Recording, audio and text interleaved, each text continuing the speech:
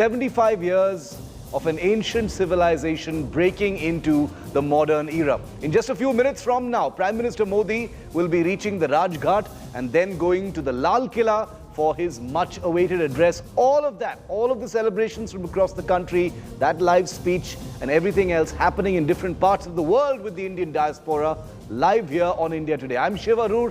Thanks for being with India Today. These are the headlines this morning.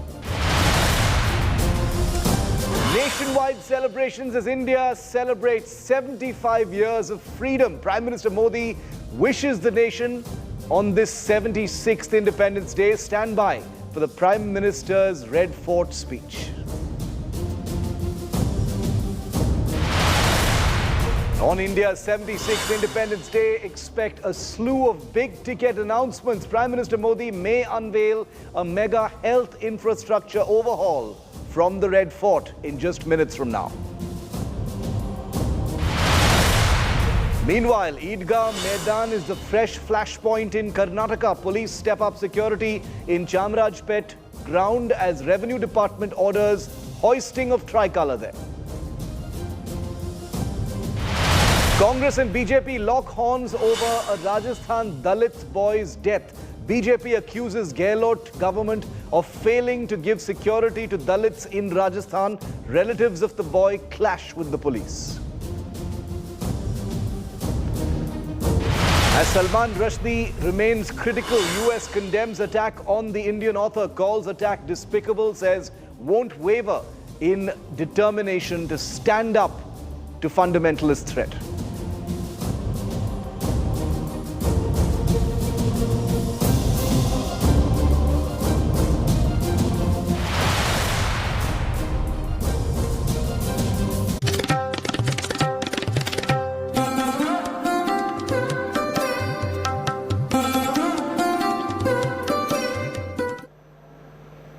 India celebrates 75 years of independence. Today is our 76th Independence Day. Prime Minister Modi is all set to unfurl the tricolour at Delhi's iconic Lal Killa, the Red Fort, very shortly, as a part of the celebrations of Azadi ka Amrit Mahotsav. The Prime Minister will lead the Independence Day celebrations from the Red Fort, as is the ritual. These are live pictures coming to you from just moments ago. Upon his arrival at the Red Fort, the Prime Minister will be received by the Raksha Mantri, Shri Rajnath Singh, who you see on your screen here. Defence Secretary Dr. Ajay Kumar will also be there. Remember, the ceremonials are overseen by the Ministry of Defence. For the first time today, a homegrown artillery gun, the ATAGs, will be used in the ceremonial 21-gun salute, sending out an important message of Atmanirbhar Bharat in defence.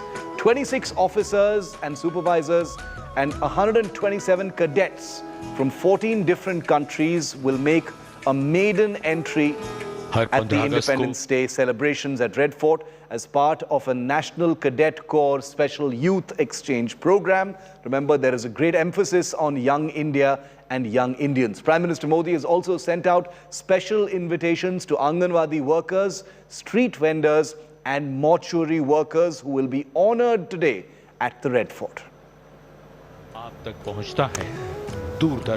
Live pictures coming to you from the Red Fort, where you can see senior ministers awaiting the arrival of the Prime Minister. We're going to stay with our images and stay with the sounds and sights from the Red Fort before we go to our guests a little later. I want to show all of our viewers today precisely what is taking place. Elaborate arrangements have been made by the state broadcasters to bring images as they happen across the board.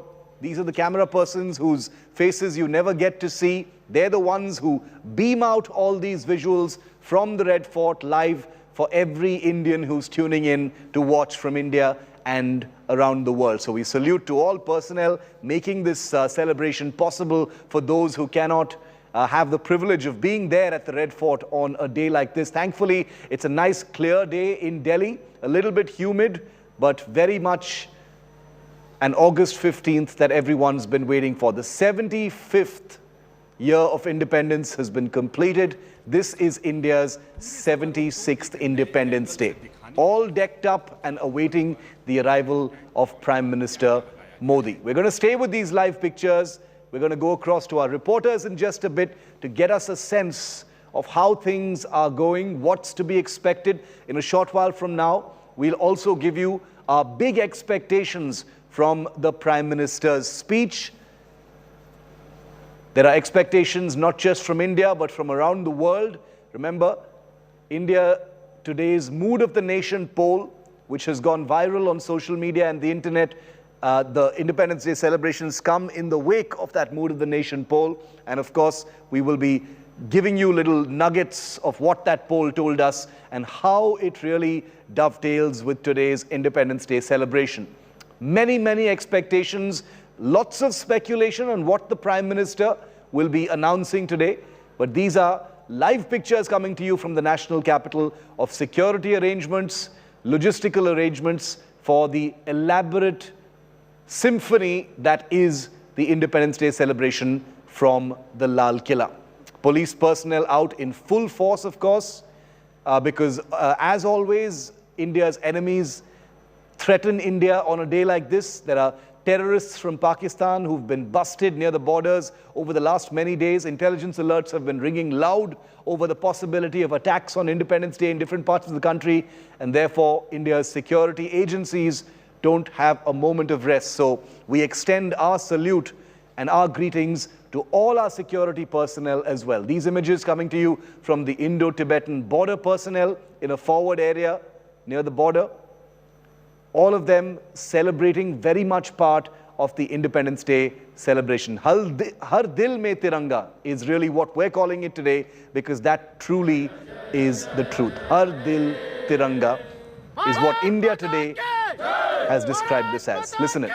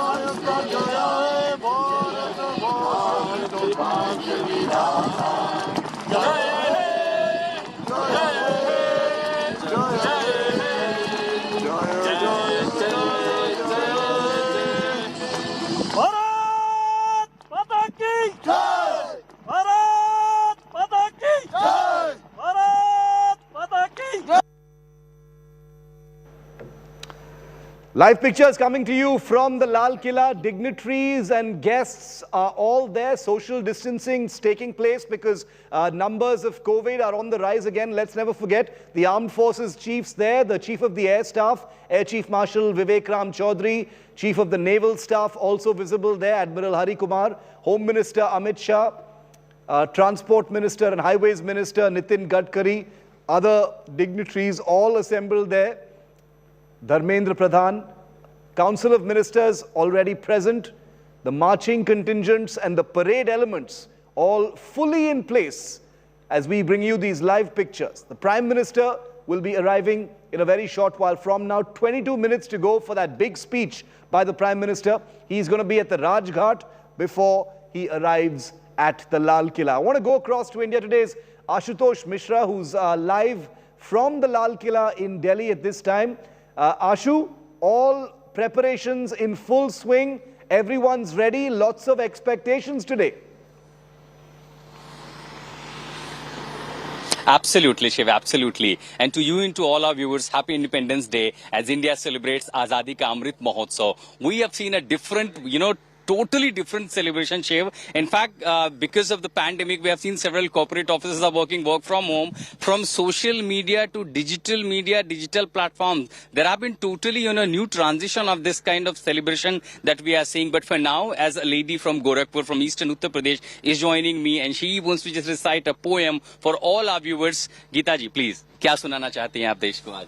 दोस्तों, मैं आज 75वें अमृत महोत्सव का आज़ादी का आनंद उठाना चाहती हूँ और अपने भारतवासियों को बताना चाहती हूँ कि मैं उस लाखों भारतीयों का आज नमन करती हूँ। ये तिरंगा प्यारा है, ये तिरंगा प्यारा है, ये भारत का अभिमान है, ये भारत की ये शान है, ये भारत की अभिमान है, ये भारत की ये शान। Ashu, stay with me. We've got live pictures coming in now of the Prime Minister who's just arrived at Rajghat. I think this is Rajghat. Yes, this is Rajghat. Let's just try and listen in if we have any sound from the ground.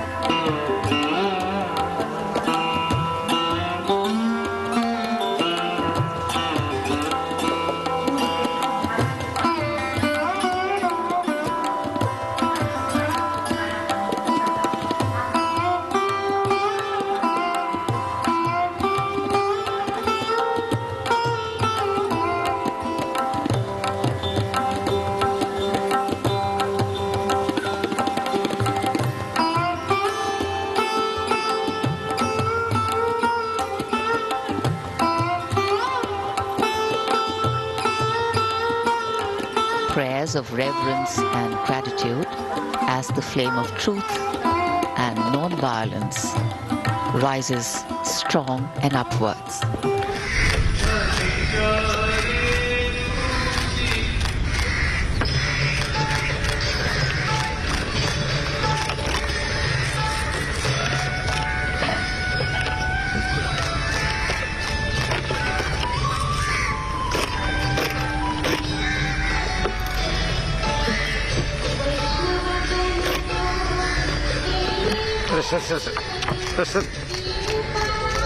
Ready?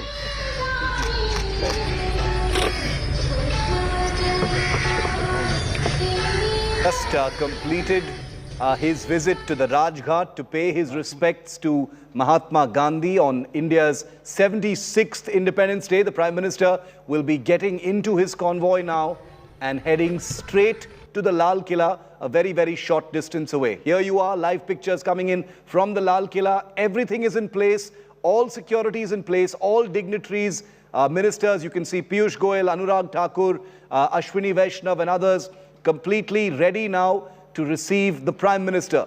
Rajnath Singh, the Raksha Mantri, the Defence Minister, will be receiving the Prime Minister as we bring in these live pictures. I want to wish a very good morning to Lieutenant General KJS Dhillon, who joins us live this morning and has been kind enough to give us his time. And remember, I always insist on having a well-known military veteran on our coverage of Independence Day, because remember, independence is very much also about the amazing sacrifices our military has made. And remember, even now, there are many who wish to trample on India's sovereignty. Very good morning to you, General Dhillon. As we await the Prime Minister at the Red Fort, a lot of military elements and fervour today also at Red Fort. As usual, a lovely sight for every Indian, General.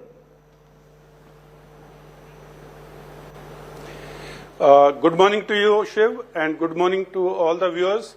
Wishing everyone a very happy Independence Day and 75 years of independence today. 75 years is a very short time in a nation's history, but our civilization, our culture goes back to 5,000 years, and we are proud of it. And today, to start with, we wish everyone a very happy Independence Day, Azadi ka Amrit Mahotsav, and 75 years of independence. As you rightly said, yes, India's enemies are waiting on the borders in the country to create problems for us. But we as a nation will stand strong always and every time. Always and every time. And that's a message that all of our military personnel, and remember, right through our coverage this morning that General Dhillon and I will be bringing to you, are going to be images of the Tiranga at the border. And this is not some artificial thing. As General Dhillon will tell you, the Tiranga has a special symbolism, a special significance for the armed forces personnel, because it is on the Tiranga that they are commissioned. It is on the Tiranga that they enter service. It is on the Tiranga that their entire lives actually pan out. Am I right, General Dhillon? This Har Ghar, Har Dil Tiranga holds a very special significance today. As we see images of soldiers at the border hoisting the flag, this isn't just some dikhawa, sir. This is a way of life for every soldier.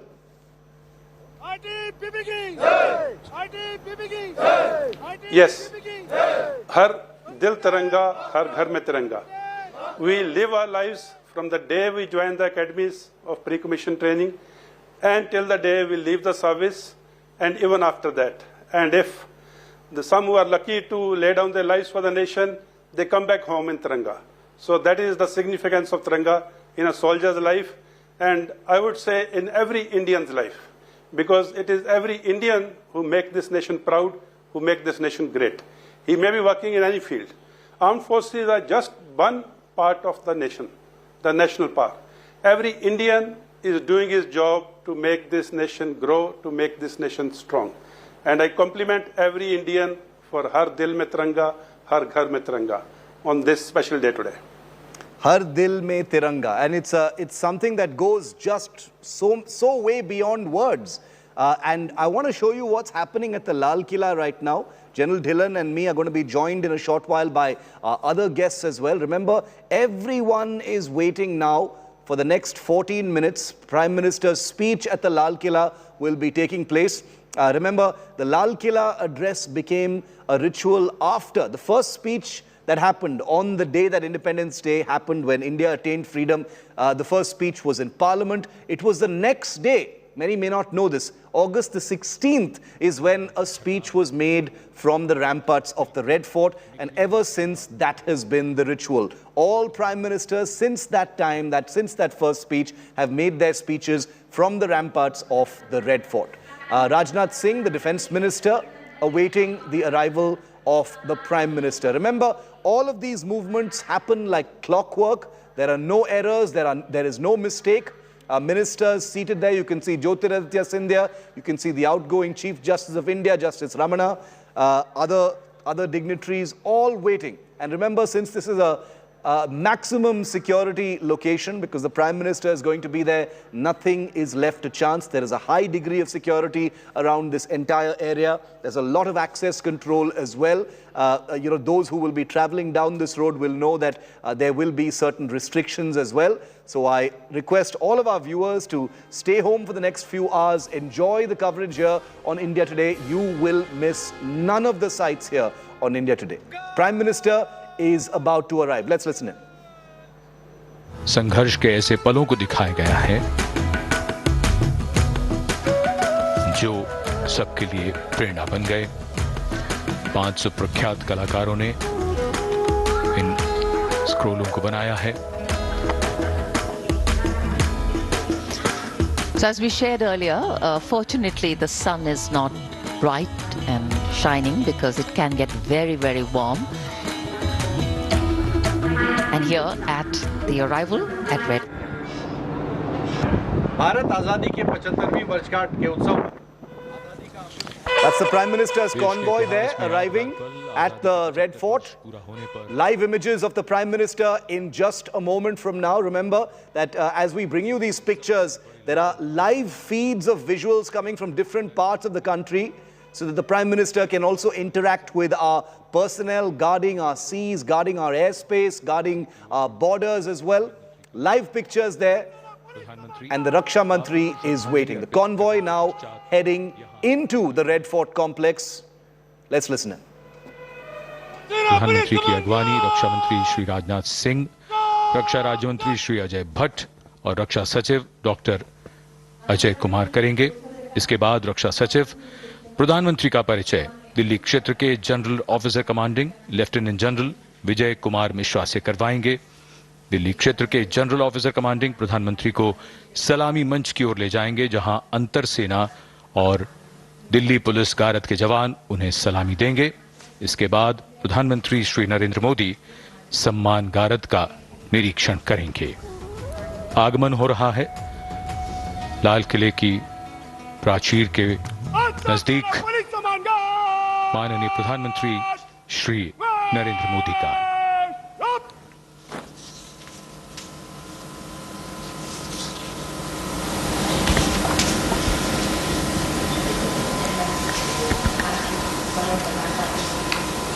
जाने वाले माननीय प्रधानमंत्री जी अब vehicle flanked by 4 The Prime SPG Minister's Guard of agents. Honor.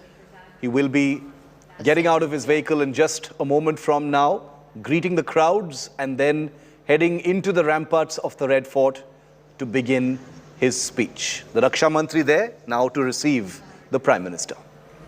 और रक्षा सचिव और मौजूद AOC क्षेत्र में उपस्थित हैं।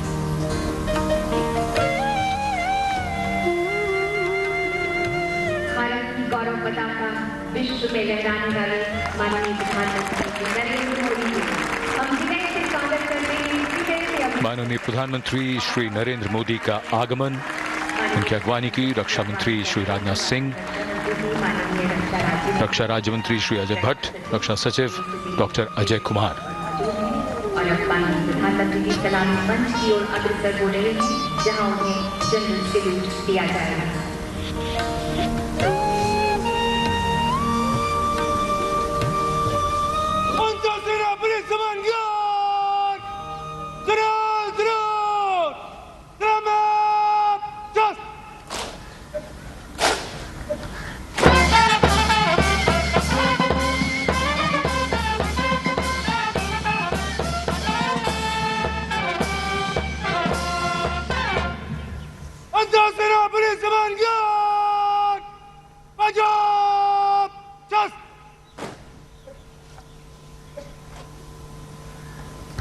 और अब माननीय प्रधानमंत्री जी से सम्मान गारद का निरीक्षण करने का अनुरोध किया जाएगा।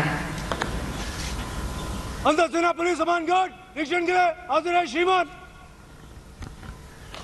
माननीय प्रधानमंत्री जी ने निवेदन गरिमापूर्वक स्वीकार किया और Wing Commander Kunal Khanna, who is commanding this Guard of Honor, requesting the Prime Minister to come and inspect the Guard of Honor. And when the inspection starts, the band position there will strike up a slow march.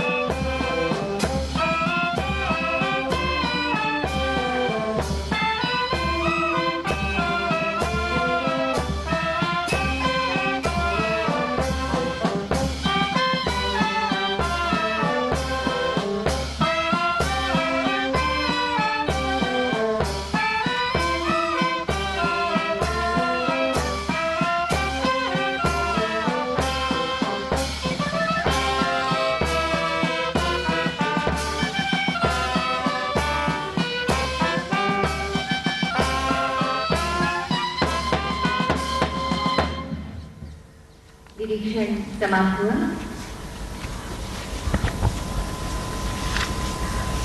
और अब माननीय प्रधानमंत्री जी The inspection of the Guard of Honor complete, the Prime Minister will now make his way through the beautifully decorated Lahori Gate to reach the ramparts of Red Fort for the flag unfurling and his customary address to the nation.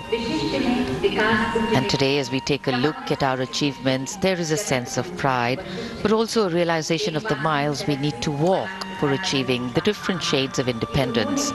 The past can give us context and inspiration, but it is only in the present that we can sow the seeds of a better future. प्रधानमंत्री सम्मान गारद का निरीक्षण करने के बाद लाहौरी दरवाजे से अब लाल किले की प्राचीर की ओर अग्रसर, और आज उनके स्वागत में विशेष रूप से 2 हाथी भी वहां मौजूद, और इधर 41 फीट ऊंचे और 24 फीट चौड़े लाहौरी गेट से गुजरकर प्राचीर पर पहुंचने के लिए माननीय प्रधानमंत्री लिफ्ट की ओर अग्रसर हो रहे हैं। सन 1947 में जब 15 अगस्त को तिरंगा फहराया गया था, तब आकाश में बादल थे। तिरंगा फहराने के समय अचानक आकाश में इंद्रधनुष निकल आया था। लाल किले पर पहली बार तिरंगा 16 अगस्त 1947 की सुबह फहराया गया। उसके बाद से हर साल 15 अगस्त की सुबह प्रधानमंत्री ध्वजारोहण करते हैं और राष्ट्र को संबोधित करते हैं। जब लाल किला बनवाया गया था तो उस समय ये प्राचीर नहीं थी, इसे बाद में बनवाया गया। इसी प्राचीर पर 90 बरस तक यूनियन जैक दिखाई दिया और यहीं पहली बार 1947 में स्वतंत्र भारत का तिरंगा झंडा फहराया गया था। माननीय प्रधानमंत्री का लाल किले की प्राचीर पर आगमन, रक्षा मंत्री श्री राजनाथ सिंह, रक्षा राज्य मंत्री और तीनों सेनाओं के अध्यक्ष, थल सेना अध्यक्ष जनरल मनोज पांडे, नौसेना अध्यक्ष एडमिरल आर हरिकुमार, वायुसेना अध्यक्ष air chief marshal V R. Chaudhari ने उनकी अगवानी की।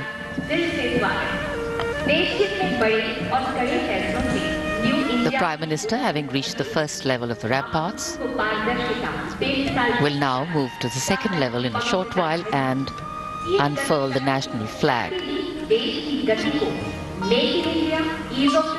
And as the national anthem will play to the booming of the 21-gun salute, the gently floating petals from the unfurled flag would be symbolic of the many opportunities that come our way to ensure that governance always and every time foregrounds the values enshrined in our Constitution.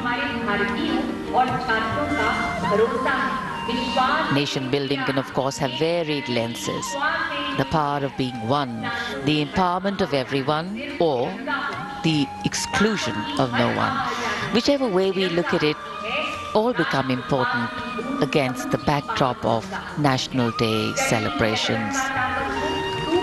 Our 792 NCC cadets, to be precise, in different costumes of the different states they are from. In fact, all districts have sent NCC cadets here for this year's celebration. And eager anticipation in the dignitaries to await the Prime Minister's address, his speech, and what he is going to outline and foreground. And across the street, we have Chandni Chowk. और लाल किले के आसपास का वातावरण सर्वधर्म संभाव की अनूठी तस्वीर पेश करता है।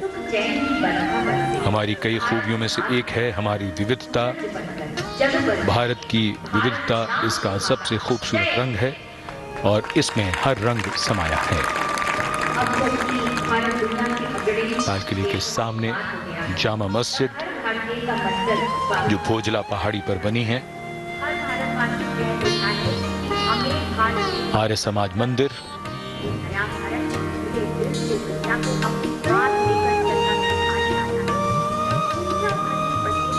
भारत की संस्कृति और परंपरा यही है कि दुनिया में सबके लिए उसके दरवाजे खुले हैं। गुरुद्वारा सीसगंज, खुला मन, विशाल हृदय, पूरी दुनिया, पूरी मानवता एक। गौरी शंकर मंदिर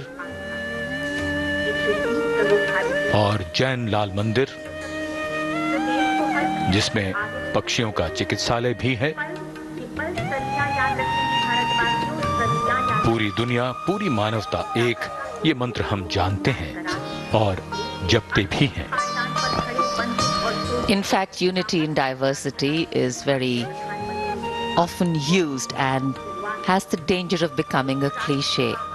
But in India, the endeavor is to always foreground it and actually become action in our everyday actions, in how we visualize our lives and how we visualize our role in society. And today, for every Indian living not only across the length and breadth of this beautiful and diverse country, but also across the myriad time zones of our deeply interconnected world, it is a day of celebration. And yes, we celebrate many things. A determination to stay united and committed to the values which form the bedrock of our independence struggle. We also celebrate our coming together in the face of adversity. And now, surviving as an economy and growing very fast post the Corona period. And of course, we celebrate our people. People who serve this vibrant, tolerant, complex, paradoxical and incredible nation. We have challenges to face today and many more to come. But that's the story of progress. As long as we are in it together, huge multitude of people over here watching the celebrations.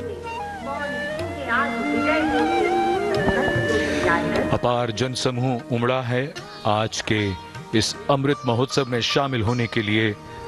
कहीं हाथों में तिरंगा है, कहीं मन में उमड़ती भावनाएं हैं और सबको प्रतीक्षा जब लाल किले की प्राचीर पर माननीय प्रधानमंत्री ध्वजारोहण करेंगे और उसके बाद राष्ट्र को संबोधित करेंगे। ये ऐतिहासिक अवसर होता है और सब उत्सुक रहते हैं कि इस बार प्रधानमंत्री किन योजनाओं और किन विचारों को वो देश के साथ साझा करेंगे।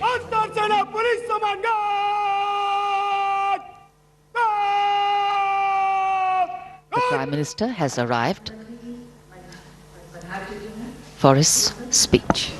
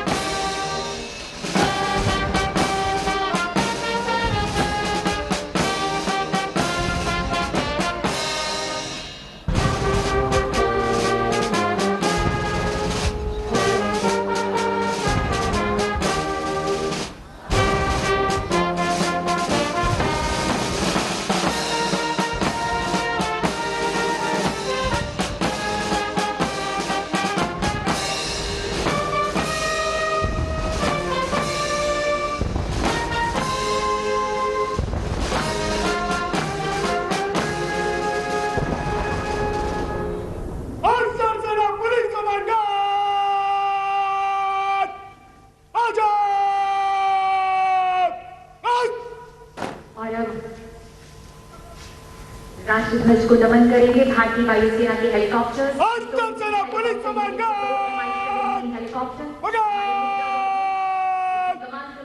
कमांडर आनंद विनायक अगाशी और दूसरे हेलीकॉप्टर में है विंग कमांडर पुलिस कमान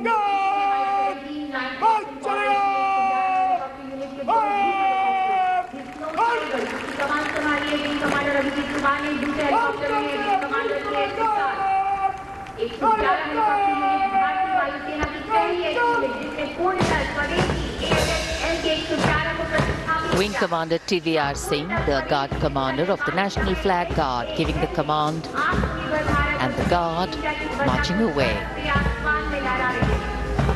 भारतीय वायुसेना के द्वारा अमृत फॉर्मेशन के जरिए फूलों की पंखुड़ियों की वर्षा, आजादी के अमृत महोत्सव पर हमारे राष्ट्र पर अमृत की वर्षा।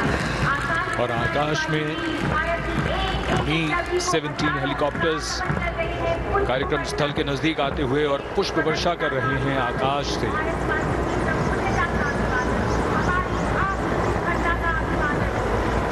76वें स्वतंत्रता दिवस समारोह को एक नई ऊंचाई प्रदान करते हुए ये क्षण और उनके पीछे ध्रुव हेलीकॉप्टर्स।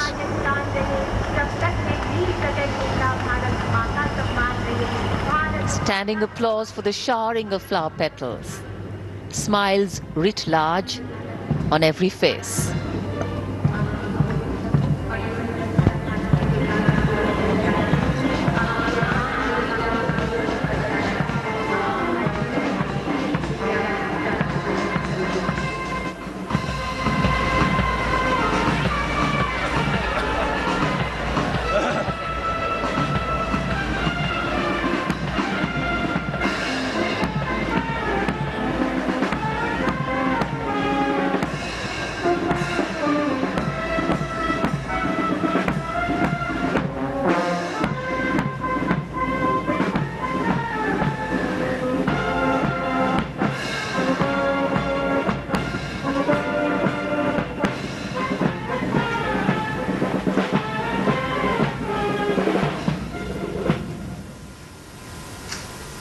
आजादी के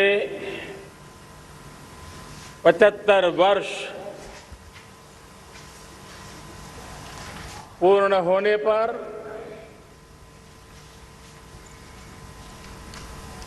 देशवासियों को अनेक अनेक शुभकामनाएं, बहुत बहुत बधाई।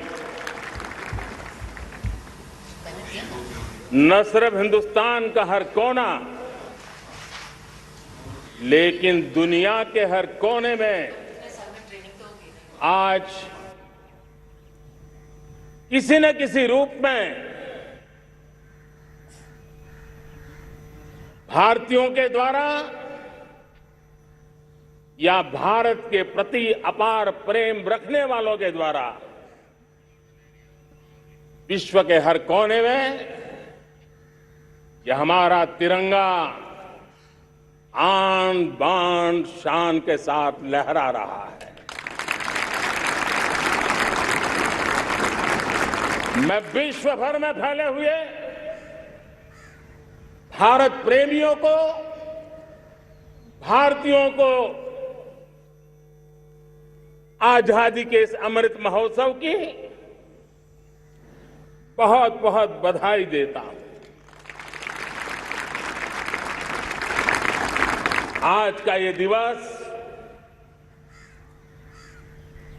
ऐतिहासिक दिवस है। एक पुण्य पड़ाव,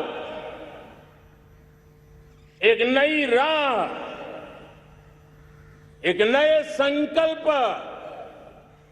और नए सामर्थ्य के साथ कदम बढ़ाने का ये शुभ अवसर है।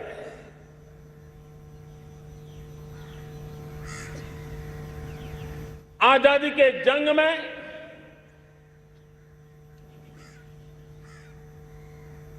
गुलामी का पूरा कालखंड संघर्ष में बीता है। हिंदुस्तान का कोई कोना ऐसा नहीं था, कोई काल ऐसा नहीं था जब देशवासियों ने सैकड़ों सालों तक गुलामी के खिलाफ जंग न किया हो, जीवन न खपाया हो, यातनाएं न झेली हो, आहुति न दी हो। आज हम सब देशवासियों के लिए ऐसे हर महापुरुष को, हर त्यागी को, हर बलिदानी को नमन करने का अवसर है, उनका ऋण स्वीकार करने का अवसर है और उनका स्मरण करते हुए उनके सपनों को जल्द से जल्द पूरा करने का संकल्प लेने का भी अवसर है।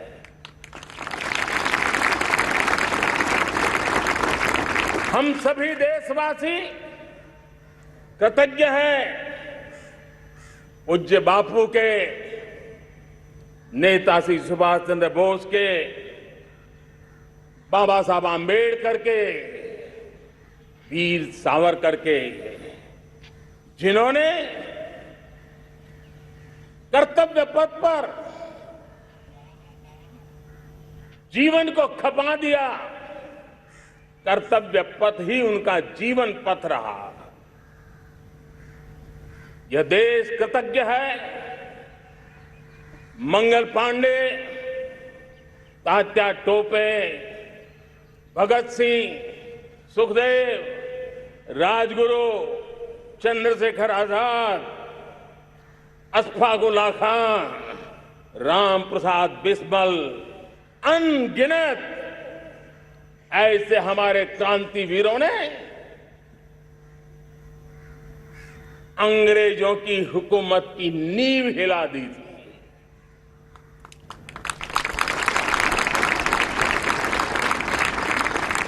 यह राष्ट्र कृतज्ञ है उन वीरांगनाओं के लिए,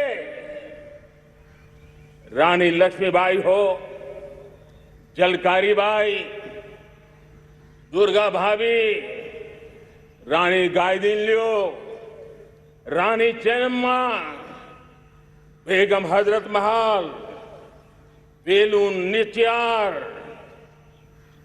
भारत की नारी शक्ति क्या होती है, भारत की नारी शक्ति का संकल्प क्या होता है, भारत की नारी त्याग और बलिदान की क्या पराकाष्ठा कर सकती है, वैसी अनगिनत वीरांगनाओं का स्मरण करते हुए हर हिंदुस्तानी गर्व से भर जाता है।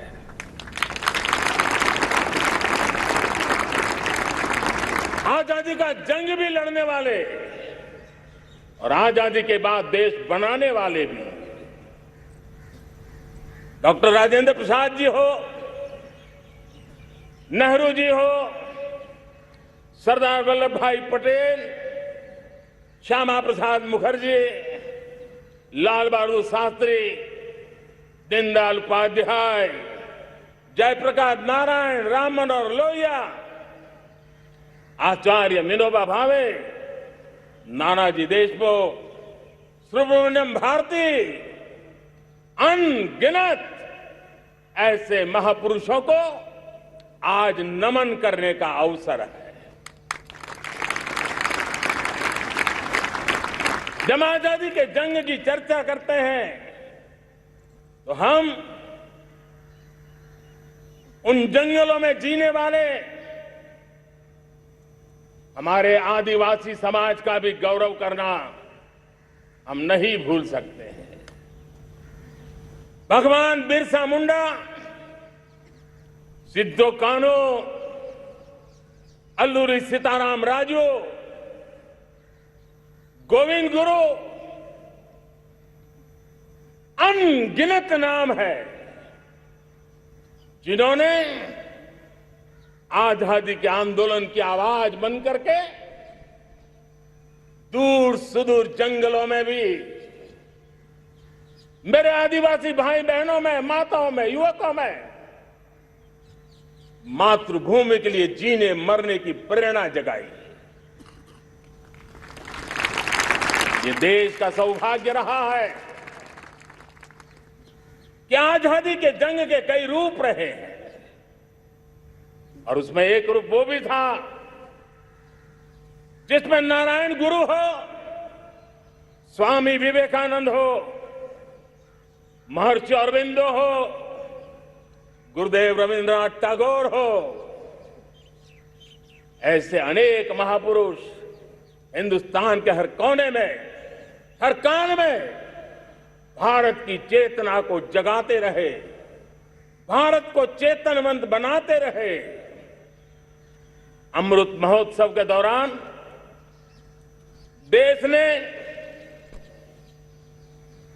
पूरे एक साल से हम देख रहे हैं, 2021 में दांडी यात्रा से प्रारंभ हुआ, स्मृति दिवस को संवारते हुए हिंदुस्तान के हर जिले में, हर कोने में देशवासियों ने आजादी के अमृत महोत्सव के लक्षावधि कार्यक्रम किए हैं।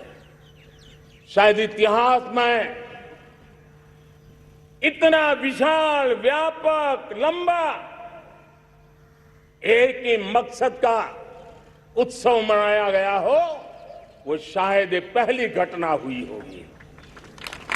और हिंदुस्तान के हर कोने में उन सभी महापुरुषों को याद करने का प्रयास किया गया जिनको किसी न किसी कारणवश इतिहास में जगह न मिली या उनको भुला दिया गया था। आज देश ने खोज करके हर कोने में ऐसे वीरों को, महापुरुषों को, त्यागियों को, बलिदानियों को, सत्याग्रहियों को याद किया, नमन किया। अमृत महोत्सव के दरमियान इन सभी महापुरुषों को नमन करने का अवसर रहा। कल 14 अगस्त को भारत ने विभाजन विभीषिका स्मृति दिवस भी बड़े भारी मन से हृदय के गहरे गांवों को याद करते हुए उन कोटि कोटि जनों ने बहुत कुछ सहन किया था, तिरंगे की शान के लिए सहन किया था, मातृभूमि की मिट्टी से मोहब्बत के कारण सहन किया था और धैर्य नहीं खोया था। भारत के प्रति प्रेम ने नई जिंदगी की शुरुआत करने का उनका संकल्प नमन करने योग्य है, प्रेरणा पाने योग्य है। आज जब हम आजादी का अमृत महोत्सव मना रहे हैं तो पिछले 75 साल में देश के लिए जीने मरने वाले, देश की सुरक्षा करने वाले, देश के संकल्पों को पूरा करने वाले, चाहे सेना के जवान हो, पुलिस के कर्मी हो, शासन में बैठे हुए ब्यूरोक्रेट्स हो, जनप्रतिनिधि हो, स्थानीय स्वराज की संस्थाओं के शासक प्रशासक रहे हो, राज्यों के शासक प्रशासक रहे हो, केंद्र के शासक प्रशासक रहे हो, 75 साल में इन सब के योगदान को भी आज स्मरण करने का अवसर है और देश के कोटि कोटि नागरिकों को भी, जिन्होंने 75 साल अनेक प्रकार की कठिनाइयों के बीच भी देश को आगे बढ़ाने के लिए अपने से जो हो सका वो करने का प्रयास किया है। मेरे प्यारे देशवासियों, 75 साल की हमारी ये यात्रा अनेक उतार चढ़ाव से भरी हुई है। सुख दुख की छाया मंडराती रही है और इसके बीच भी हमारे देशवासियों ने उपलब्धियां की है, पुरुषार्थ किया है, हार नहीं मानी है, संकल्पों को ओझल नहीं होने दिया है। और इसलिए, और ये भी सच्चाई है कि सैकड़ों सालों के गुलामी के कालखंड ने भारत के मन को, भारत के मानवीय की भावनाओं को गहरे घाव किए थे, गहरी चोटें पहुंचाई थी, लेकिन उसके भीतर एक जिद भी थी, एक जिजीविषा भी थी, एक जुनून भी था, एक जोम भी था। और उसके कारण अभावों के बीच में भी, उपहास के बीच में भी, और जब आजादी का जंग अंतिम चरण में था तो देश को डराने के लिए, निराश करने के लिए, हताश करने के लिए सारे उपाय किए गए थे।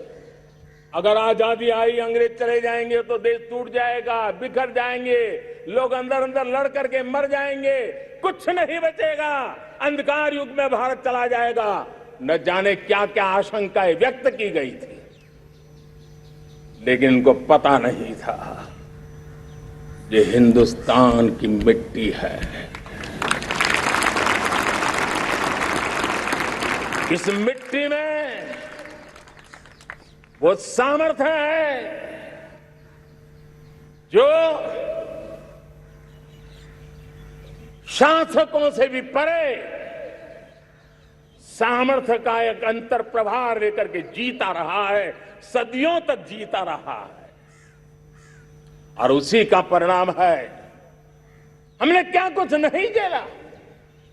कभी अन्न का संकट झेला, कभी युद्ध के शिकार हो गए, आतंकवाद ने डगर डगर चुनौतियां पैदा की, निर्दोष नागरिकों को मौत के घाट उतार दिया गया, छद्म युद्ध चलते रहे, प्राकृतिक आपदाएं आती रही, सफलता विफलता, आशा निराशा, न जाने कितने पड़ाव आए हैं, लेकिन इन पड़ाव के बीच भी भारत आगे बढ़ता रहा। भारत की विविधता जो औरों को भारत के लिए बोझ लगती थी, वो भारत की विविधता ही भारत की एक अनमोल शक्ति है, शक्ति का एक अटूट प्रवाह है।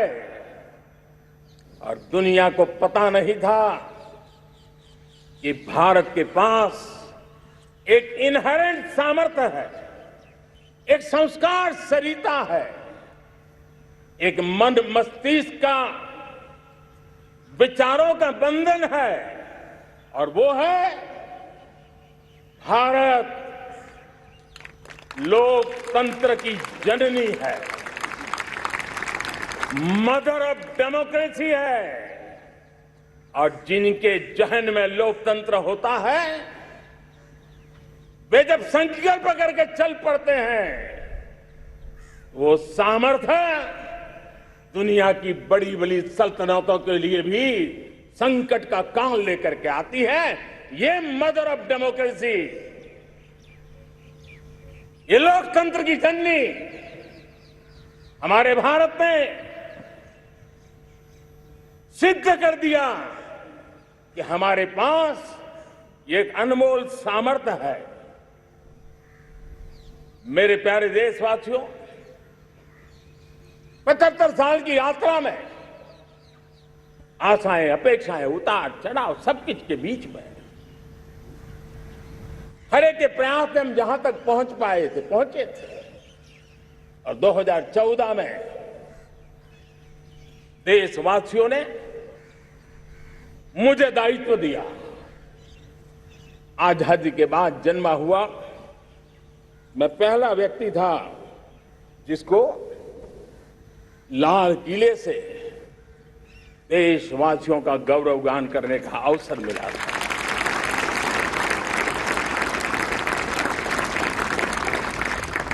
लेकिन मेरे दिल में जो भी आप लोगों से सीखा हूं, जितना आप लोगों को जान पाया हूं मेरे देशवासियों, आपके सुख दुख को समझ पाया हूं, देश की आशा अपेक्षाओं के भीतर वो कौन सी आत्मा बसती है, उसको जितना मैं समझ पाया हूं, उसको लेकर के मैंने अपना पूरा कालखंड देश के उन लोगों को एम्पावर करने में खपाया। मेरे दलित हो, शोषित हो, पीड़ित हो, वंचित हो, आदिवासी हो, महिला हो, युवा हो, किसान हो, दिव्यांग हो, पूरब हो, पश्चिम हो, उत्तर हो, दक्षिण हो, समुद्र का तट हो, हिमालय की कंदराएं हो, हर कोने में महात्मा गांधी का जो सपना था आखिर इंसान की चिंता करने का, महात्मा गांधी जी की आकांक्षा थी अंतिम छोर पर बैठे हुए व्यक्ति को समर्थ बनाने की, मैंने अपने आप को उसके लिए समर्पित किया। और उन 8 साल का नतीजा और आजादी के इतने दशकों का अनुभव आज 75 साल के बाद जब अमृत काल की ओर कदम रख रहे हैं, अमृत काल की ये पहली प्रभात है, तब मैं एक ऐसे सामर्थ्य को देख रहा हूं और जिससे मैं गर्व से भर जाता हूं। देशवासियों, मैं आज देश का सबसे बड़ा सौभाग्य ये देख रहा हूं कि भारत का जनमन आकांक्षी जनमन है, एस्पिरेशनल सोसाइटी किसी भी देश की बहुत बड़ी अमानत होती है। और हमें गर्व है कि आज हिंदुस्तान के हर कोने में, हर समाज के हर वर्ग में, हर तबके में आकांक्षाएं उफान पर है। देश का हर नागरिक चीजें बदलना चाहता है, बदलते देखना चाहता है, लेकिन इंतजार करने को तैयार नहीं है, अपनी आंखों के सामने देखना चाहता है, कर्तव्य से जुड़ करके करना चाहता है। वो गति चाहता है, वो प्रगति चाहता है। 75 साल में संजोए हुए सारे सपने अपने ही आंखों के सामने पूरा करने के लिए वो लालायित है, उत्साहित है, उतावला भी है। कुछ लोगों को इसके कारण संकट हो सकता है, क्योंकि जब एस्पिरेशनल सोसाइटी होती है तब सरकारों को भी तलवार की धार पे चलना पड़ता है, सरकारों को भी समय के साथ दौड़ना पड़ता है। और मुझे विश्वास है, चाहे केंद्र सरकार हो, राज्य सरकार हो, स्थानीय स्वराज की संस्थाएं हो, किसी भी प्रकार की शासन व्यवस्था क्यों न हो, हर किसी को इन एस्पिरेशनल सोसाइटी को एड्रेस करना पड़ेगा। उनकी आकांक्षाओं के लिए हम ज्यादा इंतजार नहीं कर सकते। हमारे इस एस्पिरेशनल सोसाइटी ने लंबे अरसे तक इंतजार किया है, लेकिन अब वो अपनी आने वाली पीढ़ी को इंतजार में जीने के लिए मजबूर करने को तैयार नहीं है। और इसलिए ये अमृत काल का पहली प्रभात हमें उस एस्पिरेशनल सोसाइटी की आकांक्षाओं को पूरा करने के लिए एक बहुत बड़ा सुनहरा अवसर लेकर के आई है। मेरे प्यारे देशवासियों, हमने पिछले दिनों देखा है, एक और ताकत का हमने अनुभव किया है, और वो है भारत में एक सामूहिक चेतना का पुनर्जागरण हुआ है। एक सामूहिक चेतना का पुनर्जागरण। आजादी के इतने संघर्ष में से जो अमृत था वो अब संजोया जा रहा है, संकलित हो रहा है, संकल्प में परिवर्तित हो रहा है, पुरुषार्थ की पराकाष्ठा जुड़ रही है और सिद्धि का मार्ग नजर आ रहा है। ये चेतना, मैं समझता हूं कि चेतना का जागरण, ये पुनर्जागरण, ये हमारी सबसे बड़ी अमानत है। और ये पुनर्जागरण देखिए, 10 अगस्त तक लोगों को पता तक नहीं होगा शायद कि देश के भीतर कौन सी ताकत है, लेकिन पिछले 3 दिन से जिस प्रकार से तिरंगे झंडे को लेकर के, तिरंगा की यात्रा लेकर के देश चल पड़ा है। बड़े बड़े सोशल साइंस के एक्सपर्ट्स वे भी शायद कल्पना नहीं कर सकते कि मेरे भीतर के अंदर कितने, मेरे देश के भीतर कितना बड़ा सामर्थ्य है, एक तिरंगे झंडे ने दिखा दिया है। यह पुनर्चेतना, पुनर्जागरण का पल है। ये लोग समझ नहीं पाए हैं। जब देश जनता कर्फ्यू के लिए हिंदुस्तान का हर कोना निकल पड़ता है, तब उस चेतना की अनुभूति है। जब देश ताली थाली बजा करके कोरोना वॉरियर के साथ कंधे से कंधा मिला करके खड़ा हो जाता है, तब चेतना की अनुभूति होती है। जब दिया जला करके कोरोना वॉरियर की शुभकामना देने के लिए देश निकल पड़ता है, तब उस चेतना की अनुभूति होती है। दुनिया कोरोना के कालखंड में वैक्सीन लेना या न लेना, वैक्सीन काम का है कि नहीं है, उस उलझन में जी रहा था। उस समय मेरे देश के गांव गरीब भी 200 करोड़ डोज दुनिया को चौंका देने वाला काम करके दिखा देते हैं। यही चेतना है, यही सामर्थ्य है। इस सामर्थ्य ने आज देश को एक नई ताकत दी है। मेरे प्यारे भाइयों बहनों, तीसरा एक महत्वपूर्ण सामर्थ्य मैं देख रहा हूं। जैसे एस्पिरेशनल सोसाइटी, जैसे पुनर्जागरण, वैसे ही आजादी के इतने दशकों के बाद पूरे विश्व का भारत की तरफ देखने का नजरिया बदल चुका है। विश्व भारत की तरफ गर्व से देख रहा है, अपेक्षा से देख रहा है। समस्याओं का समाधान भारत की धरती पर दुनिया खोजने लगी है। दोस्तों, विश्व का ये बदलाव,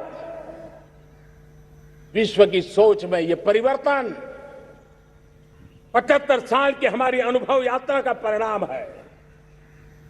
हम जिस प्रकार से संकल्पों लेकर चल पड़े हैं, दुनिया इसे देख रही है और आखिरकार विश्व भी उम्मीदें लेकर के जी रहा है। उम्मीदें पूरे करने का सामर्थ्य कहां पड़ा है, वो उसे दिखने लगा है। मैं इसे त्रिशक्ति के रूप में देखता हूं, 3 सामर्थ्य के रूप में देखता हूं। और ये त्रिशक्ति है एस्पिरेशन की, पुनर्जागरण की और विश्व की उम्मीदों की। और इसे पूरा करने के लिए हम जानते हैं दोस्तों, आज दुनिया में एक विश्वास जगने में मेरे देशवासियों की बहुत बड़ी भूमिका है। 130 करोड़ देशवासियों ने कई दशकों के अनुभव के बाद स्थिर सरकार का महत्व क्या होता है, राजनीतिक स्थिरता का महत्व क्या होता है, पॉलिटिकल स्टेबिलिटी दुनिया में किस प्रकार की ताकत दिखा सकती है, नीतियों में कैसा सामर्थ्य होता है, उन नीतियों पर विश्व का कैसे भरोसा बनता है, ये भारत ने दिखाया है और दुनिया भी इसे समझ रही है। और हम जब राजनीतिक स्थिरता हो, नीतियों में गतिशीलता हो, निर्णयों में तेजी हो, सर्वव्यापकता हो, सर्वसमावेशकता हो, तो विकास के लिए हर कोई भागीदार बनता है। हमने सबका साथ सबका विकास का मंत्र लेकर के हम चले थे, लेकिन देखते ही देखते देशवासियों ने सबका विश्वास और सबका प्रयास से उसमें और रंग भर दिए हैं। और इसलिए हमने देखा है हमारी सामूहिक शक्ति को, हमारे सामूहिक सामर्थ्य को हमने देखा है। आजादी का अमृत महोत्सव जिस प्रकार से मनाया गया, जिस प्रकार से हर जिले में 75 अमृत सरोवर बनाने का अभियान चल रहा है, गांव-गांव के लोग जुड़ रहे हैं, कार सेवा कर रहे हैं, अपने प्रयत्नों से अपने गांव में जल संरक्षण के लिए बड़ा अभियान चला रहे हैं। और इसलिए भाइयों बहनों, चाहे स्वच्छता का अभियान हो, चाहे गरीबों के कल्याण का काम हो, देश आज पूरी शक्ति से आगे बढ़ रहा है। लेकिन भाइयों बहनों, हम लोग आजादी के अमृत काल में हमारी 75 साल की यात्रा को, उसका गौरवगान करते रहेंगे, अपनी ही पीठ थपथपाते रहेंगे, तो हमारे सपने कहीं दूर चले जाएंगे। और इसलिए 75 साल का कालखंड कितना ही शानदार रहा हो, कितने ही संकटों वाला रहा हो, कितने ही चुनौतियों वाला रहा हो, कितने ही सपने अधूरे दिखते हो, उसके बावजूद भी आज जब हम अमृत काल में प्रवेश कर रहे हैं, अगले 25 वर्ष हमारे देश के लिए अत्यंत महत्वपूर्ण है। और इसलिए जब मैं आज मेरे सामने लाल किले पर से 130 करोड़ देशवासियों के सामर्थ्य का स्मरण करता हूं, उनके सपनों को देखता हूं, उनके संकल्पों की अनुभूति करता हूं, तब साथियों मुझे लगता है आने वाले 25 साल के लिए हमें उस पंच प्राण पर अपनी शक्ति को केंद्रित करनी होगी, अपने संकल्पों को केंद्रित करना होगा, अपने सामर्थ्य को केंद्रित करना होगा। और हमें उन पंच प्राण को लेकर के 2047 जब आजादी के 100 साल होंगे, आजादी के दीवानों के सारे सपने पूरे करने का जिम्मा उठा करके चलना होगा। और जब मैं पंच प्राण की बात करता हूं, तो पहला प्राण, अब देश बड़े संकल्प लेकर के ही चलेगा। बहुत बड़े संकल्प लेकर के चलना होगा और वो बड़ा संकल्प है विकसित भारत। अब उससे कुछ कम नहीं होना चाहिए। बड़ा संकल्प। दूसरा प्राण है किसी भी कोने में हमारे मन के भीतर, हमारे आदतों के भीतर गुलामी का एक भी अंश अगर भी अभी भी है तो उसको किसी भी हालत में बचने नहीं देना। अब 100% सैकड़ों साल की गुलामी ने जहां हमें जकड़ कर रखा है, हमारे मनोभाव को बांध करके रखा हुआ है, हमारी सोच में विकृतियां पैदा करके रखी है। हमें गुलामी की छोटी सी छोटी चीज भी कहीं नजर आती है, हमारे भीतर नजर आती है, हमारे आसपास नजर आती है, हमें उससे मुक्ति पानी ही होगी। ये हमारा दूसरी प्राण शक्ति है। तीसरी प्राण शक्ति, हमें हमारी विरासत पर गर्व होना चाहिए। हमारी विरासत के प्रति, क्योंकि यही विरासत है जिसने कभी भारत को स्वर्णिम काल दिया था, और यही विरासत है जो समय को अनुकूल परिवर्तन करने की आदत रखती है। यही विरासत है जो काल बाह्य छोड़ती रही है, नित्य नूतन स्वीकारती रही है। और इसलिए इस विरासत के प्रति हमें गर्व होना चाहिए। चौथा प्राण, वो भी उतना ही महत्वपूर्ण है, और वो है एकता और एकजुटता। 130 करोड़ देशवासियों में एकता, न कोई अपना न कोई पराया। एकता की ताकत, एक भारत श्रेष्ठ भारत के सपनों के लिए हमारा चौथा प्राण है। और पांचवा प्राण है नागरिकों का कर्तव्य।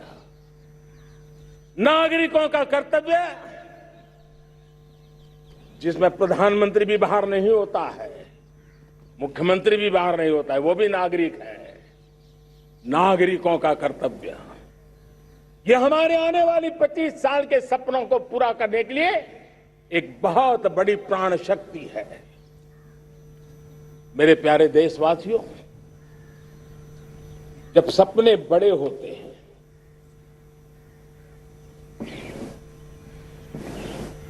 जब संकल्प बड़े होते हैं, तो पुरुषार्थ भी बहुत बड़ा होता है, शक्ति भी बहुत बड़ी मात्रा में जुट जाती है।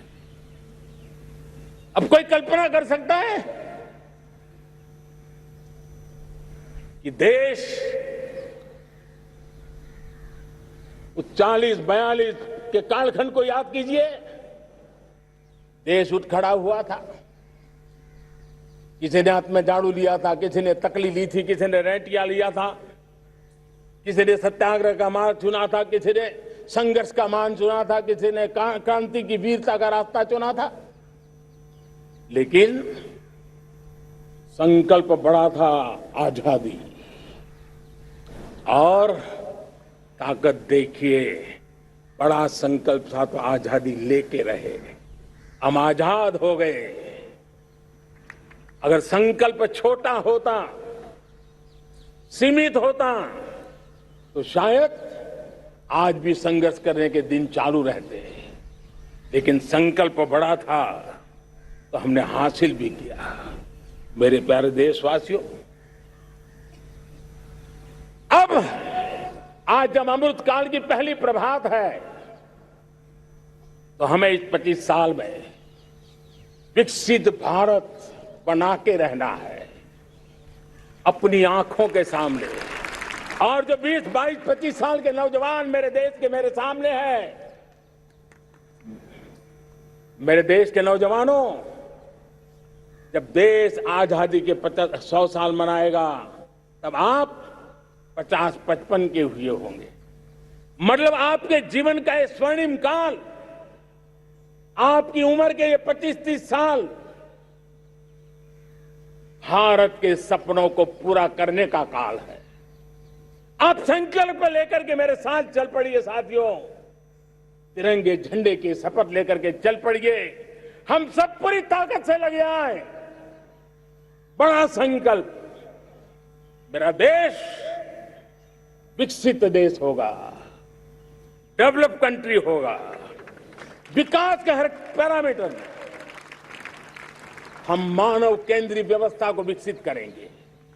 हमारे केंद्र में मानव होगा, हमारे केंद्र में के मानव की आशा आकांक्षाएं होगी। हम जानते हैं भारत जब बड़े संकल्प करता है तो करके भी दिखाता है। जब मैंने यहां स्वच्छता की बात कही थी मेरे पहले भाषण में, देश चल पड़ा, जिससे जहां हो सका स्वच्छता की ओर आगे बढ़ा और गंदगी के प्रति नफरत एक स्वभाव बनता गया। यही तो देश है जिसने इसको करके दिखाया है और कर भी रहा है, आगे भी कर रहा है। यही तो देश है जिसने वैक्सीनेशन, दुनिया दुविधा में थी, 200 करोड़ का लक्ष्य पार कर लिया, समय सीमा में कर लिया, पुराने सारे रिकॉर्ड तोड़ के कर लिया। ये देश कर सकता है। हमने तय किया था देश को खाड़ी के तेल पर हम गुजारा करते हैं, झाड़ी के तेल की ओर कैसे बढ़े। 10% इथेनॉल ब्लेंडिंग का सपना बड़ा लगता था, पुराना इतिहास बताता था संभव नहीं है, लेकिन समय से पहले 10% इथेनॉल ब्लेंडिंग करके देश ने इस सपने को पूरा कर दिया।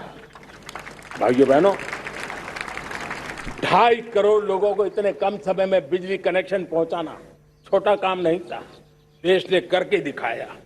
लाखों परिवारों के घर में जल से नल, नल से जल, नल से जल पहुंचाने का काम आज देश तेज गति से कर रहा है। खुले में शौच से मुक्ति भारत के अंदर आज संभव हो पाया है। मेरे प्यारे देशवासियों, अनुभव कहता है कि एक बार हम सब संकल्प लेकर के चल पड़े तो हम निर्धारित लक्ष्यों को पार कर सकते हैं। रिन्यूएबल एनर्जी का लक्ष्य हो, देश में नए मेडिकल कॉलेज बनाने का इरादा हो, डॉक्टरों की तैयारी करवानी हो, हर क्षेत्र में पहले से गति बहुत बड़ी है। और इसलिए मैं कहता हूं, अब आने वाले 25 साल बड़े संकल्प के हो। यही हमारा प्राण, वही हमारा प्रण भी होना चाहिए। दूसरी बात मैंने कही है, उस प्राण शक्ति की मैंने चर्चा की है कि गुलामी की मानसिकता। देश की सोचिए भाइयों, कब तक दुनिया हमें सर्टिफिकेट बांटती रहेगी? कब तक दुनिया के सर्टिफिकेट पर हम गुजारा करेंगे? क्या हम अपने मानक नहीं बनाएंगे? क्या 130 करोड़ का देश अपने मानकों को पार करने के लिए पुरुषार्थ नहीं कर सकता है? हमें किसी भी हालत में औरों के जैसा दिखने की कोशिश करने की जरूरत नहीं है। हम जैसे हैं वैसे, लेकिन सामर्थ्य के साथ खड़े होंगे, ये हमारा मिजाज होना चाहिए। हमें गुलामी से मुक्ति चाहिए। हमारे मन के भीतर दूर दूर 7 समंदर के नीचे भी गुलामी का तत्व नहीं बच रहना चाहिए। और मैं आशा देखता हूं, जिस प्रकार से नई राष्ट्रीय शिक्षा नीति बनी है, जिस मंथन के साथ बनी है, कोटि कोटि लोगों के विचार प्रवाह को संकलित करते हुए बनी है, और भारत की धरती की जमीन से जुड़ी हुई शिक्षा नीति बनी। रसखस हमारी धरती के मिले हैं। हमने जो कौशल्य पर बल दिया है, ये एक ऐसा सामर्थ्य है जो हमें गुलामी से मुक्ति की ताकत देगा। हमने देखा है कभी कभी तो हमारी टैलेंट भाषा के बंधनों में बन जाती है। यह गुलामी की मानसिकता का परिणाम है। हमें हमारे देश की हर भाषा पे गर्व होना चाहिए। वो हमें भाषा आती हो या ना आती हो, लेकिन मेरे देश की भाषा है, मेरे पूर्वजों ने दुनिया को दी हुई ये भेंट सौगात है, हमें गर्व होना चाहिए। मेरे साथियों, आज डिजिटल इंडिया का रूप हम देख रहे हैं, स्टार्टअप देख रहे हैं। कौन लोग हैं? ये वो टैलेंट है जो टियर 2, टियर 3 सिटी में किसी गांव गरीब के परिवार में बसे हुए लोग हैं। ये हमारे नौजवान हैं जो आज नई नई खोज के साथ दुनिया के सामने आ रहे हैं। गुलामी की मानसिकता हमें उसे तिलांजलि देनी पड़ेगी, अपने सामर्थ्य पर भरोसा करना होगा। दूसरी एक बात जो मैंने कही, तीसरी मेरी प्राण शक्ति की बात है, वो है हमारी विरासत पर हमें गर्व होना चाहिए। जब हम अपनी धरती से जुड़ेंगे, जब हम अपनी धरती से जुड़ेंगे, तभी तो ऊंचा उड़ेंगे।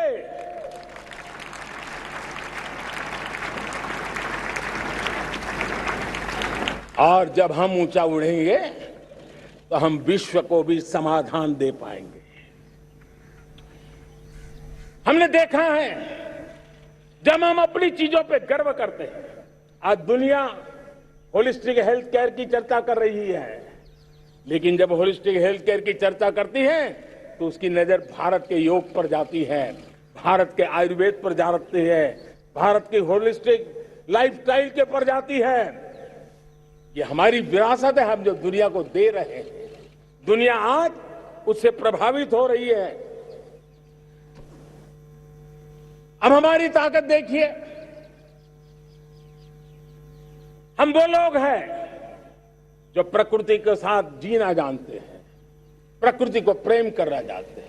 आज विश्व पर्यावरण की जो समस्याओं से जूझ रहा है, हमारे पास वो विरासत है। ग्लोबल वार्मिंग की समस्याओं के समाधान का रास्ता हम लोगों के पास है, हमारे पूर्वजों ने दिया हुआ है। जब हम लाइफस्टाइल की बात करते हैं, एनवायरमेंट फ्रेंडली लाइफस्टाइल की बात करते हैं, हम लाइफ मिशन की बात करते हैं, तो दुनिया का ध्यान आकर्षित करते हैं। हमारे पास ये सामर्थ्य है। हमारा बड़ा धान, मोटा धान, मिलेट, हमारे यहां तो घर घर की चीज रही है। ये हमारी विरासत है। हमारे छोटे किसानों के परिश्रम से छोटी छोटी जमीन के टुकड़ों में फलने फूलने वाली हमारे धान, आज दुनिया अंतर्राष्ट्रीय स्तर पर मिलेट ईयर मनाने के लिए आगे बढ़ रही है। मतलब हमारी विरासत को आज दुनिया, हम उस पर गर्व करना सीखे। हमारे पास दुनिया को बहुत कुछ देना है। हमारे फैमिली वैल्यूज, विश्व के सामाजिक तनाव की जब चर्चा हो रही है, व्यक्तिगत तनाव की चर्चा होती है तो लोगों को योग दिखता है, सामूहिक तनाव की बात होती है तब भारत की पारिवारिक व्यवस्था दिखती है। संयुक्त परिवार की एक पूंजी सदियों से हमारी माताओं बहनों के त्याग बलिदान के कारण परिवार नाम की जो व्यवस्था विकसित हुई, ये हमारी विरासत है। इस विरासत पर हम गर्व कैसे करें? हम तो वो लोग हैं जो जीव में भी शिव देखते हैं। हम वो लोग हैं जो नर में नारायण देखते हैं। हम वो लोग हैं जो नारी तो नारायणी कहते हैं। हम वो लोग हैं जो पौधे में परमात्मा देखते हैं। हम वो लोग हैं जो नदी को मां मानते हैं। हम वो लोग हैं जो हर कंकर में शंकर देखते हैं। ये हमारा सामर्थ्य है। हर नदी में मां का रूप देखते हैं। पर्यावरण की इतनी व्यापकता, विशालता, ये हमारा गौरव। हम विश्व के सामने जब खुद गर्व करेंगे तो दुनिया करेगी। भाइयों बहनों, हम वो लोग हैं जिसने दुनिया को वसुधैव कुटुंबकम का मंत्र दिया। हम वो लोग हैं जो दुनिया को कहते हैं एकम सत विप्रहा बदो वदंती, आज जो होलियर देन दाव का जो संकट चल रहा है, तुझसे बड़ा मैं हूं, ये जो तनाव का कारण बना हुआ है, दुनिया को एकम सत विप्रादा बहुधा वदंती का ज्ञान देने वाली विरासत हमारे पास है। जो कहते हैं सत्य एक है, जानकार लोग उसको अलग अलग तरीके से कहते हैं, ये गौरव हमारा है। हम लोग हैं जो कहते हैं यत पिंडे तत् ब्रह्मांडे। कितनी बड़ी सोच है, जो ब्रह्मांड में है वो हर जीव मात्र में है। यत पिंडे तत् ब्रह्मांडे, ये कहने वाले हम लोग हैं। हम वो लोग हैं जितने दुनिया का कल्याण देखा है। हम जन कल्याण से जग कल्याण के राही रहे हैं। जन कल्याण से जग कल्याण की राह पर चलने वाले हम लोग जब दुनिया की कामना करते हैं तब कहते हैं सर्वे अपि सुखिनः सन्तु सर्वे सन्तु निरामया। सबके सुख की बात, सबके आरोग्य की बात करना, ये हमारी विरासत है। और इसलिए हम बड़ी शान के साथ हमारी इस विरासत का गर्व करना सीखें। ये प्राण शक्ति है हमारी, जो हमें 25 साल के सपनों पूरा करने के लिए जरूरी है। उसी प्रकार से मेरे प्यारे देशवासियों, एक और महत्वपूर्ण विषय है एकता, एकजुटता। इतने बड़े देश को, उसकी विविधता को हमें सेलिब्रेट करना है। इतने पंथ परंपराएं, ये हमारे आन बान शान है। कोई नीचा नहीं, कोई ऊंचा नहीं है, सब बराबर है। कोई मेरा नहीं, कोई पराया नहीं, सब अपने हैं। ये भाव एकता के लिए बहुत जरूरी है। घर में भी एकता की नींव तभी रखी जाती है जब बेटे बेटी एक समान हो। अगर बेटे बेटी एक समान नहीं होंगे तो एकता के मंत्र नहीं गूंज सकते हैं। जेंडर इक्वलिटी हमारी एकता के लिए पहली शर्त। जब हम एकता की बात करते हैं, अगर हमारे एक ही पैरामीटर हो, एक ही मानदंड हो, जिस मानदंड को हम कहें इंडिया फर्स्ट, मैं जो कुछ भी कर रहा हूं, जो भी सोच रहा हूं, जो बोल रहा हूं, इंडिया फर्स्ट के अनुकूल है, एकता का रास्ता खुल जाएगा। दोस्त, हमें एकता से बांधने का वो मंत्र है, हमें इसको पकड़ना है। मुझे पूरा विश्वास है कि हम समाज के अंदर ऊंच नीच के भेदभावों से, मेरे तेरे के भेदभावों से हम सब की पुजारी बने। श्रमेव जयते कहते हैं हम, श्रमिक का सम्मान, ये हमारा स्वभाव होना चाहिए। लेकिन भाइयों बहनों, मैं लाल किले से मेरी एक पीड़ा और कहना चाहता हूं। ये दर्द मैं कहे बिना नहीं रह सकता। मैं जानता हूं कि शायद लाल किले का विषय नहीं हो सकता है, लेकिन मेरे भीतर का दर्द मैं कहां कहूंगा। देशवासियों के सामने नहीं कहूंगा तो कहां कहूंगा। और वो है, किसी न किसी कारण से हमारे अंदर एक ऐसी विकृति आई है, हमारी बोलचाल में, हमारे व्यवहार में, हमारे कुछ शब्दों में, हम नारी का अपमान करते हैं।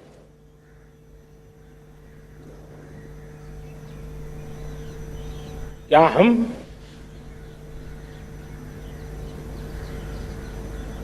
स्वभाव से, संस्कार से, रोजमर्रा की जिंदगी में नारी को अपमानित करने वाली हर बात से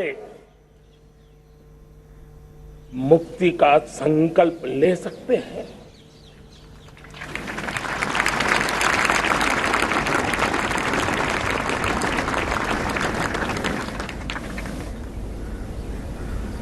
नारी का गौरव राष्ट्र के सपने पूरे करने में बहुत बड़ी पूंजी बनने वाला है। यह सामर्थ्य मैं देख रहा हूं और इसलिए मैं इस बात का आग्रही हूं। मेरे प्यारे देशवासियों, मैं 5वीं प्राण शक्ति की बात करता हूं और वो 5वीं प्राण शक्ति है नागरिक का कर्तव्य। दुनिया में जिन जिन देशों ने प्रगति की है, जिन जिन देशों ने कुछ अचीव किया है, व्यक्तिगत जीवन में भी जिसने अचीव किया है, कुछ बातें उभर करके सामने आती हैं। एक, अनुशासित जीवन। दूसरा, कर्तव्य के प्रति समर्पण। व्यक्ति की जीवन की सफलता हो, समाज की हो, परिवार की हो, राष्ट्र की हो, ये मूलभूत मार्ग है, ये मूलभूत प्राण शक्ति है। और इसलिए हमें कर्तव्य पर बल देना ही होगा। यह शासन का काम है कि बिजली 24 घंटे पहुंचाने के लिए प्रयास करे, लेकिन ये नागरिक का कर्तव्य है कि जितनी ज्यादा यूनिट बिजली बचा सकते बचाएं। हर खेत में पानी पहुंचाना सरकार की जिम्मेवारी है, सरकार का प्रयास है, लेकिन पर ड्रॉप मोर क्रॉप, पानी बचाते हुए आगे बढ़ना, मेरे हर खेत से आवाज उठनी चाहिए।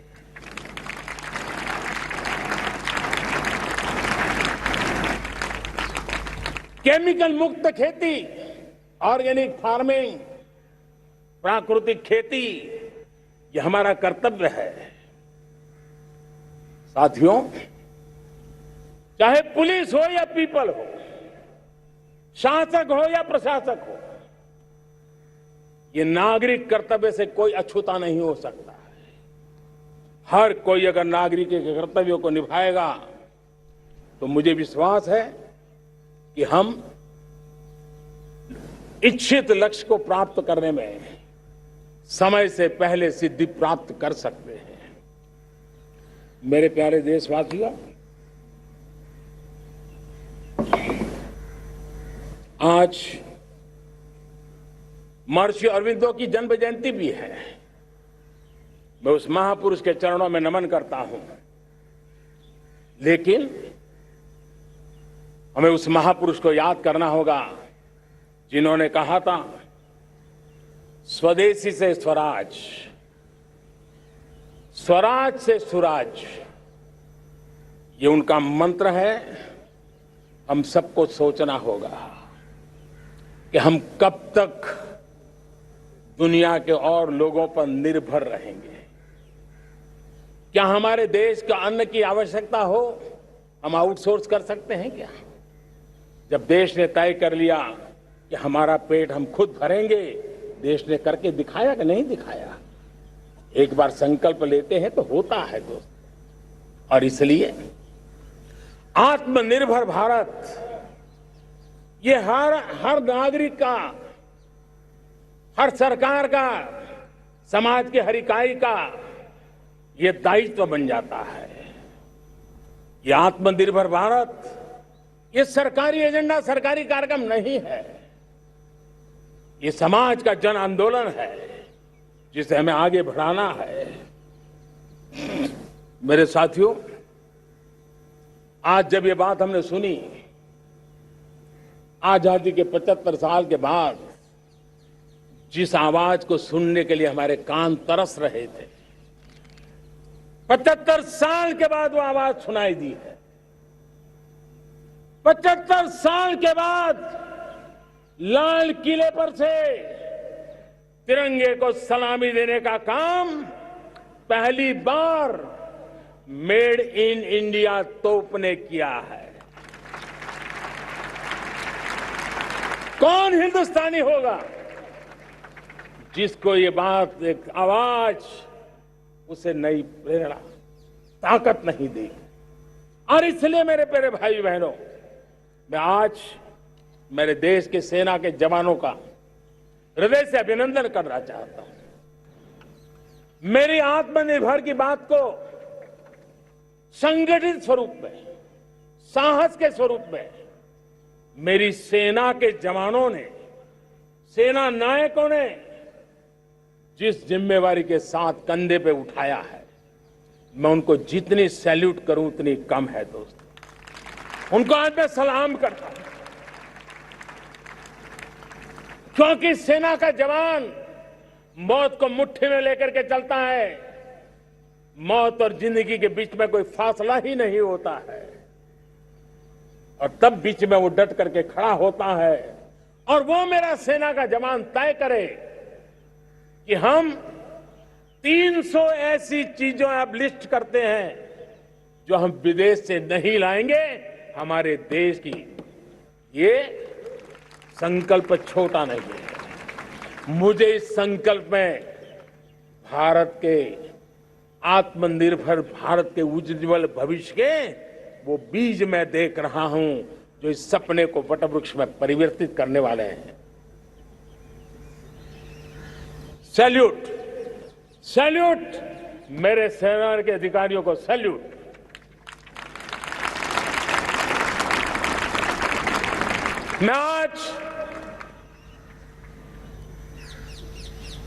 मैं मेरे छोटे छोटे बालकों को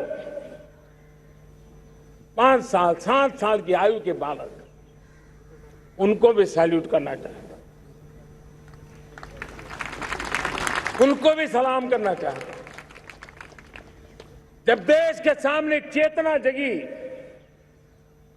मैंने सैकड़ों परिवारों से सुना है 5-5, 7 साल के बच्चे घर में कह रहे हैं कि अब हम विदेशी खिलौने से नहीं खेलते।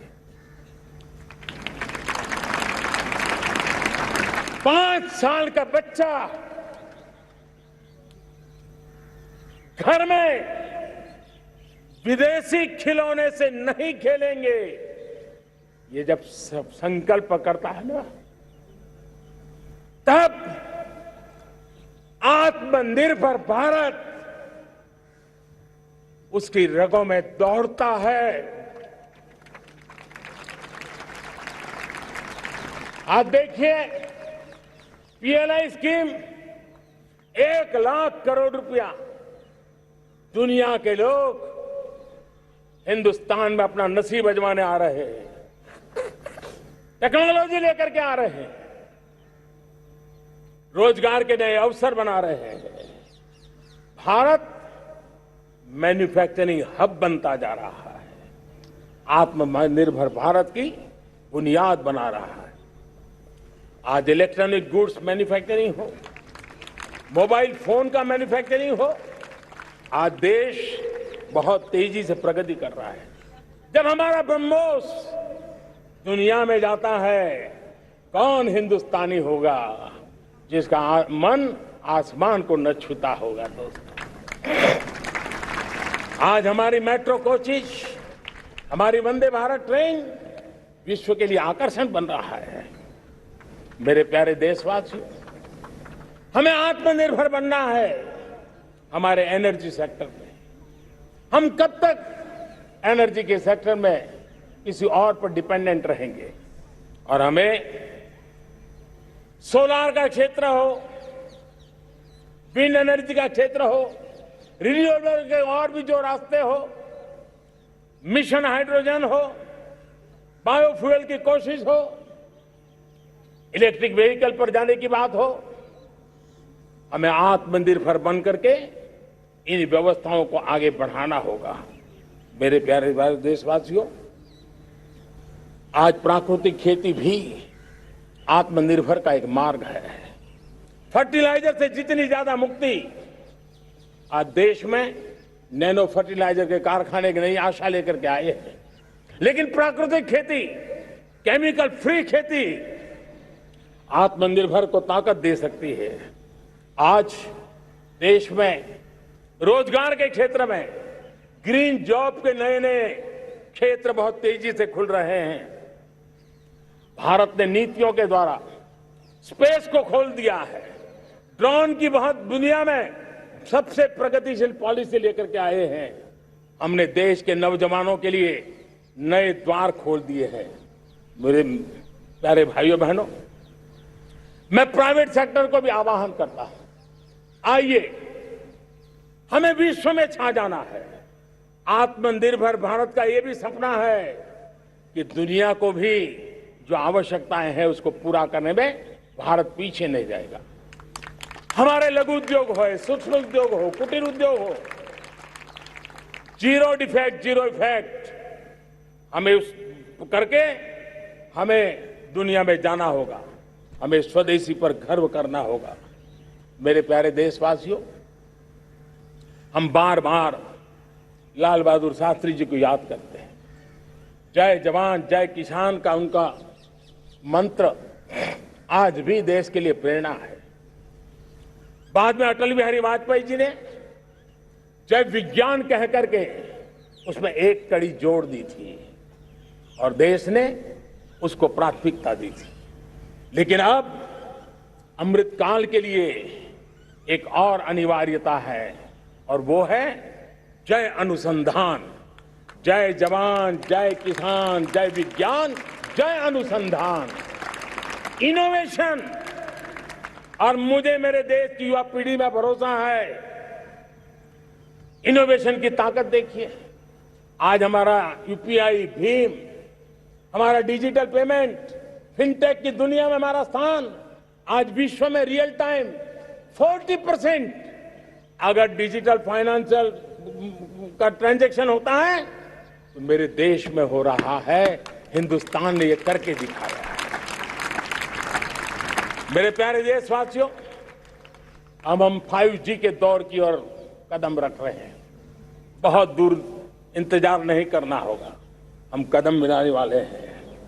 हम ऑप्टिकल फाइबर गांव-गांव में पहुंचा रहे हैं। डिजिटल इंडिया का सपना गांव से गुजरेगा, ये मुझे पूरी जानकारी है। आज मुझे खुशी है, हिंदुस्तान के 4 लाख कॉमन सर्विस सेंटर्स गांवों में विकसित हो रहे हैं। गांव के नौजवान बेटे बेटियां कॉमन सर्विस सेंटर चला रही हैं। देश गर्व कर सकता है कि गांव के क्षेत्र में 4 लाख डिजिटल एंटरप्रेन्योर का तैयार होना और सारी सेवाएं लोग गांव के लोग उनके यहां लेने के लिए आदी बन जाए, ये अपने आप में टेक्नोलॉजी हब बनने की भारत की जो ताकत है। मेरे प्यारे देशवासियों, ये जो डिजिटल इंडिया का मूवमेंट है, जो सेमीकंडक्टर की ओर हम कदम मांड रहे हैं, 5G की ओर कदम मांड रहे हैं, ऑप्टिकल फाइबर का नेटवर्क बिछा रहे हैं, ये सिर्फ आधुनिकता की पहचान ऐसा नहीं है। 3 बड़ी ताकतें इसके अंदर समाहित है। शिक्षा में आमूलचूल क्रांति, ये डिजिटल माध्यम से आने वाली है। स्वास्थ्य सेवाओं में आमूलचूल क्रांति डिजिटल से आने वाली है।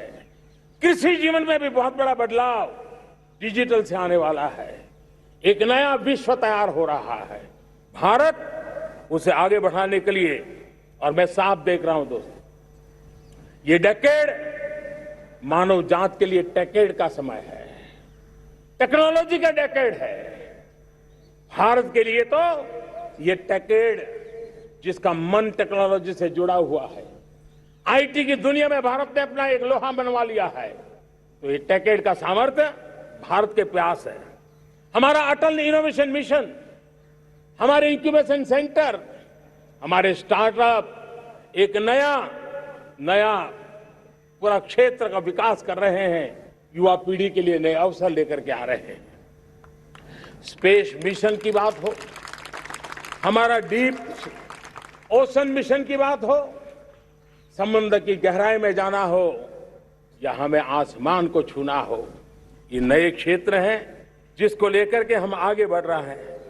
मेरे प्यारे देशवासियों, हम इस बात को न भूलें, और भारत ने सदियों से देखा हुआ है, जैसे देश में कुछ नमूना रूप कामों की जरूरत होती है, कुछ बड़ी बड़ी ऊंचाइयों की जरूरत होती है, लेकिन साथ साथ धरातल पर मजबूती बहुत आवश्यक होती है। भारत की आर्थिक विकास की संभावनाएं धरातल की मजबूती से जुड़ी हुई है, और इसलिए हमारे छोटे किसान, उनका सामर्थ्य, हमारे छोटे उद्यमी, उनका सामर्थ्य, हमारे लघु उद्योग, कुटीर उद्योग, सूक्ष्म उद्योग, रेडी पटरी वाले लोग, घरों में काम करने वाले लोग, ऑटो रिक्शा चलाने वाले लोग, बस सेवाएं देने वाले लोग, ये समाज का जो सबसे बड़ा तबका है, इसका सामर्थ्यवान होना भारत के सामर्थ्य की गारंटी है। और इसलिए हमारे आर्थिक विकास की ये जो मूलभूत जमीनी ताकत है, उस ताकत को सर्वाधिक बल देने की दिशा में हमारा प्रयास चल रहा है। मेरे प्यारे देशवासियों, हमारे पास 75 साल का अनुभव है। हमने 75 साल में कई सारी सिद्धियां भी प्राप्त की हैं। हमने 75 साल के अनुभव में नए सपने भी संजोए हैं, नए संकल्प भी लिए हैं। लेकिन अमृत काल के लिए हमारे मानव संसाधन का ऑप्टिमम आउटकम कैसे हो, हमारी प्राकृतिक संपदा का ऑप्टिमम आउटकम कैसे हो, इस लक्ष्य को लेकर के हमें चलना है। और तब मैं पिछले कुछ सालों से अनुभव से कह चाहता हूं, आपने देखा होगा आज अदालत के अंदर देखिए, हमारी वकील के क्षेत्र में काम करने वाले हमारी नारी शक्ति किस ताकत के साथ नजर आ रही है। आप ग्रामीण क्षेत्र में जनप्रतिनिधि के रूप में देखिए, हमारी नारी शक्ति किस मिजाज से, समर्पित भाव से अपनी गांवों की समस्याओं को सुलझाने में लगी हुई है। आज ज्ञान का क्षेत्र देख लीजिए, विज्ञान का क्षेत्र देख लीजिए, हमारे देश की नारी शक्ति सिरमौर नजर आ रही है। आज हम पुलिस में देखें, हमारी नारी शक्ति लोगों की सुरक्षा की जिम्मेवारी उठा रही है। हम जीवन के हर क्षेत्र में देखें, खेलकूद का मैदान देखें या युद्ध की भूमि देखें, भारत की नारी शक्ति एक नए सामर्थ्य, नए विश्वास के साथ आगे आ रही है। मैं इसको भारत की 75 साल की जो यात्रा में जो योगदान है, उसमें अब कई गुना योगदान आने वाले 25 साल में मैं मेरी नारी शक्ति का देख रहा हूं, मेरी माताओं, बहनों का, मेरी बेटियों का देख रहा हूं। और इसलिए ये सारे हिसाब किताब से ऊपर है, सारे आपके पैरामीटर से अतिरिक्त है। हम इस पर जितना ध्यान देंगे, हम जितने ज्यादा अवसर हमारी बेटियों को देंगे, जितनी सुविधाएं हमारी बेटियों के लिए केंद्रित करेंगे, आप देखना वो हमें बहुत कुछ लौटा करके देगी। वो देश को इस ऊंचाई पर ले जाएगी। इस अमृत काल में जो सपने पूरे करने में जो मेहनत लगने वाली है, अगर हमारी नारी शक्ति की मेहनत जुड़ जाएगी, व्यापक रूप से जुड़ जाएगी, तो हमारी मेहनत कम होगी, हमारा समय सीमा भी कम हो जाएगी, हमारे सपने और तेजस्वी होंगे, और ओजस्वी होंगे, और दैदीप्यमान होंगे। और इसलिए आइए साथियों, हम जिम्मेवारियों को लेकर आगे बढ़े।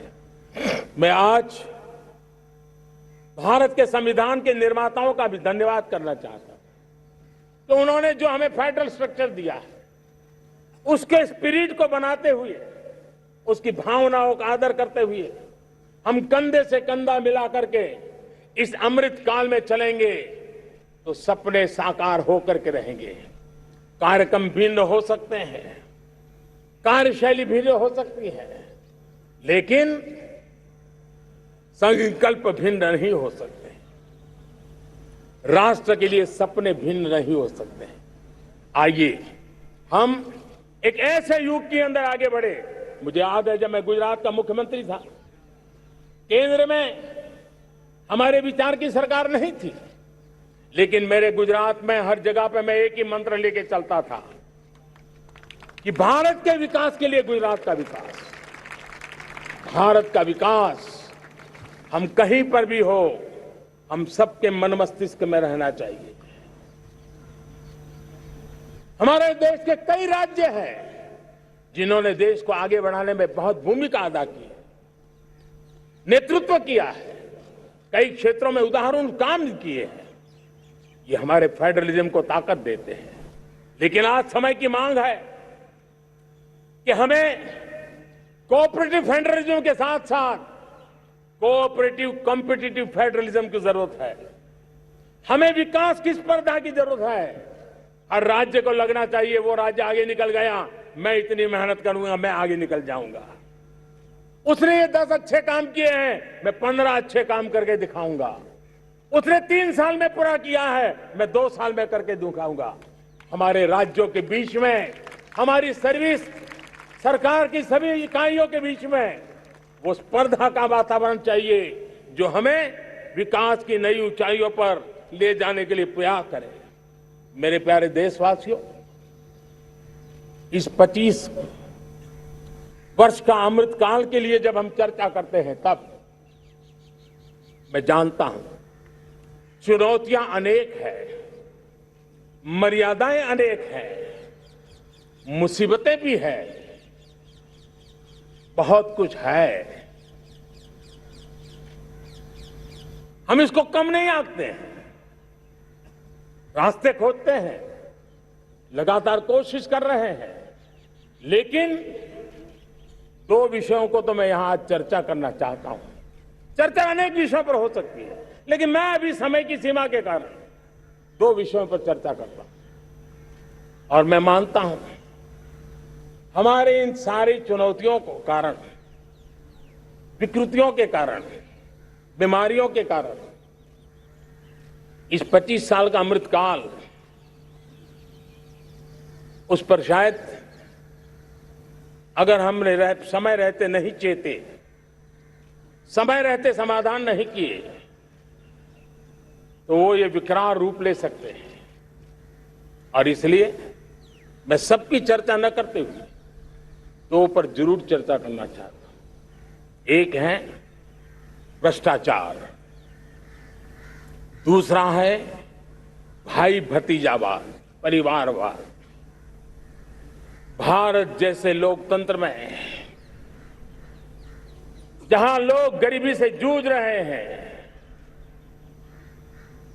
जब एक तरफ से देखते हैं, एक तरफ वो लोग हैं जिनके पास रहने के लिए जगह नहीं है, दूसरी तरफ वो तरह लोग हैं जिनको अपना चोरी किया हुआ माल रखने के लिए जगह नहीं है।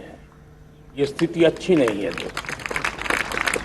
और इसलिए हमें भ्रष्टाचार के खिलाफ पूरी ताकत से लड़ना है। पिछले 8 वर्षों में डायरेक्ट बेनिफिट ट्रांसफर के द्वारा, आधार, मोबाइल, इन सारे आधुनिक व्यवस्थाओं का उपयोग करते हुए 2 लाख करोड़ रुपए जो गलत हाथों में जाते थे, उसको बचा करके देश की भलाई के लिए काम लगाने में हम सफल हुए हैं।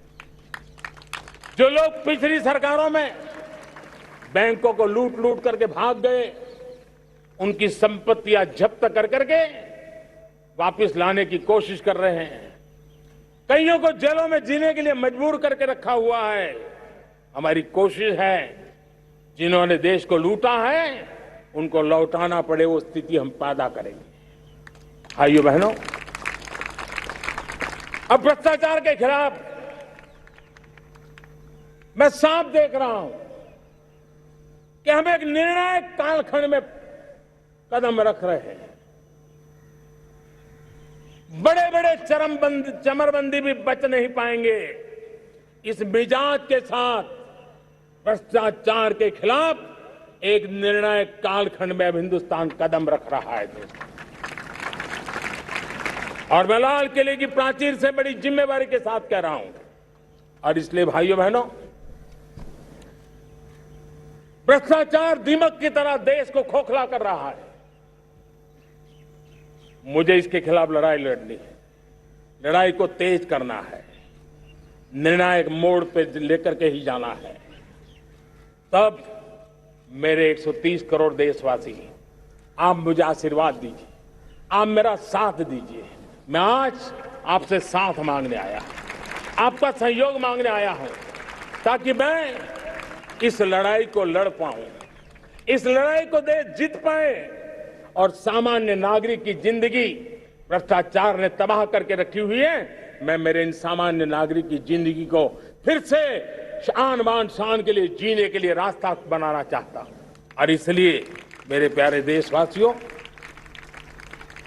ये चिंता का विषय है कि आज देश में भ्रष्टाचार के प्रति नफरत तो दिखती है, व्यक्त भी होती हैं, लेकिन कभी कभी भ्रष्टाचारियों के प्रति उदारता बरती जाती है।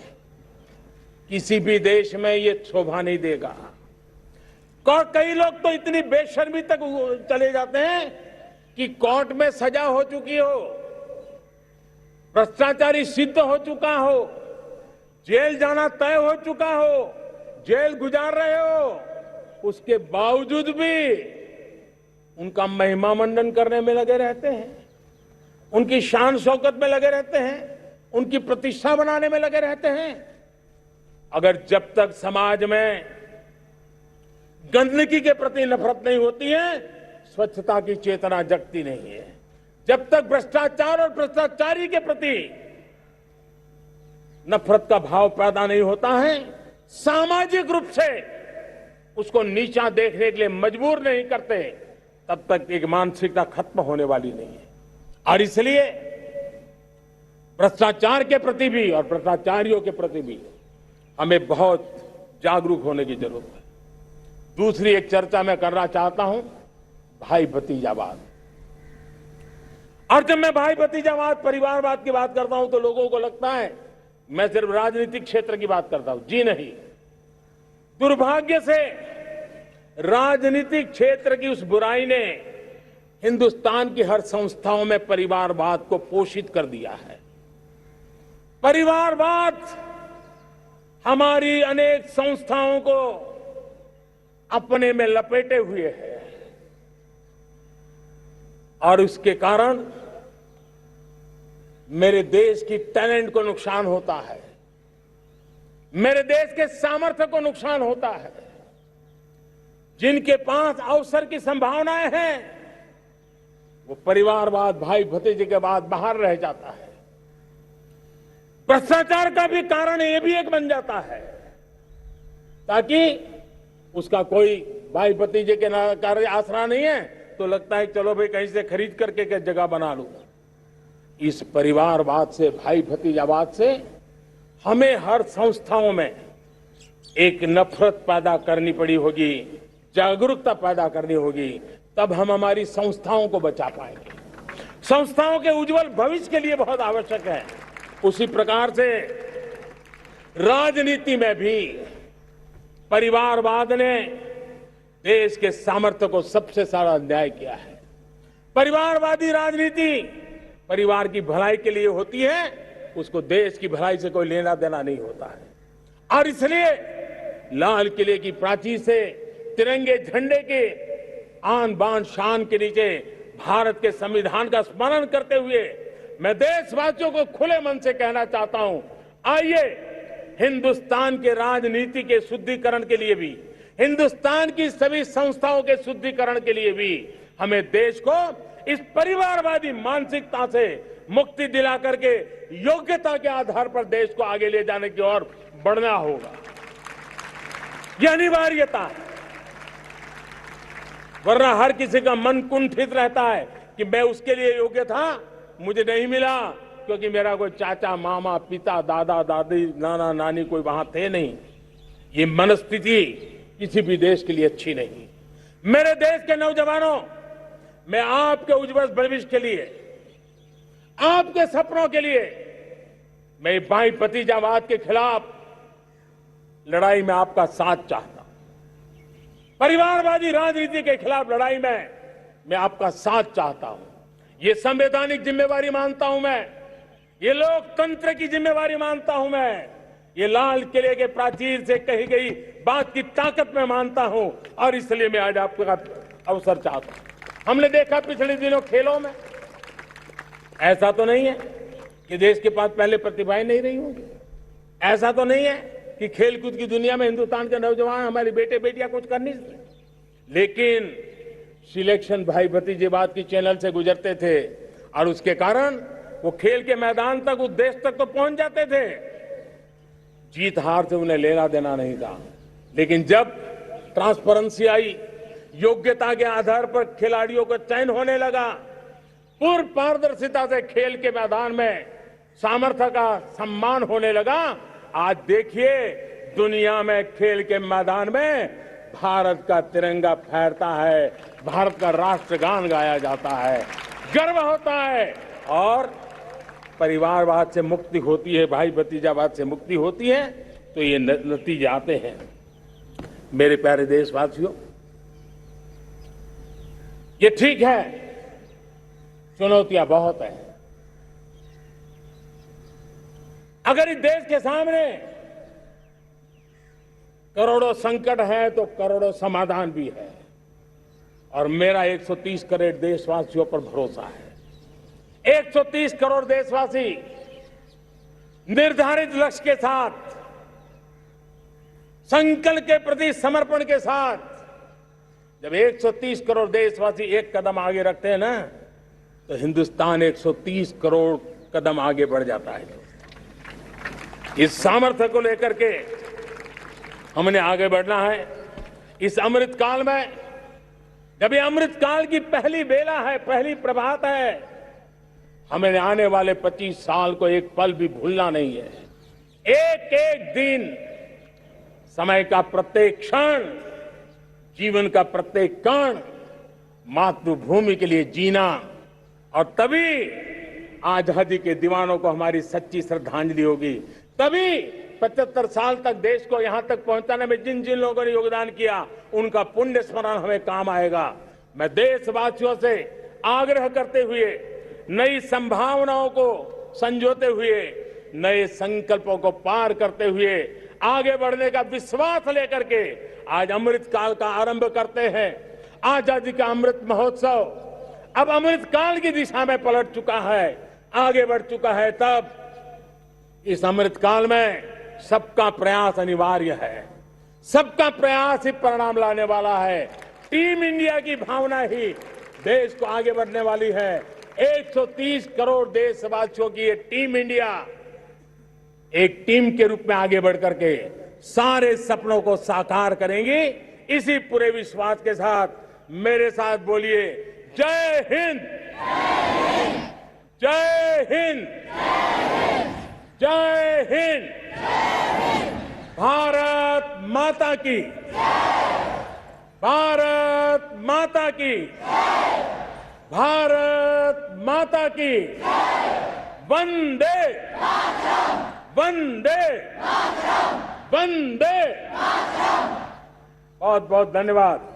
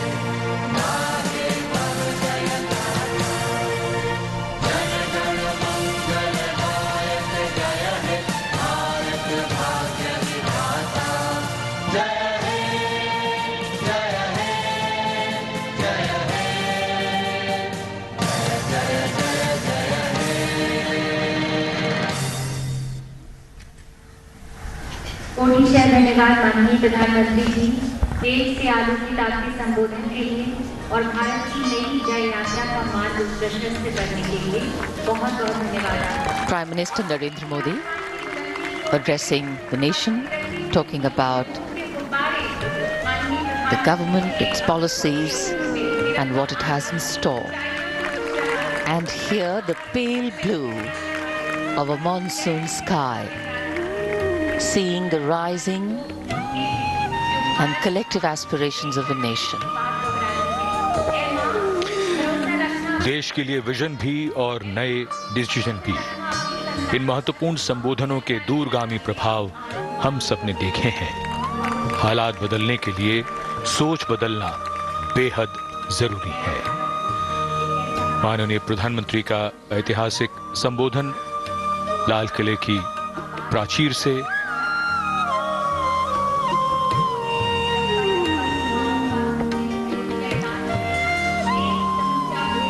The Prime Minister takes his leave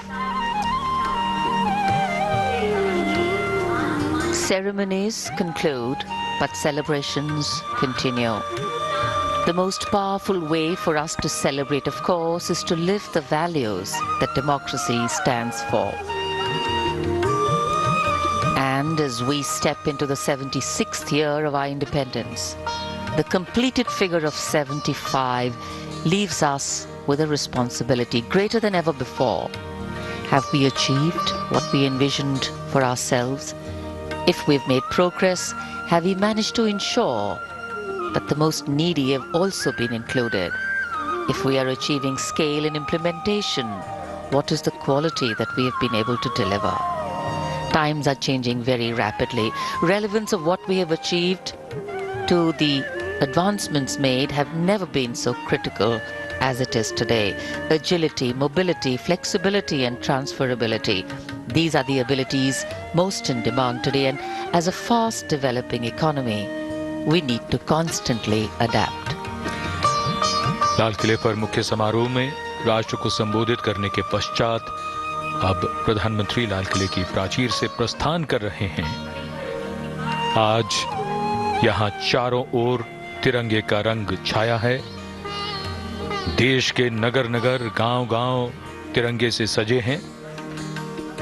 स्वतंत्रता दिवस पर प्रधानमंत्री का भाषण एक ऐसा खास मौका होता है जिसमें देश की दिशा की झलक भी होती है और महत्वपूर्ण नीतियों की शुरुआत थी। प्रजातंत्र में संवाद एक महत्वपूर्ण घटना होती है और पूरा देश इस अवसर की प्रतीक्षा करता है। And this is the outer side of the Lahori Gate. The Prime Minister with his carcade will soon exit from this gate. These are two mechanized elephants as a part of the special decorations today, and this is a zoom out shot of the same place. Doordarshan's specially positioned cameras to give you the best angles possible, the best experience of viewing this celebration. India is like no other land in the world. It harbors so many creeds since time immemorial. And today we have evolved into a multifaceted nation whose character has different tones, but the ultimate composition is forever one. And days like today, when the Prime Minister of the nation addresses the nation from the ramparts of Red Fort, we resolve to rededicate ourselves to the country. इस बार लाल किले और आसपास की जो सजावट है वो नए आयाम छूती हुई। हमारी आजादी का अमृत महोत्सव राष्ट्र को संबोधित करने के बाद माननीय प्रधानमंत्री प्रस्थान कर रहे हैं। इस बार का समारोह और भी यादगार इसलिए बन गया है कि जन जन की इसमें भागीदारी है। लोगों ने इस बार अपने घरों पर तिरंगे फहराए हैं, तिरंगा यात्राएं निकाली हैं, उनमें शामिल हुए हैं।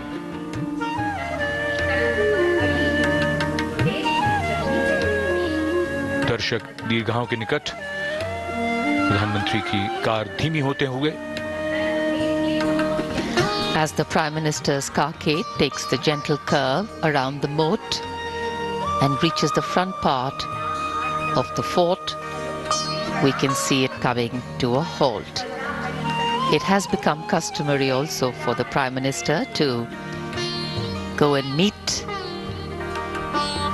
these young people here. India, a young nation, maybe old in its wisdom, but a lot to learn, and very, very young, waiting to reap till 2030 the demographic dividend. And these are the 792 NCC cadets being applauded and lauded by Prime Minister Narendra Modi. प्रधानमंत्री ने तालियां बजाकर स्वागत किया है इन तमाम NCC cadets का, जिन्होंने आज भारत का मानचित्र बनाया है।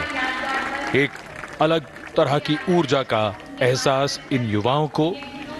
कौन नहीं चाहता कि वो अपने देश के प्रधानमंत्री के नजदीक पहुंचे, और प्रधानमंत्री स्वयं इनके नजदीक आते हैं और उनको ये एहसास कराते हैं कि उन्हें यानी युवाओं को आने वाले 25 वर्षों में जब भारत की आजादी के 100 वर्ष होंगे, एक बड़ी ही महत्वपूर्ण भूमिका अदा करनी है। A very special moment for all these young boys and girls, young adults coming from different parts of the country. NCC cadets invited from all the districts in the country, seeing their Prime Minister up close as he literally and figuratively takes a trip around the country. बिल्कुल ऐसा लगता है एक एक राज्य से गुजरते हुए प्रधानमंत्री सबसे मिलते हुए पूरे देश का भ्रमण सांकेतिक रूप में। और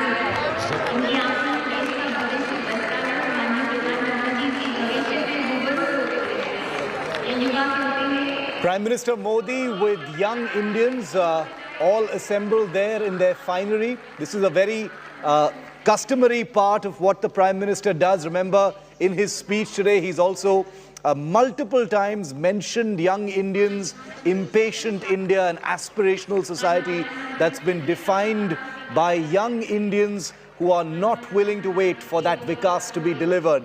So in many ways, the Prime Minister mingling here with young National Cadet Corps individuals, many of them assembled there and who've been practicing for many, many months for this particular day, represent what the Prime Minister was really talking about. So there's a great deal of symbolism in what the Prime Minister is doing now. His live interaction is with the young. You can see there, he's speaking with some of the people there. There are performers from different parts of the country. Here you can see them, very importantly, interacting with the performers from Ladakh, people from different other parts of the country. The Prime Minister's personal touch, the body language, the personal touch, his ability to mingle with people is of course makes him very, very popular. And here he is soaking in that fervor after an 80-minute speech, adding the Prime Minister's own personal touch. Okay, let's just watch this moment now. The energy being translated literally into dance.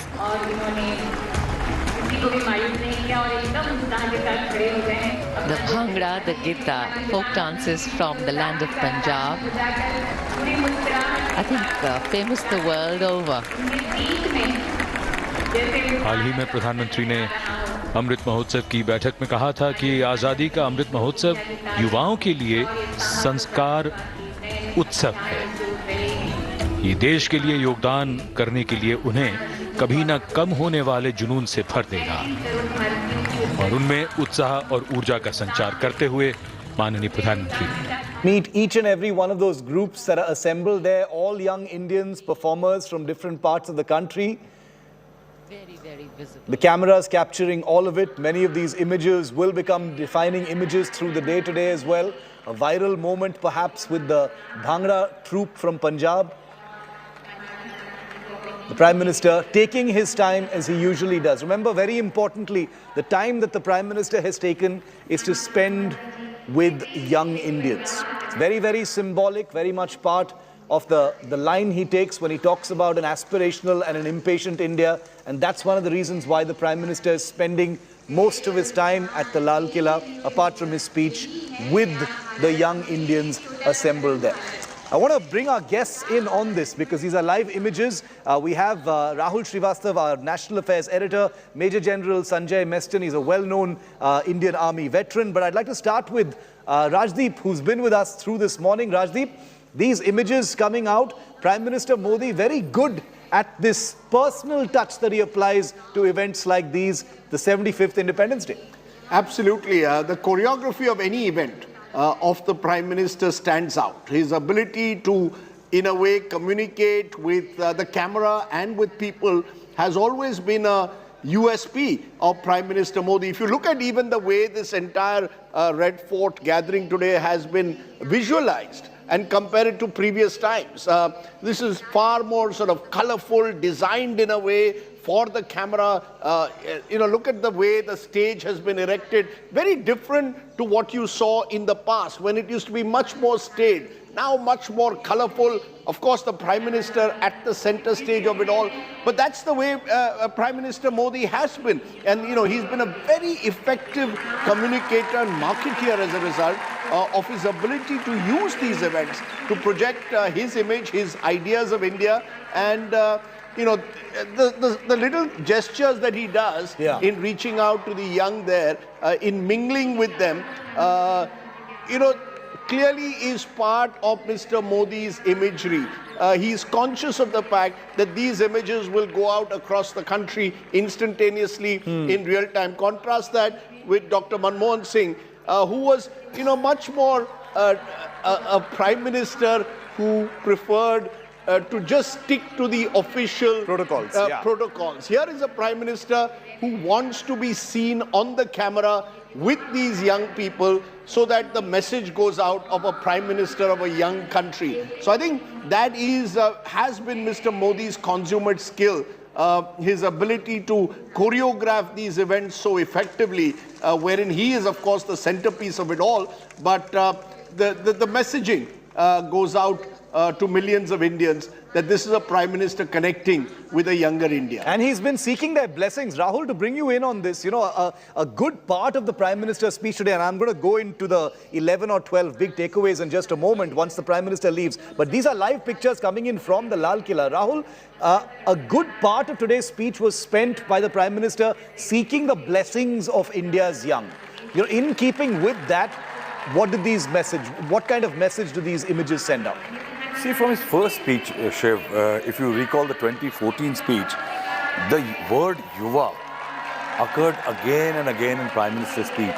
And from that time, if you recall at that time, women. Yeah. The 2014 speech, he said, कि जब लड़का घर से निकलता है तो कोई नहीं पूछता कि वो कहाँ जा रहा है, बेटी से पूछा जाता है.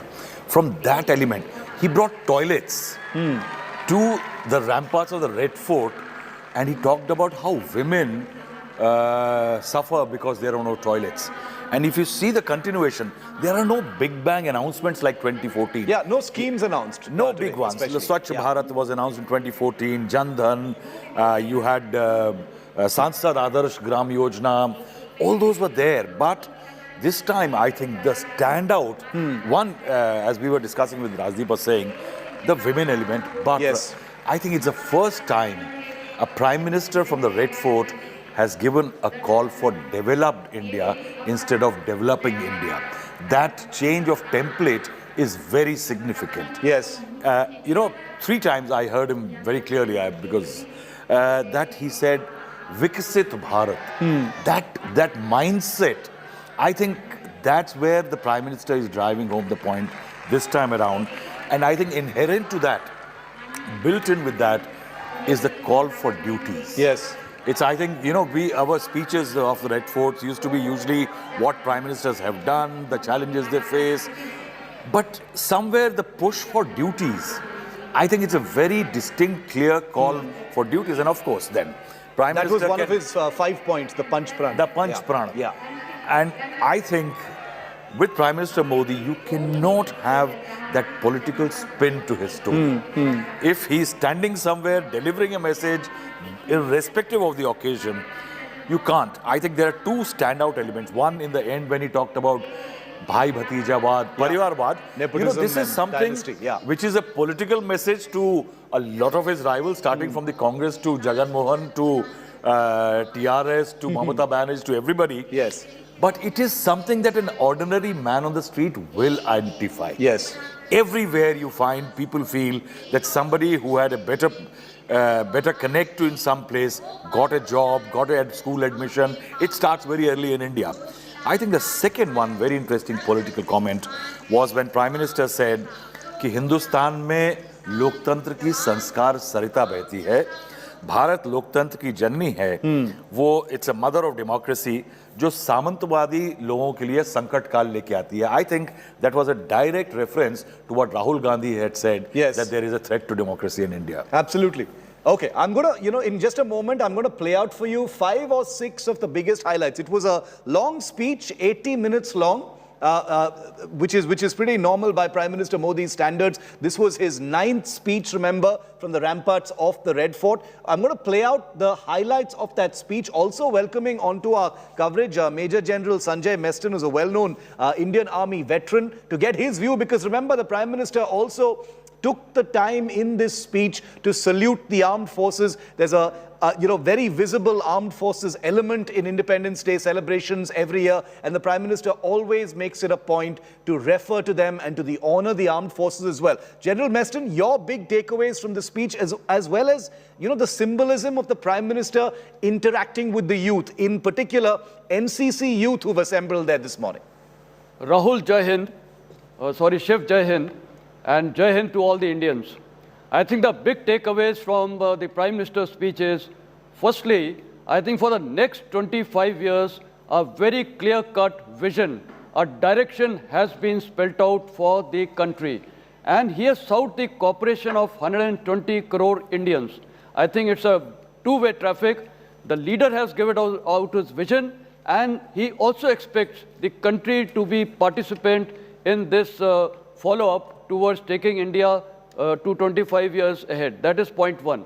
Now, coming on to the interaction with the children, I think as an Indian, I am convinced the future of this country lies in the youth of India. They are the future. And therefore, connecting with them is so essential, because it motivates them. The leader, the top leader of the country, interacting with them, direct conversation with them, telling them to do some Bhangra dance or whatever it is, it motivates the children. It will remain in his psyche forever. They'll remember it always. And therefore, he will become a patriotic Indian, and he will die and do everything for this country, for a developed India. And I think those 5 points what Prime Minister has stated, it is very, very effective. All Indians, if we take away that points, those 5 points, I think India will be, I would say, a superpower in this world. I have no doubts about it. Okay, we have got a lot of potential. The many big takeaways from this speech, and the Prime Minister is a master at that personal touch, and that was very, very visible in everything he did today. He spent about 8 to 9 minutes in total. 8 to 9 minutes in total today with, youngsters, young Indians who had assembled there from different parts of the country. But I'm going to go ahead and say that that's going to be the most memorable part of what happened today. Those images of him with those Bhangra dancers, those images with him, with the Ladakhi performers is going to be what is most memorable and perhaps most meaningful as well going forward. Let's start with some highlights from the Prime Minister's speech. I'm going to start with one of the most evocative things, where he talked about the war on corruption. There were many different takeaways. I'm going to circle through each of them and get some comments from our guest today. The first one, what the Prime Minister said about corruption. Listen into what he said. मैं सबकी चर्चा न करते हुए दो पर जरूर चर्चा करना चाहूं। एक है भ्रष्टाचार, दूसरा है भाई भतीजावाद, परिवारवाद। भारत जैसे लोकतंत्र में जहां लोग गरीबी से जूझ रहे हैं, जब ये दृश्य देखते हैं, एक तरफ वो लोग हैं जिनके पास रहने के लिए जगह नहीं है, दूसरी तरफ वो तरह लोग हैं जिनको अपना चोरी किया हुआ माल रखने के लिए जगह नहीं है। ये स्थिति अच्छी नहीं है, और इसलिए हमें भ्रष्टाचार के खिलाफ पूरी ताकत से लड़ना है। अब भ्रष्टाचार के खिलाफ मैं साफ देख रहा हूं कि हम एक निर्णायक कालखंड में कदम रख रहे हैं। बड़े बड़े चमरबंदी भी बच नहीं पाएंगे। इस मिजाज के साथ भ्रष्टाचार के खिलाफ एक निर्णायक कालखंड में हिंदुस्तान कदम रख रहा है, और मैं लाल किले की प्राचीर से बड़ी जिम्मेवारी के साथ कह रहा हूं। और इसलिए भाइयों बहनों, वो तो बिल्कुल बजा के चले जाते। भ्रष्टाचार दीमक की तरह देश को खोखला कर रहा है। मुझे इसके खिलाफ लड़ाई लड़नी है, लड़ाई को तेज करना है, निर्णायक मोड़ पे लेकर के ही जाना है। तब मेरे 130 करोड़ देशवासी, आप मुझे आशीर्वाद दीजिए, आप मेरा साथ दीजिए। मैं आज आपसे साथ मांगने आया, आपका सहयोग मांगने आया हूं, ताकि मैं इस लड़ाई को लड़ पाऊं, इस लड़ाई को देश जीत पाए और सामान्य नागरिक की जिंदगी भ्रष्टाचार ने तबाह करके रखी हुई है। मैं मेरे इन सामान्य नागरिक की जिंदगी को फिर से शान मान शान के लिए जीने के लिए रास्ता बनाना चाहता हूं। और इसलिए मेरे प्यारे देशवासियों, ये चिंता का विषय है कि आज देश में भ्रष्टाचार के प्रति नफरत तो दिखती है, व्यक्त भी होती है, लेकिन कभी कभी भ्रष्टाचारियों के प्रति उदारता बरती जाती है। किसी भी देश में ये शोभा नहीं देगा। और कई लोग तो इतनी बेशर्मी तक चले जाते हैं कि कोर्ट में सजा हो चुकी हो, भ्रष्टाचारी सिद्ध हो चुका हो, जेल जाना तय हो चुका हो, जेल गुजार रहे हो, उसके बावजूद भी उनका महिमा मंडन करने में लगे रहते हैं, उनकी शान शौकत में लगे रहते हैं, उनकी प्रतिष्ठा बनाने में लगे रहते हैं। अगर जब तक समाज में गंदगी के प्रति नफरत नहीं होती है, स्वच्छता की चेतना जगती नहीं है। जब तक भ्रष्टाचार और भ्रष्टाचारी के प्रति नफरत का भाव पैदा नहीं होता है, सामाजिक रूप से उसको नीचा देखने के लिए मजबूर नहीं करते, तब तक एक मानसिकता खत्म होने वाली नहीं। और इसलिए भ्रष्टाचार के प्रति भी और भ्रष्टाचारियों के प्रति भी हमें बहुत जागरूक होने की जरूरत है। And towards the latter part of the Prime Minister's speech, there was a political turn where he launched an attack on Parivarvad. Take a look at what the Prime Minister said, because this particular bite, I'm going to go ahead and guess, is probably going to be shared the most today. Take a look at what he said about Parivarvad, the political element in his speech today.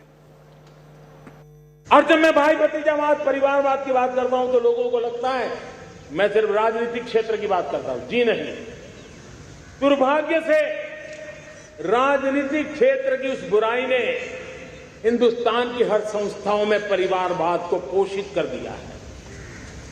परिवारवाद हमारी अनेक संस्थाओं को अपने में लपेटे हुए है और इसके कारण मेरे देश की टैलेंट को नुकसान होता है, मेरे देश के सामर्थ्य को नुकसान होता है। जिनके पास अवसर की संभावनाएं हैं वो परिवारवाद, भाई भतीजे के बाद बाहर रह जाता है। भ्रष्टाचार का भी कारण ये भी एक बन जाता है ताकि उसका कोई भाई भतीजे के कार्य आसरा नहीं है तो लगता है चलो भाई कहीं से खरीद करके के जगह बना लो। इस परिवारवाद से, भाई भतीजावाद से हमें हर संस्थाओं में एक नफरत पैदा करनी पड़ी होगी, जागरूकता पैदा करनी होगी, तब हम हमारी संस्थाओं को बचा पाएंगे। संस्थाओं के उज्जवल भविष्य के लिए बहुत आवश्यक है। उसी प्रकार से राजनीति में भी परिवारवाद ने देश के सामर्थ्य को सबसे सारा अध्याय किया है। परिवारवादी राजनीति परिवार की भलाई के लिए होती है, उसको देश की भलाई से कोई लेना देना नहीं होता। और इसलिए लाल किले की प्राचीर से तिरंगे झंडे के आन बान शान के नीचे भारत के संविधान का स्मरण करते हुए मैं देशवासियों को खुले मन से कहना चाहता हूं, आइए हिंदुस्तान के राजनीति के शुद्धिकरण के लिए भी, हिंदुस्तान की सभी संस्थाओं के शुद्धिकरण के लिए भी हमें देश को इस परिवारवादी मानसिकता से मुक्ति दिला करके योग्यता के आधार पर देश को आगे ले जाने की ओर बढ़ना हो। यह अनिवार्यता, वरना हर किसी का मन कुंठित रहता है कि मैं उसके लिए योग्य था, मुझे नहीं मिला क्योंकि मेरा कोई चाचा, मामा, पिता, दादा, दादी, नाना, नानी कोई वहां थे नहीं। ये मनस्थिति किसी भी देश के लिए अच्छी नहीं। मेरे देश के नौजवानों, मैं आपके उज्जवल भविष्य के लिए, आपके सपनों के लिए, मैं भाई भतीजावाद के खिलाफ लड़ाई में आपका साथ का, परिवारवादी राजनीति के खिलाफ लड़ाई में मैं आपका साथ चाहता हूं। ये संवैधानिक जिम्मेवारी मानता हूं मैं, ये लोकतंत्र की जिम्मेवारी मानता हूं मैं, ये लाल किले के प्राचीर से कही गई बात की ताकत में मानता हूं, और इसलिए मैं आज आपका अवसर चाहता हूं। हमने देखा पिछले दिनों खेलों में, ऐसा तो नहीं है कि देश के पास पहले प्रतिभाएं नहीं रही है, ऐसा तो नहीं है कि खेलकूद की दुनिया में हिंदुस्तान के नौजवान हमारे बेटे बेटियां कुछ कर नहीं सकते, लेकिन सिलेक्शन भाई भतीजेबाद की चैनल से गुजरते थे और उसके कारण वो खेल के मैदान तक, उस देश तक तो पहुंच जाते थे। While talking about Parivarvad and seeking India's blessings for this renewed war against corruption, the Prime Minister very evocatively saying some people don't have place to live and some people have run out of space to hide their wealth. Doesn't take any names in particular, but he's clearly talking about several different, politicians and political parties. This is going to be one of the most discussed elements of his speech today. I want to get reactions in on that. Rajdeep, the multiple times he talked about Parivarvad, about, Bhai Bhatijavad, nepotism, favoritism, and seeking that, India's blessings in that war against corruption. What did you think of that, Rajdeep? Absolutely, Shiv. If you look at a continuum of Mr. Modi, from the time he became the prime ministerial candidate in 2013 till today, there have been two USPs of the Prime Minister. One has been his attack on the dynastical culture of Indian politics, and the other has been that I will wage a war against corruption. If you remember in 2014, his first speech at Red Fort, na khaunga na khane dunga. If you remember over the years, the manner in which he has positioned himself as the humble chaiwala's son, taking on, in a way, the namdars of the country, the namdars versus kamdars. In the backdrop of what we've seen in the last month, where the Gandhi family has been brought before the ED and questioned, where you've seen large amounts of money being found in the houses of ministers in Kolkata like Partha Chatterjee. The Prime Minister was signaling, I think, that these remain continuing battles. And it's very interesting, Shiv.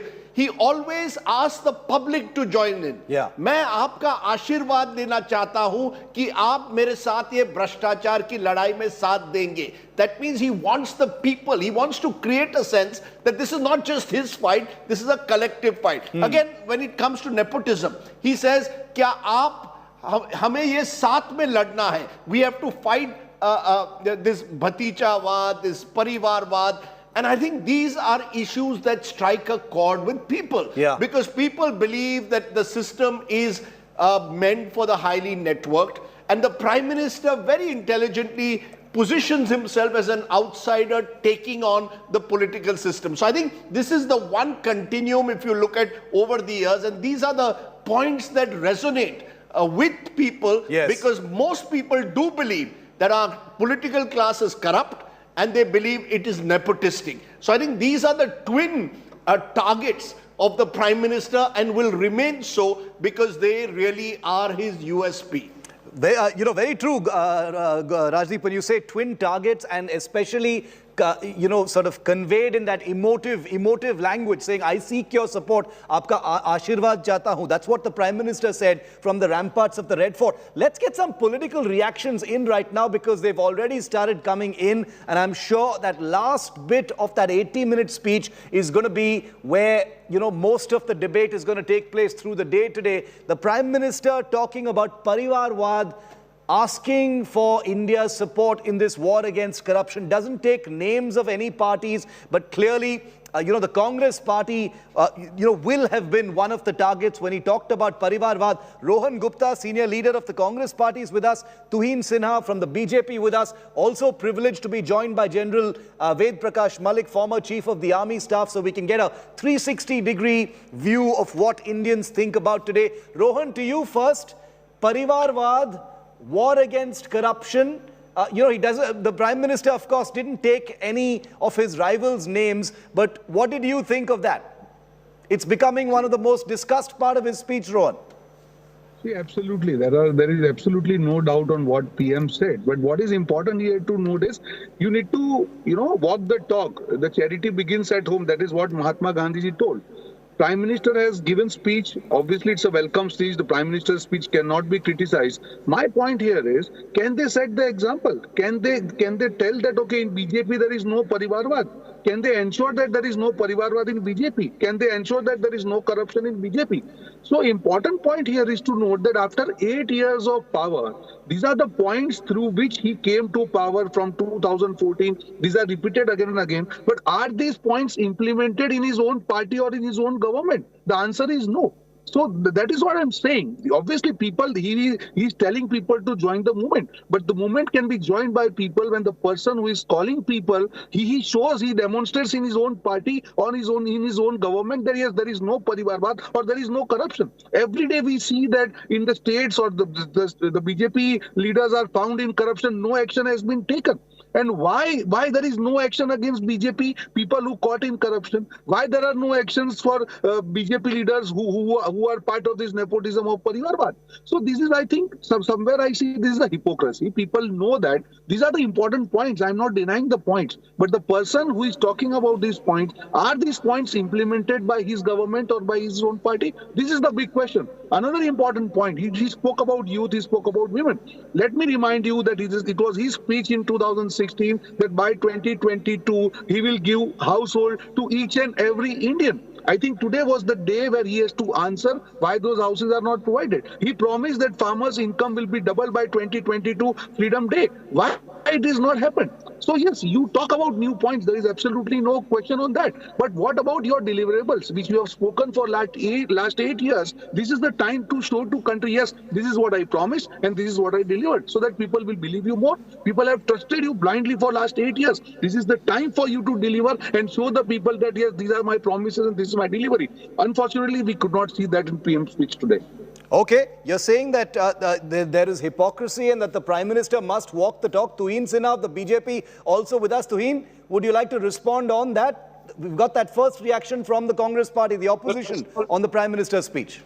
A very happy Independence Day to you, to Rajdeep, and to everybody in the country. I think, I'm fairly surprised, and I congratulate Rohan Gupta for at least accepting today that Parivarvad and corruption are big issues in the Congress, because I heard him out and at no point did he deny that these two are big issues. And this is what happens when the Honorable Prime Minister reiterates these two issues with such unequivocal clarity. I think, to take this a step forward, it was also an indictment of some in the media who never cease to glorify a corrupt, convicted leader like Lalu Yadav. But more importantly, I think today's speech, the Honorable Prime Minister has so eloquently and so effortlessly laid out a roadmap towards India at 100. That should be the highlight of it. Yes, the vices which include corruption and which include Parivarvad, which is largely the domain of India's principal opposition party, the Congress party, have to be removed. But more importantly, the 5 punch fronts have to be the epicenter or have to be the core point of our journey towards a Vishwa Guru. I think that is the biggest takeaway of today's speech of the Honorable Prime Minister. And yes, one small point. The statement which he made, it may seem minor to you, but to inspire social change has been the hallmark of a Prime Minister. And when he says that समाज में एक विकृति आई है और हमें कोई भी ऐसी भाषा या कोई भी ऐसी चीज तो नारी का अपमान करती है उससे मुक्ति पानी होगी, I think that was truly historic. I think if that can come into being, I think India will see a massive social change in our behavior towards women and also a reduction in crime against women. What the Prime Minister said about Nari Ka Apman is going to become one of the big buzzword bits from today's speech, and we will discuss that as well. I'm going to play out what the Prime Minister said in just a moment. But before that, I just want to go across, and I request all my guests to, bear with me because we want to get as many voices as possible. I want to go live to Raj Chengappa, who's at the Lal Killa. Wonderful background, Mr. Chengappa, behind you there. He was there looking really good this morning, Mr. Chengappa, live for the Prime Minister's speech. What was it like being there? Prime Minister Modi in his element, meeting all those youngsters. You saw all of that in the flesh. What was it like? What was the big takeaway for you, sir? Shiv, just to talk about the atmospherics here, when you stand here, you feel like you're in a republic. The guns are booming, the bugles are blowing, the band is playing, the people are clapping, and the atmosphere, just, looking at Red Fort, looking at Lal Killa. Fortunately, the rain didn't come. The weather, God's helped us considerably. It was a magnificent moment. I wouldn't miss it.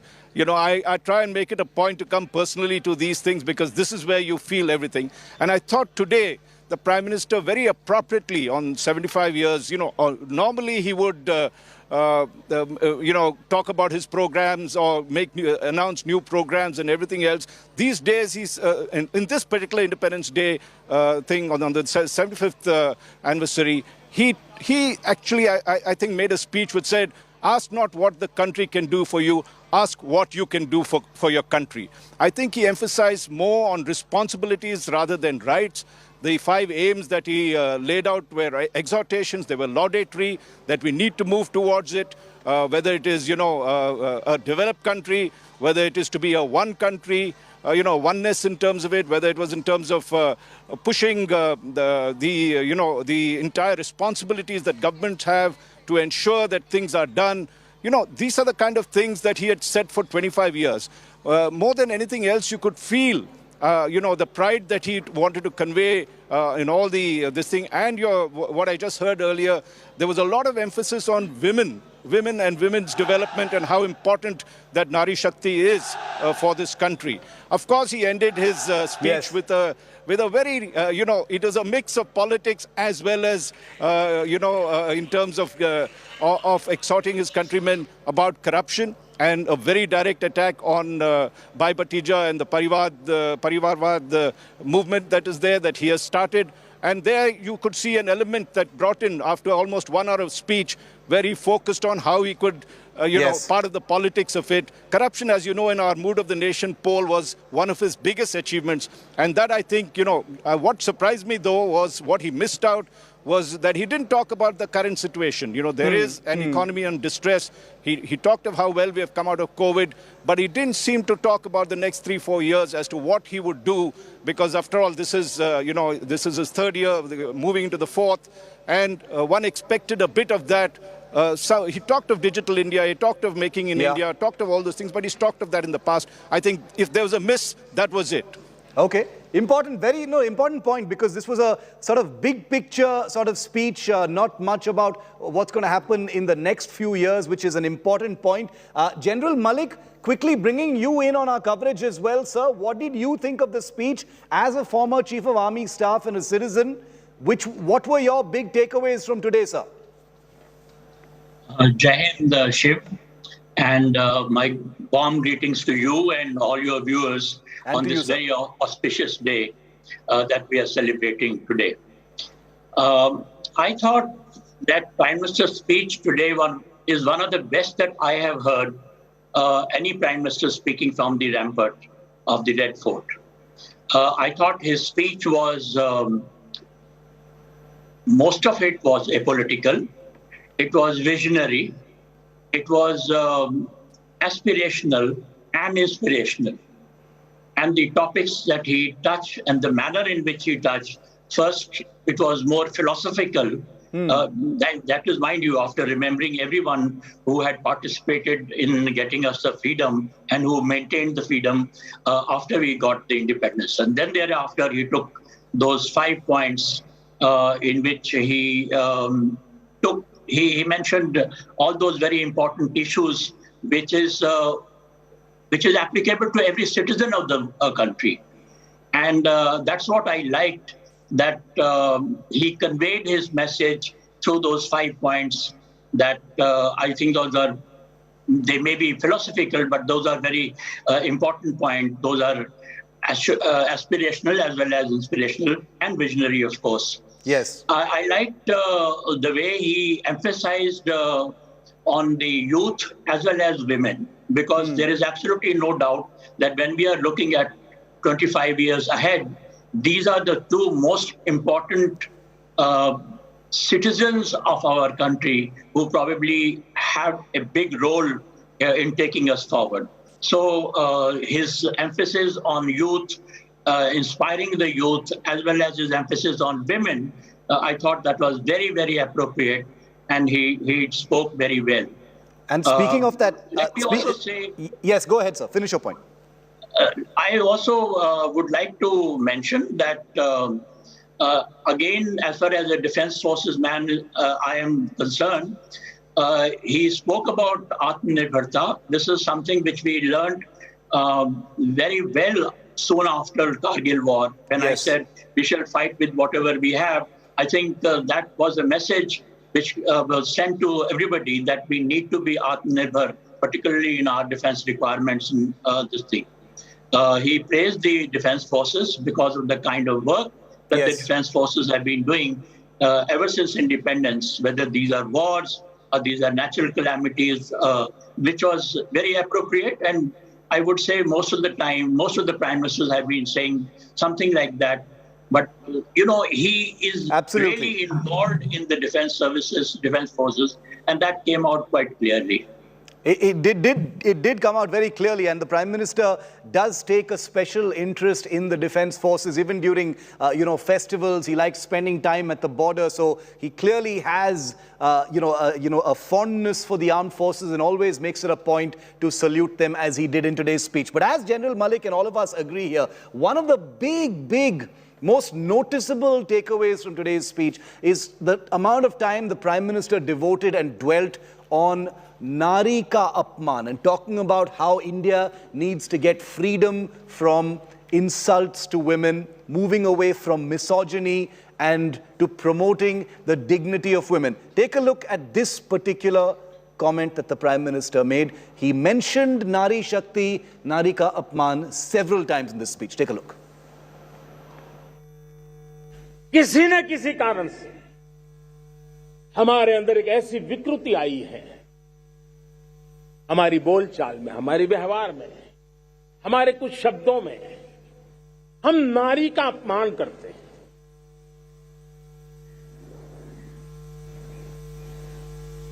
क्या हम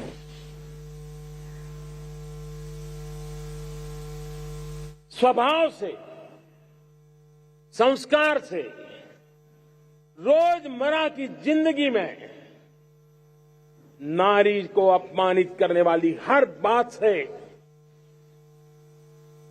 मुक्ति का संकल्प ले सकते हैं?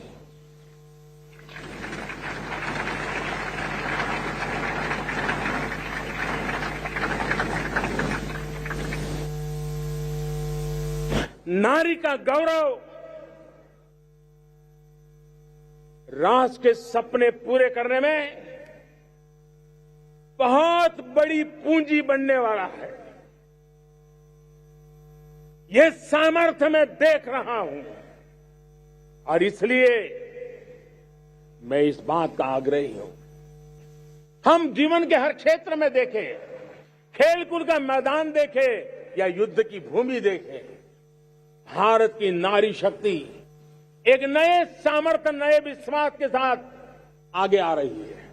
मैं इसको भारत की 75 साल की जो यात्रा में जो योगदान है, उसमें अब कई गुना योगदान आने वाले 25 साल में मैं मेरी नारी शक्ति का देख रहा हूं, मेरी माताओं, बहनों का, मेरी बेटियों का देख रहा हूं। और इसलिए ये सारे हिसाब किताब से ऊपर है, सारे आपके पैरामीटर से अतिरिक्त है। हम इस पर जितना ध्यान देंगे, हम जितने ज्यादा अवसर हमारी बेटियों को देंगे, जितनी सुविधाएं हमारी बेटियों के लिए केंद्रित करेंगे, आप देखना वो हमें बहुत कुछ लौटा करके देगी। You know, one talks quite often about the women's vote in the political sphere and especially during elections. Rajdeep, not in the context of the politics, but what did you make of the Prime Minister, talking about Nari ka Apman, freedom from misogyny? Because it wasn't just a one-off comment. He spent a few minutes talking about that, Rajdeep. Absolutely, Shiv. And again, this is a continuum. If you look at the Prime Minister's speech in 2014, where he had made the distinction about the need to try and to ensure that the boys in the house are educated about the need to respect the woman in society. The Prime Minister has focused on two demographics consistently over the last 8 years, women and youth. These have been his twin targets of his, you can call his politics, but certainly of his reach out. There has been a consistent reach out to women, and there has been a consistent reach out to the youth. Yes. And I think when he speaks of Nari Shakti and Yuva Shakti, he reflects that. And I think importantly, as Raj Chengappa mentioned, I think there is a shift from a focus on a rights-based approach to a duties-based approach. You have certain duties, fundamental duties in society. You cannot have fundamental rights without having fundamental duties. And that's where I think the reach out to women, to the young matter. And once again, he's appealing to the people to be with him in that, in a kind of, he calls it a revolution almost. You know, Shiv, this is Mr. Modi's politics. Yeah. Mr. Modi, when he goes to the ramparts of Red Fort, tries to use the opportunity to create the impression that he's not a leader sitting on a high pedestal out of the public glare. He is someone who's one of the people. That's his style. That's how he's been very effective as a communicator, that we are all in this together. Yeah. You know, that's what makes, in my view, Mr. Modi distinct from particularly his predecessor Manmohan Singh, who would use this occasion to only tell us what the government had done and government programs and the achievements. In the past, at times, Mr. Modi, like in 2016-17, Rohan Gupta did mention, Mr. Modi made various promises. You know, we'll double farmers' income. Yes. Promises that today the opposition could challenge him on. This time he chose to stay away from that, instead focused on the big picture. And in the big picture, Nari Shakti, Yuva Shakti, fundamental duties that you have to build a better future. You know, Jai Kisan, Jai Jawan, yes. Jai Vigyan, and he add Jai Sudan and speaks of digitization. So it's a much more futuristic speech than looking into the past and asking people to sort of provide a report card. This is not today Mr. Modi providing a report card of what his government has achieved, but more looking at the big picture of what can be achieved in the next 25 years. And Nari Shakti is a very important element of pushing India ahead in the Prime Minister's worldview. Absolutely. And I'll go to the politicians in just a moment, because we know that, you know, Nari ka apman, misogyny has been a flashpoint, you know, in the ongoing crossfire between political parties.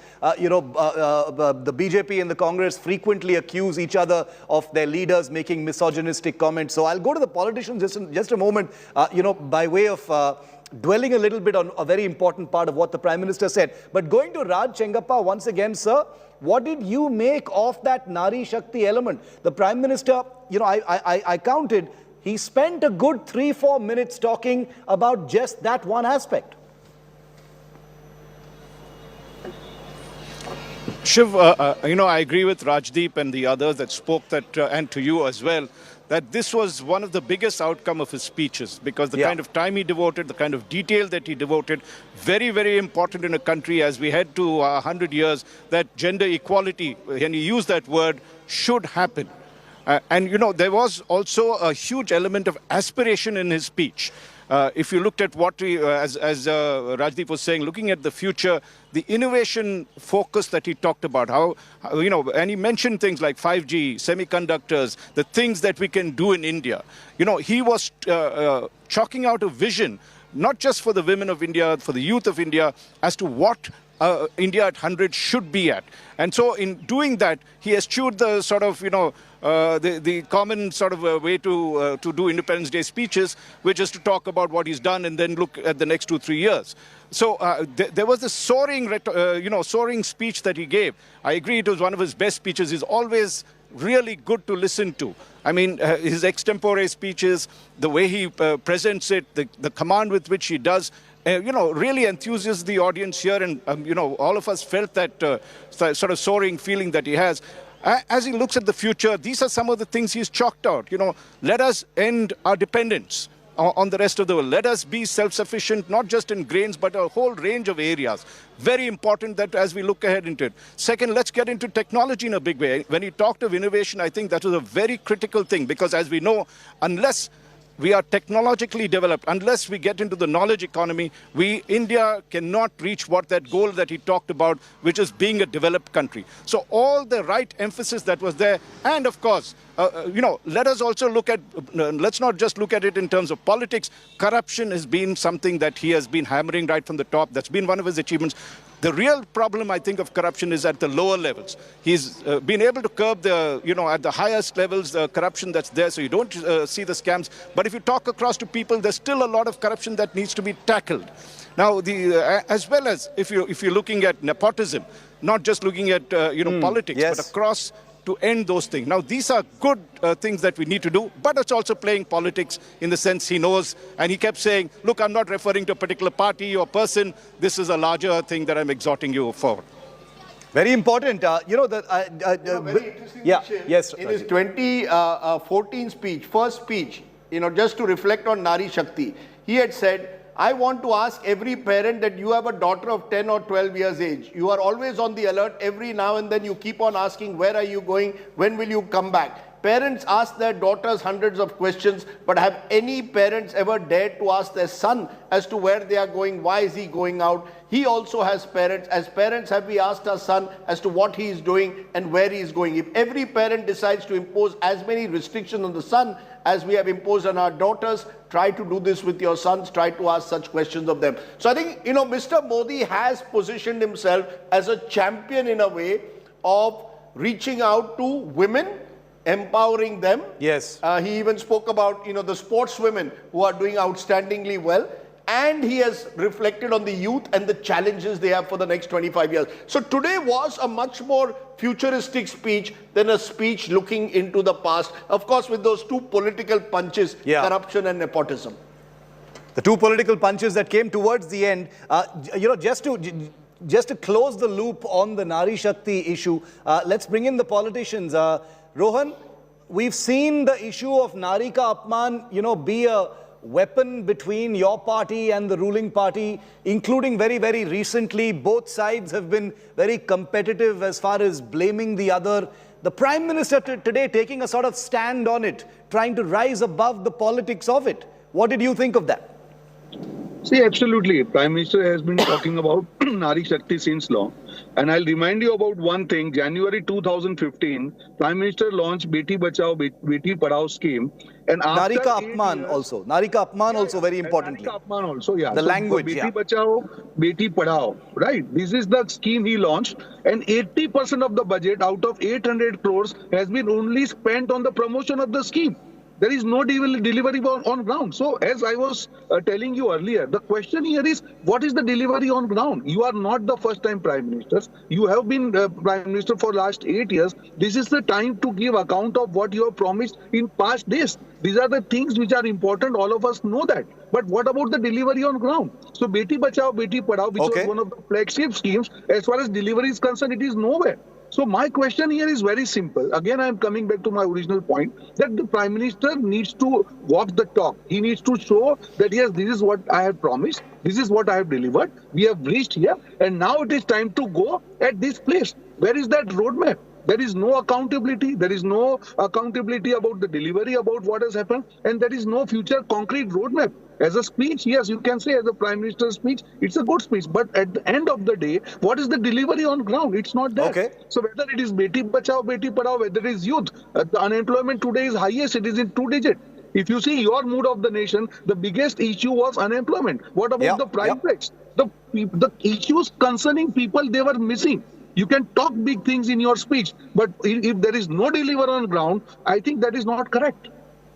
Tuhin, on this, big talking point in the Prime Minister's speech on Nari Shakti, once again, the Congress says you have to walk the talk as far as deliverables are concerned. It's all very well to try and rise above the politics, but Nari Shakti needs deliverables on the ground. Rohan Gupta has given you some figures as well. How would you respond?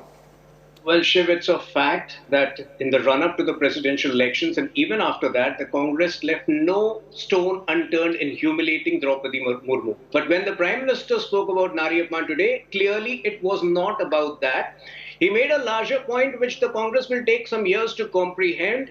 In my opinion, if you look at if you play the video again, if you look at the nuanced communication, he was referring to the normalization of slang in daily usage. You might wonder on a show like rocket boys on Sony Live? Why would you have, all kinds of swear words humiliating women? I think that was the larger point he was trying to make, because the language of a society inspires behavior, the behavior inspires action, and the action eventually inspires the character of a society. So I think he made a much larger point, which the Congress will take some time to comprehend. As far as deliverables are concerned, whether it is Swachh Bharat, whether it is, the Ujjwala scheme, all of those have benefited the women, including the Nal Se Jal Karyakram. So I think the Congress is in an alien world altogether. Okay. Alien world altogether, and I'm guessing that the deliverables and accusations of hypocrisy are going to be part of the debates going forward on this day. But important to look at each of the things that the Prime Minister said today about the India at 100 declaration that the Prime Minister put out today. The Panch Pran, the 5 life forces that the Prime Minister said needs to be the engine of the next 25 years of this country. Listen in and then we'll talk about that.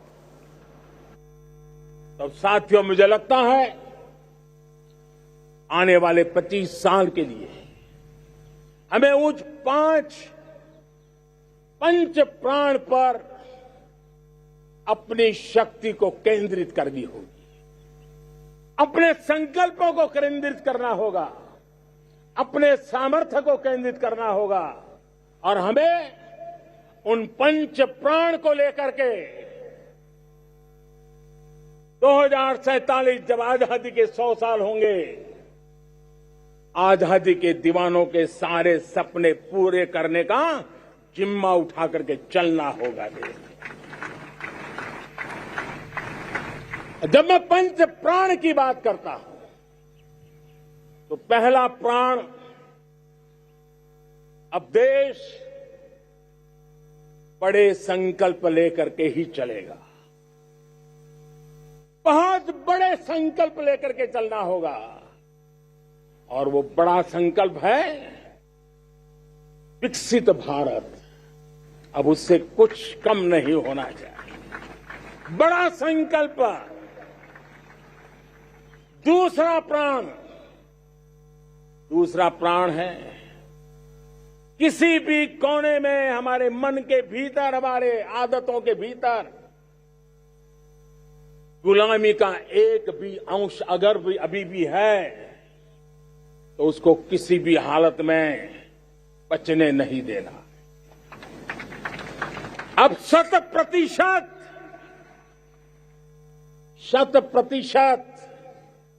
सैकड़ों साल की गुलामी ने जहां हमें जकड़ कर रखा है, हमारे मनोभाव को बांध करके रखा हुआ है, हमारी सोच में विकृतियां पैदा करके रखी है, हमें गुलामी की छोटी सी छोटी चीज भी कहीं नजर आती है, हमारे भीतर नजर आती है, हमारे आसपास नजर आती है, हमें उससे मुक्ति पानी ही होगी। ये हमारा दूसरी प्राण शक्ति है। तीसरी प्राण शक्ति, हमें हमारी विरासत पर गर्व होना चाहिए, हमारी विरासत के प्रति, क्योंकि यही विरासत है जिसने कभी भारत को स्वर्णिम काल दिया था, और यही विरासत है जो समय को अनुकूल परिवर्तन करने की आदत रखती है, यही विरासत है जो काल बाह्य छोड़ती रही है, नित्य नूतन स्वीकारती रही है, और इसलिए इस विरासत के प्रति हमें गर्व होना चाहिए। चौथा प्राण, वो भी उतना ही महत्वपूर्ण है, और वो है एकता और एकजुटता। 130 करोड़ देशवासियों में एकता, न कोई अपना न कोई पराया, एकता की ताकत एक भारत श्रेष्ठ भारत के सपनों के लिए हमारा चौथा प्राण है। और पांचवा प्राण है नागरिकों का कर्तव्य। नागरिकों का कर्तव्य जिसमें प्रधानमंत्री भी बाहर नहीं होता है, मुख्यमंत्री भी बाहर नहीं होता है, वो भी नागरिक है। नागरिकों का कर्तव्य, ये हमारे आने वाली 25 साल के सपनों को पूरा करने के लिए एक बहुत बड़ी प्राण शक्ति है। Our special coverage of India's 76th Independence Day continues. All our guests continue to stay with us. I want to quickly remind all of our viewers tuning in from across India and across the world of the headlines this Monday morning. Prime Minister's big corruption attack during Independence Day speech claims corruption is eating India like termites, says will not let corruption thrive, seeks India's support in a renewed war on corruption. भ्रष्टाचार और भ्रष्टाचारी के प्रति नफरत का भाव पैदा नहीं होता है, सामाजिक रूप से उसको नीचा देखने के लिए मजबूर नहीं करते, तब तक एक मानसिकता खत्म होने वाली है। The next big takeaway from the speech, the Prime Minister's big Nari Shakti pitch cautions against insulting women, calls for freedom from misogyny, says Betis make us proud, claims gender equality of utmost importance. Prime Minister declares war on corruption and Parivarvad. Dynasts, claims dynasties have created hurdles for India, says India needs freedom from the dynasty mindset. Meanwhile, tricolour hoisted at the controversial Eidgah ground in Hubli, Karnataka on orders of the Revenue Department with high security around the ground.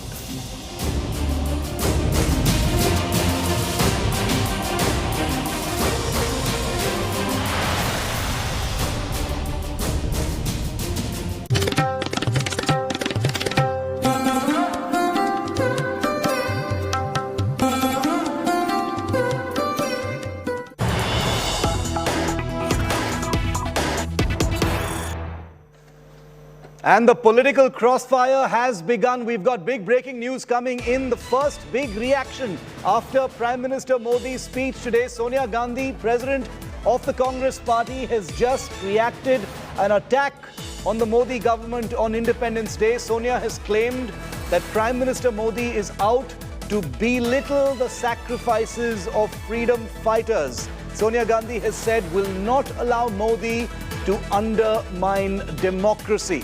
So a big attack from Sonia Gandhi on Prime Minister Modi. She's accused the government of attempting to belittle those who've sacrificed their lives in the interests of the freedom of this country. Remember, all of this comes in the wake of Nehru being left out of certain government advertisements, Savarkar being included in them.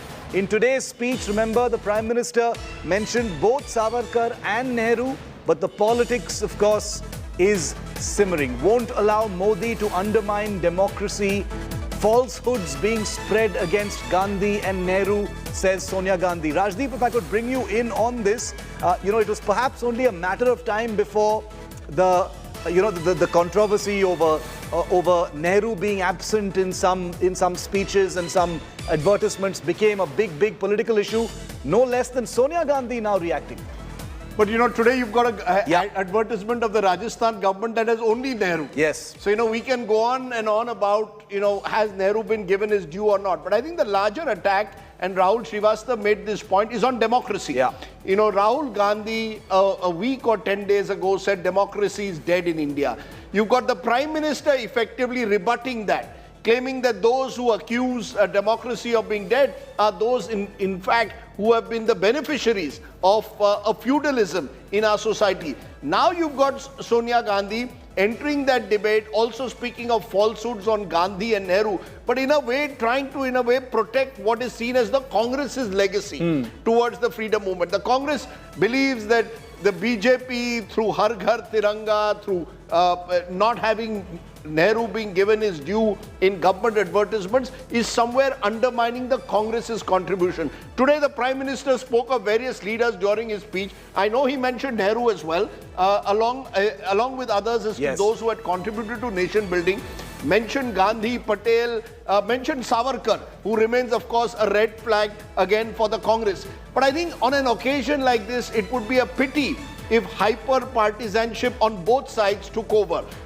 This is actually an occasion to unite. The Prime Minister spoke of unity in diversity, which is actually Jawaharlal Nehru's original slogan. So it's not as if Indian politics can disregard Nehru's contribution. From Nehru ji to Modi ji, India is a continuum. And it would be, I wish our politicians would be able to appreciate that. But the problem, Shiv, is our politics has become so hyper-polarized that the moment the Prime Minister says something on Parivarvad, for example, expect an immediate reaction from the Congress that he's undermining in some way the contribution of the Congress, that he is anti-democratic. So I think what you've just seen from Sonia Gandhi is a reflection of a hyper-polarized, hyper-partisan politics and a fallout of what we saw in this parliament session, where a similar targeting was made by both sides on each other. Rahul, bringing you in on this as well, what do you think of Sonia's attack on the government and Prime Minister Modi talking about undermining Gandhi and Nehru?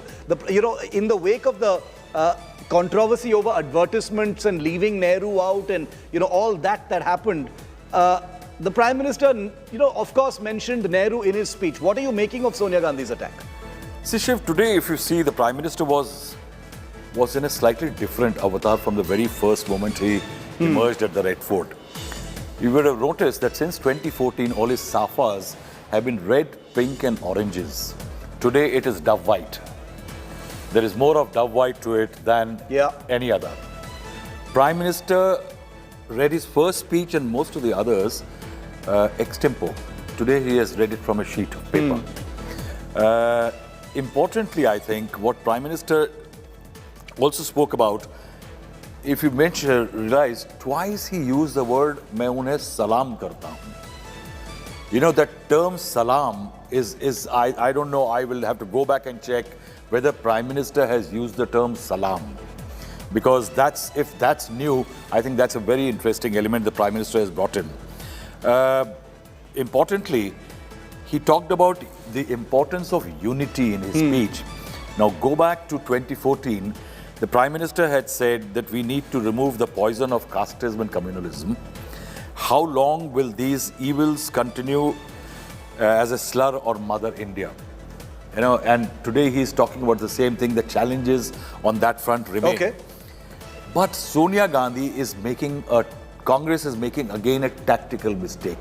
Because the moment Congress stands up and says that the founding fathers of this nation like Nehru have been ignored, she actually admits that Parivarvad element, who the Congress is fighting for. They're kind of underlining what the Prime Minister is saying. She's virtually underlining. I think that's where lies the trap. You see, today what Prime Minister did in his Parivarvad element, it needs to be discussed really threadbare.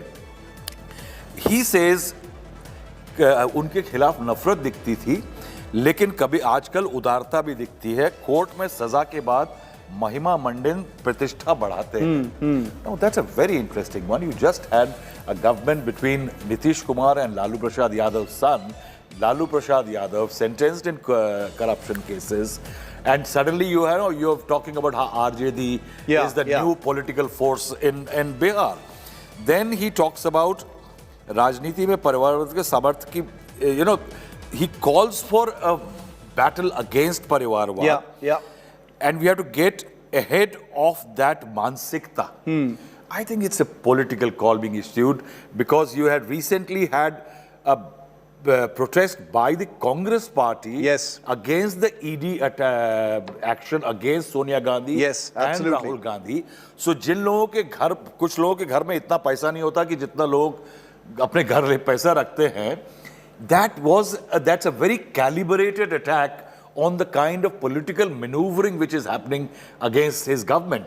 So he has now taken, if he was under attack from the Lalu Prasad Yadavs or from the opposition or from the Congress party, he has taken this battle to the public now. Yeah, then, okay, now you defend me. Am I right in doing this? Am I wrong in it? And even in that, Rahul, he kind of appended what he was saying by saying, I seek your support in, changing this mansikta and this mindset. I want to go to Raj also because he's in the sun and I know it's very humid outside.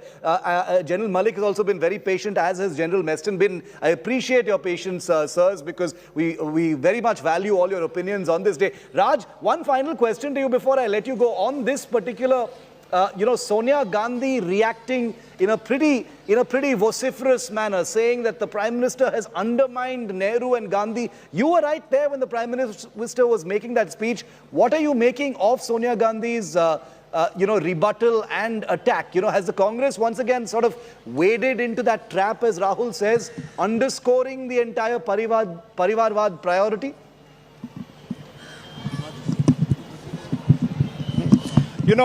Shiv, while I was listening to the speech, of course, he did emphasize all the leaders, but, you cannot deny whatever they might do, right? The fact that Prime Minister Nehru and his contribution to the freedom movement, you just cannot deny that. Yeah, okay?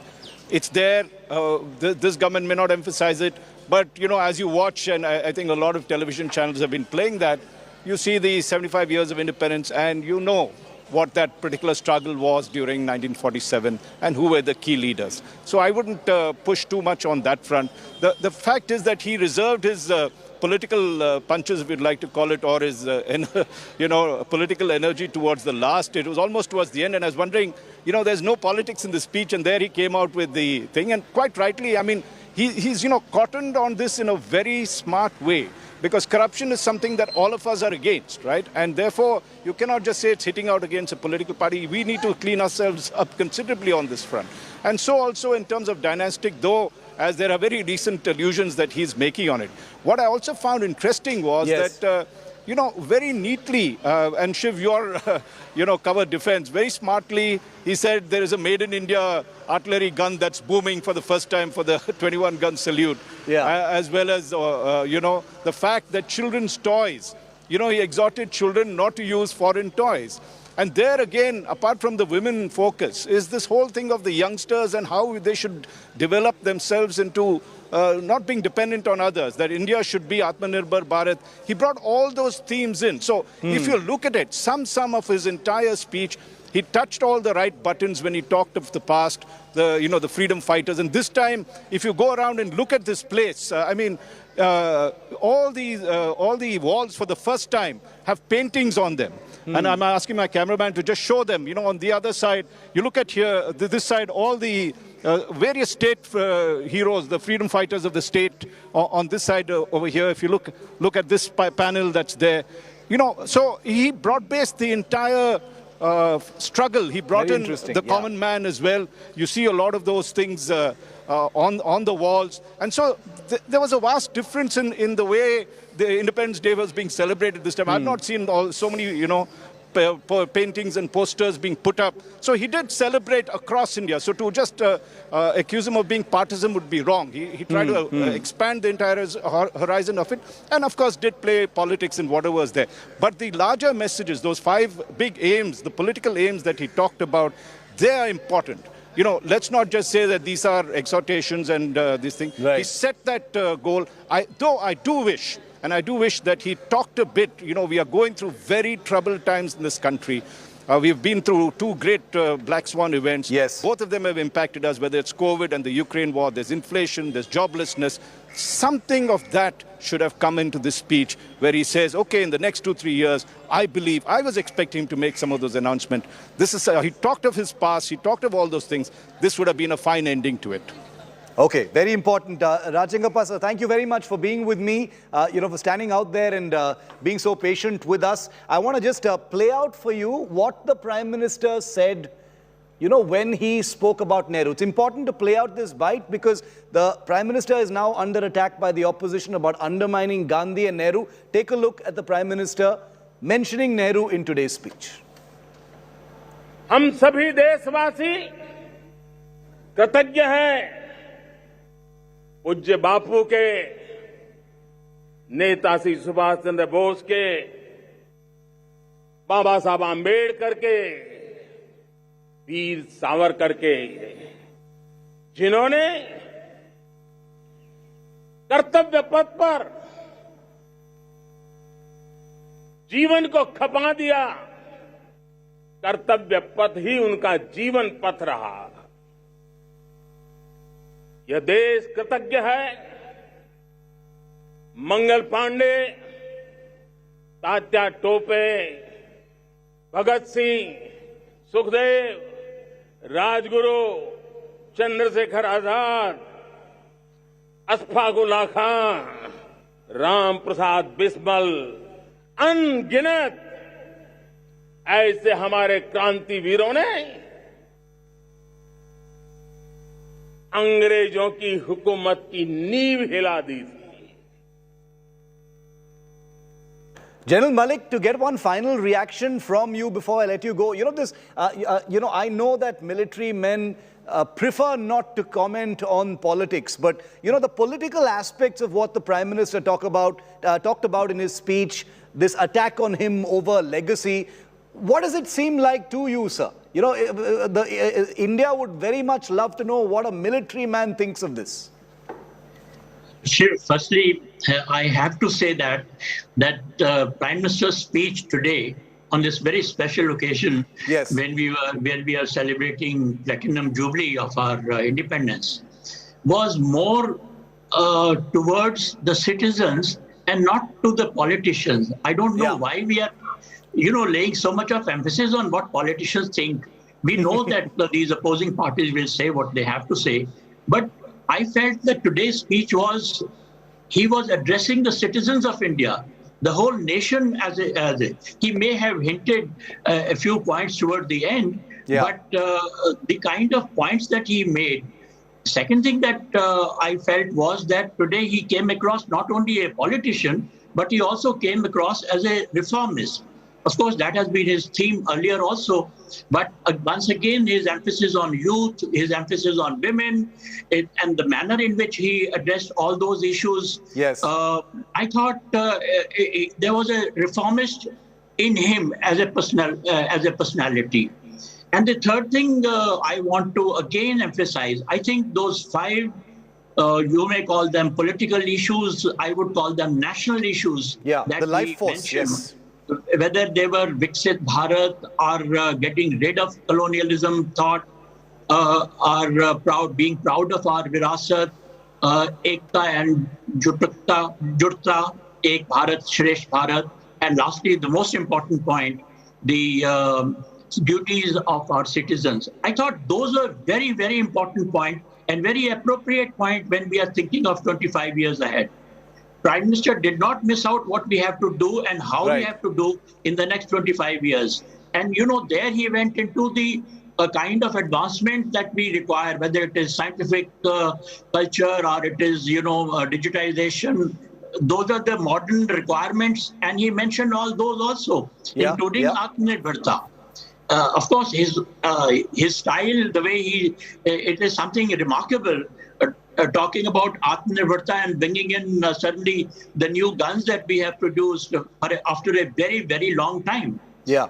The artillery guns. Important, I thought let us emphasize on his address towards the citizen, the kind of topics that he has raised and the manner in which he has raised, those are more important than getting involved in this political tutu. I agree. I agree with you. Always say they will always sort of oppose each other, and I think we have got used to it. In fact, we have got tired of it also, frankly. I hear you, sir. I hear you and I empathize with your view on that. The point is, since we are a democracy, the Congress is the biggest opposition party. One cannot ignore what someone like a Sonia Gandhi is saying, especially since it's her first comment after the speech by the Prime Minister. General Meston, you wanted to weigh in on that? Legacy wars becoming the first thing that the opposition has reacted to after this speech. Shiv, my take on this is as follows. Firstly, when we achieved independence, at what cost? We have to learn after 75 years at what was the cost we paid. Yeah, well said, and the cost was paid that we suffered so many human lives, but the biggest problem was that the British Raj, they just focused on democracy, but foundation of democracy was communalism. That was the entire problem. And therefore, they were sowing the roots of discord between the then Congress party and so-called Muslim League, who had not won a single assembly election. And why I know this is because when I was in Afghanistan, I picked up a book which is banned in Pakistan, written by Wali Khan, Facts are Facts, which states very clearly the research has been done of 1922 to 1942 of original documents which have been declassified by UK, placed at the London India Office Library. Interesting. And, you know, when I read that, I could see this was their entire, they wanted to preserve their British Empire at the cost of dividing the Indians. And therefore, that teaches us today, and this is what exactly Prime Minister has highlighted, that the future of India lies in unity and integrity, which is the responsibility of all leaders and every citizen. And therefore, that should be the focus. Past is past. We have to learn from that and not repeat the same mistakes of this communalism, of this hatred, of corruption, and all these kind of things. So my take as a military man is, India needs to be united as one. And this is what Pakistan is also trying today, to break India by, playing the so-called religious card. No, absolutely. And also, the Prime Minister used the word gulami multiple times in today's speech. So, in order to break away from that past, one has to break those shackles of gulami as well. There's an irony and a paradox also in that, isn't there, Rajdeep? That's the trap which Rahul Srivastav mentioned that the opposition falls into. You see, Mr. Modi gives the big picture. He's the Prime Minister of the country. He's talking directly to the citizens. And then when you sort of resort to a political attack on him within minutes of his speech, then you are accused of political partisanship. Let's be fair to the Prime Minister. I didn't see in this speech the familiar political partisanship that Mr. Modi in the past has been accused of. If you look at even the range of freedom fighters that he mentioned, I don't think you can really quibble about it. I think this was a speech that was aimed, Shiv, at an aspirational, inspirational India for the next 25 years. Yes. So he wasn't actually weighed down by what was happening in the present as much as looking to the future. He is going to make the odd political jab. He's a politician at the end of the day. But I appreciate what General Malik said. I think this was a speech more directed at citizens than it was at fellow netas. So when the Congress then immediately responds and says democracy is under threat, or says Nehru hasn't been given his due by the Prime Minister, you're falling into precisely the trap that the Prime Minister will use, or the BJP will use against you tomorrow, saying you are a party obsessed with Parivarvad. Yes. I think Jawaharlal Nehru deserves better. He's been a true nation builder. And yes, there have been occasions, Shiv, where I think like the Karnataka government had yesterday, more due could be given to Mr. Nehru. But today, on this occasion, based on the Prime Minister's speech, to suggest that there was a slide to Nehru, I didn't see that in this speech. Because he mentioned Nehru as well. Well, you see, he did. And this is, we are now in 2022. As I said, this was a speech looking less at the past and more at the future. This is not, the Prime Minister was not, he started off by talking of the contribution of people to the building of India, where Nehru, along with several others, was mentioned, rightfully so. But then his primary focus was on how are we going to meet the challenges of the next 25 years. And so I think, therefore, I think the Congress falls into the trap of looking into the past when the Prime Ministers seem to be looking into the future. Shiv, the problem, what I will tell you is, the problem for the Congress is that it has been losing ground because people don't know what the Congress stands for. I think today the Congress is indicating it does not know what it is fighting for.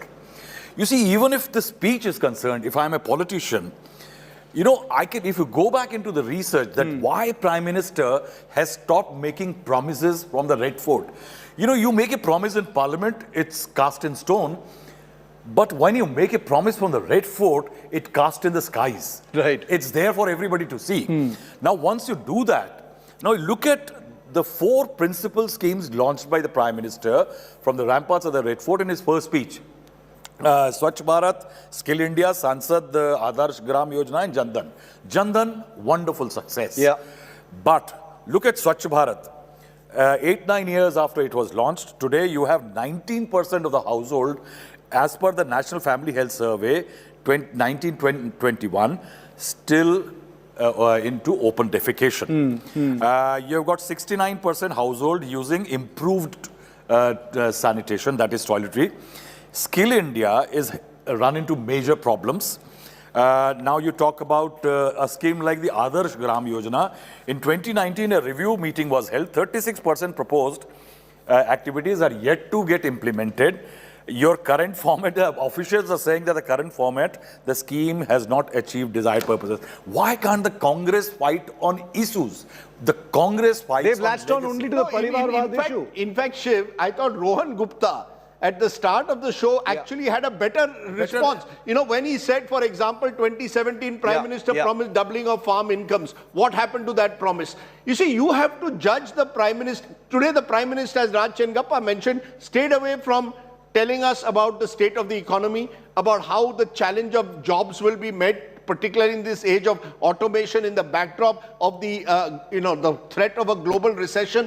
He didn't focus on the glass half empty at all. This was the Prime Minister being inspirational and aspirational, not looking at the darker corners that do exist in our society. Right. That's where the Congress can challenge and question him as the opposition of the country. You made a promise of doubling farm incomes. What happened to that? You made promises on Swachh Bharat. What happened to that? So you can challenge the Prime Minister on promises made from the same ramparts of Red Fort. But when you make the debate about democracy and Nehru, then I think the Congress is falling into the familiar trap of being seen as a party of I think Parivarwad. Sonia Gandhi's voice is going to drown out any, any voice of Rohan Gupta. But very quickly, very quick final comment, Rahul. Now look at what the Prime Minister has done. From the Red Fort, he has talked about Parivarwad. And see what is going to happen in the Congress in the next few days. The Congress has to elect a new president. Now, if it picks Sonia Gandhi or Rahul Gandhi, it will actually be proving what PM said from the Red Fort. It's a huge crisis the Prime Minister has created for the Congress. And he's put that onus completely on them. It's incredible. Do it and die. We're going to dissect every bit of what the Prime Minister said through our coverage today. There will, of course, be politics. General Malik, your point is well taken, sir. The politics is distasteful, but it's in this country. It's what fuels this country, and we must respect that as well. But I'd like to thank all of our guests and for the patience of our guests who are not with us here in the studio. I apologize if I came to you a little late because we had to get everyone's views as well. But I thank you very much. Coming up on the other side of this very short break, the biggest highlights of the Prime Minister's speech. It was 80 minutes long. We've compressed it down to the biggest talking points into about 30 minutes. You're going to see it after this very short break. The Prime Minister's 9th Independence Day speech from Lal Killa. It's India's 76th Independence Day. Thank you for watching. Our special coverage continues on the other side of this break. Stay with us.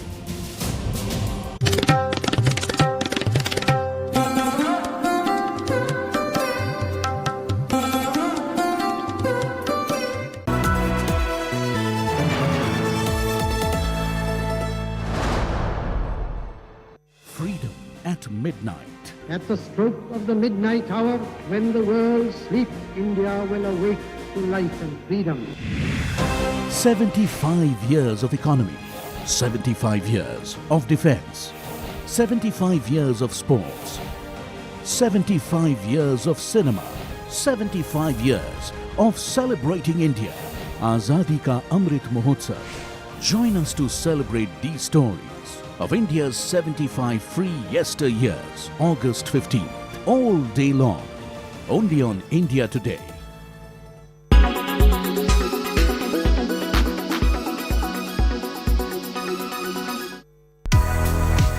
Should you upgrade to 5G? Are you still wondering if you should get a 5G compatible phone? Well, it'd be a future-proof upgrade, especially with what 5G can really offer. 5G is faster, exactly 20 times faster than 4G. Experts are saying now that it's likely to bring a technological revolution. Unlike its predecessor 4G, which used longer airwaves, 5G uses millimeter waves, which makes it much faster. So say goodbye to annoying buffering when watching your videos. Why is 5G so fast? The millimeter waves are short, which means they have limited range and higher penetration. 5G also carries the promise of making latency disappear, which means that there's going to be less delay between sending and receiving information. So downloading heavy file sizes, of course, will take a few seconds. Can 5G make our cities smart? The idea is that 5G can create smart cities with more connected devices. For instance, increased use of connected or autonomous vehicles will impact lifestyle choices. This also begs the question of enormous amount of data it will generate. So, digital security will be an area of concern, of course, especially since 5G network is more difficult to protect than its predecessors. So, are you ready for the next upgrade?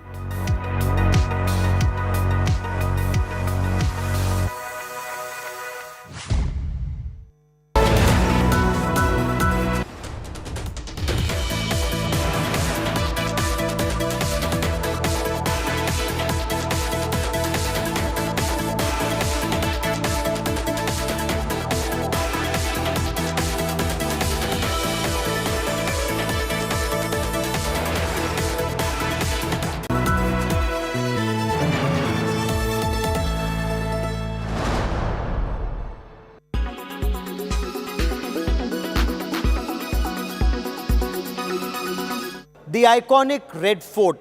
Mughal Emperor Shah Jahan moved his capital from Agra to Delhi and laid the foundation stone of the historic Red Fort in 1638. It took about a decade to build this fort.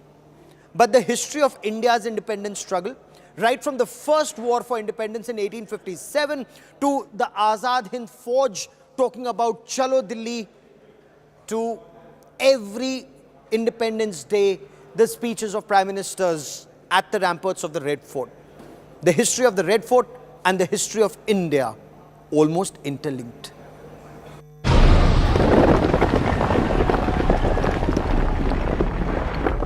The Red Fort of Delhi, witness to the changing fortune of India from the 17th century, is a powerhouse of history of this ancient nation. It's the connecting thread of medieval India to its modern identity in the 21st century. In the 400 years of its existence, it has borne marks of change of empires to the rise of democratic republic of modern India. Back in the 16th century, there was no Red Fort. The Mughals ruled their empire from the Agra fort. Emperor Shah Jahan felt the need to move his power citadel from Agra to Delhi, and the foundation to Red Fort was laid in 1618 AD. Lal Qila एक ऐसी इमारत है कि जिसका concept Shahjahan ने 1640-50 के लगभग दिया था और वो सीट ऑफ रूल है। तो वहीं से मेरे ख़्याल से अंग्रेज़ों को भी वही जगह पसंद आई। अगर शाहजहां को पसंद आई तो उसके बाद जब पंडित जवाहरलाल नेहरू वो जब रूल करने आए तो उनको भी लाल किला बहुत पसंद आया। तो एक इसकी प्रतीकात्मक जो है वैल्यू बन गई है। और यही कारण है कि जो भी प्रधानमंत्री हों, जितने भी हमारे प्रधानमंत्री हैं, वो लाल किले का जो प्रांगण है, सामने चांदनी चौक का एक तारीख़ी बाज़ार है, उसके अलावा फिर वहाँ स्कूल के बच्चे आते हैं, सामने लाल मंदिर है, जामा मस्जिद है, और यानी ये जो चांदनी चौक का जो स्ट्रीट है, विंटेज सेलिंग स्ट्रीट, यहाँ पे 7 बड़े धर्मों के जो है स्थल हैं। तो एक प्रतीकात्मक इसकी वैल्यू बन चुकी है, वो रहेगी।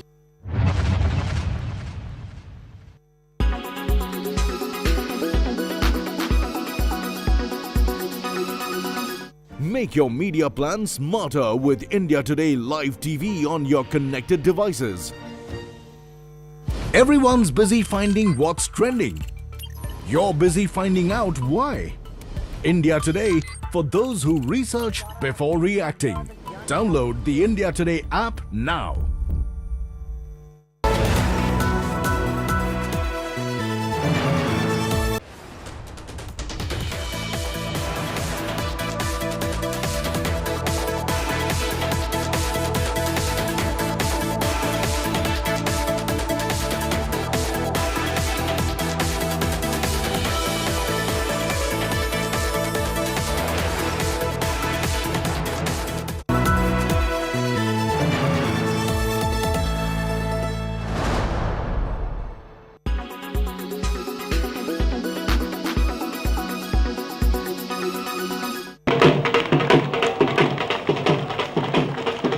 February 1999 saw then Prime Minister Atal Bihari Vajpayee undertake the Lahore bus journey to write a new chapter of peace with Pakistan.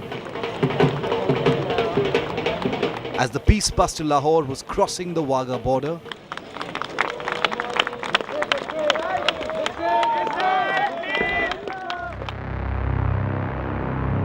Pakistan Army soldiers were crossing over under cover of darkness into India's Kargil sector, Dras, the Batalik Heights in Ladakh.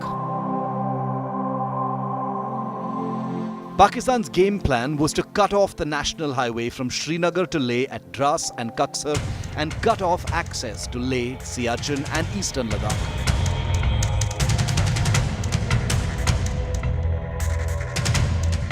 Then Pakistan Army Chief General Pervez Musharraf wanted to avenge Pakistan's defeat at the Siachen Glacier when the Indian Army unfurled the tricolour at the world's highest battlefield, beating back the Pakistan Army's attempts to occupy the Saltoro ridgeline in April 1984. 21,153 foot की हार और -45 और बहुत तूफान। और मैं बोलता हूं कि जब दिल में एक ठानी हो, जहां इस देश के लिए हमने जो किया करना था, वो हमने सोचा कि हम तो इसी कसम खाई है कि हमें कहीं भी भेजा जाएगा, हम जाने के लिए तैयार हैं, मगर देश के ऊपर कोई उंगली उठाएगा तो हम उसको उंगली नहीं उठाने देंगे। Kargil came as a rude shock for India, basking in the diplomatic glory of the Lahore bus journey.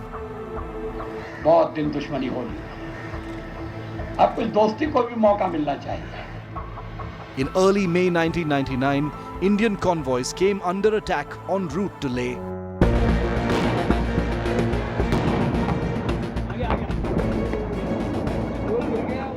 The Kargil ammunition depot went up in flames and summer patrols both in Batalik and Kaksar went missing. India still could not believe Pakistan had stabbed India in the back, blaming terrorists for occupying heights at 18,000 feet in the initial phase of the battle.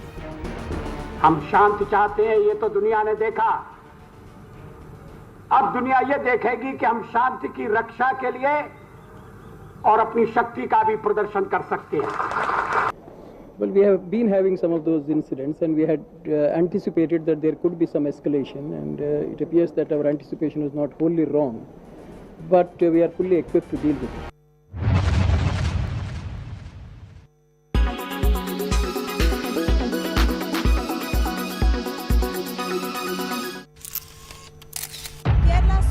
All political parties traveling from different parts. Armed with facts, Looking at political back. she takes the news by its horns. Do you think the future of these students are not hampered?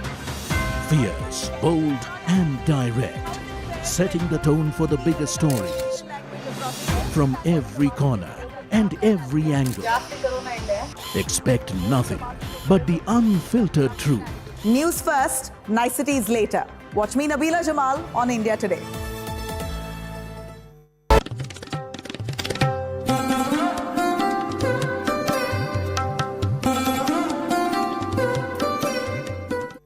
अब भ्रष्टाचार के खिलाफ मैं साफ देख रहा हूं कि हम एक निर्णायक कालखंड में कदम रख रहे हैं। बड़े बड़े चमरबंदी भी बच नहीं पाएंगे।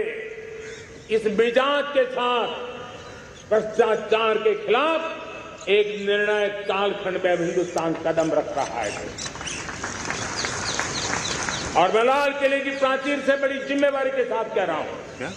और इसलिए भाइयों बहनों, वो तो बिल्कुल बजा के चले जाते। भ्रष्टाचार दीमक की तरह देश को खोखला कर रहा है। मुझे इसके खिलाफ लड़ाई लड़नी है, लड़ाई को तेज करना है, निर्णायक मोड़ पे लेकर के ही जाना है। तब मेरे 130 करोड़ देशवासी, आप मुझे आशीर्वाद दीजिए, आप मेरा साथ दीजिए। मैं आज आपसे साथ मांगने आया, आपका सहयोग मांगने आया हूं, ताकि मैं इस लड़ाई को लड़ पाऊं, इस लड़ाई को देश जीत पाए और सामान्य नागरिक की जिंदगी भ्रष्टाचार ने तबाह करके रखी हुई है। मैं मेरे इन सामान्य नागरिक की जिंदगी को फिर से शान बान शान के लिए जीने के लिए रास्ता बनाना चाहता हूं। और इसलिए मेरे प्यारे देशवासियों, ये चिंता का विषय है कि आज देश में भ्रष्टाचार के प्रति नफरत तो दिखती है, व्यक्त भी होती है, लेकिन कभी कभी भ्रष्टाचारियों के प्रति उदारता बरती जाती है। किसी भी देश में ये शोभा नहीं देगा। और कई लोग तो इतनी बेशर्मी तक चले जाते हैं कि कोर्ट में सजा हो चुकी हो, भ्रष्टाचारी सिद्ध हो चुका हो, जेल जाना तय हो चुका हो, जेल गुजार रहे हो, उसके बावजूद भी उनका महिमा मंडन करने में लगे रहते हैं, उनकी शान शौकत में लगे रहते हैं, उनकी प्रतिष्ठा बनाने में लगे रहते हैं। अगर जब तक समाज में गंदगी के प्रति नफरत नहीं होती है, स्वच्छता की चेतना जगती नहीं है। जब तक भ्रष्टाचार और भ्रष्टाचारी के प्रति नफरत का भाव पैदा नहीं होता है, सामाजिक रूप से उसको नीचा देखने के लिए मजबूर नहीं करते, तब तक एक मानसिकता खत्म होने वाली है।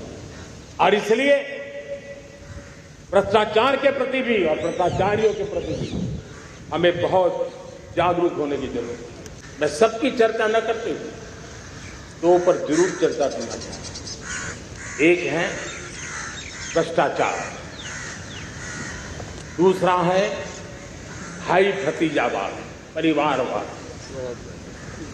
भारत जैसे लोकतंत्र में जहां लोग गरीबी से जूझ रहे हैं,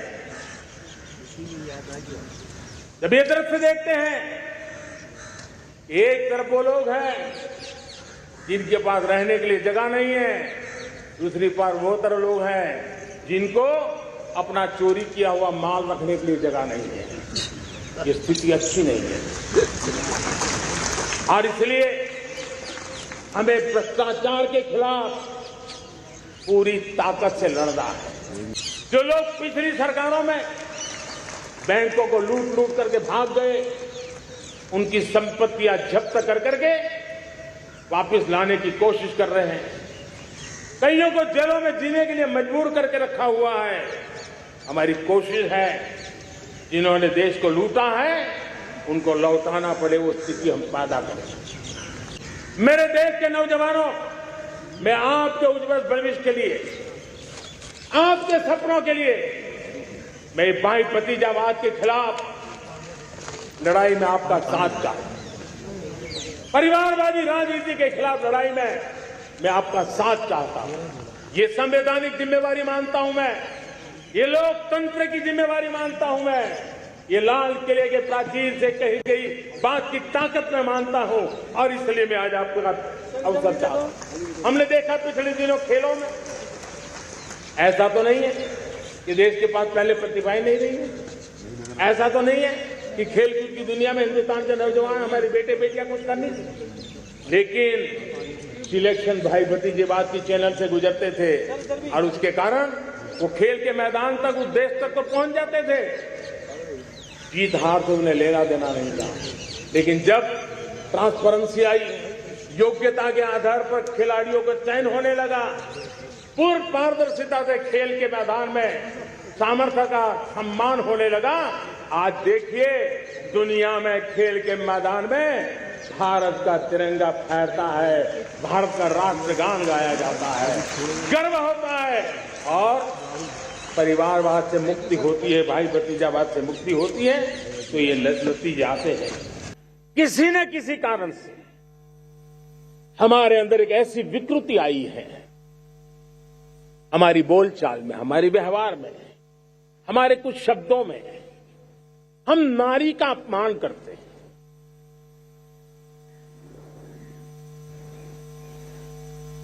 क्या हम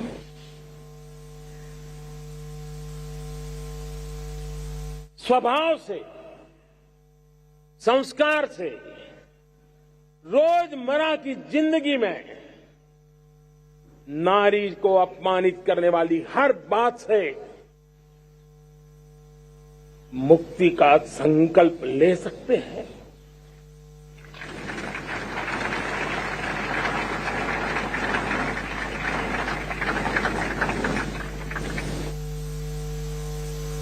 नारी का गौरव राष्ट्र के सपने पूरे करने में बहुत बड़ी पूंजी बनने वाला है। ये सामर्थ्य मैं देख रहा हूं और इसलिए मैं इस बात का आग्रही हूं, हम जीवन के हर क्षेत्र में देखें, खेलकूद का मैदान देखें या युद्ध की भूमि देखें, भारत की नारी शक्ति एक नए सामर्थ्य, नए विश्वास के साथ आगे आ रही है। मैं इसको भारत की 75 साल की जो यात्रा में जो योगदान है, उसमें अब कई गुना योगदान आने वाले 25 साल में मैं मेरी नारी शक्ति का देख रहा हूं, मेरी माताओं बहनों का, मेरी बेटियों का देख रहा हूं। और इसलिए ये सारे हिसाब किताब से ऊपर है, सारे आपके पैरामीटर से अतिरिक्त है। हम इस पर जितना ध्यान देंगे, हम जितने ज्यादा अवसर हमारी बेटियों को देंगे, जितनी सुविधाएं हमारी बेटियों के लिए केंद्रित करेंगे, आप देखना वो हमें बहुत कुछ लौटा करके देगी। इतने बड़े देश को, उसकी विविधता को हमें सेलिब्रेट करना है। इतने पंथ परंपराएं, ये हमारे आन बान शान है। कोई नीचा नहीं, कोई ऊंचा नहीं है, सब बराबर है। कोई मेरा नहीं, कोई पराया नहीं, सब अपने हैं। ये भाव एकता के लिए बहुत जरूरी है। घर में भी एकता की नींव तभी रखी जाती है जब बेटे बेटी एक समान हो। अगर बेटे बेटी एक समान नहीं होंगे तो एकता के मंत्र नहीं गूंज सकते हैं। जेंडर इक्वलिटी हमारी एकता के लिए पहली है। जब हम एकता की बात करते हैं, अगर हमारे एक ही पैरामीटर हो, एक ही मानदंड हो, जिस मानदंड को हम कहें इंडिया फर्स्ट, मैं जो कुछ भी कर रहा हूं, जो भी सोच रहा हूं, जो बोल रहा हूं, इंडिया फर्स्ट के अनुकूल है, एकता का रास्ता खुल जाएगा। दोस्त, हमें एकता से बांधने का वो मंत्र है, हमें इसको पकड़ना है। मुझे पूरा विश्वास है कि हम समाज के अंदर ऊंच नीच के भेदभावों से, मेरे तेरे के भेदभावों से हम सबकी पुजारी बने। श्रमेव जयते कहते हैं हम, श्रमिक का सम्मान, ये हमारा स्वभाव होना चाहिए। 2047 जब आजादी के 100 साल होंगे, आजादी के दीवानों के सारे सपने पूरे करने का जिम्मा उठा करके चलना होगा। और जब मैं पंच प्राण की बात करता हूं, तो पहला प्राण, अब देश बड़े संकल्प लेकर के ही चलेगा। बहुत बड़े संकल्प लेकर के चलना होगा। और वो बड़ा संकल्प है विकसित भारत। अब उससे कुछ कम नहीं होना चाहिए। बड़ा संकल्प। दूसरा प्राण है किसी भी कोने में, हमारे मन के भीतर, हमारे आदतों के भीतर गुलामी का एक भी अंश अगर भी अभी भी है, तो उसको किसी भी हालत में बचने नहीं देना। अब 100%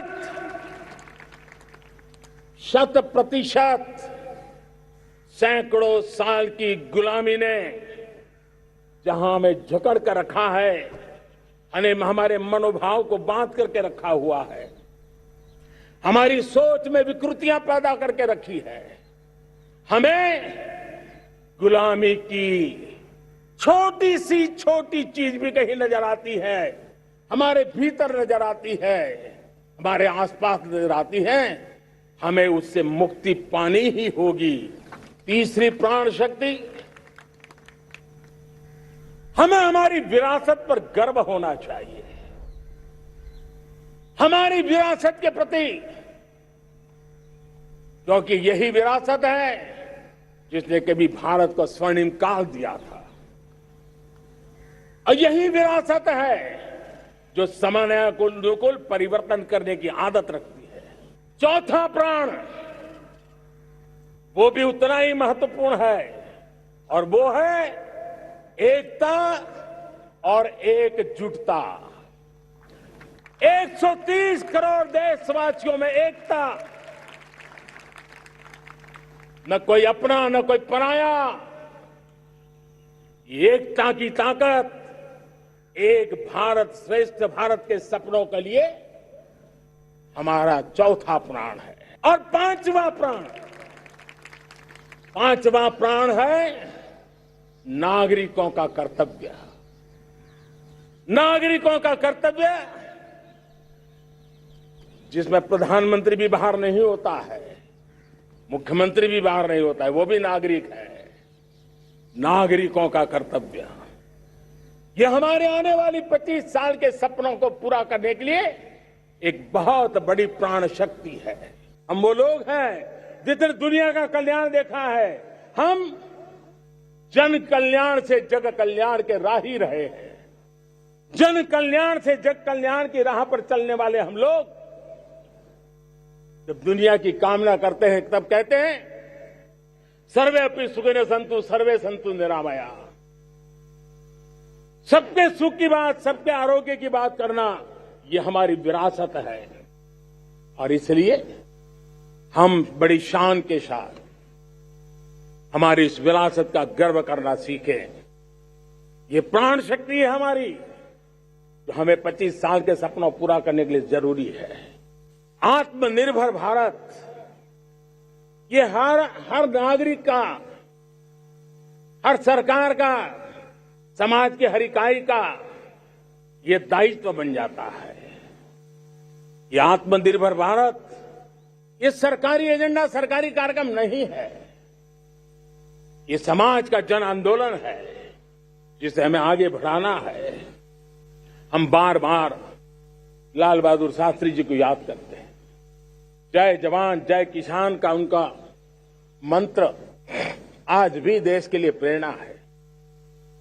बाद में अटल बिहारी वाजपेयी जी ने जय विज्ञान कह करके उसमें एक कड़ी जोड़ दी थी और देश ने उसको प्राथमिकता दी थी।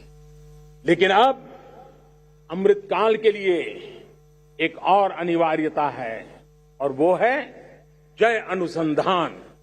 जय जवान जय किसान जय विज्ञान जय अनुसंधान, इनोवेशन। और मुझे मेरे देश की युवा पीढ़ी में भरोसा है, इनोवेशन की ताकत देखिए। आज हमारा यूपीआई, भीम, हमारा डिजिटल पेमेंट, फिनटेक की दुनिया में हमारा स्थान। आज विश्व में रियल टाइम 40% अगर डिजिटल फाइनेंशियल का ट्रांजैक्शन होता है तो मेरे देश में हो रहा है। हिंदुस्तान ने ये करके दिखाया है।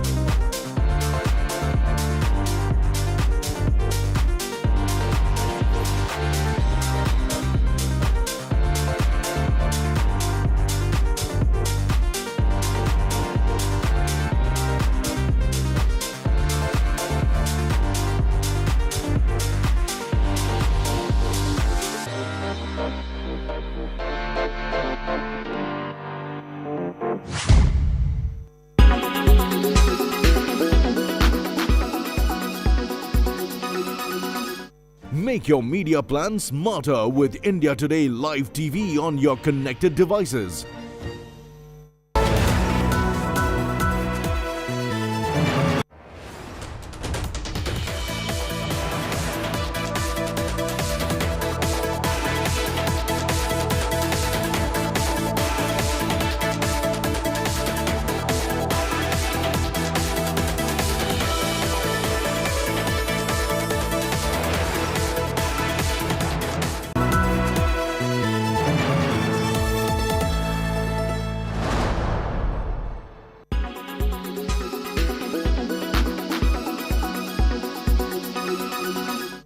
At the stroke of the midnight hour on August 15th, India became independent.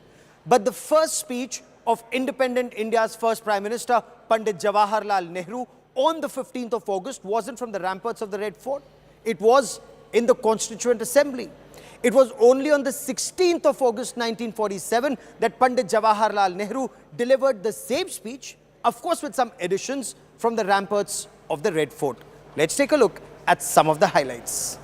एक आजाद मुल्क में कोई बड़े सवाल हल नहीं हो सकते जब तक कि आम जनता का उसमें पूरा हल करने में सहयोग न हो और मदद न हो, क्योंकि पहला फर्ज आपका यह है, हमारा और आपका हर एक का, कि हिंदुस्तान की खिदमत कुछ न कुछ करें.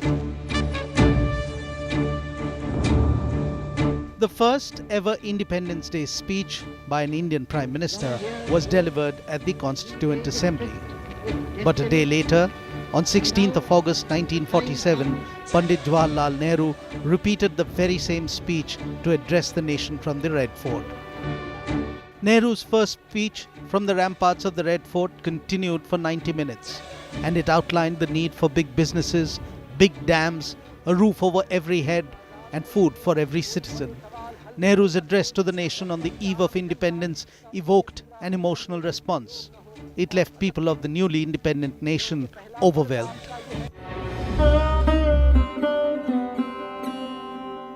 India on 15th of August 1947 was jubilant, but there were also practical challenges to deal with. To realize the aspirations of 30 crore Indians, there was also the open wound of partition that was raw and bleeding. With the departure of the British, India needed a constitution, and the pangs of breaking up into two nations only made things more difficult for the country. But then came the biggest blow of history at this critical moment for India. 30th January 1948, India's first Prime Minister Jawaharlal Nehru encapsulated the sentiments of the nation when he broadcast on All India Radio that a light has gone out of our lives. India lost herself in grief at Mahatma Gandhi's death. It reflected in the speech that Nehru was to give on 15th August 1948.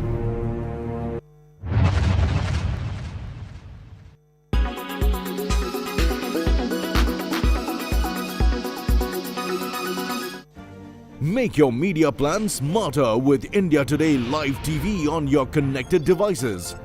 Amplify your brand with 100 million smart internet viewers. To advertise, mail us at sales@aajtak.com. Make your media plan smarter with India Today Live TV on your connected devices.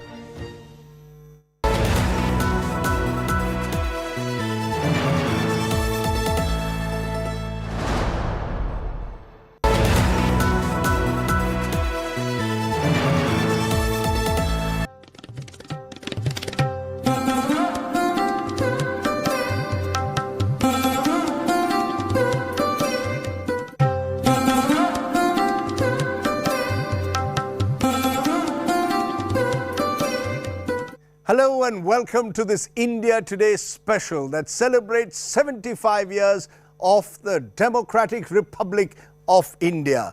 A journey that began at the stroke of the midnight hour on 15th August 1947, when India became independent, but with the painful partition of its territory. It created the base for the building of a modern India, a tough, arduous task, because the next 5 years were tumultuous ones. The assassination of Mahatma Gandhi was a jolt that the young nation was still grappling with. When the attack from Pakistan happened, Kashmir became entangled in disputes that we are yet to resolve. But as a nation, we made bold strides. We adopted a republican constitution that established us as a socialist, secular, democratic republic in 1950 that put the citizen first. 2 years later, we held our first parliamentary election based on the principle of one person, one vote. India Gate, there were loudspeakers all throughout, in the parks and everything. So we were sitting and I was only interested in the ice cream vendor. I kept on looking for the ice cream guy. So I was more busy eating ice cream. But then on the loudspeaker, Jawaharlal Nehru's speech started coming directly broadcast from Parliament. And I still remember at the age of 7 years old, I remember Jawaharlal Nehru ji, our Prime Minister, saying, long years ago, we made a tryst with destiny. And a day comes only once. Long years ago, we made a tryst with destiny. And now the time comes when we shall redeem our pledge. Not wholly or in full measure, but very substantially. The 15th of August, on the one hand, of course, I was proud and delighted that we finally achieved independence. But the situation in Kashmir at that time was very grim. There were already, the raids had begun from Pakistan, and the full-fledged ones would come a little later. But the whole situation was very tense. The mistake also that we made, the Jawaharlal ji made, was to go to the UN under Chapter 6 of the UN Charter, which is these disputes. We should have gone under Chapter 7, which deals with aggression. Because there was aggression, that's one, but we didn't. So the Security Council was loaded against us. And they turned the aggression to Kashmir into an Indo-Pak issue. So we are still living with it. 560 states. So there was an element in every state that they would become independent. And Mountbatten said that from today, if you don't sign it, you are independent. You cannot. No, except half a dozen of them, they couldn't. Some of them was as small as the area of Delhi, or even smaller. So for Patel to have got them to merge with the rest of India was a remarkable thing. And it was done without a single shot being fired.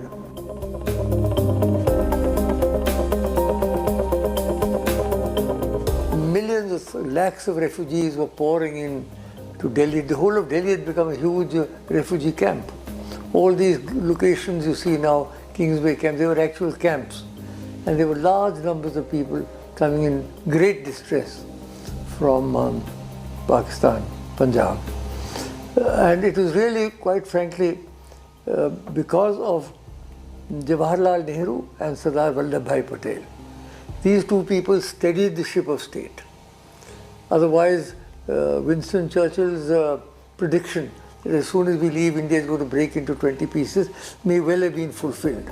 But ye dono khade the, they were there, and they were able to manage the great turmoil and settle things. And Gandhi was against it. But by that time, he was already sidetracked by Nehru and Patel and others. And so on 15th August, he was not here. He was in Calcutta. He was not in Delhi. And also, you see, they didn't anticipate that there would be such an upheaval.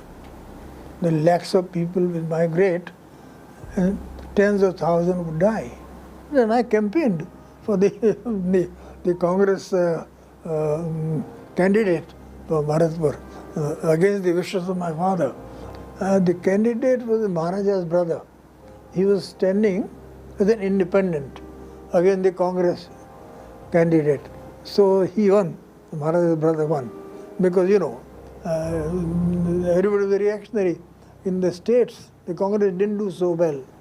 as they did in the rest of India, but they did well enough to get a huge majority.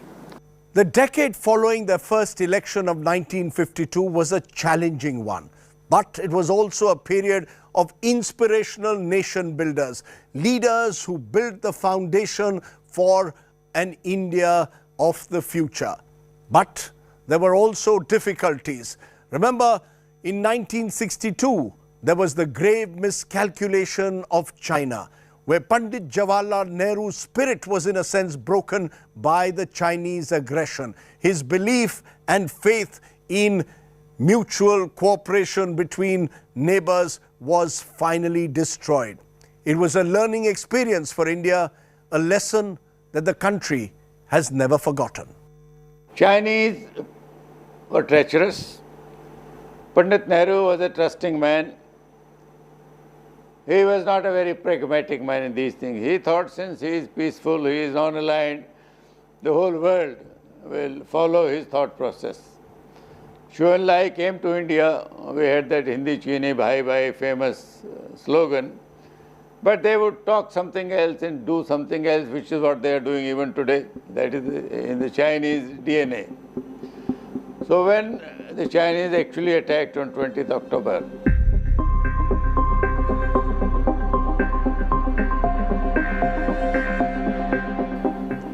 it came as a big surprise to the politicians, to the intelligence community, not so much to the military, because military perhaps had expected it. The feeling was that they're all over.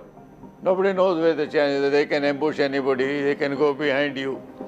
So that caused a bit of a panic. Plus, of course, people were not ready. We didn't have the ammunition, we didn't have the weapons, we didn't have the clothing, we didn't have the equipment to... Soldiers fought very well. Some of the battalions they counted, they knowing fully well that they are fighting against very heavy odds. They carried on. Most of them died because of that. There are examples of a Rajput battalion commanded by Colonel Avasthi, who, knowing fully well that he is surrounded by mountains, he said, let's go. And they went. Most of the company that he was leading were killed. So it was not the soldiers' bravery that in any way was the cause of the defeat. Militarily, we were not prepared. You had Lieutenant General Call, who had never fought a war. He had seen no action. Krishna Menon was Home Minister, who used to keep the generals out saying they're useless people. So for Jawaharlal ji to make Krishna Menon as defense minister was a disaster. Mr. Kaur was the intelligence chief. He had assured Nehru that Chinese will not attack. So we went by that advice against the professional advice of the generals who would have known. That is why ultimately we landed up with humiliation, we landed up with a trauma, a lot of people killed, territory lost, and Chinese added to that humiliation by unilaterally going away after a month. I think 21st November they withdrew after 1 month and 1 day. Nehru had a very sentimental and romantic idea of China historically. He was not able to understand the way the minds of Mao Zedong and Zhou Enlai worked. They had no sentimental attachment to India. Their attachments are purely practical. Nehru was a broken man. He survived only 18 months after that. He died in May 1964. And he wasn't the same man as he used to be in the parliament. He felt stabbed in the back. You see, he is a man of world stature. He was the originator of the non-aligned movement. World knew Nehru. He was a world statesman. But after that jolt, I think his image suffered, or at least he thought it had suffered. Defense Minister who let him down was removed, but then he was moved as High Commissioner to UK. The chief was removed, but he was also sent as ambassador to Afghanistan, because it wasn't his fault. Any other chief would have met the same fate. If you don't listen to the professional's advice, then you are likely to cut a sorry figure. That also goes to the future war. There are few years in India's post-independence history that remain etched on the minds of millions of Indians quite like 1971. It was a year like no other. A year which saw Indira Gandhi, the daughter of Jawaharlal, really assert her political supremacy. First with a big election victory riding on the slogan of Garibi Hatao. And then the 1971 war with Pakistan that resulted in the liberation and the formation of a new country of Bangladesh. 1971 will be a year that will be remembered for very long. I was in Mrs. Gandhi's cabinet for 10 years, from 1967 to 1977. You see, Indira Gandhi had this Garibi Hatao program, in which there were a number of elements.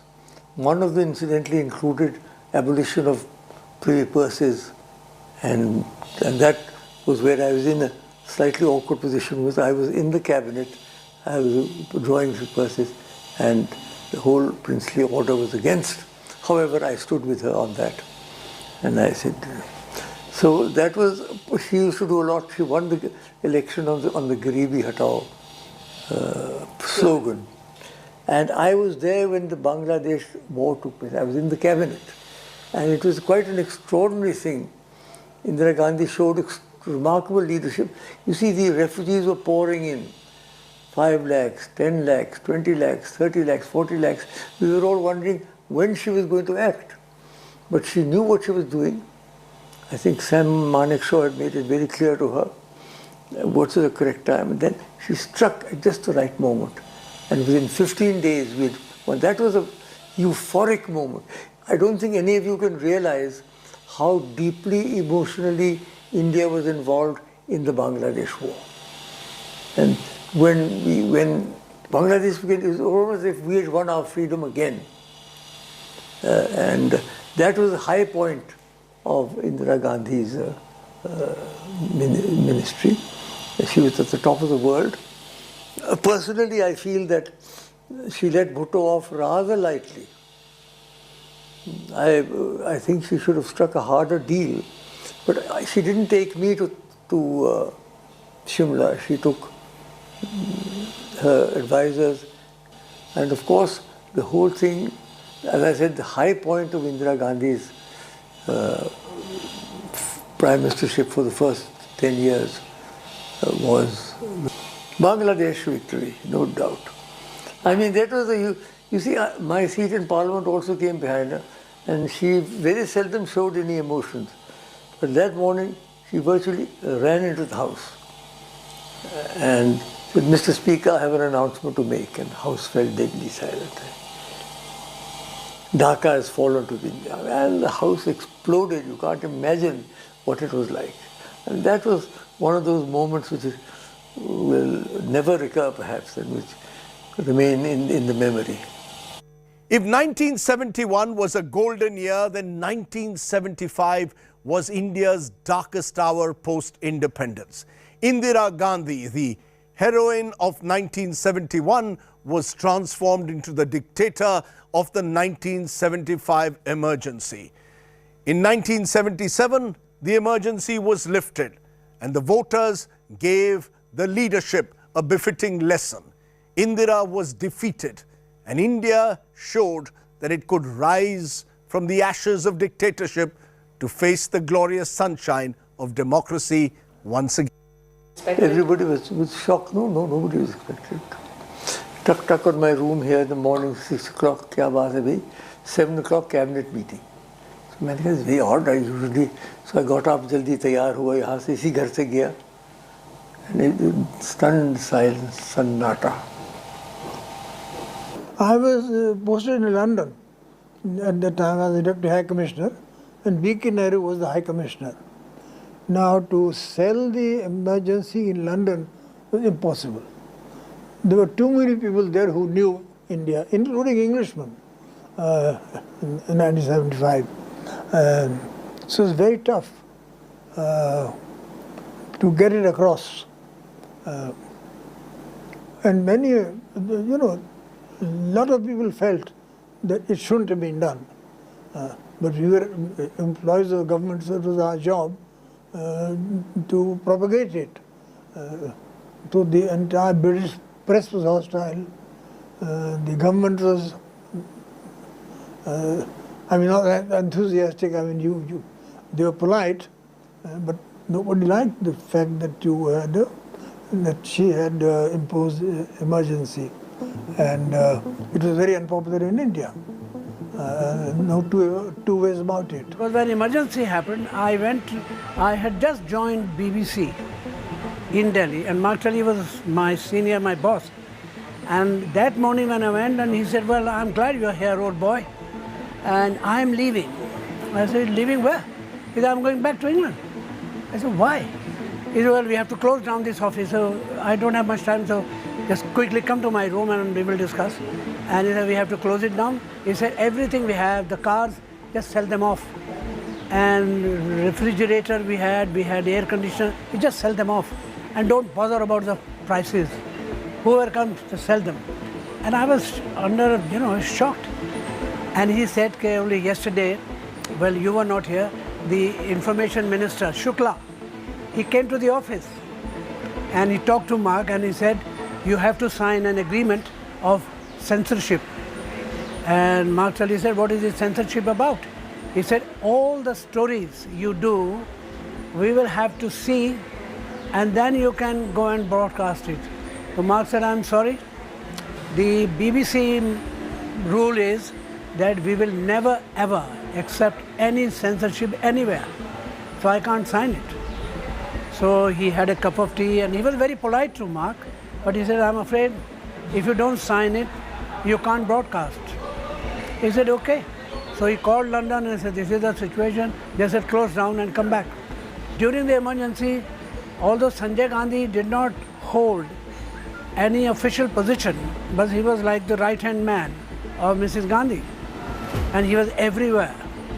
And his wife, she is now Menaka, she is now in BJP, and she was always with Sanjay, everywhere. So there was one hearing going on in Tees Hazari. So out of curiosity, I went there to see what this is all about. So there was this case against Sanjay Gandhi about people being evicted from Old Delhi. So there is an area called Teliyon Ka Phatak in Turkman Gate. So lots of Muslims were evicted from there and they were transported to Jamna Par in a colony there. So there was a huge protest, there was newspapers, items there and all that. So he was summoned by a judge in Tees Hazari. And it was amazing. I wish I could make a film of it. Sanjay and Menaka has no respect for the judge who was sitting there. In fact, the judge was very nervous and was calling Sanjay Gandhi sir.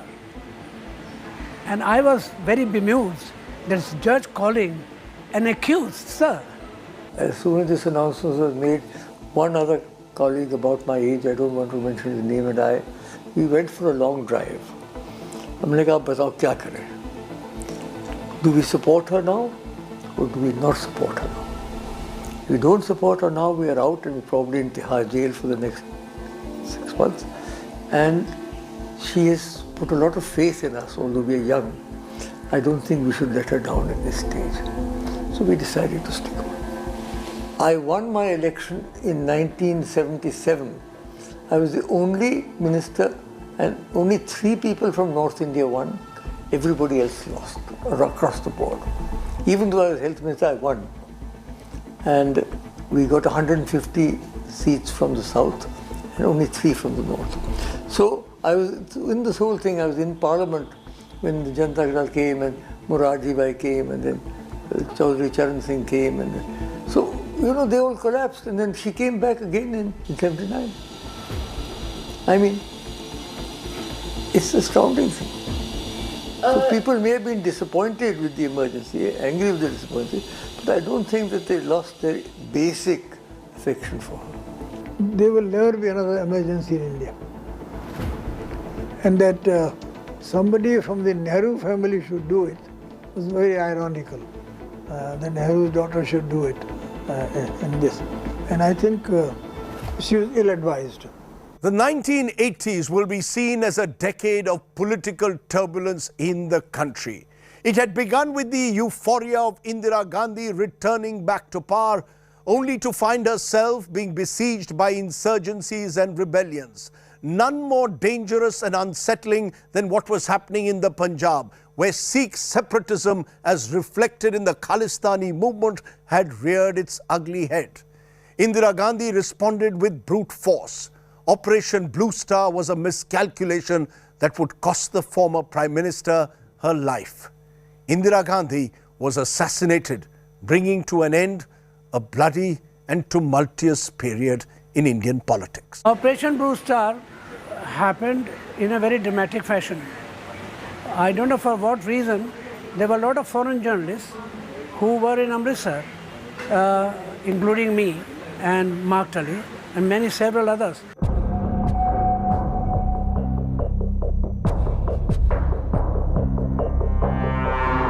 The army trucks came and they told us to pack up, and we are going to escort you right up to Ambala and go home. We don't need you here. And luckily I was not there at that time. I was wandering around. When I came back, the manager and other people said, I said, where is Mark? He said, he's gone back. I said, why? He said, the army escorted them. So, and he said, you be careful because they don't know, they didn't have a list who are there. So you are lucky that you are still there. And I covered the last press conference of Bhindranwale in the Golden Temple just a day before Operation Blue Star started. And he didn't say anything important. He used to dramatize a lot, Bhindranwale. And he used to speak in Punjabi. So my Punjabi is not too bad, but not as good as his Punjabi, because he spoke pure, village type of. And anyway, but what he was saying, that they can't throw me out, my dead body will go from here or something like that. And then the next day, there was curfew all around Amritsar in the old city, and the operation started. But it was a shock for the army, because they lost suffered a lot of casualties, because they had not done any monitoring or any recce of that area. So they did not realize that the main gate where the steps are, so they were underground things and they were having guns. And when the soldiers came, they shot them. Many of them fell down because of their feet were injured. And on the third day, they had to bring the tanks in. And the tanks were brought and they attacked the Akal Takht, because Bhindranwale and all his colleagues, they had all taken shelter there. And then on a Saturday, I remember, we were told that the curfew has been relaxed and we can go to the Golden Temple. So we went into the Golden Temple, and the bodies of Bhindranwale and 3-4 other important people were just laid down there on stone benches. So we photographed that too.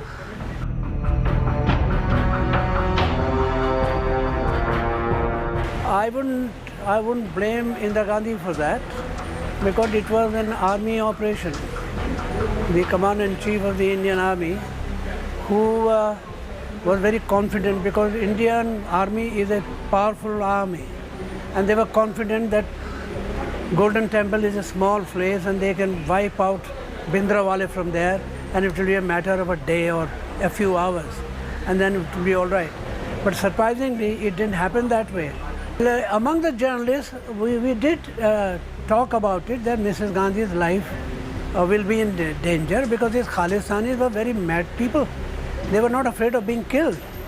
Although Bhindranwale had passed away, he died, but then you couldn't take any chances. So we wondered about it, that Mrs. Gandhi has to be extra careful. That's what we thought. But the way Mrs. Gandhi was assassinated was dramatic, because that happened in October, end of October, 31st October, and she died inside, just outside her home. It was a very unfortunate thing.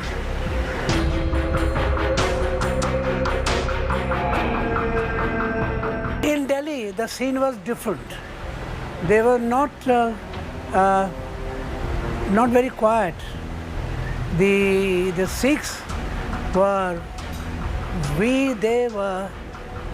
distributing sweets outside Gurdwara. They were stopping people and traffic and giving them sweets and all that. And that angered the supporters of Congress party. And there was a Congress minister who belonged to just Jamnapar areas. And there the worst massacre started of the Sikhs in that area, because they were, dancing and celebrating it. And that happened then in Connaught Place. There were lots of Sardar Sikh shops in Connaught Place. They were looted. And there were lots of people, we don't know who these people were, but assuming they were all Congress supporters.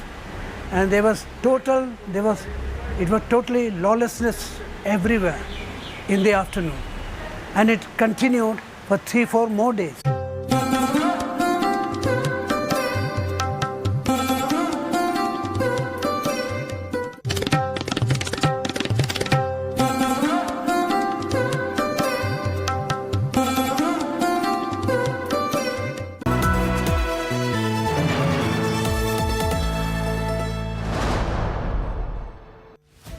What's the biggest achievement of the NDA government? What's the Modi government's biggest failure? To know the answer of several such other questions, read the latest edition of India Today's exclusive Mood of the Nation poll. Subscribe to India Today magazine now.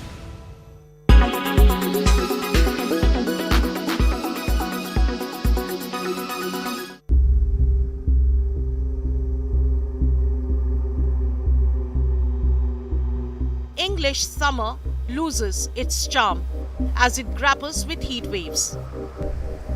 England's Environment Agency has declared drought in 8 of its 14 areas as prolonged heat wave conditions persist. Although the heat wave in August is relatively less severe than what it was in July, the source of the River Thames has dried up further downstream than ever before. Britain's Met Office claims that last July was the driest for England since 1935. The unprecedented heat waves and rise in temperatures have led to the possibility of a ban on the use of hose pipes and sprinkler systems. Residents and businesses in the affected areas have been urged to use water wisely. This is the climate change, this is the climate crisis in action, that I am stood in about that deep of the Thames, 15 kilometres into it. I should be a lot wetter than I am right now. Experts believe that England can land in serious trouble if there is no rain in August. As we go into the future, we're expecting to see more droughts and more floods. So we're going to see changes in the way that we're going to have water in the UK to use or to store. And it's really important that we learn from this drought. We can see that we're not ready for droughts. We can see we're going into water restrictions already. We haven't got the infrastructure in place to deal with these problems. We've got leaks springing out everywhere. When we're doing like birthday the Thames head-in lies upstream, a few steps from a stone that marks the source of the river in Gloucestershire. Its manager says he was concerned about the effects of climate change on the river. This is global warming happening to us right now. This is climate change. The change has happened. The river should be there and it's over there now, quite a while over there. So that's obviously something we're going to be worried about. The impact of this prolonged heat wave and lack of rainfall is seen in parts of London, where grass, which usually carries all shades of green, is now largely parched and has turned brown. Behind me, I'm standing actually in Hyde Park, which is 275-acre of beautiful park. But the London parks are parched, including Hyde Park. You might be able to see these trees, but if you see the land under, it is supposed to have all the shades of green. Beautiful, beautiful green, but it is all brown and in some parts much more parched indeed.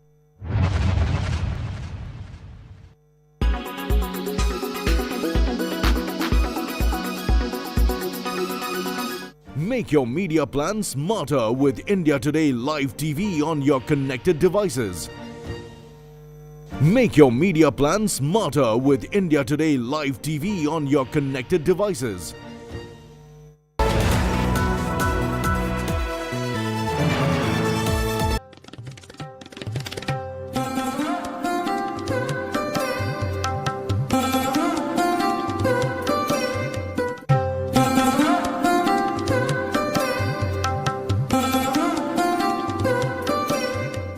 Rajiv Gandhi became the 6th Prime Minister of India, riding a sympathy wave after his mother Indira's assassination.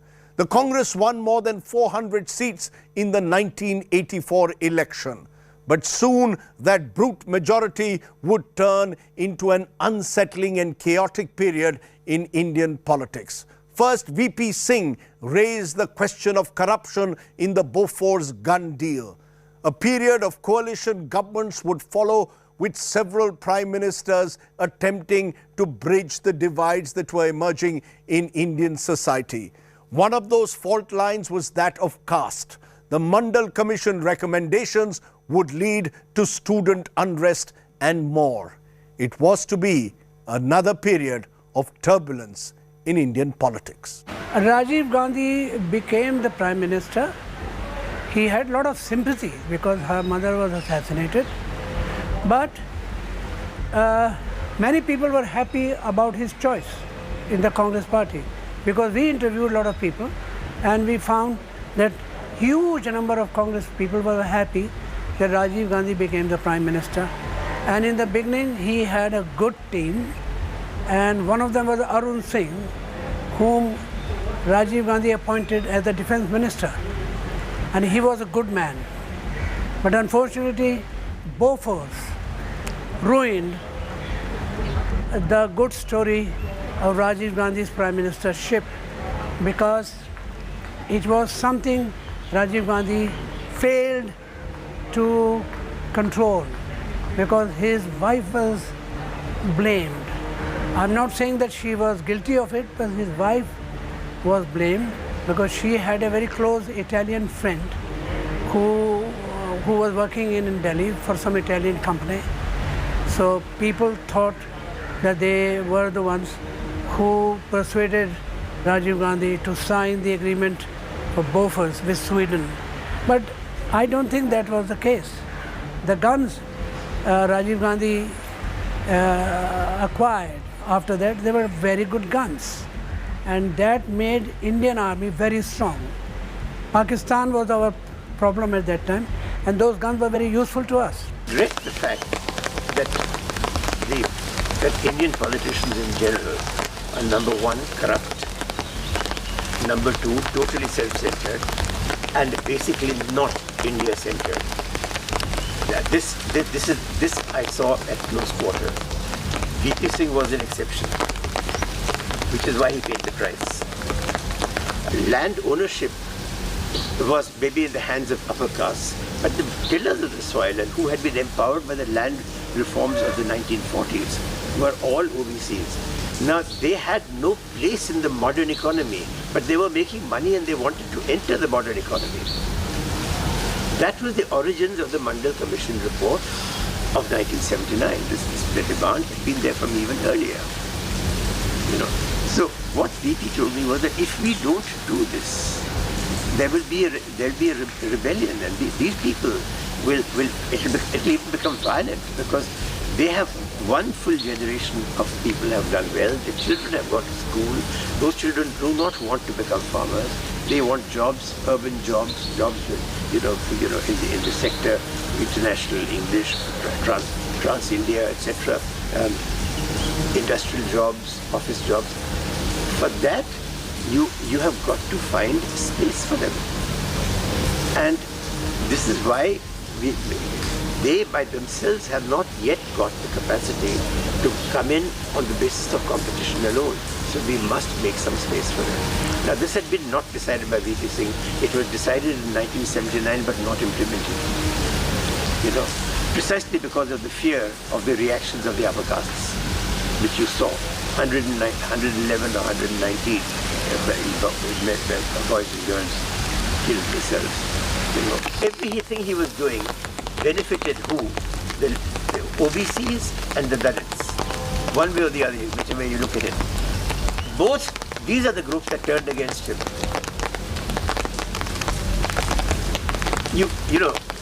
Why? Because they had leaders, Chandrasekhar, who was furious that he had not become Prime Minister.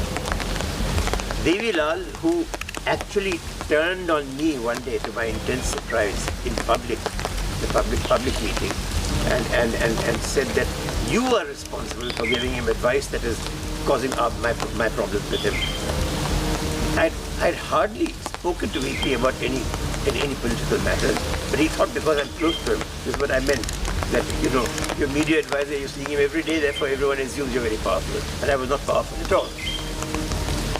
So this Devi Lal turned on me physically at a function.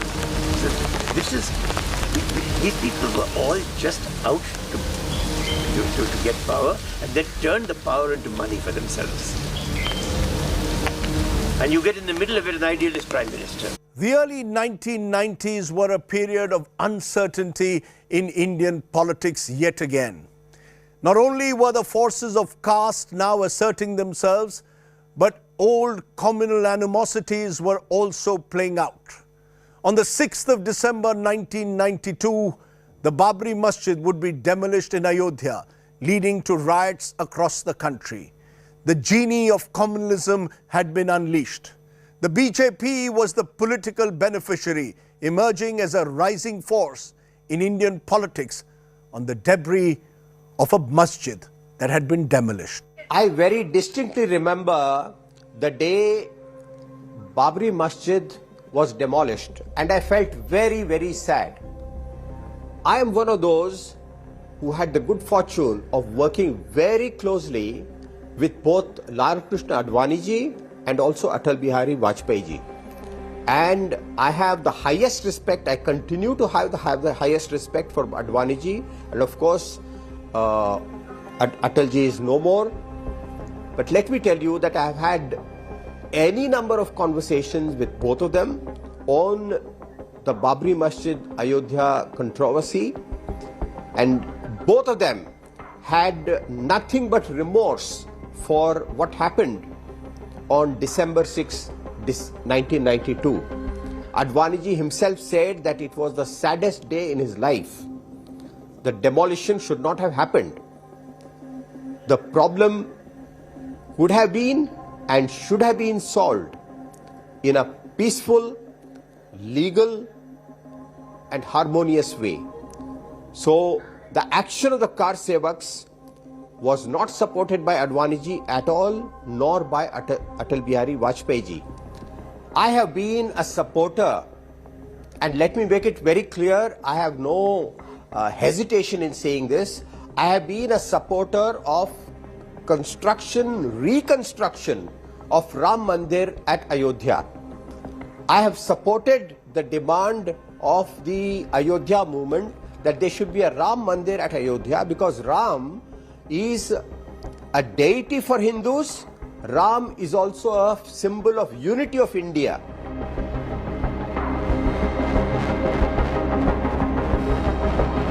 What happened from about the late 80s onwards, initially, was that we saw the dying gasp of an old order.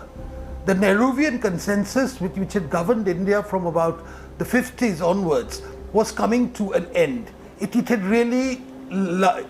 lived out its life, and it was that last gasp which had created all this confusion.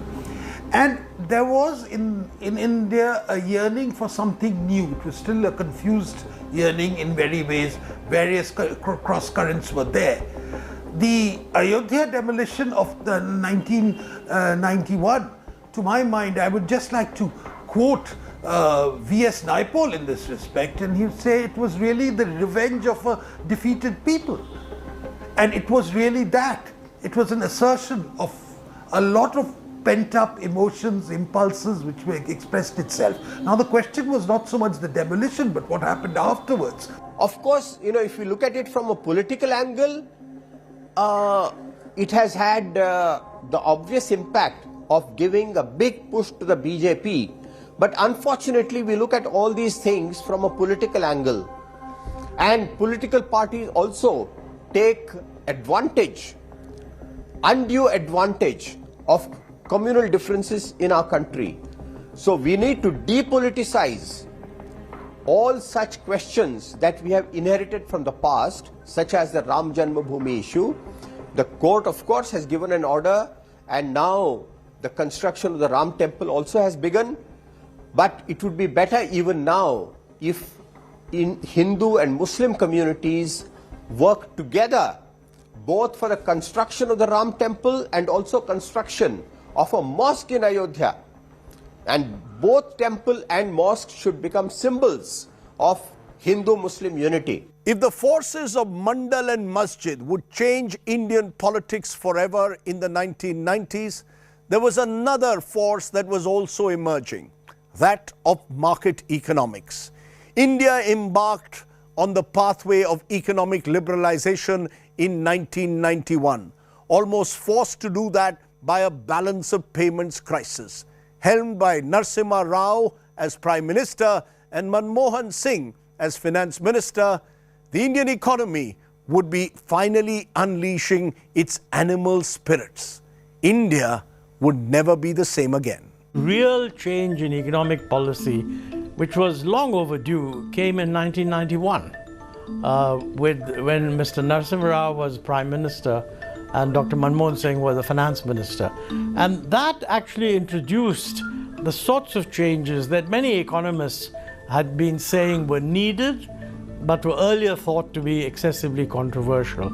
And the economy did well as a result of those changes. Let me say that it's not that the crisis caused the need to break away. The need to break away was evident even earlier because our longer-term growth rate was not getting to where it ought to be. What the crisis did was it created an environment in which a new government came in. I mean, the Narasimha Rao government was a change of government. Mr. VP Singh, who had sort of presided over the year, which led to the crisis, left government. There was a change of government, and the new government was able to seize the opportunity, not just to control the crisis, but also to bring about structural reforms. You know, this is very important because the crisis could have been controlled without undertaking structural reforms. What I think the government did was it saw the opportunity, given the crisis, that it had a couple of years when it could persuade people that we really need to do things more drastic, not just for the crisis, but to get the economy to grow as rapidly as we thought it could. And I'm glad that they did that, and it worked. I mean, the economy is unrecognizable. Because of the initiatives taken in 1991, they were not implemented, in my view, as rapidly as they should have been. I mean, for example, I'm not a great believer that we should do everything within a year or two, but I think we should have been faster. What we did in the 30 years after the reforms should have been done in the first 15. But the same thing applies now for the future. I mean, we've seen how you talk about reforms, but then they don't get done. So I think we need to recover from that and get the right thing done fast and in a time-bound manner. As a tumultuous decade of the 1990s drew to a close, India entered a new millennium under the reassuring leadership of Atal Bihari Vajpayee, the ultimate consensus builder. Vajpayee would become the first non-Congress Prime Minister to complete a full 5-year term. But in 2004, Vajpayee was surprisingly defeated, and what emerged was a UPA government helmed by Dr. Manmohan Singh over the next decade, with Sonia Gandhi holding, some believed, the keys to power.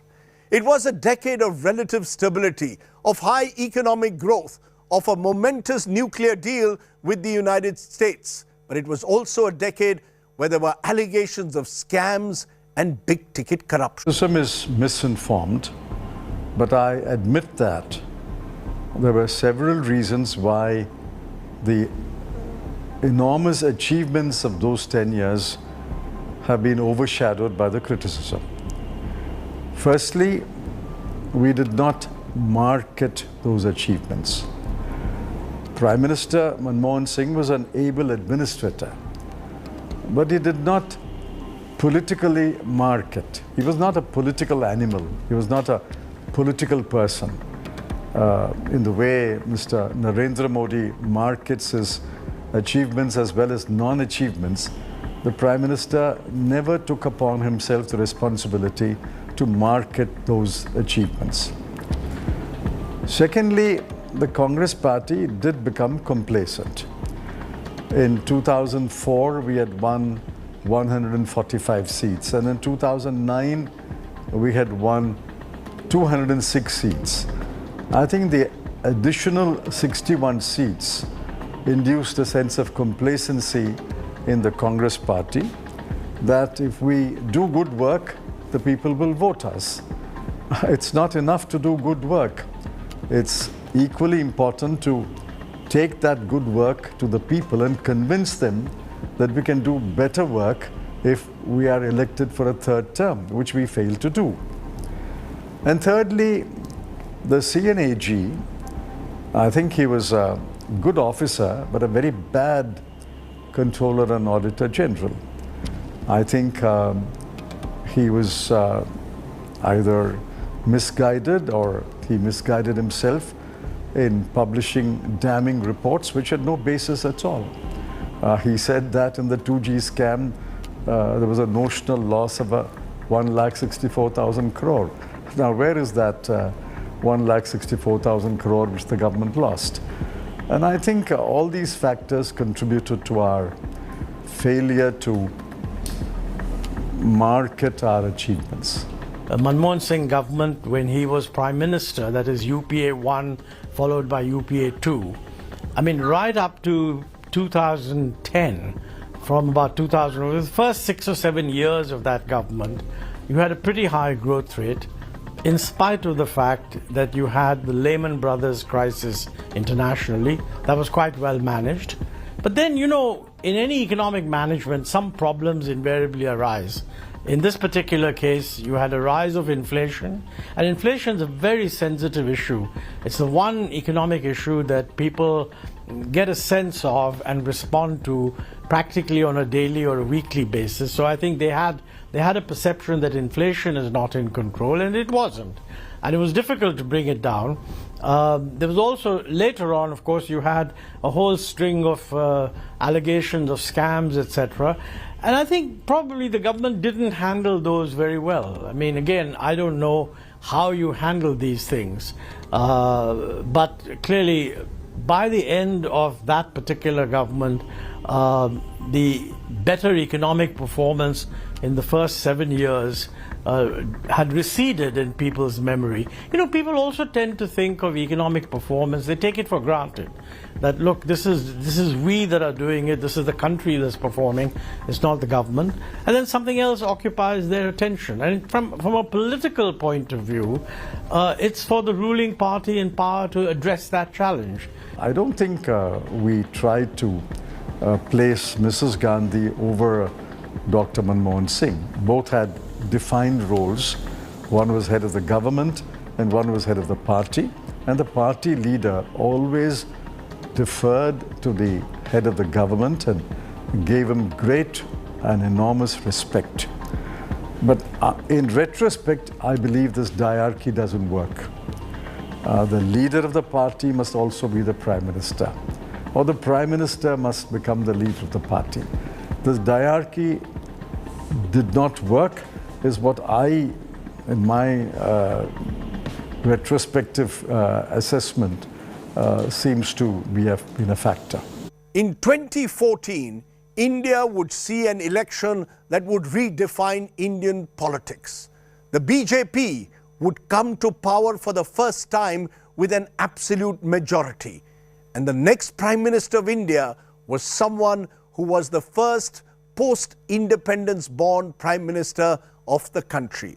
Narendra Damodar Das Modi would be India's 14th Prime Minister, signalling an end, many believed, to the era of Nehruvian consensus and the era of the rise of Moditva. I am not a supporter of Narendra Modi or his style of governance today.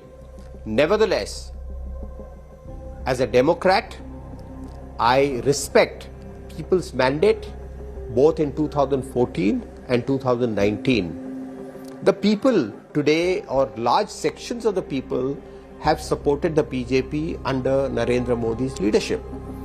And there may be wrongs, there are many wrongs that have happened in the last 8 years, but India has also progressed And India's progress, let me tell you that it is not the outcome of any one single government or one single party.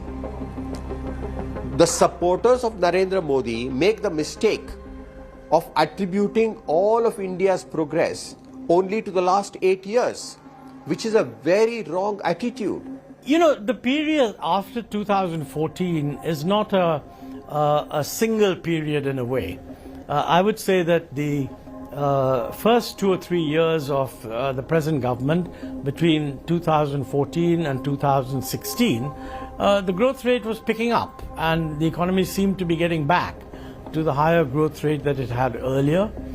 This was somewhat destabilized by the demonetization effort and subsequently by the introduction of the GST. Now, let's be clear, the GST is a very good tax reform, but you know, good tax reforms can very often create some problems if they're not implemented as well as they should be. And also there are always glitches. I mean, all countries that have introduced GST type tax reforms have had problems.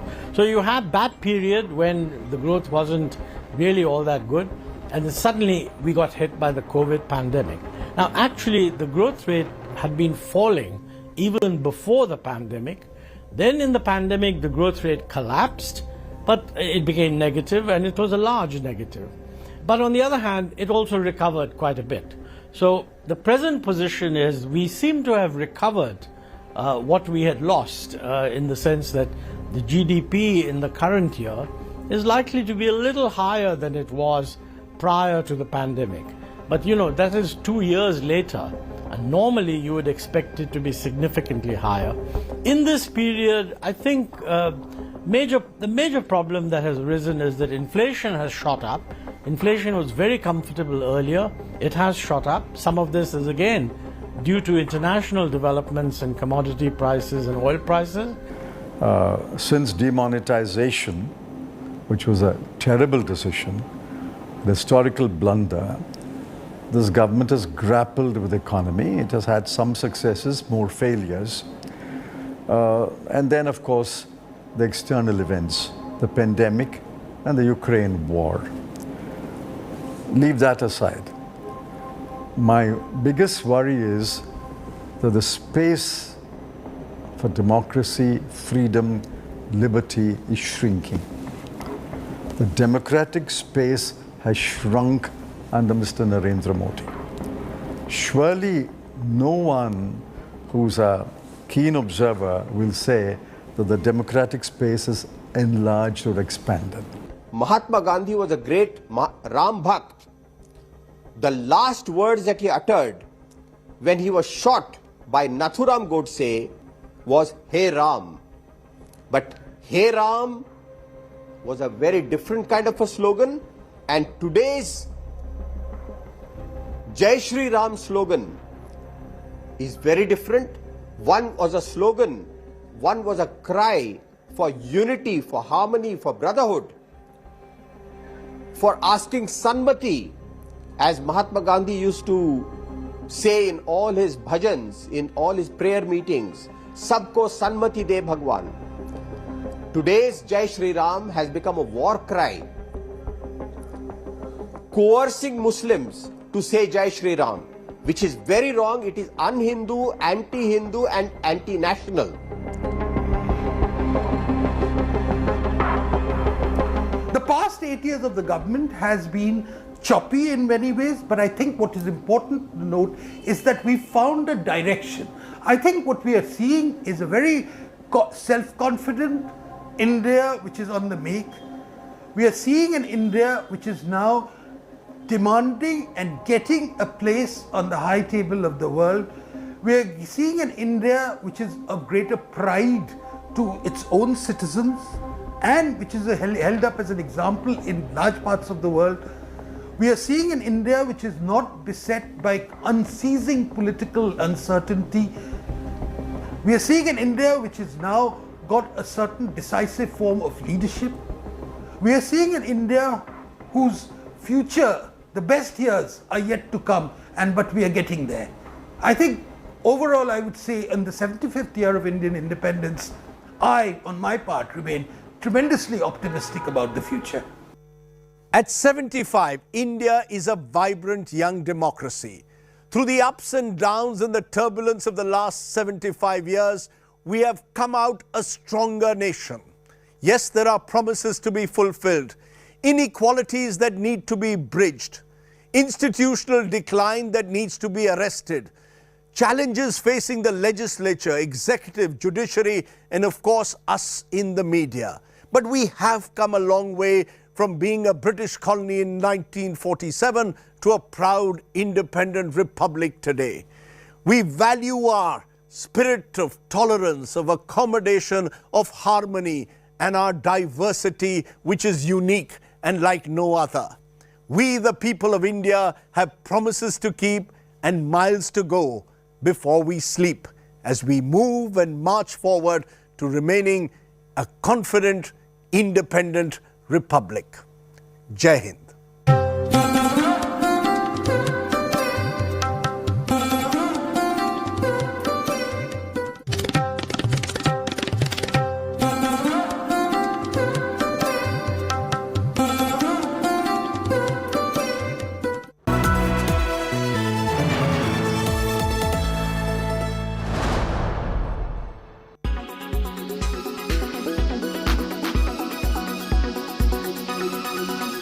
Let's listen to some of the highlights of what he said over the course of the last 8 years. ये देश राजनेताओं ने नहीं बनाया, ये देश शासकों ने नहीं बनाया है, ये देश सरकारों ने भी नहीं बनाया है, ये देश हमारे किसानों ने बनाया है, हमारे मजदूरों ने बनाया है, हमारी उन माताओं बहनों ने बनाया है, हमारे उन नौजवानों ने बनाया है, हमारे देश के ऋषियों, मुनियों ने, आचार्यों ने, शिक्षकों ने, वैज्ञानिकों ने, समाज सेवकों ने पीढ़ी दर पीढ़ी कोटि कोटि जनों की तपस्या से आज ये राष्ट्र यहां पहुंचा है। अगर देश की एकता बिखर जाए तो सपने भी चूर चूर हो जाते हैं, और इसलिए चाहे जातिवाद का जहर हो, संप्रदायवाद का जुनून हो, उसे हमें किसी भी रूप में जगह नहीं देनी है, पनपने नहीं देना है। और जातिवाद का जहर हो,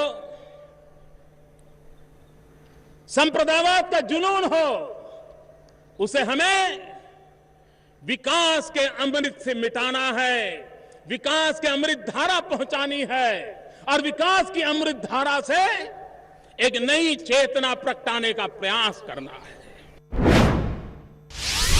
भारत को सपनों को पूरा करना है तो हमारे लिए हिंसा का मार्ग कभी काम नहीं होगा। आज कहीं जंगलों में माओवाद के नाम पर, सीमा पर उग्रवाद के नाम पर, पहाड़ों में आतंकवाद के नाम पर कंधे पर बंदूक लेकर के निर्दोषों को मारने का खेल चला जा रहा है। 40 हो गया, ये धरती माता रक्त से रंजित होती गई है, लेकिन इस आतंकवाद को रास्ते पर जाने वालों ने कुछ नहीं पाया। मैं उन नौजवानों को कहना चाहता हूं, ये देश हिंसा को कभी सहन नहीं करेगा।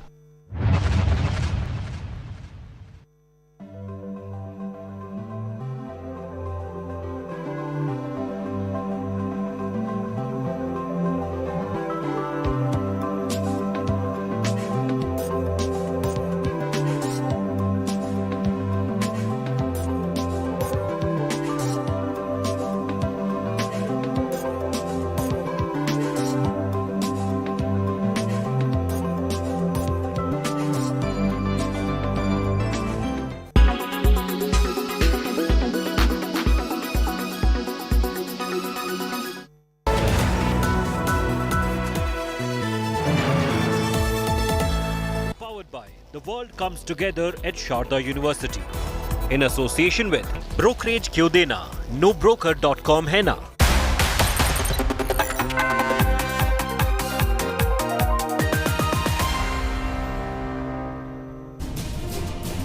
Well, as India celebrates the 75th year of independence, the Indian Army Bravehearts hoist the tricolour at the Siachen Glacier, the highest battlefield of the world. We urge you to stand up for the national anthem.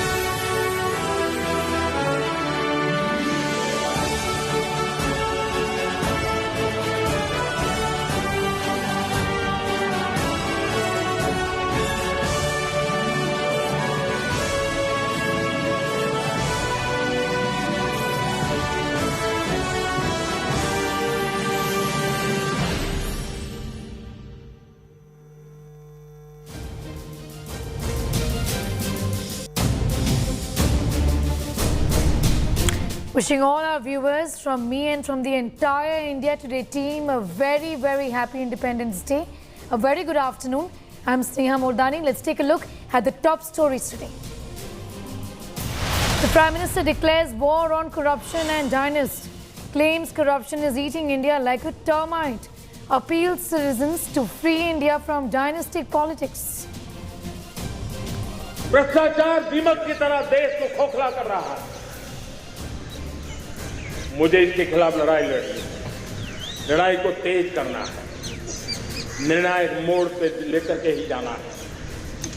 तब मेरे 130 करोड़ देशवासी आप मुझे आशीर्वाद दीजिए, आप मेरा साथ दीजिए। मैं आज आपसे साथ मांगने आया, आपका सहयोग मांगने आया ताकि मैं Sonia's big attack on Modi government on Independence Day claims Modi out to belittle sacrifices of freedom fighters, alleges falsehood spread against Gandhi and Nehru.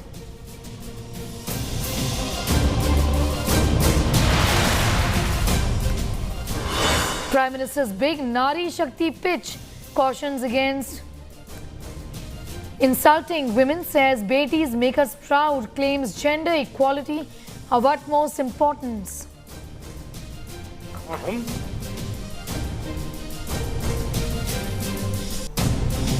स्वभाव से, संस्कार से, रोजमर्रा की जिंदगी में नारी को अपमानित करने वाली हर बात से मुक्ति का संकल्प ले सकते हैं। Tricolour hoisted at the controversial Idgah ground in Hubli on orders of the Revenue Department with high security around the ground.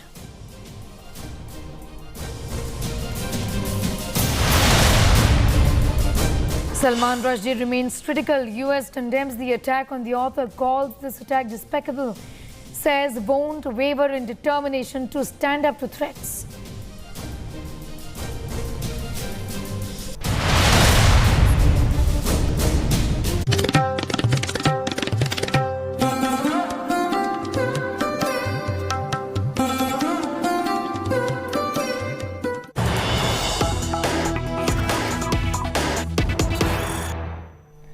Some news just coming in. Congress is stepping up the attack against Modi. Prime Minister's Parivarvad attack irks the Congress. Congress says Prime Minister forgot about Jai Shah Scindia.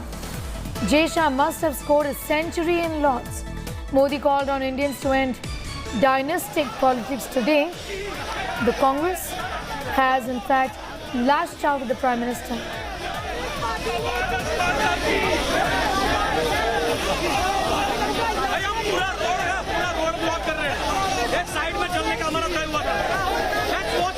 प्रधानमंत्री ने जब red fort के प्राचीर से परिवारवाद की राजनीति को खत्म करने का आह्वान किया, सीधे तौर पे कहीं ना कहीं विरोधियों पर कटाक्ष।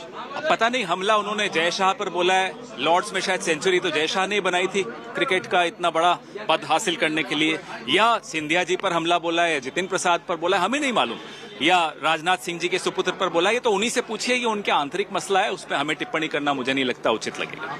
पर जैसे कि क्योंकि आज 75वीं आजादी का महोत्सव भारत मना रहा है, वहां से रेड फोर्ट से इसका सियासत का जिक्र करना, उन्होंने कहा कि भ्रष्टाचारियों का महिमा मंडन हो रहा है, कहीं ना कहीं कांग्रेस पर कटाक्ष करते हुए। नहीं, देखिए, प्रधानमंत्री बोल बोलकर अब थक गए हैं, बड़े थके हुए से महसूस होते हैं, क्योंकि वही शब्द 8 साल से दोहरा रहे हैं और अपने ही शब्दों के शिकार भी हो रहे हैं। कहाँ गए सबके लिए घर, कहाँ हुई दुगनी आय किसानों की।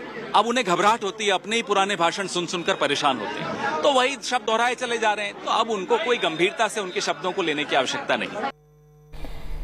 Prime Minister Modi's Parivarvad attack against the opposition has stoked a big controversy. Addressing the nation on Independence Day, the Prime Minister claimed that dynastic politics was the reason behind corruption in India. He said India is facing two big challenges. First is of tackling corruption. The second is of getting rid of nepotism. He said the opposition was more concerned about protecting the ill-gotten wealth than fighting poverty. He also said that India must be freed from a dynastic mindset. Congress has hit back at the Prime Minister, saying the BJP must have forgotten about Jay Shah, Amit Shah's son, and Scindia. Taking a jibe at the BJP, Congress's Pawan Kheda has said Jay Shah must have scored a century in Lords. In fact, opposition TRS also hit back at the Prime Minister, claiming that he used the Independence Day to indulge in petty politics, and that several leaders from the BJP were also involved in nepotism. जो लोग पिछली सरकारों में बैंकों को लूट करके भाग गए, उनकी संपत्तियां जब्त कर करके वापस लाने की कोशिश कर रहे हैं, कईयों को जेलों में जीने के लिए मजबूर करके रखा हुआ है। हमारी कोशिश है जिन्होंने देश को लूटा है उनको लौटाना पड़े, वो स्थिति हम पैदा करें। मेरे देश के नौजवानों, मैं आपके उज्जवल भविष्य के लिए, आपके सपनों के लिए, मैं भाई भतीजावाद के खिलाफ लड़ाई में आपका साथ का, परिवारवादी राजनीति के खिलाफ लड़ाई में मैं आपका साथ चाहता हूं। ये संवैधानिक जिम्मेवारी मानता हूं मैं, ये लोकतंत्र की जिम्मेवारी मानता हूं मैं, ये लाल किले के प्राचीर से कही गई बात की ताकत में मानता हूं, और इसलिए मैं आज आपके साथ अवसर चाहता हूं। हमने देखा पिछले दिनों खेलों में, ऐसा तो नहीं है कि देश के पास पहले प्रतिभाएं नहीं रही है, ऐसा तो नहीं है कि खेलकूद की दुनिया में हिंदुस्तान के नौजवान, हमारे बेटे बेटियां कुछ करनी थी, लेकिन सिलेक्शन भाई भतीजेवाद की चैनल से गुजरते थे और उसके कारण वो खेल के मैदान तक, उस देश तक तो पहुंच जाते थे। जीत हार तो उन्हें लेना देना नहीं था, लेकिन जब ट्रांसपेरेंसी आई, योग्यता के आधार पर खिलाड़ियों का चयन होने लगा, पूर्ण पारदर्शिता से खेल के मैदान में सामर्थ्य का सम्मान होने लगा, आज देखिए दुनिया में खेल के मैदान में भारत का तिरंगा फहरता है, भारत का राष्ट्रगान गाया जाता है, गर्व होता है, और परिवारवाद से मुक्ति होती है, भाई भतीजावाद से मुक्ति होती है, तो ये नतीजे आते हैं। If he wants to end Parivarvad, he should end right from his own Bharatiya Janata Party. Modi ji has also spoken about institutions being controlled by Parivarvad. Then if Modi ji really wants to act, then first he should remove Jay Shah, who is the son of Amit Shah, as the BCCI chief. Modi ji has no vision yet in the remaining time for the nation and has failed in the 8 years of his service. And that is why, yet again, he is trying to deviate the issue over Parivarvad, which is rampant in his own Bharatiya Janata Party and Government of India. Congress President Sonia Gandhi took a jibe at the government in her Independence Day wish right after the Prime Minister remembered Nehru in his speech. Sonia Gandhi slammed the government and said its attempt to downplay the contribution of India's great freedom fighters for political gains is unacceptable. She also said that the Congress will not accept any wrong portrayal of historic facts for political gains, nor will it allow any insult to Gandhi, Nehru, Patel based on falsehoods. Sonia Gandhi called the Modi government narcissistic and said it is busy downplaying the great sacrifices of freedom fighters and the country's glorious achievements. Priyanka Gandhi Vadra has in fact spoken to India today. Listen in.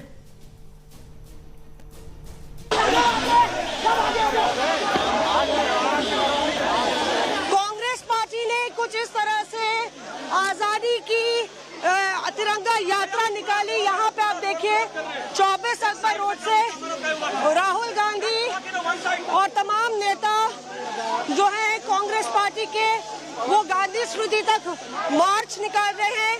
Congress ने आह्वान किया है कि तमाम राज्यों में भी कुछ इस तरह से मार्च हो और यहाँ पे राहुल के साथ साथ आपको प्रियंका गांधी और बाकी नेता भी नजर आ जाएंगे जो तिरंगा हाथ में पकड़े हुए हैं। प्रियंका गांधी यहाँ पीछे की तरफ आपको नजर आएंगे और कांग्रेस के बाकी नेता भी उनके साथ ये तिरंगा यात्रा निकाले। प्रियंका, क्या संदेश देने की कोशिश? शहीदों को याद करने के लिए जिन्होंने देश के लिए अपनी जान न्यौछावर की, जो स्वतंत्रता का संग्राम था उसमें जिसने पार्टिसिपेट किया, उन सारे नेताओं, उन सारे देशवासियों की याद के लिए, भारत की एकता, भारत की अखंडता और स्वतंत्रता दिवस मनाने के लिए प्रधानमंत्री ने रेड फोर्ट से परिवारवाद की राजनीति को खत्म करने को कहा है देश के नौजवानों को। देखिए, मेरी समझ में ये स्वतंत्रता दिवस है, देश की आज़ादी की 75वीं वर्षगांठ है। ये राजनीति करने का समय नहीं है। प्रधानमंत्री जी करना चाहें तो उन पर है, लेकिन मेरे ख्याल से पूरे देश को, हर एक देशवासी को एकजुट होकर स्वतंत्रता दिवस एक साथ मनाना चाहिए। हमसे बात करने के लिए ये थी प्रियंका गांधी वाड्रा, जो कुल मिला के उन्होंने प्रधानमंत्री ने जो निशाना साधा है परिवारवाद पर, उस पर भी आज तक से एक्सक्लूसिव बातचीत की और कहा कि ये उपलक्ष्य ऐसा नहीं था कि आप इस तरह की टिप्पणियां करें। देश को प्रगति के मार्ग पे अग्रसर करना और देश को प्रेरित करने का काम प्रधानमंत्री को करना चाहिए। मौसमी सिंह और कैमरा पर्सन कृपाल सिंह के साथ मौसमी सिंह, दिल्ली आज तक। Now, as the nation celebrates 76th day of independence, Prime Minister Modi fires an anti-corruption missile in his address. The Prime Minister in his 75th, in fact, on the occasion of the 75th Independence Day, said the sweeping measures taken by the centre were aimed at curbing the disease of corruption and black money. He said corruption makes India unequal.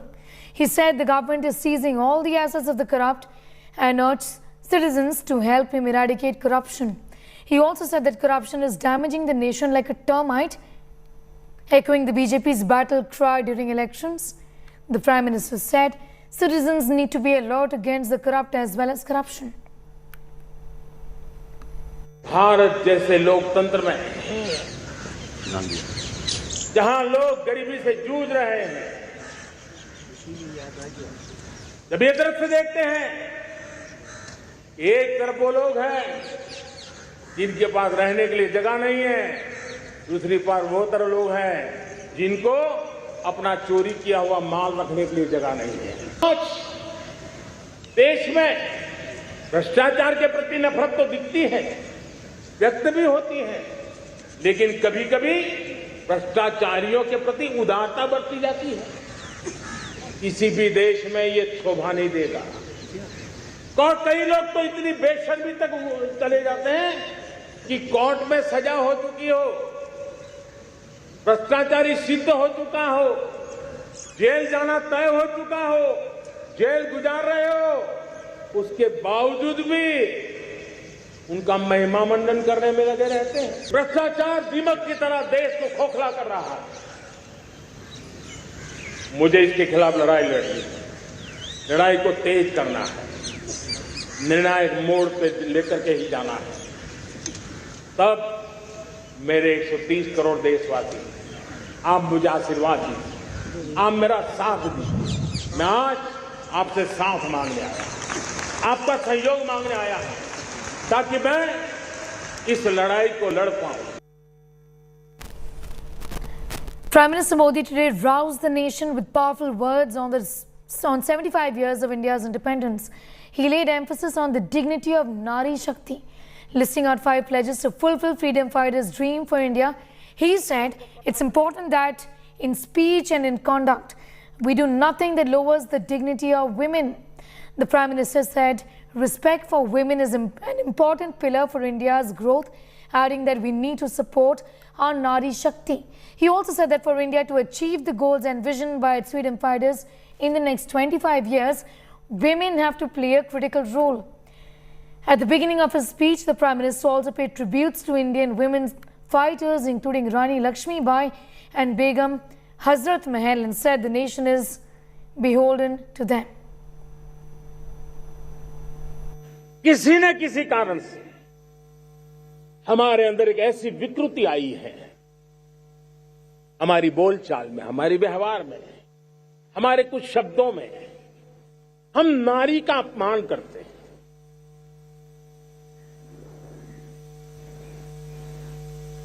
क्या हम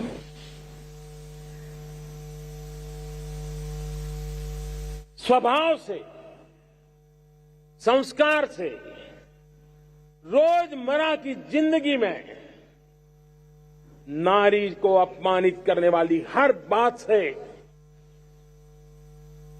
मुक्ति का संकल्प ले सकते हैं?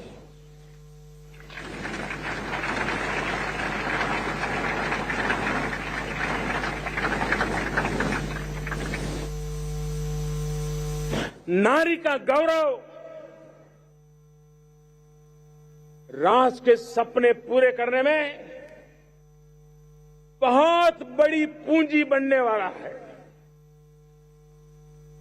ये सामर्थ्य मैं देख रहा हूं और इसलिए मैं इस बात का आग्रही हूं, हम जीवन के हर क्षेत्र में देखें, खेलकूद का मैदान देखें या युद्ध की भूमि देखें, भारत की नारी शक्ति एक नए सामर्थ्य, नए विश्वास के साथ आगे आ रही है।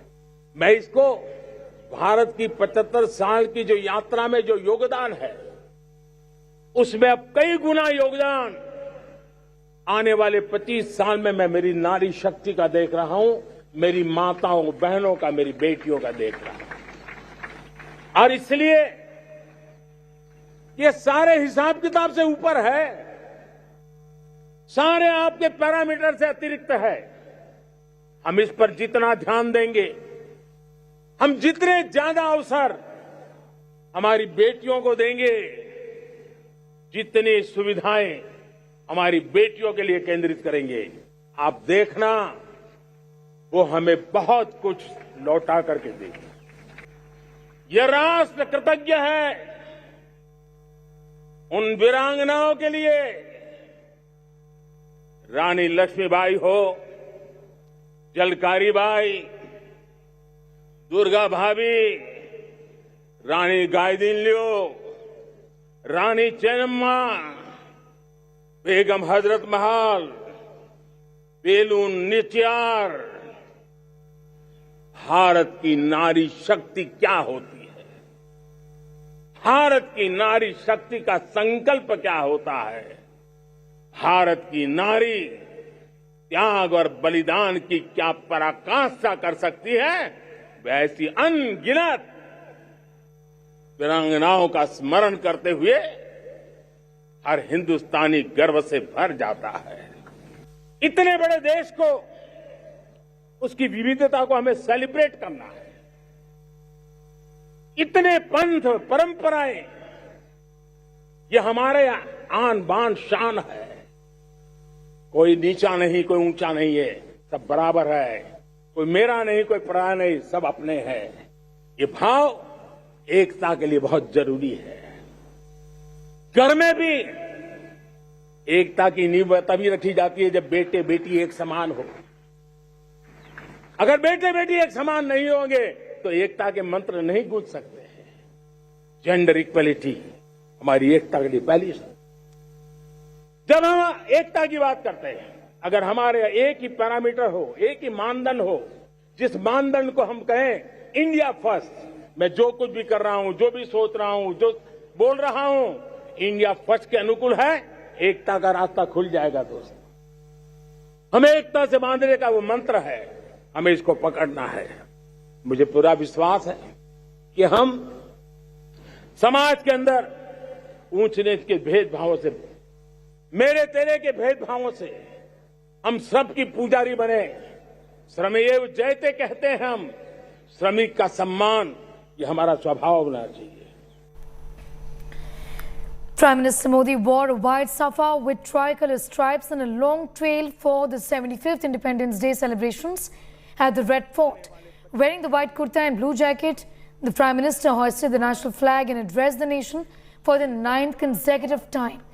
Modi is known for his tradition of donning flamboyant and colourful turbans for his Independence Day and Republic Day looks since the year 2014 when he first became the Prime Minister. For his last 9 Independence Day addresses, the Prime Minister's donned turbans featuring various shades of orange with elements of green and pink. Last year he wore a saffron turban with red patterns and a long pink trail. However, today the Prime Minister donned a white ceremonial turban with the Indian flag motif on it.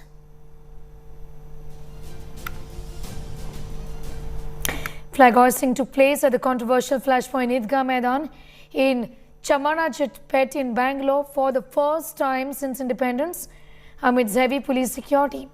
Bengaluru North Zone Divisional Officer M.G. Shivana hoisted the flag in the presence of local MLA Zamir Ahmed Khan, Bangalore Central MP P.C. Mohan. Zamir says the state government has now decided to hoist the flag at the Eidgah Maidan on Republic Day as well, and also on the next Independence Day starting today.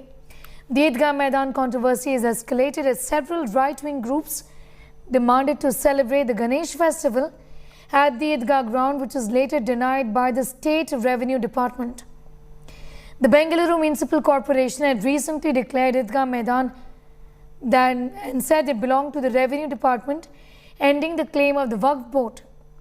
The Revenue Department has denied permission for any religious functions to take place. Congress has threatened to hold protests if any religious festivals are held here. 2 महीने पहले हमने तय किया था इस बार हम 15 अगस्त का flag house Chamrajpet ईदगाह मैदान में करेंगे करके 2 महीने पहले ही अनाउंस कर दिया था। अभी कुछ नया नहीं है, अभी हम वॉक बोर्ड से लहराने वाले थे, फ्लैग हाउस करने वाले थे। ये हाल ही के अंदर आप डेवलपमेंट जानते हैं आप, ये बीबीएमपी वाले हमारी जगह नहीं है, ये रेवेन्यू डिपार्टमेंट की ये जगह है करके वो ऑर्डर करने की वजह से आज गवर्नमेंट की तरफ से हम लोग ने फ्लैग हाउस किया। अगर नहीं तो भी हमने 2 महीने पहले ही अनाउंस कर दिया था, इस बार हम फ्लैग हाउस करेंगे करके। Revenue Department has given permission today to hoist the flag. I am grateful to the Minister, Chief Minister of Karnataka, Sri Basuraj Bommai, and the Revenue Minister Raj Ashok for taking initiative and giving permission to hoist the flag. People of this area, not only this area, even the whole Bangaloreans and the Karnataka are very happy with the decision because the whole nation is celebrating the 75th Independence Day, and we have not hoisted the flag here, and today we have done it. We are very happy. Peaceful Independence Day celebrations took place at the Eidgah Maidan in Bengaluru's Chamrajpet after months of sparring over the ownership of the property between the Waqf Board and the BBMP here. Chamrajpet MLA Zamir Ahmed Khan and MP P.C. Mohan hoisted the flag here amid tight security, where students also performed various programs. While this property has been a bone of contention between the BBMP and the Waqf Board for months now, the independence celebrations took place peacefully amid tight security. With camera person Shrimurthy Gurumat, this is Priyanka Rudrappa for India Today. The report brings us to the end of this edition. News continues on the other side.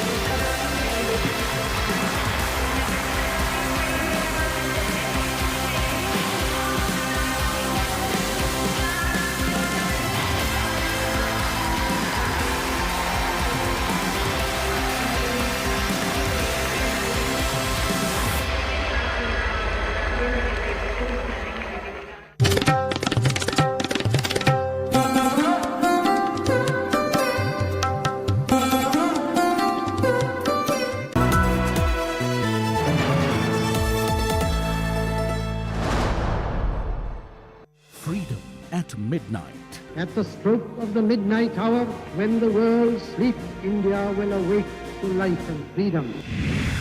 75 years of economy, 75 years of defense, 75 years of sports, 75 years of cinema, 75 years of celebrating India. Azadi ka Amrit Mahotsav. Join us to celebrate these stories of India's 75 free yesteryears, August 15th, all day long, only on India Today.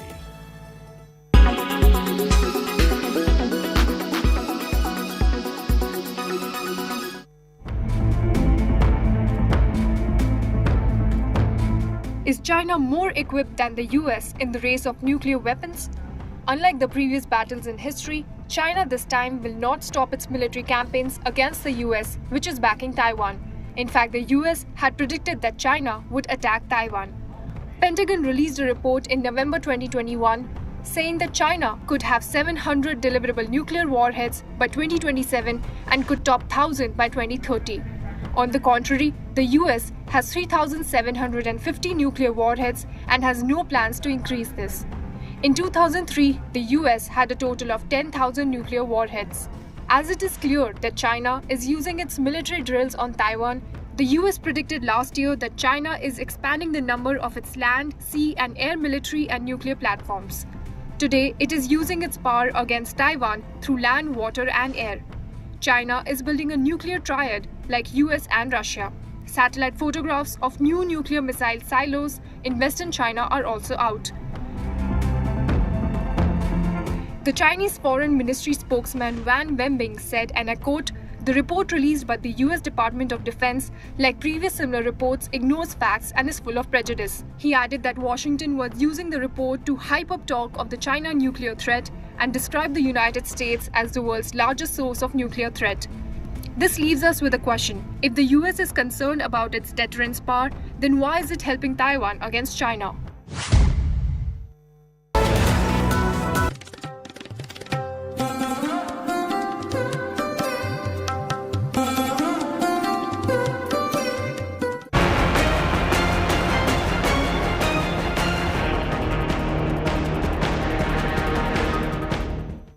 As we bring in 75 years of our nation's freedom, let us not for a moment forget that from the moment of freedom to this moment here right now as I speak to you, India's sovereignty, India's unity has been threatened from the outside by adversaries who want what we want.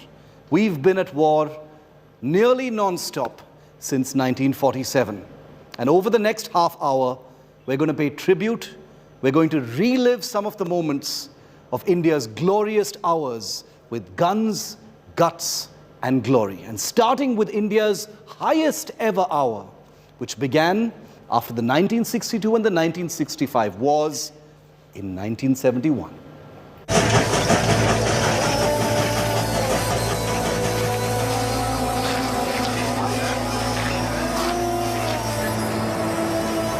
Partition,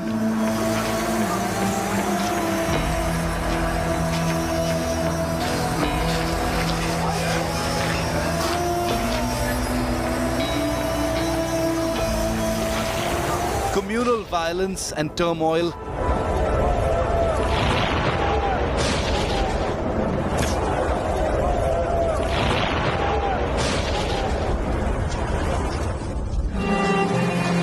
in the months after independence, on August the 15th, 1947, had the Indian Army stretched to the limit. Taking advantage of the situation, Pakistan's founder Muhammad Ali Jinnah, angry about getting what he termed was a moth-eaten Pakistan, ordered the Pakistan Army to aid tribals and raiders to invade Jammu and Kashmir and forcibly take control of the state. Thousands of raiders crossed over into Jammu and Kashmir in mid-October 1947, indulging in the most brutal rape, plunder and murder. Maharaja Hari Singh sought India's assistance, but the Iron Man of India, then Home Minister Sardar Vallabhbhai Patel, made it very clear the Indian Army could not land in Srinagar till an instrument of accession was signed. On October the 27th, 1947, Indian Army troops landed at the Srinagar Air Base and began to beat back Pakistani raiders and soldiers. This was independent India's baptism by fire.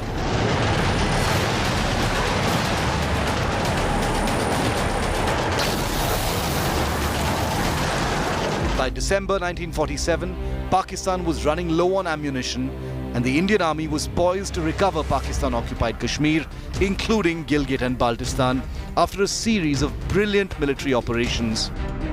But with the matter taken to the United Nations and a standstill agreement, the stage was set for more conflict in the future. 1962 saw a month-long military operation both in the northeast and Ladakh, with China and India clashing along the border. A lack of preparedness and absence of professional military leadership resulted in a military debacle.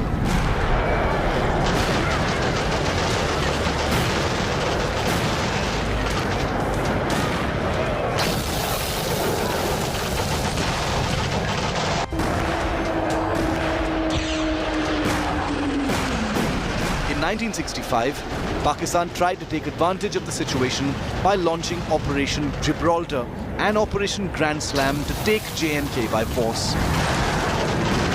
Under the leadership of Lal Bahadur Shastri, the army not only beat back Pakistani forces, but opened a second front in Punjab, with the Indian army reaching the outskirts of Lahore. Pakistan was taken aback by India's air and land operations. Pakistan was defeated and India had taken back control of the crucial Ajipir Pass in Kashmir.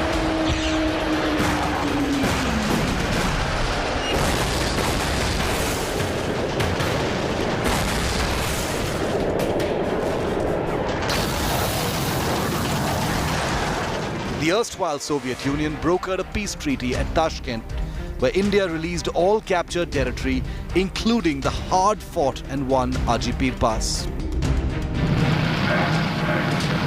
But the most decisive victory, India's greatest ever, came in 1971,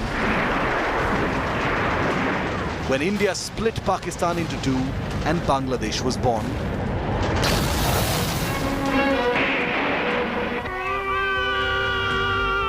It began with the Pakistan Army's unprecedented atrocities on Bengalis of then East Pakistan. Thousands of women were raped and murdered. Millions fled across the border to India. Then Prime Minister Indira Gandhi decided to help liberate Bangladesh. हम हर तरह से मुक्ति वाहिनी की सहायता करेंगे, बांग्लादेश के लोगों की मदद करेंगे और तीसरे के शेख साहब को हम जरूर छुड़वाएंगे जेल से. Then Chief of the Army Staff, General Sam Manekshaw, sought 6 months' time post the monsoons to launch his operations. The Indian Armed Forces prepared for holding operations towards the west and a blitzkrieg for the capture of Dhaka. The 13-day war saw information warfare play a critical role, where the airdrop by a battalion at Danghel appeared in the world media as an airdrop by a brigade, breaking the morale of the Pakistan Army. The Indian Army is in Bangladesh. Your Air Force has been destroyed. You are surrounded on all sides. And if you don't surrender, you will be killed unmercifully. The Indian Army bypassed all Pakistan Army military fortifications en route to Dhaka, and Lieutenant General A.A.K. Niazi lost the will to fight after a series of bombings in the capital and seeing the Indian Army at his doorstep. December 16, 1971 saw the biggest military surrender after the Second World War, when 93,000 Pakistan Army soldiers surrendered at Dhaka to the Indian Army, and Bangladesh was born. We shall provide all protection and safety. No measures of reprisals would be taken. Professional military leadership and battle-hardened soldiers, having learnt their lessons well from the 1962 debacle and the 1965 stalemate, comprehensively defeated the Pakistan Army. This was India's greatest hour. India has always had unreliable neighbors, especially China and Pakistan. In 1999, many of you will remember that things were actually really good between India and Pakistan. There was a diplomatic bus ride that Atal Bihari Vajpayee, the then Prime Minister, had mounted to Lahore. But little did the country and the system know that the Pakistan army, under then General Pervez Musharraf, had completely different plans in Kargil. Here's how India responded. February 1999 saw then Prime Minister Atal Bihari Vajpayee undertake the Lahore bus journey to write a new chapter of peace with Pakistan. As the peace bus to Lahore was crossing the Wagah border,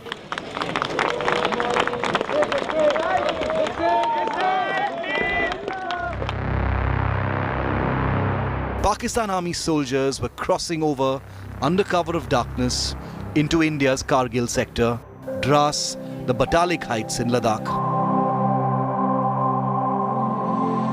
Pakistan's game plan was to cut off the national highway from Srinagar to Leh at Dras and Kaksar and cut off access to Leh, Siachen and eastern Ladakh.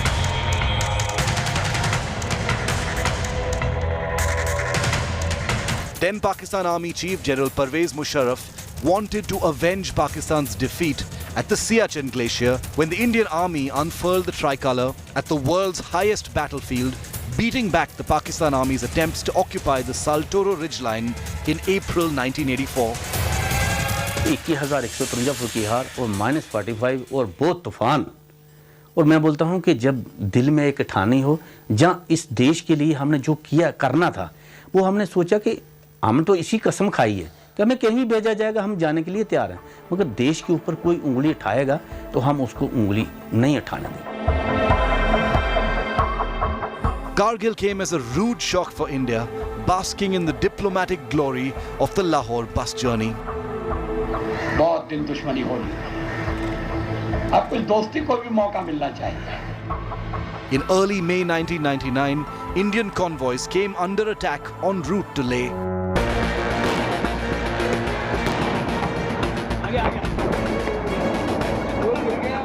The Kargil ammunition depot went up in flames and summer patrols both in Batalik and Kaksar went missing. India still could not believe Pakistan had stabbed India in the back, blaming terrorists for occupying heights at 18,000 feet in the initial phase of the battle. हम शांति चाहते हैं, ये तो दुनिया ने देखा। अब दुनिया ये देखेगी कि हम शांति की रक्षा के लिए और अपनी शक्ति का भी प्रदर्शन कर सकते हैं। Well, we have been having some of those incidents, and we had anticipated that there could be some escalation, and it appears that our anticipation was not wholly wrong, but we are fully equipped to deal with it. Once realization dawned that these weren't terrorists, the Indian Army launched Operation Vijay and the Indian Air Force launched Operation Safed Sagar to evict the intruders from heights between 14 to 18,000 feet from the Mashko Valley through Dras, Kaksar, Kargil, Batalik and near the southern end of the Siachen Glacier. लड़ाई के परिणाम के बारे में भी मेरे मन में कोई संदेह नहीं है।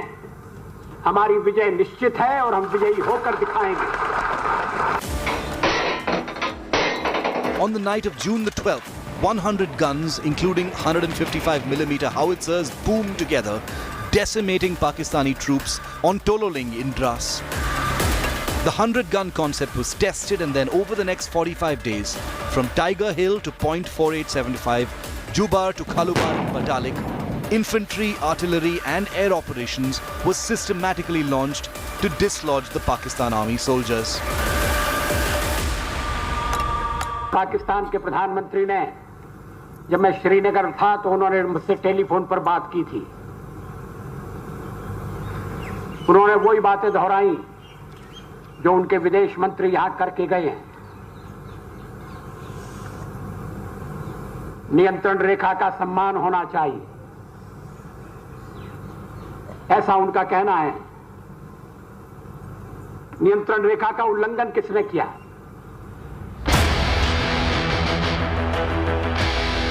General Musharraf just could not believe that Bofors howitzers and Mirage 2000 fighter jets had been pressed into service.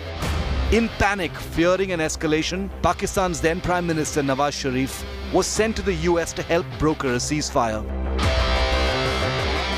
However, India insisted Pakistan must withdraw to the other side of the line of control, and on July 26th, Operation Vijay was declared a success with the complete defeat and retreat of Pakistan from Kargil. However, this was a hard-fought victory, with 530 brave Indian soldiers having made the supreme sacrifice of their lives to recover the Kargil heights from the Pakistani intrusion. Once again, India had defeated Pakistan in a conventional war fought for the first time after the nuclear tests by both countries. The line of control between India and Pakistan-occupied Kashmir has been a hot, live frontier for many, many years now. But it was in 2016, after Pakistani terrorists infiltrated across this line and killed innumerable army jawans in Uri, that the Indian army, the Indian system, really woke up and realized it needed to go deeper than it ever had done before.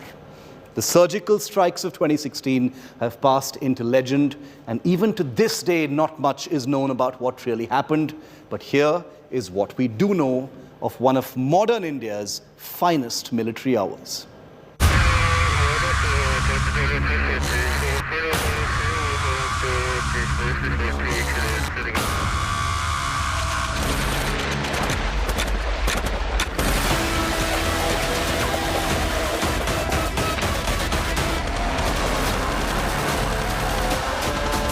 The mission that signaled a new India.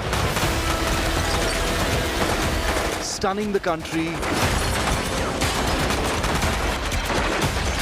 the world, and marking a shift in how India dealt with its enemies.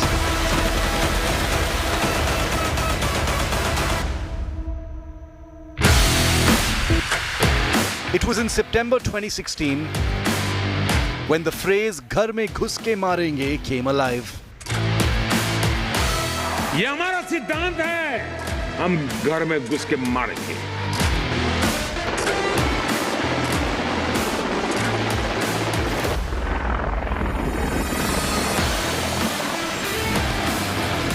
The battlefield was the most hostile territory imaginable, where under cover of darkness, teams of the Indian Army's Special Forces mounted a revenge operation inside Pakistan-occupied Kashmir, the scale and depth of which India had never mounted before.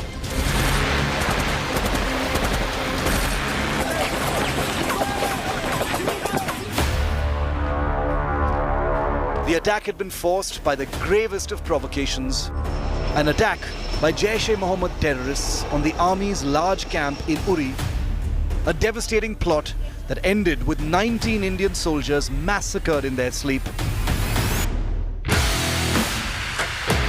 11 days later, a grieving but focused India quietly carried out a historic retaliation.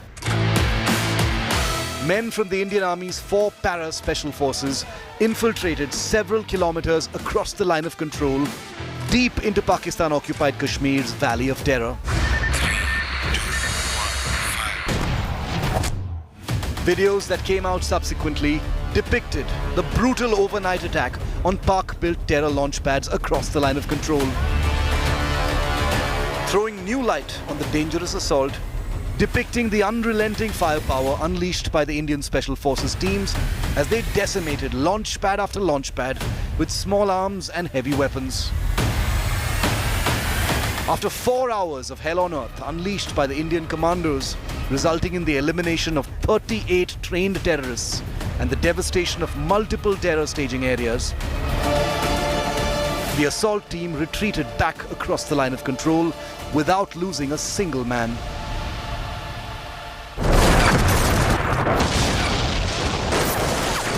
The videos that emerged a year later provided the first visual evidence of what happened on the night of September the 29th, 2016.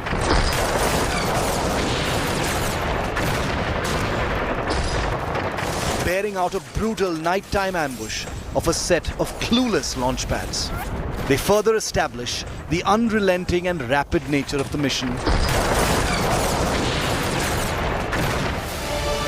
On the morning after the return of the brave Indian team, the Indian Army took an unprecedented step, actually announcing to the country what it had done. The Indian Army conducted surgical strikes last night at these launch pads. The operations were basically focused to ensure that these terrorists do not succeed in their design of infiltration and carrying out destruction and endangering the lives of citizens of our country. Pakistan-sponsored cross-border terror hasn't stopped by any stretch. But ever since the Uri strikes, India has ensured that for every Indian killed by infiltrating terrorists, a full multiple of their ilk pays the price back with swift, uncompromising death. But unlike that morning after the surgical strikes, you probably won't ever hear about it. Bureau Report, India Today. Well, less than 3 years after the Uri surgical strikes, Pakistan struck again, this time in Pulwama. And remember, by this time, India had already set a precedent. When provoked and attacked in this manner, when this kind of blood was spilled, India needed to act. And that's the reason why just a few days after the Pulwama attack, India responded. This time not from the ground, but from the air.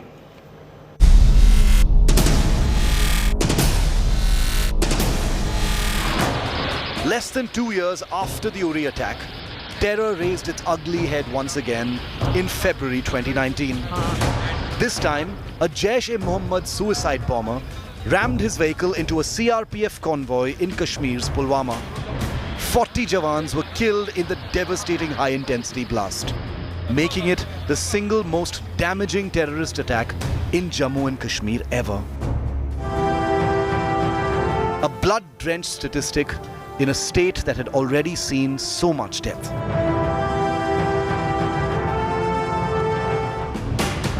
The terrorist, trained and funded by Pakistan, had shaken an India that was steeped in election mode. It would take 12 days for India to reply. And after the devastating precedent set by the 2016 surgical strikes, India knew it had little choice but to take the fight to the enemy again. On the 26th of February 2019, a group of Indian Mirage 2000 fighters crossed the LOC in darkness and unleashed a flurry of bombs at a Jaish-e-Mohammed facility nestled in hills outside Pakistan's Balakot town.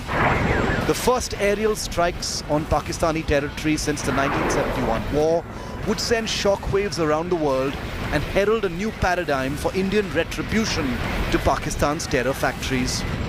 Balakot would become a buzzword for decisive punitive action, raising temperatures during election season and putting the onus fully on a muscular new India that was reaffirming that it would not take terror attacks lightly anymore. The names of the hero pilots would only emerge a year later.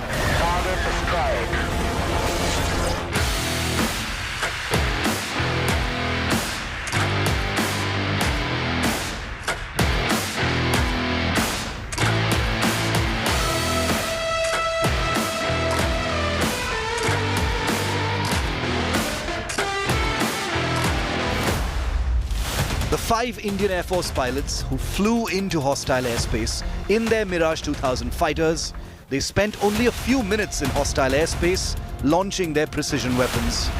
Weapons that would glide many kilometers into Pakistan and smash down into that terror facility on a hilltop outside Balakot city. A mission that has passed into legend the very same day. But there were tangible lessons learned. Lesson 1. Choice of weapon configuration. The Indian Air Force launched munitions that had been fitted with penetration warheads. In other words, they were rigged to first pierce through the roof and floor of the facility before exploding to cause maximum casualties. Given the massive denials by Pakistan and the claims and counterclaims that followed, the Indian Air Force feels it could have fitted some of the Spice 2000 munitions with high explosive warheads so that the destruction would have been fully visible on the surface too and brought down the buildings.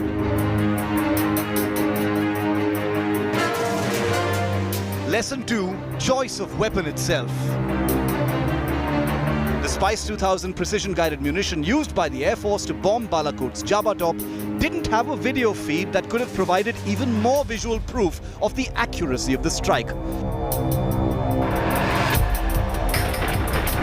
Experts have wondered whether, under better weather conditions, the Air Force could have deployed the Israeli-made Crystal Maze munitions, which would have provided a live video feed of the full flight path till the target.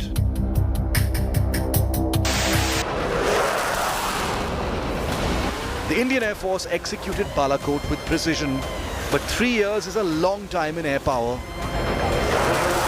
New enemies at its border and a whole new warlike paradigm means that the next Balakot, if it were to happen, will have far fewer lessons and no room for propaganda.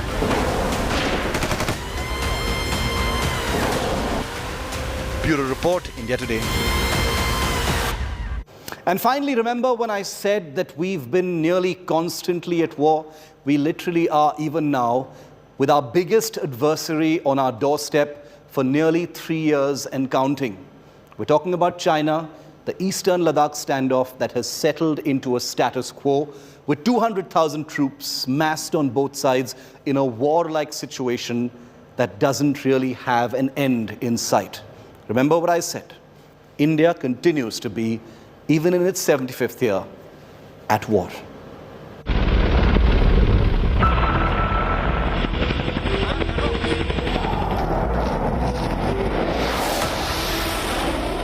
Elevated combat air activity in Ladakh. A result of the Chinese Air Force violating Indian airspace repeatedly in recent days. Just around the time that the China-Taiwan flashpoint has heated up,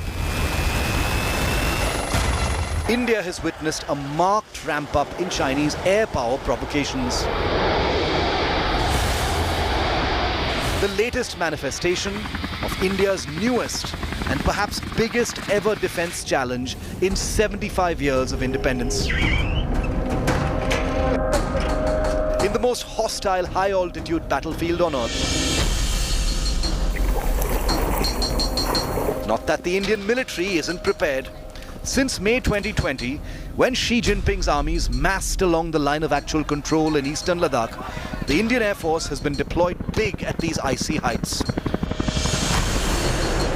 From the new Rafale jets to Sukhoi fighters and MiG-29s, even the new Apache attack helicopters have been chopping through the thin Ladakh air on combat patrol. And now, over 2 years since the world's largest military standoff began at this high-altitude battlefield, China is busy raising temperatures again. Preceding this sudden spurt in airspace violations and provocations using combat aircraft, China had activated a massive military aviation build-up, unfolding in clear view of imaging satellites. In March last year, the Chinese government approved plans to construct 20 multi-purpose airfields in Tibet. All signals that point to one thing: China has been preparing for war, or at the very least, a new escalation and expansion of this conflict.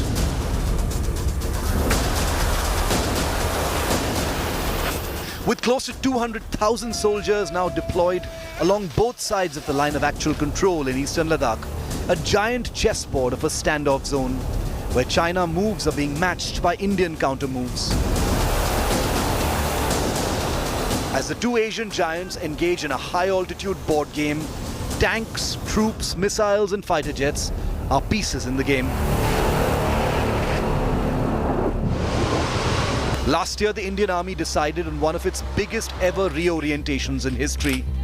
The Indian Army, which once extensively planned and prepared for warfare on the plains of Punjab and the sandy wastes of the Thar Desert, has been forced to reconfigure itself to fight along a second front, the high-altitude deserts of the world's toughest battlefield in Ladakh.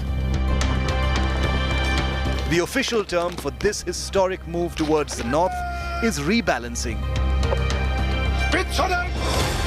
But for a standoff that began in May 2020 on the banks of the Pangong Lake, there's no sign of any major de-escalation.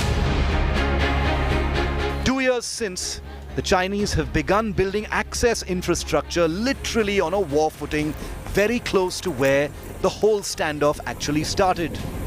The Chinese have also built permanent accommodations for their troops, allowing 2 winters and counting to freeze the new status quo into the ground. India isn't sitting around helplessly, of course, building its own infrastructure and roads in Ladakh and posing a running challenge to Chinese forces. You don't hear much from Ladakh anymore, like you used to in 2020 and 2021, when India took the challenge to China's door. But make no mistake, India's biggest military challenge and strategic threat since 1947 continues to build. In the freezing hellscape of Ladakh's highest altitudes, India's biggest ever deployment continues to stand guard. Bureau Report, India Today. 75 years of freedom have been the result of fighting, of defending, and people who've made the supreme sacrifice. As we journey through these wars, let's never forget those who've laid down their lives, given their blood for the freedom of this country. Thank you for watching.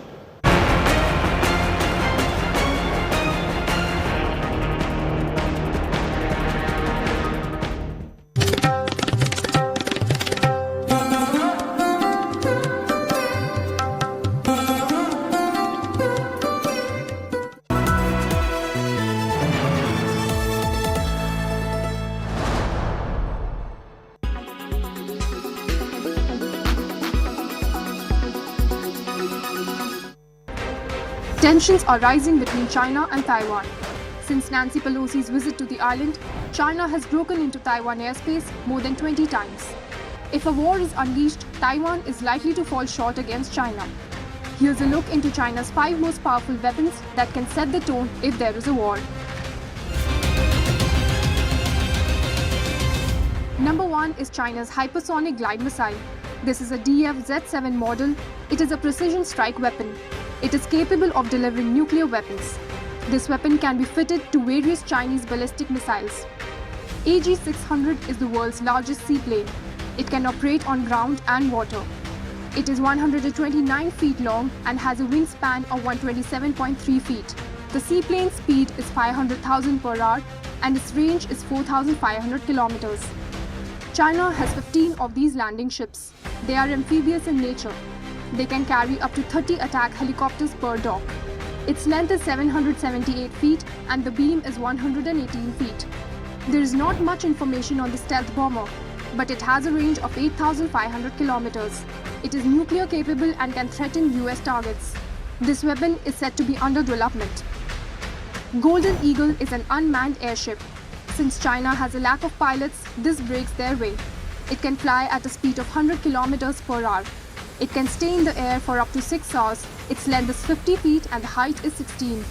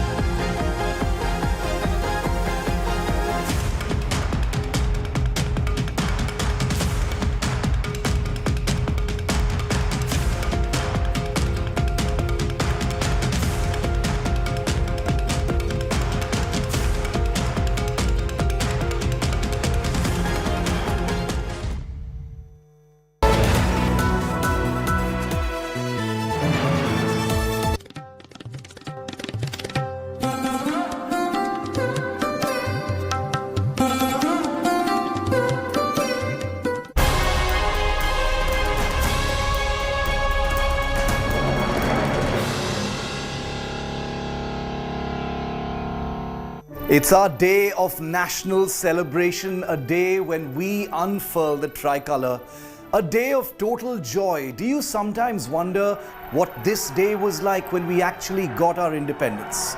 August the 15th, 1947. This was the day when freedom was in the air. We breathed in for the first time in centuries. For the first time, there was no restriction on chanting Vande Bharat. What would it have been like when the tricolour was unfurled for the first time on this day? Join me as we travel back now to relive this beautiful day when we became free.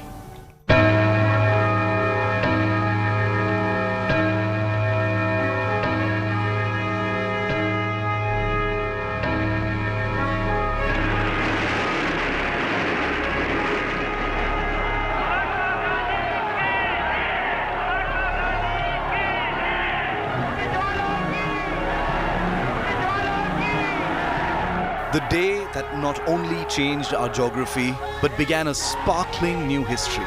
This is a celebration of that day.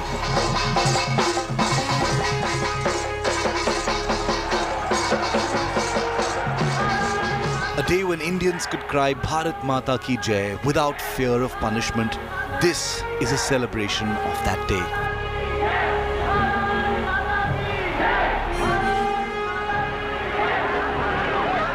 A day when shackles of colonial slavery splintered and India stood up to walk onward unfettered.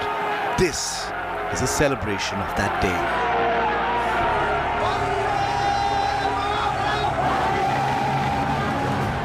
A day when the first Prime Minister of an independent India delivered his first national address. This is a celebration of that day. Long years ago, we made a tryst with destiny, and now the time comes when we shall redeem our pledge. A day when Mother Nature too blessed a new nation with a gentle drizzle. This is a celebration of that day.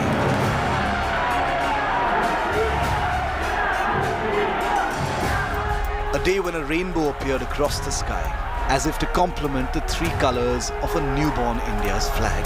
This is a celebration of that day. On the shoulders of that day sat the pain and oppression of 2 long centuries, which is why the unrestrained jubilation was balm to the entire nation.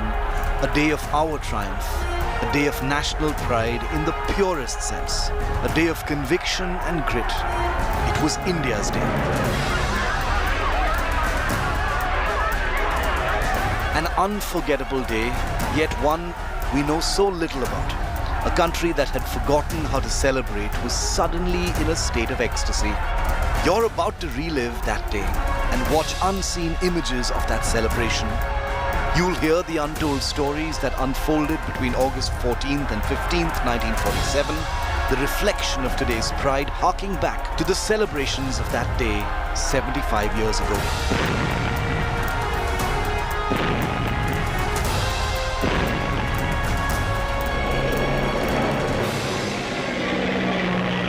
What you're about to witness is India's real rebirth. The ties that bound a vibrant ancient land for so long were now in pieces. It's the story of those final 24 hours when we turned free. The British sent Lord Louis Mountbatten to India in February 1947 as the last Viceroy.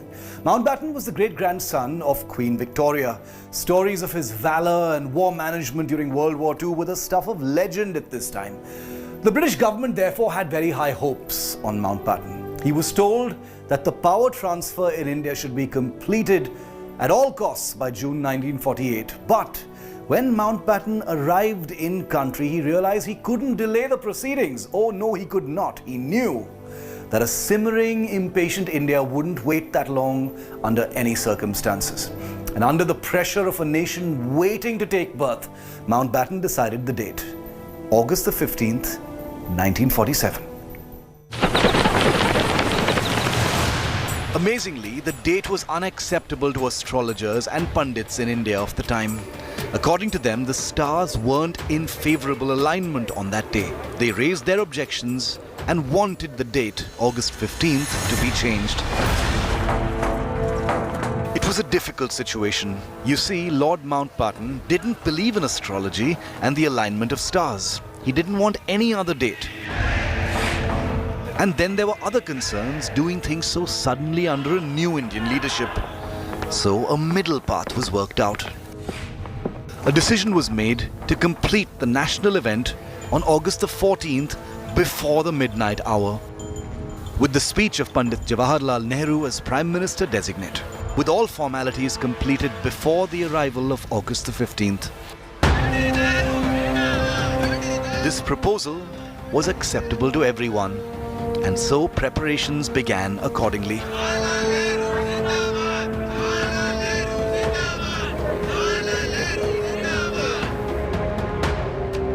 Technically, India and Pakistan were getting freedom at the same time. Lord Mountbatten wanted to be present in India during the special occasion.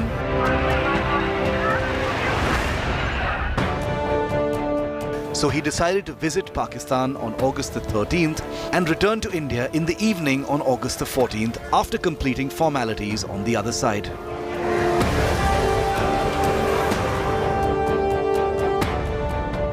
An official visited Mountbatten just when he was about to leave for Karachi.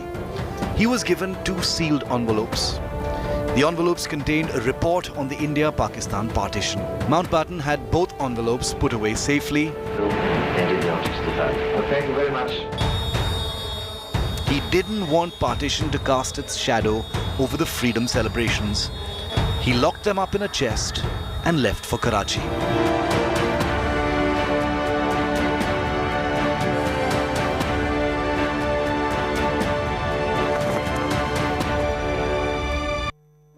Jinnah had left Delhi for Karachi a week before on August the 7th. Now, 2 events were planned in Karachi on August the 13th and August the 14th. Now, Jinnah was happy that he got 2 days thanks to the Viceroy's World War II war memories. But Pakistan was to come into existence as a new country on August the 15th. Deep inside, Jinnah knew that Mountbatten wanted to be in India and not Pakistan for the real event, and that's why Jinnah was given the day before. He had one more reason to be sullen that day. A silver-colored chariot he got for a state ride to mark partition couldn't be used like he wanted because the horse that was to pull that carriage had suffered a leg fracture. So he had to borrow one of the Viceroy's open-top Rolls-Royce cars for that event. In Delhi, meanwhile, preparations were on in full swing in the final run-up to the final hours. The Congress issued an order that all cinemas across the country would hold free screenings of the event for citizens on August the 15th, and that every school-going child be offered sweets and a Freedom Medal.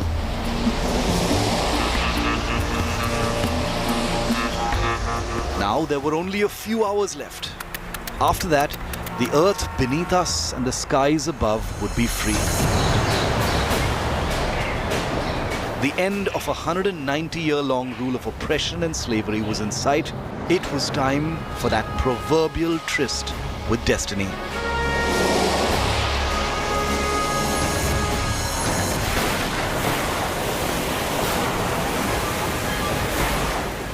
Clouds hovered stubbornly over Delhi that day. It seemed as if they too were waiting eagerly for that historic moment. They were preparing to thunder and pour down to welcome a newborn, an epic, atmospheric celebration of India's reincarnation.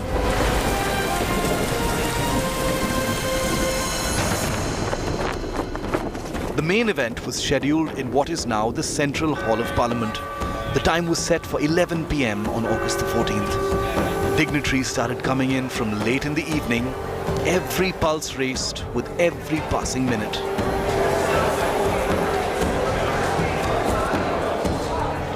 Outside Parliament, the crowd swelled dramatically.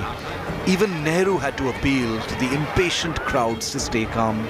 But just for a moment, imagine the mood out there, the emotions among those masses that night.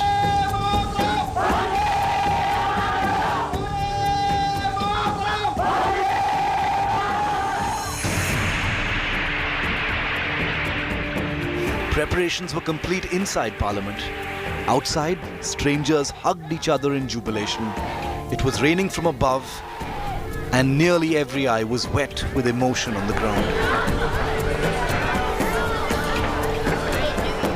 Refugees who had left Pakistan were among the crowds.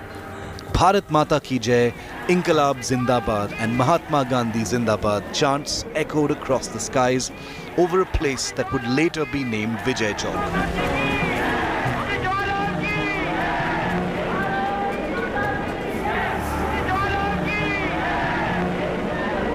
Not many know that Mahatma Gandhi, whose name was booming from the crowds outside, was not even present at the event that day. The dagger of partition had torn a deep gash in a freedom gained after the sacrifice of hundreds of thousands of our people. Rioting was taking place in many parts of the country at the time. Mahatma Gandhi was in Bengal on that day to appeal for calm. But somewhere in his heart, he must have yearned to be where freedom was about to ring.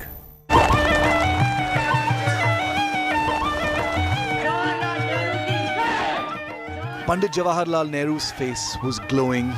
Every Indian had waited for this moment. None of us now can imagine the mixed feelings of anxiety and elation that elevated those tantalizing final minutes.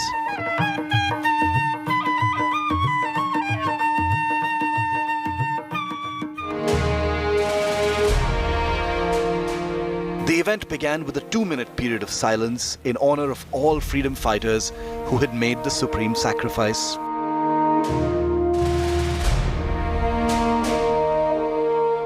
A soul-stirring silence for those whose ghosts would consecrate the proceedings.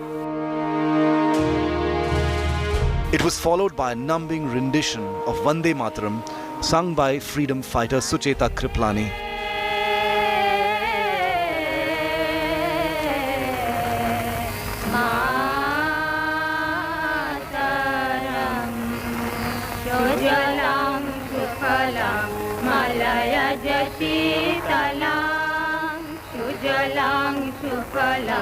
Malaya Jasitalang Shashamalang Mataram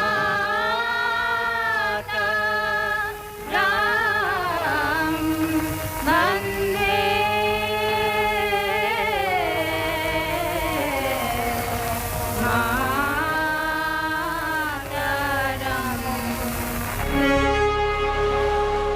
A renowned political leader who later became the first woman chief minister of a state in independent India.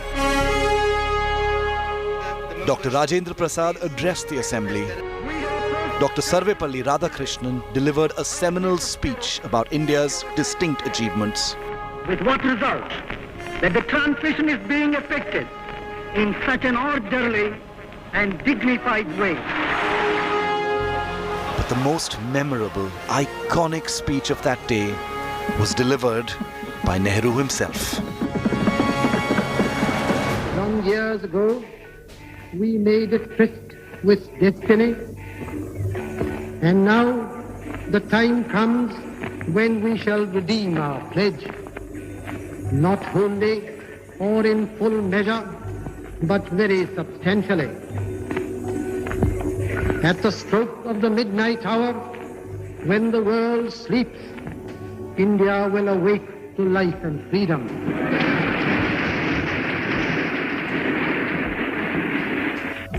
A moment comes, which comes but rarely in history, when we step out from the old to the new, when an age ends, and when the soul of a nation, long suppressed, finds utterance.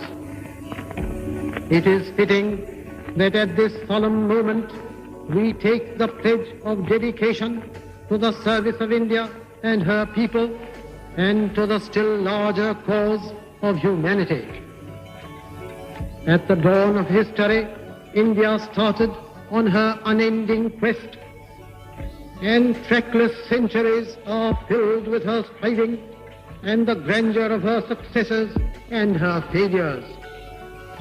Through good and ill fortune alike, She has never lost sight of that quest or forgotten the ideals which gave her strength. We end today a period of ill fortune, and India discovers herself again. The achievement we celebrate today is but a step, an opening of opportunity to the greater triumphs and achievements that await us. Are we brave enough and wise enough to grasp this opportunity and accept the challenge of the future? Freedom and power bring responsibility. That responsibility rests upon this assembly, a sovereign body representing the sovereign people of India. Before the birth of freedom, we have endured all the pains of labor, and our hearts are heavy with the memory of this sorrow. Some of those pains continue even now. Nevertheless, the past is over, and it is the future that beckons to us now. That future is not one of ease or resting, but of incessant striving, so that we might fulfill the pledges we have so often taken and the one we shall take today. The service of India means the service of the millions who suffer. It means the ending of poverty and ignorance and disease and inequality of opportunity. The ambition of the greatest man of our generation has been to wipe every tear from every eye. That may be beyond us, but so long as there are tears and suffering, so long our work will not be over. And so we have to labor and to work hard to give reality to our dreams.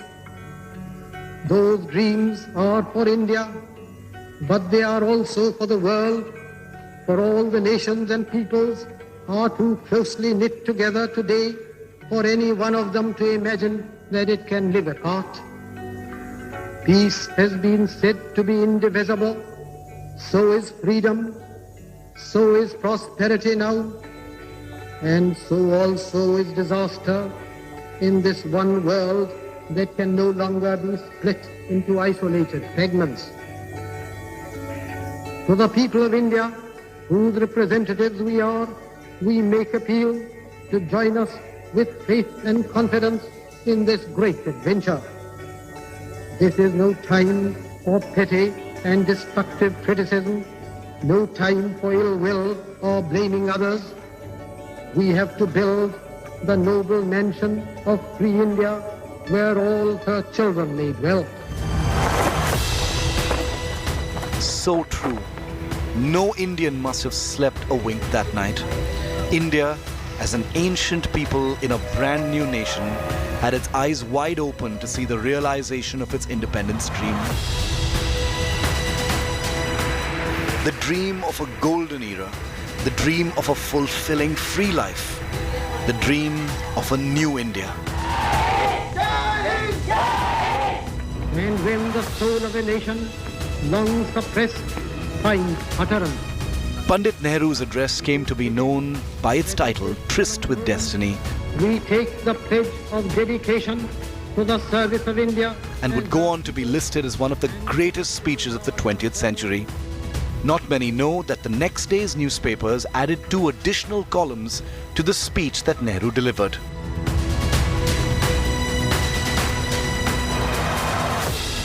We think also of our brothers and sisters who have been cut off from us by political boundaries and cannot share at present in the freedom that has come. They are of us and will remain of us, whatever may happen, and we shall be sharers in their good and ill fortune alike. The sound of conches reverberated as it struck midnight. Long live Mahatma Gandhi echoed through Parliament's Central Hall.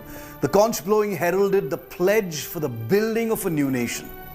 The hope of a golden future born from this oldest civilization. Emotions were so intense that day that Anglo-Indian leader Frank Anthony hugged Nehru. It was truly a moment of national prayer. Every Indian wanted to empower the nation with their soul and their sincerest positive energy.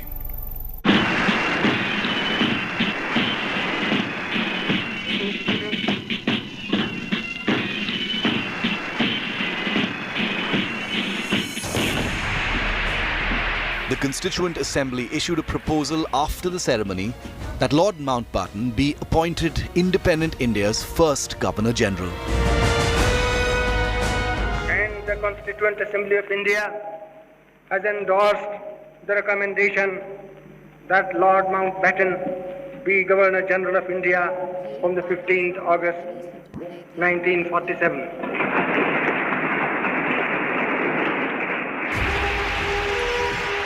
The entire audience rises. Members of the Viceroy's bodyguard enter in their white uniforms. ADCs walking down the centre of the hall, and Lord Mountbatten. I, Louis Francis Albert Victor Nicholas, Viscount Mountbatten of Burma, do swear I'll be faithful. that I will be faithful.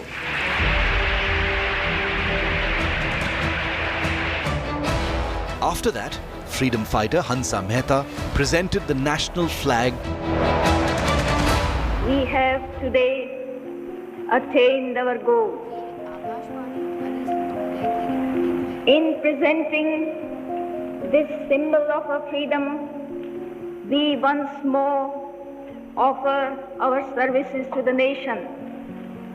We pledge ourselves to work for a great India, for building up a nation that will be a nation among nations.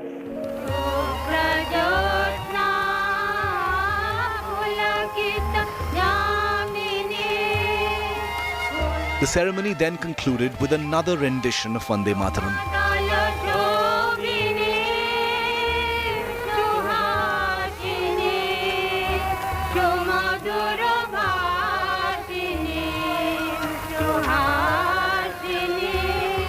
Remember, this time Jana Gana Mana wasn't yet our national anthem. That would happen only 3 years later in 1950. Till then, the highest refrain remained Vande Mataram, which means praise to the motherland.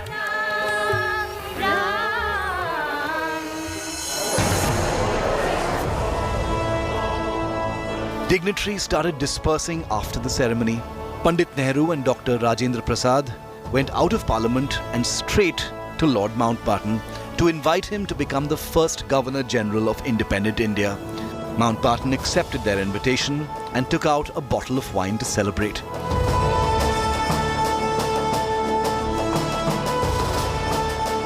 After that, Pandit Nehru gave him the list of independent India's first ministers who were to take oath the next day.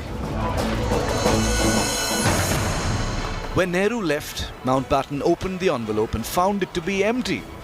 Nehru, in his excitement, had forgotten to actually put the name list in. Everything that happened on August the 14th was historic. But what was to follow on August the 15th was something the British hadn't come anywhere near expecting. An exceptional image of an India breathing in free air. The first day of a free India.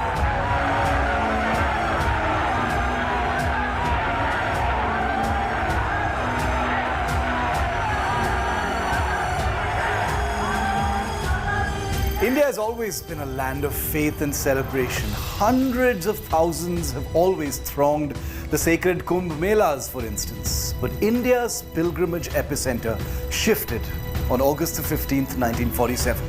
People woke up to breathe in a free morning after centuries. The pain of struggle, oppression and torture was gone. History. It was time to look up at the skies and the great beyond. The path from Delhi's India Gate to what is now called the Rashtrapati Bhavan was decked up for this Utsav. The Vijay Chowk of today, then called Princess Park.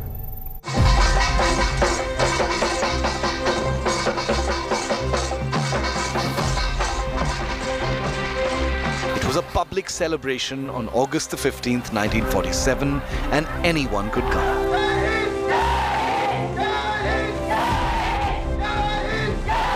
The British estimated a crowd of perhaps some thousands. Preparations were exuberant. Arrangements were made to accommodate some 30,000 people. A platform was set up for the flag hoisting, with sitting arrangements for dignitaries and leaders. Bamboo poles were tied up in the front to act as makeshift barriers.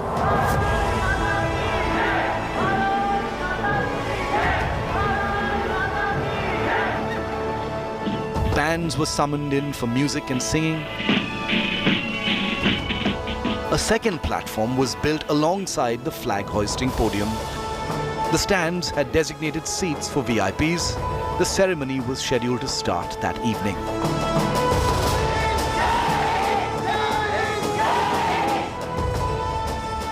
But before that, independent India's first oath-taking ceremony was to take place.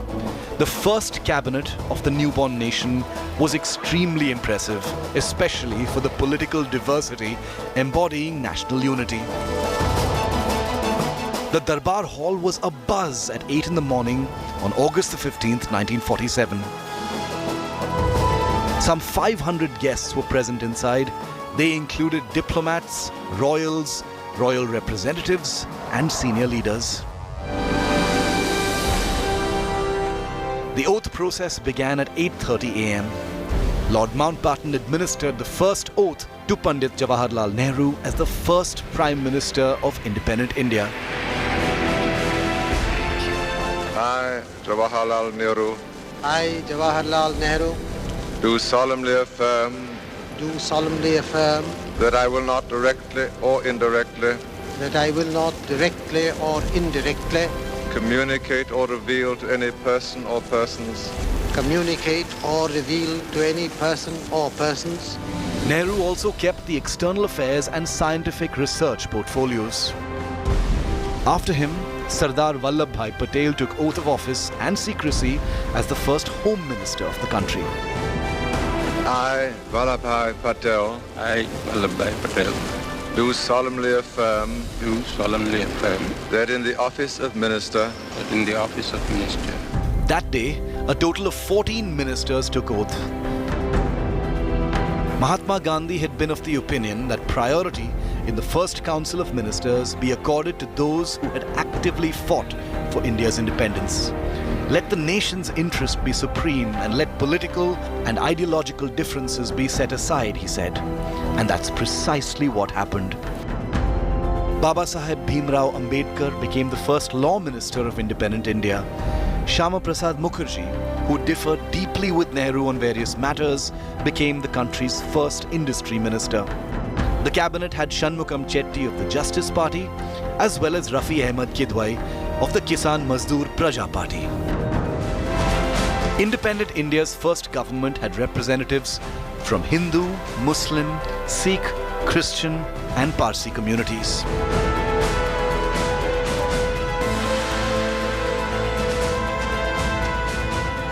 One woman was also included in the cabinet. Rajkumari Amrit Kaur was India's first health minister.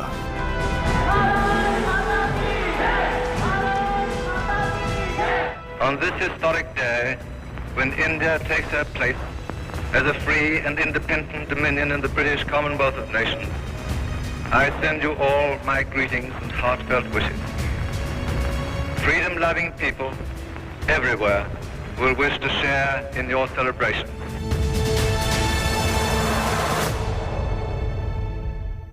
Basking in the glory of the event he had just overseen, Lord Mountbatten took oath as the first Governor-General at the end of the oath ceremony. After that, everybody present there went in a single cavalcade from the Viceroy House to the Council Chamber. Everybody was excited about the evening ceremony. Everyone wanted to reach the venue, well-dressed and fully ready for the rituals.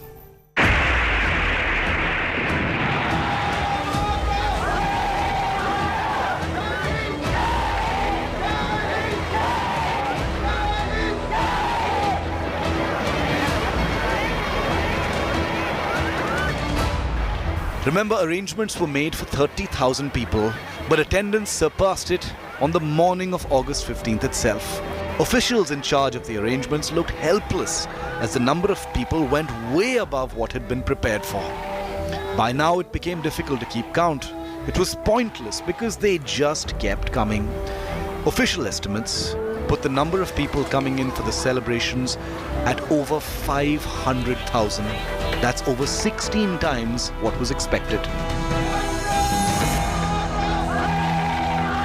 And the day remained like that in entirety. Emotions and preparations were beyond control. People were squeezed tightly.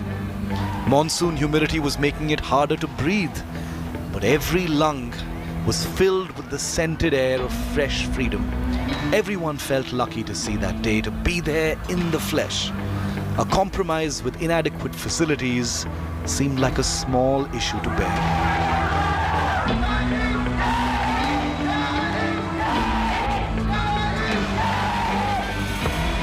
Lord Mountbatten and Lady Edwina arrived at the venue in a carriage. But even for the Governor-General, it wasn't possible to reach the platform because of the overwhelming crowds. Helpless and without choice, the couple decided to witness the flag hoisting from their carriage.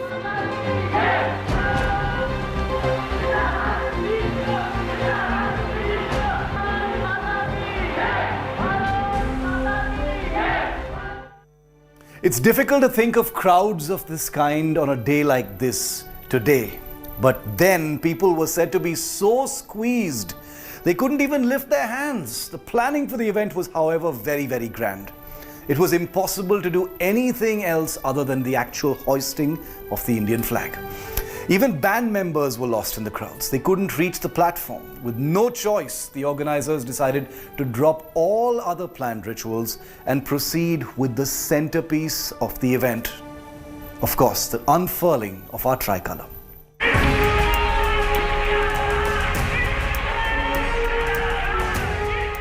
India's pride, made up of the world's three most beautiful colors and symbolic of the nation's unity, was unfurled before the masses at 6 p.m. on August the 15th, 1947. As we can only imagine, it was a truly stirring, numbing moment.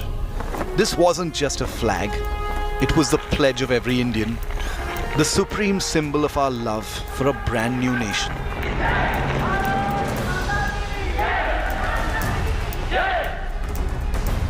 Mother Nature too wanted a part in the celebration, it seemed. Because when India's first Prime Minister Nehru unfurled the tricolour for the first time, a rainbow appeared up in the skies. Astonished crowds welcomed independent India's first Indradhanush with loud exultations of Bharat Mata Ki Jai. In his report about that day, Mountbatten would make it a point to mention the rainbow.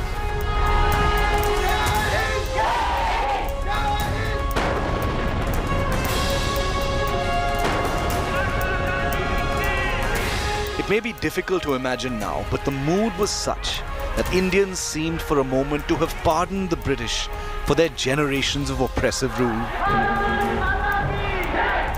Mountbatten was surprised when crowds surrounding his carriage raised slogans in his name as well. He was the only British colonial to ever be hailed so wholeheartedly in the country.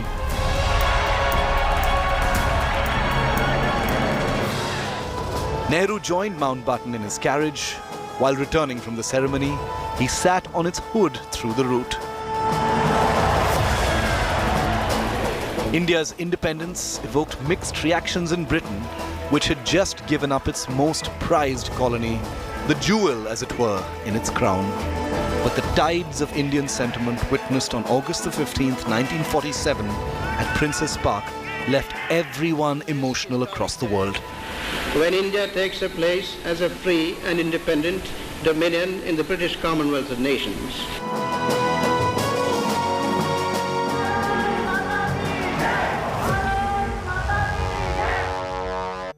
Delhi was then illuminated like never before. Connaught Place and the Red Fort were awash in the colors of the tricolour.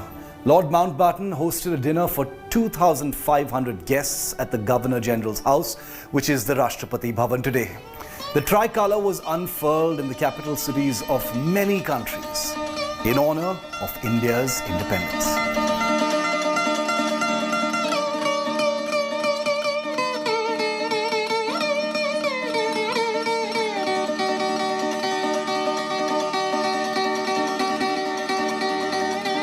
August 15th wasn't just a date. It signified the struggle and determination of tens of millions of our people. The flag hoisting that began in Princess Park area has since become an annual ritual, with the venue shifted to Delhi's iconic Lal Killa.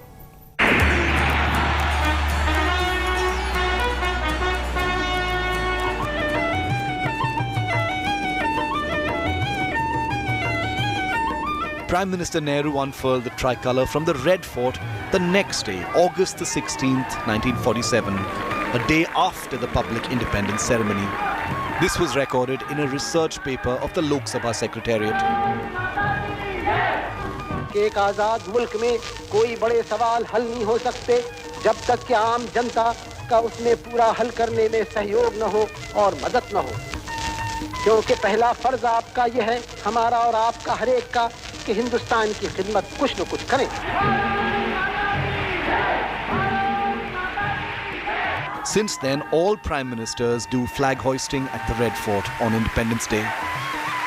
Similarly, the tradition of singing the national anthem after the flag hoisting began after 1950.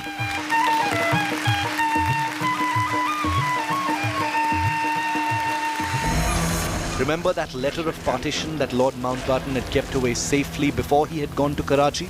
Well, on August the 17th, he pulled out those letters and presented them finally to both countries. And the same day, the announcement of the Radcliffe Line was made. 3 other countries won independence on August the 15th, but in separate years. South Korea won independence from Japan 2 years earlier, on August the 15th, 1945. Bahrain won it from Britain on August the 15th, 1971, and Congo from France on August the 15th, 1960. Pakistan celebrated 2 Independence Days on August the 15th in Muhammad Ali Jinnah's lifetime.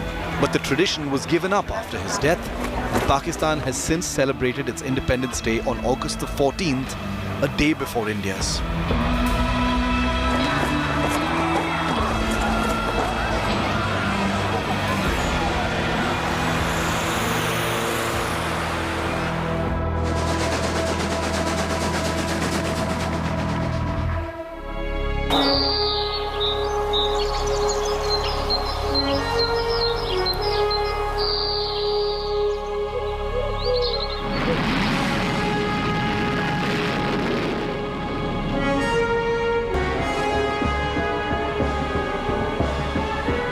In these 75 years of independence, India has left its past of slavery far behind and is now leading the world on multiple fronts, in line with its tradition of Vasudhaiva Kutumbakam. But as you've seen here today, began with a single day and a night.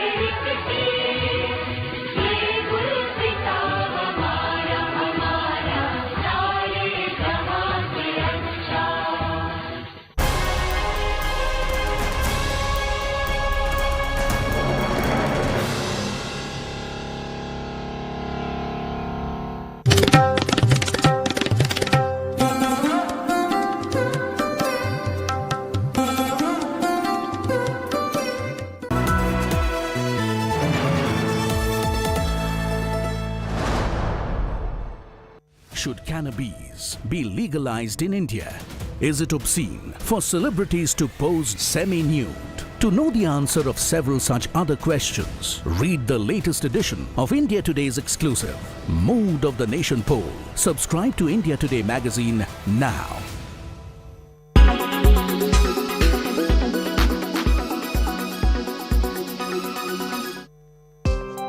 WhatsApp culture has created a stigma in this age and time.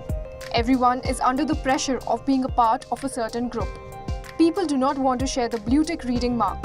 Different people have different concerns for WhatsApp. You can now leave groups without being noticed. People can now sneak out of groups. An update will not pop up if you leave a group. You can have a control over who sees you online. WhatsApp will now give you an option to show whether you're online or not. It will not let anyone take screenshots of your chats. Taking a screenshot of a conversation can also be restricted. The company conducted a survey on WhatsApp privacy features. 72% of people can remain unfiltered, while 47% are not comfortable sharing their personal information. WhatsApp is soon going to kickstart awareness programs about these new features in the UK and India. Are you excited about these new features, or are you happy using the old ones?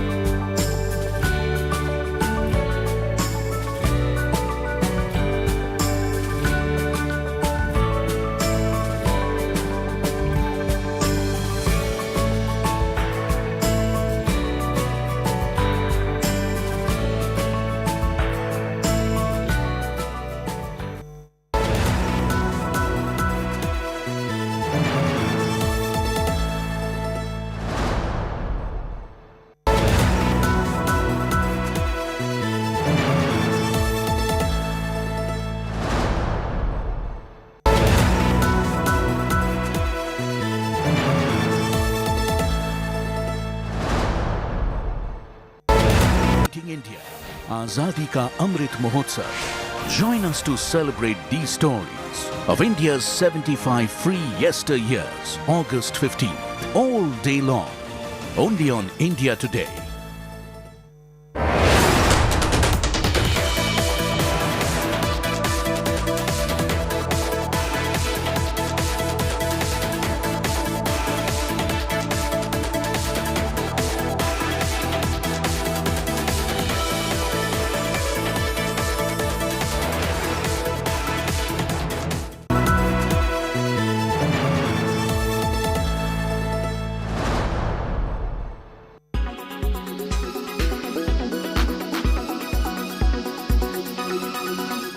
Heavy rains are affecting India and Bangladesh. More than 30 people have lost their lives to the floods. Bangladesh has lost access to electricity and the internet, while millions are stranded. Monsoons and seasonal downpours occur in many parts of the world in the countries close to the equator. But the best-known monsoon, due to its intensity and impact on people's livelihoods, occurs each year in South Asia. It runs between May and September. Well, as the summer approaches, heat builds over the land in the Indian subcontinent. Sea temperatures around the landmass, meanwhile, are much cooler. Warm air is less dense than cold air, so when heat over the subcontinent rises, air rises too, creating a vast area of low pressure. Over India, this causes wind direction to swing dramatically from the northeast to the southwest. Wind from the southwest, generated by high pressure in the Indian Ocean, then rushes in and fills the void left by the low pressure area. As it's full of moisture, it unleashes relentless rain over the land. Climate change, global warming, changes in land use and pollution can all affect the rainy season. Even dust from North Africa and the Arabian Peninsula, which heats up the air, can play a major role, making it even more intense. Monsoon is vital to the lives of hundreds of millions of people. 2/3 of India's population of 1.2 billion live in rural areas. India gets 80% of its precipitation from the monsoon. More than half of India's farms lack irrigation, so they depend almost entirely on the annual rains. But monsoon rains can also bring devastation and misery to hundreds of thousands of people through flooding, mudslides, and collapsed buildings.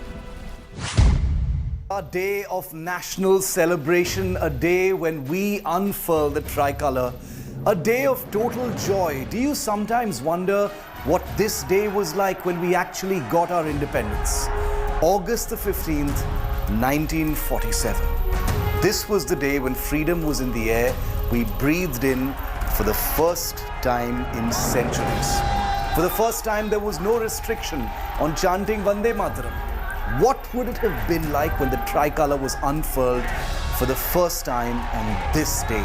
Join me as we travel back now to relive this beautiful day when we became free.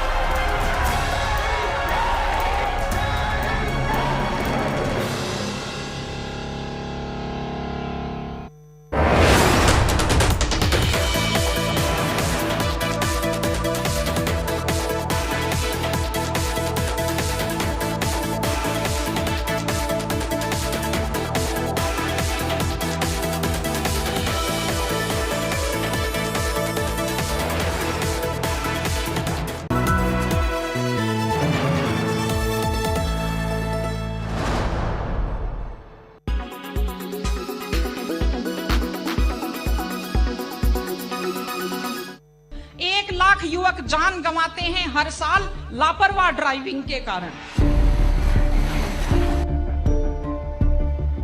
Well, that's true. Speed junkies on souped-up motorcycles have been a recurrent menace in India. Country's expressways and roads are fast becoming the choicest stretches for bike stunts. Stunt biking on roads is now driven by likes on Facebook and Instagram. That's the hype. This is becoming one of the worst menace in India, which is costing lives. Road accident is one of the leading causes of death, disability and hospitalization of people worldwide in general and India in particular. Approximately 1.3 million people die each year as a result of road traffic crashes. As per World Health Organization data, at least 1 out of 10 people killed on roads across the world is from India. The cost of road accidents is borne not only by victims and their families, but by the economy as a whole in terms of untimely deaths, injuries, disabilities and loss of potential income. During the year 2020, more than 360,000 road accidents were recorded, causing loss of around 130,000 lives. Road accidents take place mostly because of overspeeding, drunken driving, driving on wrong side, jumping red light, using mobile phones while driving and bike stunts, among others. However, top 10 states in number of fatalities on national highways are Tamil Nadu, Uttar Pradesh, Karnataka, Madhya Pradesh, Andhra Pradesh, Telangana, Kerala, Maharashtra, Rajasthan and Bihar. This is in order as a report that was released by the authorities. Unfortunately, the worst affected age group in road accidents is 18 to 45 years, which accounts to at least about 70% of the total accidental deaths. So be careful and drive safe.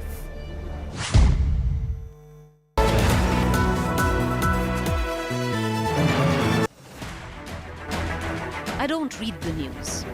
I read between the lines to tell you the true version of events, the true story of our times. To document grief, the toughest assignment for any journalist to be. From those who matter. Women politicians going to stick up for each other. Of those who should matter. I document the truth. I don't distort the truth. I don't glamorize the truth. I don't gloss over the truth. The ghosts of India's contentious medieval history have come knocking again. I hustle for the truth. On the ground, in the newsroom, in the studio. I don't try to grab eyeballs. I inform you to make you see the point. To the Point with Preeti Chaudhary. At these times, only on India Today. Co-powered by RK Marble, Khoobsurat Imandari. In association with JioMart, Har Ghar Ka Mart.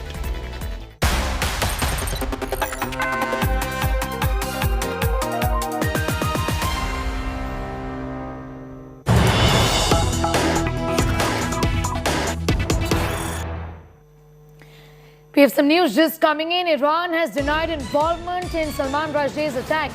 Iran says Tehran has no hand in the assault on Rushdie of ventilator support. But critical is what we are learning. US, remember, has condemned the attack on Rushdie, while Iran says that Tehran has no hand in the assault on Rushdie. US has said Iran attack against Rushdie is despicable. US has in fact gone on to say that Iran is behind the attack on Salman Rushdie. While Iran is denying these allegations, the Foreign Affairs editor Geeta Mohan has more details on that story. Geeta, several years ago it was Iran's supreme leader, in fact, who had issued this threat to Salman Rushdie, and after this attack, obviously, fingers are being pointed at Iran, with the US talking about it in the open. Iran says, we had nothing to do with it. Well, absolutely. The fact that is the man who attacked Salman Rushdie and has been charged is somebody who's now banned Facebook page, had all the material and propaganda of the Revolutionary Guards, and he did follow all those fatwas that were issued, that Iran or the Iranian administration regularly issues. We do know that they are influenced. Whether if he was taking commands from Tehran is another question altogether, because that certainly has not been confirmed. And Iran is just saying that as a government, that they are not involved in the attack.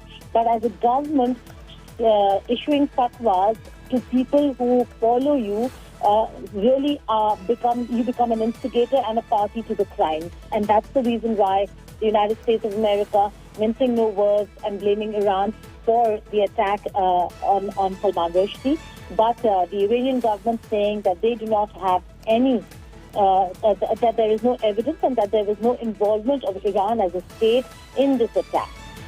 Geeta, thanks for getting us those details. Geeta Mohan with her views and inputs on that story. Iran says that Tehran has no hand in this attack, while US is already pointing fingers at Iran. The report brings us to the end of this edition. For all news and updates, do log on to our website, that's indiatoday.in. You can also download the India Today app. Thank you for watching.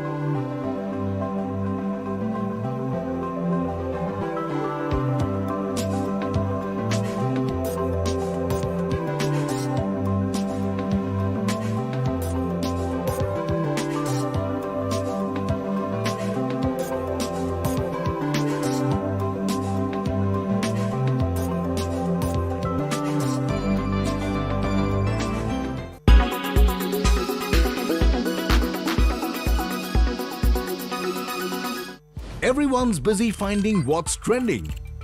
You're busy finding out why. India Today, for those who research before reacting. Download the India Today app now. Make your media plan smarter with India Today Live TV on your connected devices.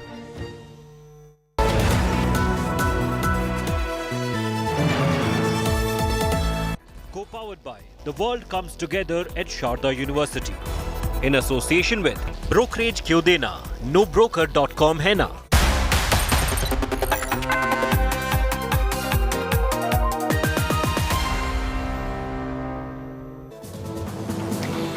Hello there, very happy Independence Day to our viewers from me and the entire team at India Today. You're watching Lunch Break.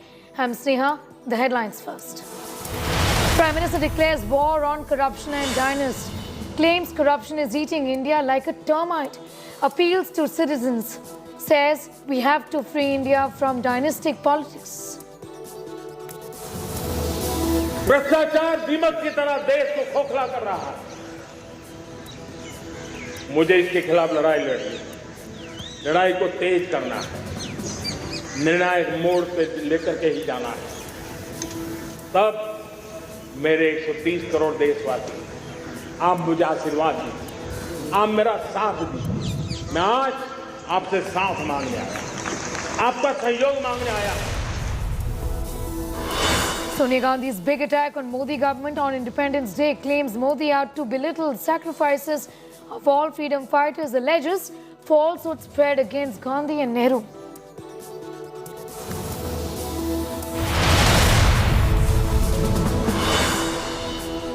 Prime Minister Modi's big Nari Shakti pitch cautions against insulting women, says Betis make us proud, claims gender equality of utmost importance.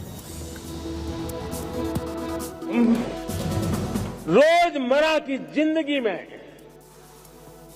नारी को अपमानित करने वाली हर बात से मुक्ति का संकल्प ले सकते हैं। Tricolor hoisted at the controversial Har Ghar ground in Hubli on orders of the Revenue Department with high security around the ground.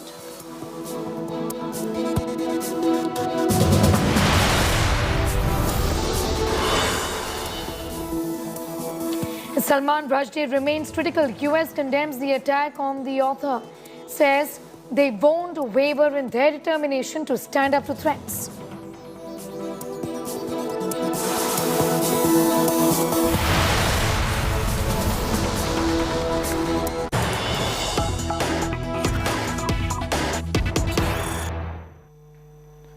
We're getting some information that in fact has just come in as far as the calls to Mukesh Ambani, the threat calls to Mukesh Ambani goes. The calls were made twice, is what we are learning. The call, in fact, had been received on Reliance Foundation's hospital display number.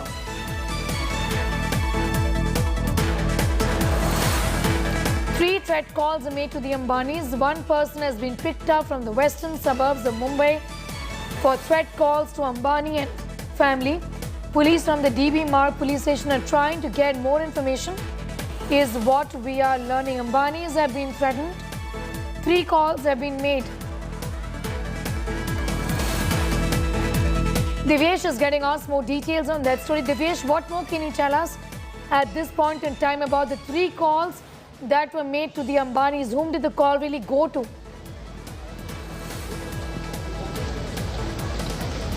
Well, Sneha, these calls were made on the display number of Reliance Foundation's Har Kisan Das Hospital located in South Mumbai. This number, if you Google Reliance Foundation Hospital's number, this number comes on display, and this is the contact number placed on various websites and also on signboards. And on this particular number, calls were made and the receiver was threatened. Threats were made against industrialist Mukesh Ambani and his family members. There were repeated calls that were made on this particular number, after which the police came to know, police was informed, and as of now, the FIR process is still going on. FIR yet to be registered, but police officials have traced the number and picked up one suspect from far-off western suburbs of Mumbai. The person has been detained, has been picked up and will be questioned, after which police officials will come to know what was the motive behind these threat calls. As of now, sources have been saying that it could be an unstable person who was making these calls, but as of now nothing is clear yet. One person has been picked up and he will be questioned. He will be grilled by police officials from the DB Marg police station of South Mumbai. The DCP Zone 2 is personally supervising investigation into this matter. He is personally in touch with police officials, the police teams that have gone to pick up the suspect from western suburbs of Mumbai. He has been picked up and is being brought to South Mumbai, where he will be grilled by the DCP himself and the investigating officials from DB Marg police station. Only after that it will be clear what was the motive behind these calls and why were these calls made on this particular number of Reliance Foundation Hospital.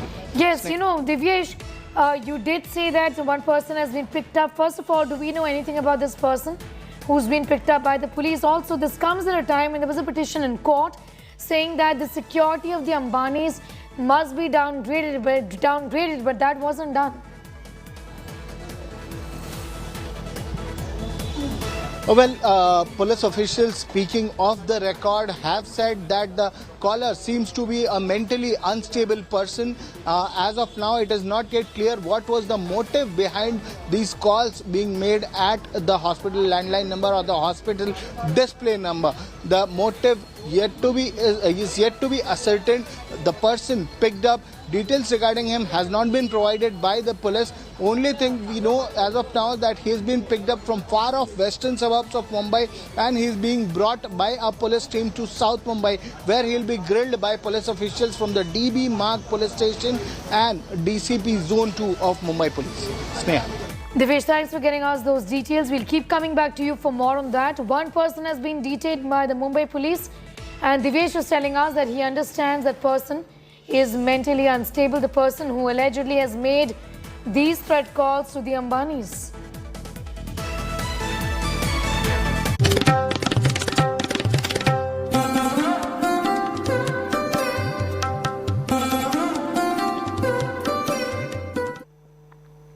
Well, as the nation celebrates the 75th year of independence, Prime Minister Modi has fired an anti-corruption missile in his address. Prime Minister said the sweeping measures taken by the centre were aimed at curbing the disease of corruption and black money. He said that corruption makes India unequal. He also said the government is seizing all the assets of the corrupt and has asked the people of the country to help him eradicate corruption. Echoing the BJP's battle cry during elections, the Prime Minister said the people of the country need to be alert against the corrupt as well as corruption.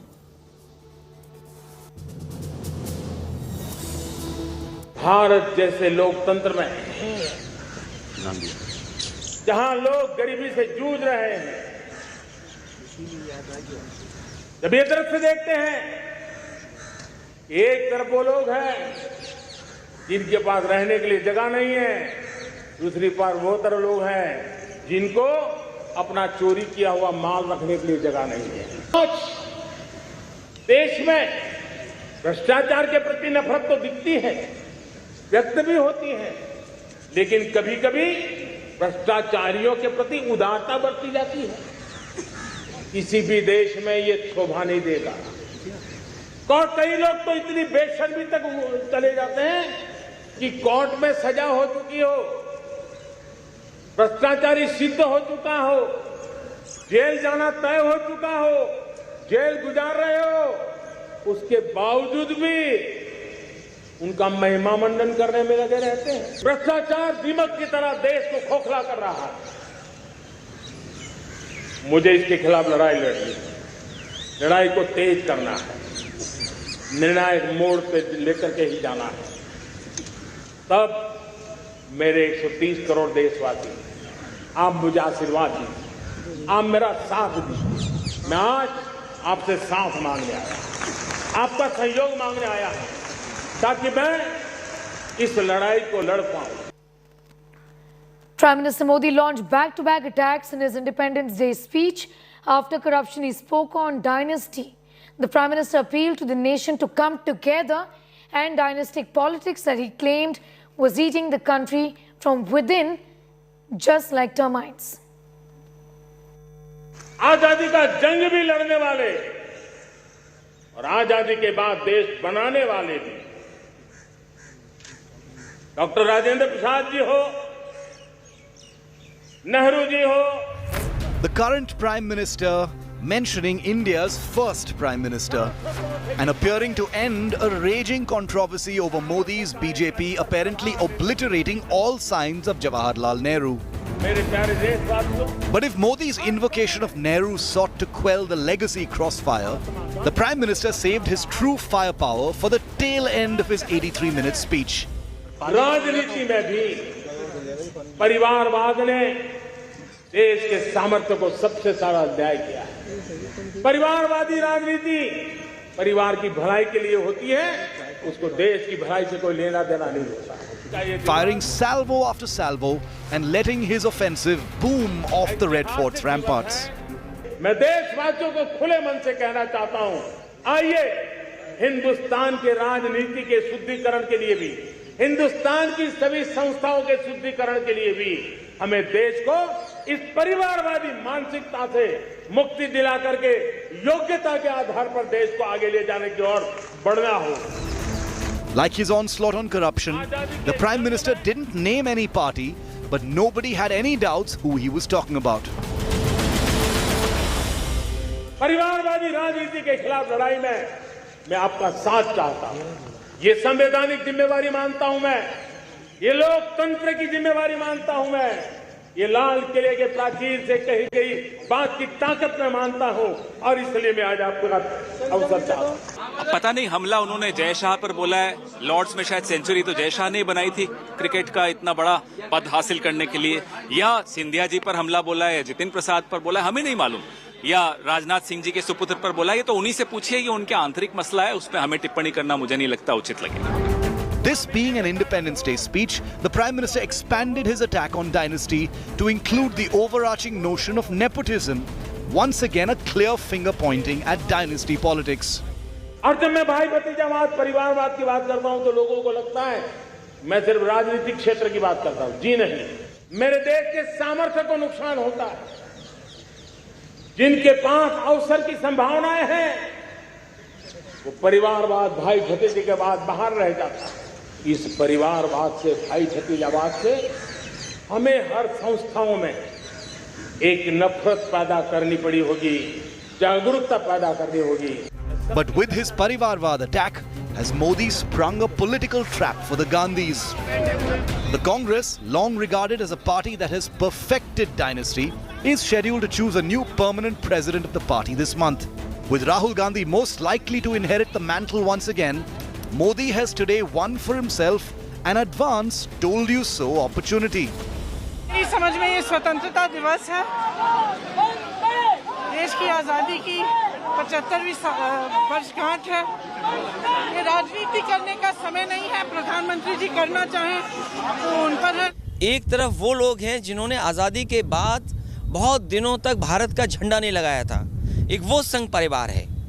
देश में लोकतंत्र बचे, देश का संविधान बचे, और मैं तो कहूँगा तमाम परिवार वाले लोगों को सामने आना चाहिए. बीजेपी को अपने परिवारों की भी चिंता करनी चाहिए. उनकी पार्टी में कितने परिवार हैं, वो अपने परिवारों की सूची जारी करें और विपक्ष भी अपने परिवारों की सूची जारी करेगा. Minutes after Modi's speech, Congress chief Sonia Gandhi unleashed an aggressive counter, accusing the Prime Minister of downplaying the roles of Nehru and Gandhi. And by doing so, ironically, Sonia may have underlined the significance of Modi's war cry against dynasty. The recurring theme of Rashtravad versus Parivarvad continues. Bureau Report, India Today. Prime Minister Modi roused the nation with powerful words on 75 years of independence. He laid emphasis on the dignity of Nari Shakti, listing out 5 pledges to fulfill freedom fighters' dream for India. He said, it is important that in speech and in conduct, we do nothing that lowers the dignity of women. He also said respect for women is an important pillar for India's growth, adding that we need to support our Nari Shakti. He also said that for India to achieve the goals envisioned by its freedom fighters in the next 25 years, women have to play a critical role. At the beginning of the speech, he also paid tributes to India's women freedom fighters, including Rani Lakshmibai and Begum Hazrat Mahal, and said that the nation is thankful to them. किसी न किसी कारण से हमारे अंदर एक ऐसी विकृति आई है, हमारी बोलचाल में, हमारे व्यवहार में, हमारे कुछ शब्दों में, हम नारी का अपमान करते हैं।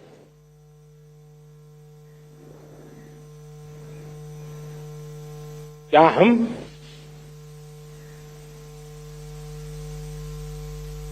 स्वभाव से, संस्कार से, रोजमर्रा की जिंदगी में नारी को अपमानित करने वाली हर बात से मुक्ति का संकल्प ले सकते हैं?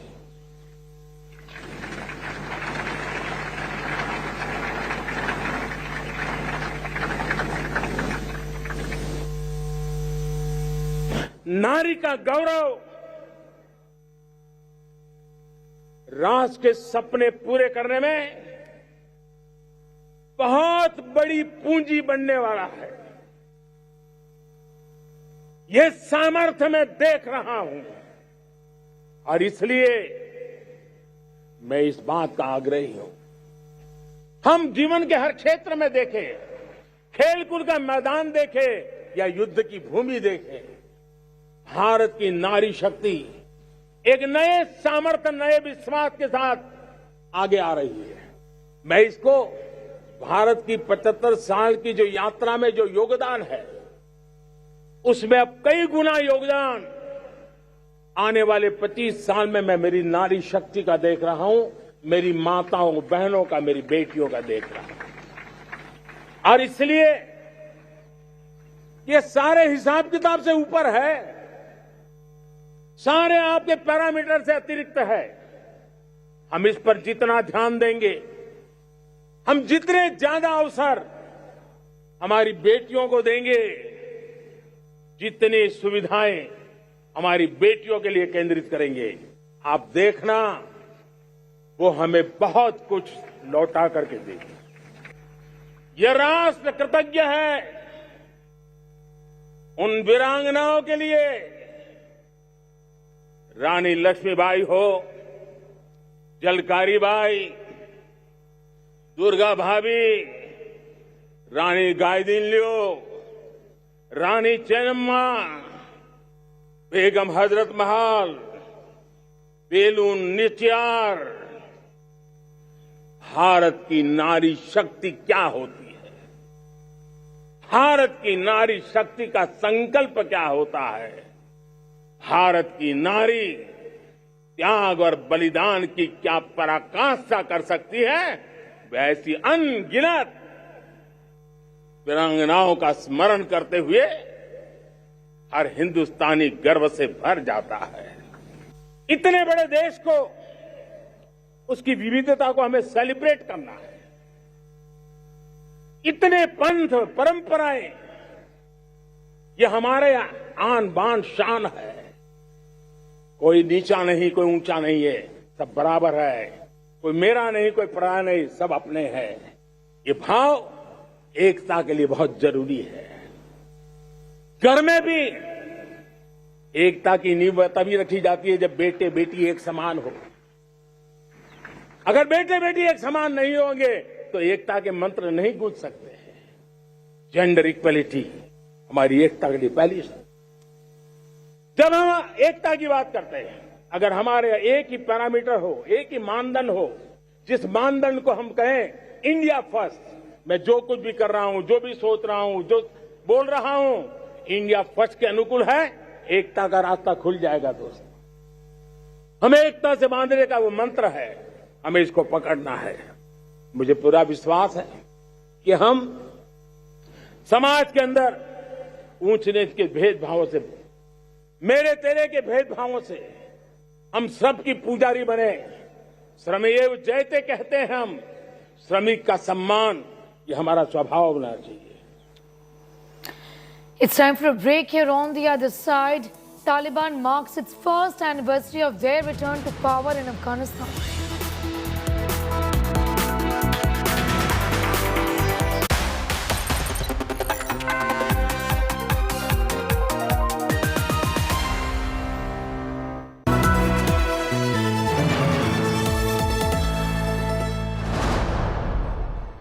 Freedom at midnight. At the stroke of the midnight hour, when the world sleeps, India will awake to life and freedom. 75 years of economy, 75 years of defense, 75 years of sports, 75 years of cinema, 75 years of celebrating India. Azadi ka Amrit Mahotsav. Join us to celebrate these stories of India's 75 free yesteryears, August 15th, all day long, only on India Today.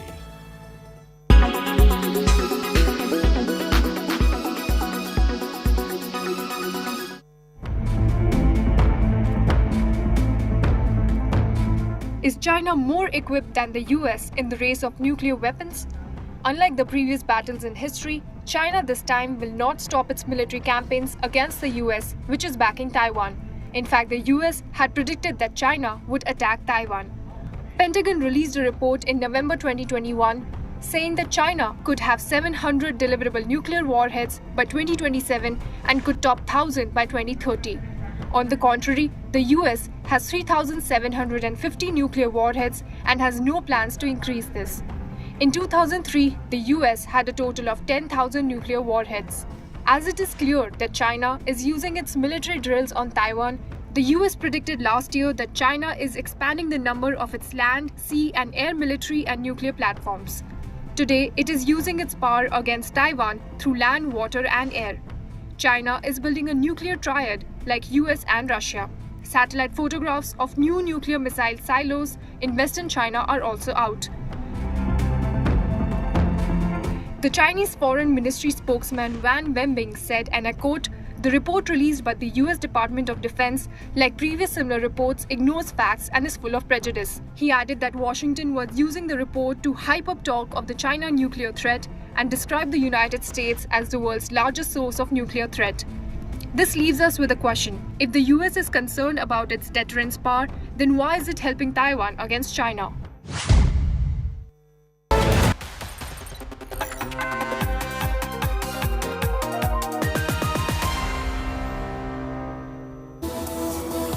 Welcome back. Now, as India is celebrating its freedom, Afghan citizens are marking a year since they lost theirs. Today is a year since the Taliban returned to power in Afghanistan. It was on the 15th of August 2020 that radical Islamists surrounded and captured Kabul. 2021, I beg your pardon. What unfolded next was complete chaos. Taliban fighters took over the presidential palace and the airport in Kabul. Soon after coming to power, the Taliban clamped down on women's rights and freedoms. Currently, Afghanistan is gripped by unprecedented humanitarian crisis.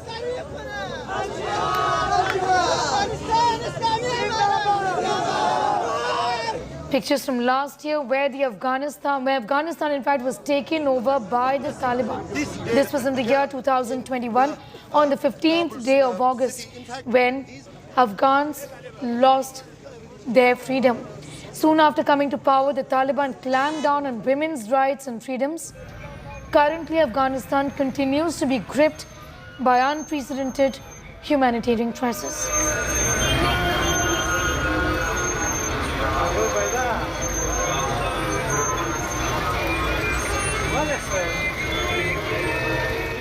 This is the outside ring of the Kabul airport, which on 15th August 2021 last year was giving different look when hundreds and thousands of people were rushing towards this airport to flee from the country. But during last 1 year, Taliban government has managed to keep things calm here in Afghanistan. But the big challenge for the Taliban government in Afghanistan is now the fighting between the Islamic State and the Taliban here in Afghanistan. We are here in Afghanistan, the capital of Afghanistan, Kabul, and today is the also victory day for Taliban government here in Afghanistan. In fact, this is the Kabul 1407 Hijri, the day 1 year completes in the Afghanistan when Taliban started ruling. In fact, last year on same day there was different scenario outside the Kabul airport here in Afghanistan, but today picture has completely changed and we are seeing a visible peace in the streets of Kabul. आज भी बहुत अच्छा आजादी माँ जा रहे हो नगलू से तो वहाँ पर क्या करेंगे? उनके सारा लोग भी जमा उधर भी वो आज भी ये रोज आजादी पे कि अफगानिस्तान हमारा असली बच्चों की इधर कुछ चीज नहीं है मौका नहीं मिलता है कि इधर ड्रोन करता है इधर अभी अफगानिस्तान असली बच्चों है. It's time for a break. Here on the other side is 75 years of Indian cinema.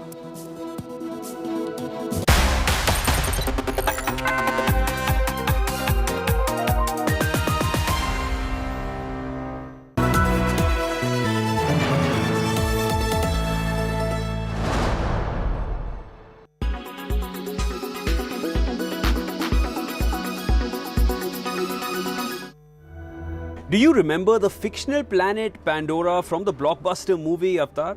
Hold that thought. Because this is not Earth. It's not from a movie. This is Earth's clone called Titan. It is real and it is very much here in our solar system. Titan is not a planet like Earth, but a moon in the Saturn system. Saturn has a total of 82 moons which revolve around it. Of these, Titan is the largest. Well, there are no reports or studies to confirm whether Titan has the kind of conditions shown in Pandora with those glittering lights or floating hills, but Titan does have rivers, lakes and seas filled by rain which come through a thick atmosphere similar to what Earth experiences. Titan is the only celestial body besides Earth to have liquid on its surface. New research reveals the presence of landscapes on the surface of this moon. Titan has streams of liquid methane and winds of nitrogen gas, which build hydrocarbon sand dunes.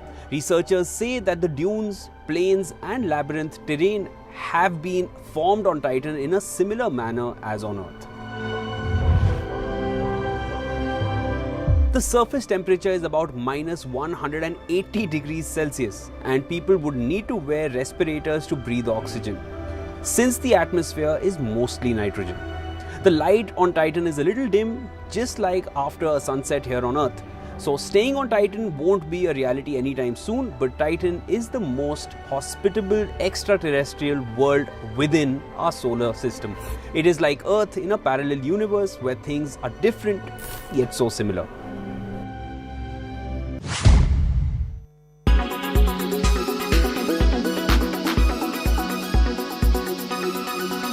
Make your media plan smarter with India Today Live TV on your connected devices.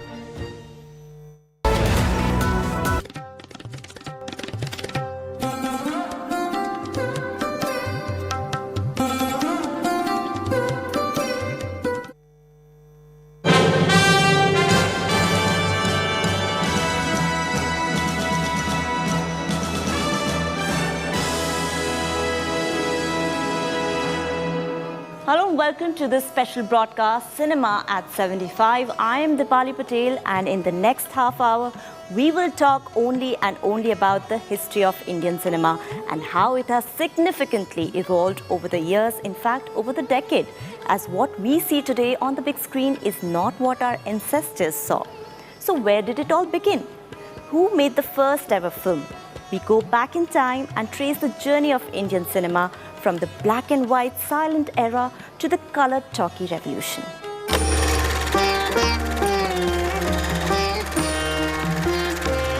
Indian cinema since the beginning and over the years has not only managed to understand, cater and inculcate the likes and dislikes of the audiences. ये है हमारा footpath restaurant. Furniture इसका ऐसा वैसा ही है. आप बैठिए. but has also molded itself with time and new techniques to transport cine lovers to a fantasy world, the one that we see today. इन्हें न देखिए शहजादी, इनमें कनीज की सहमी हुई हसरतों के सिवा और कुछ नहीं. Even as after more than 10 decades, it still is evolving significantly.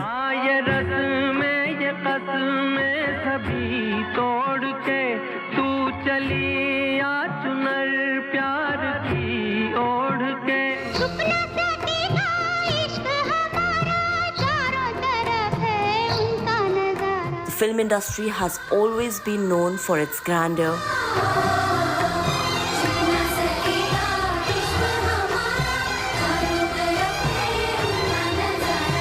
elaborate sets,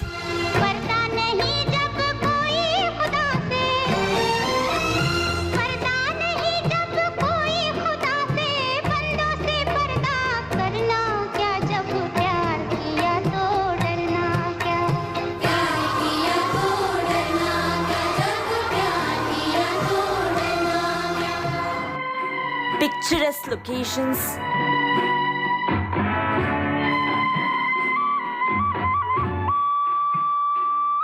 property है, बैंक बैलेंस है, बंगला है, गाड़ी है, क्या है तुम्हारे पास? themes that have mostly been high on emotions, मेरे पास माँ है. combination of power-packed punchlines, Mogambo खुश हुआ. solid characters, कितने आदमी थे? सरदार, 2 आदमी थे.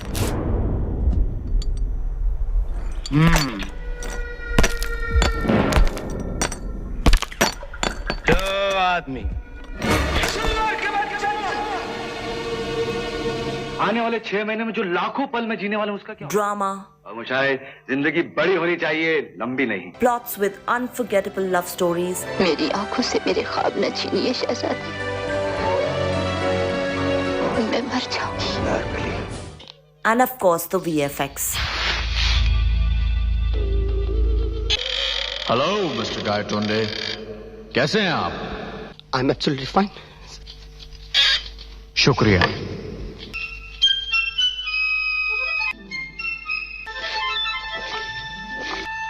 आप इतने हैरान क्यों दिखाई दे रहे हैं? जी वो कोई बात नहीं. But ever wondered how it all started? Well, to say the least, the journey leading up to the current standpoint in Indian cinema has been an interesting arc.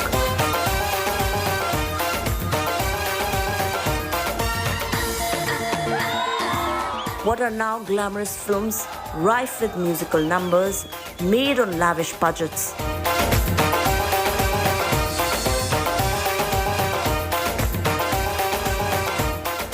were once humble black and white silent films made just with 4 reels, in which the director himself would have to move the theatre projector from time to time.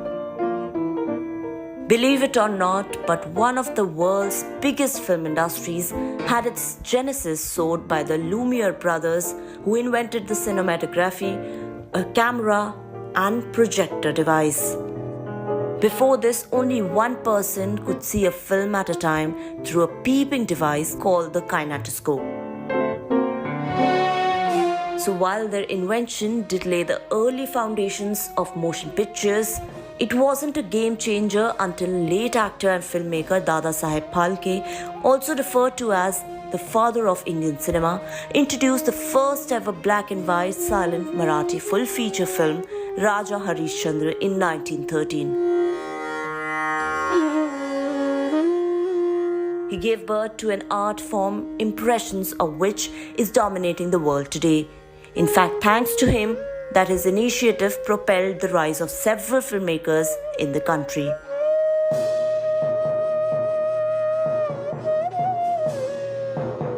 The silent era started in 1896 by Lumiere brothers. It peaked with Raja Harishchandra in 1913.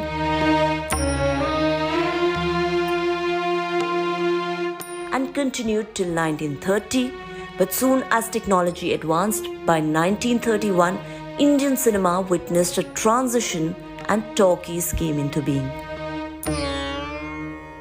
Ardeshir Irani directorial Alam Ara, a costume drama about two rival queens, was the first Indian film with sound, speech, 7 songs and dance, and it made cinema look a lot more interesting and engaging. 1931 was the year when Debaki Bose directorial Apradhi was shot using artificial lights, a milestone for the industry at a time when it was progressing simultaneously. By 1934, this experimental era had taken over the screens, and actor, writer, director, producer Pramathesh Chandra Barua, who played the main lead in Apradhi, used cinematic liberty for the first time with his film Roop Lekha as he introduced flashback scenes to Bollywood. Most of the films made during this decade was historically themed. By 1934, this experimental era had taken over the screens. They were about nobility and observed the distinct pre-British Raj grandeur, which were at large an attempt, a plea, a celebration of the undefeated spirit.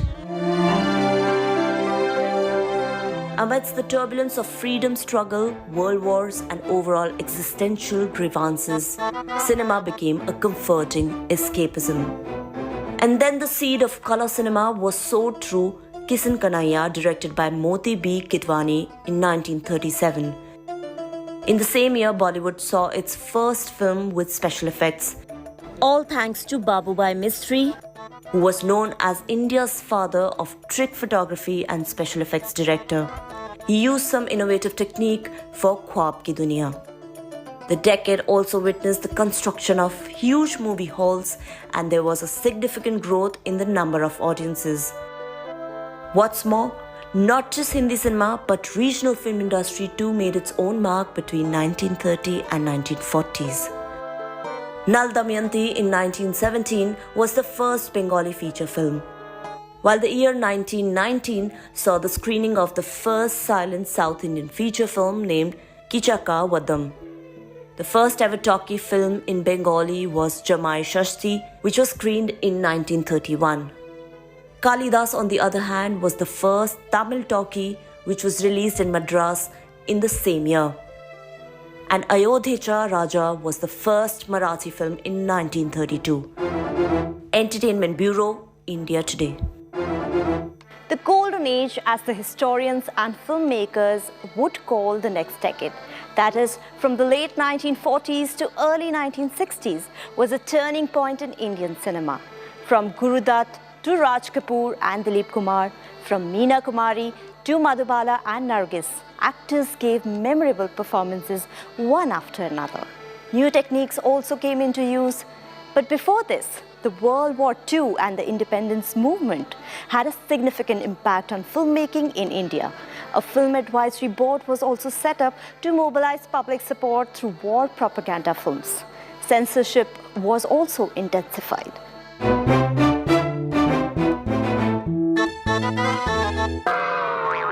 The real potential of Indian cinema was recognized with a major shift from silent era to the talkies. But the next decade, which was from 1940 to 1949, turned out to be an even more eventful. ये एक अंग्रेजी गाना जो एक बार मैंने club में सुना बड़ी प्यारी थी तुम्हें अच्छी The advent of World War II had a significant impact on filmmaking in India. A film advisory board was set up in Bombay in 1940 by the colonial government to oversee the production of propaganda films in the country and granted a monopoly over the distribution of raw film stocks.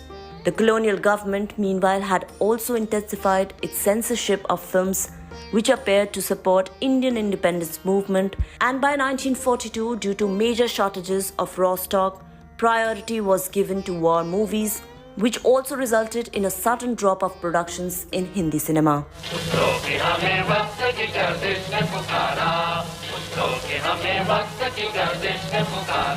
Filmmakers continue to focus on using cinema as a medium to showcase anger and voice the opinion of nationalist leaders and parties demanding independence from British colonial rule.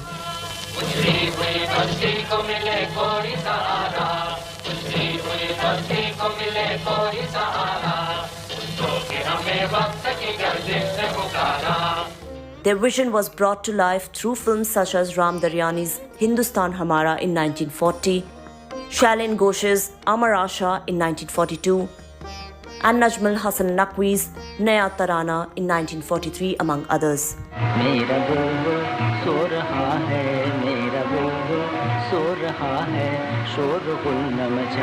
Interestingly, love stories also came to the forefront during the first half of the decade, and with Kismet in 1943, Bombay Talkies delivered one of the early blockbusters of Indian cinema.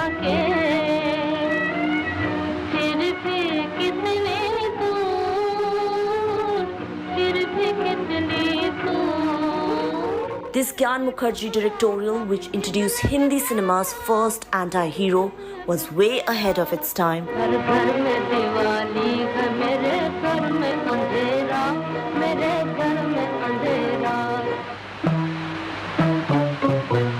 It became the leading moneymaker of 1940s and ran for 3 straight years at Calcutta's Roxy Theatre.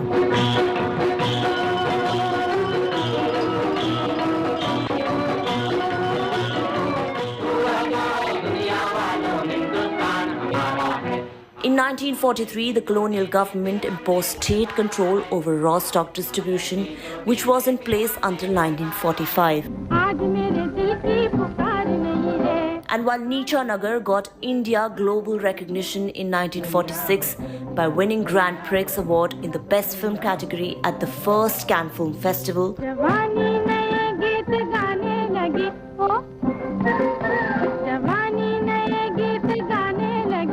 the war movies trend in the country, on the other hand, continued even after independence in 1947, with films such as Ramesh Sehgal's Shaheed, which released in 1948 and was based on the freedom struggle.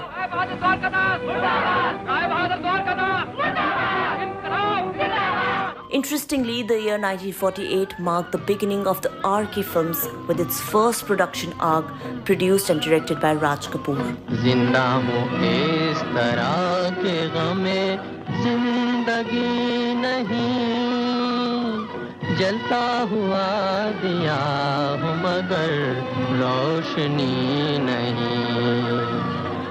Then came his film Barsat in 1949, which held the title for India's longest running film for 32 years.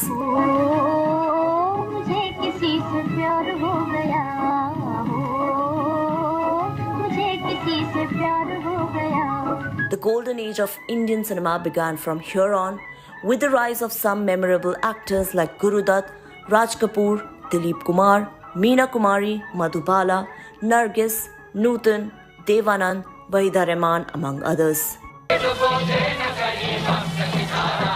The 1950s was a crucial decade for Indian cinema, as it saw both the influence of Nehruian socialism as well as reflected on the newly independent country's state of affairs.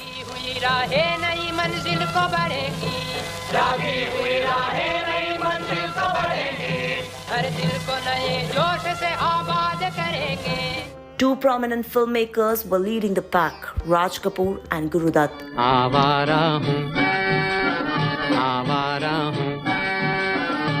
गर्दिश में हूँ आसमान का तारा हूँ आवारा हूँ आवारा हूँ.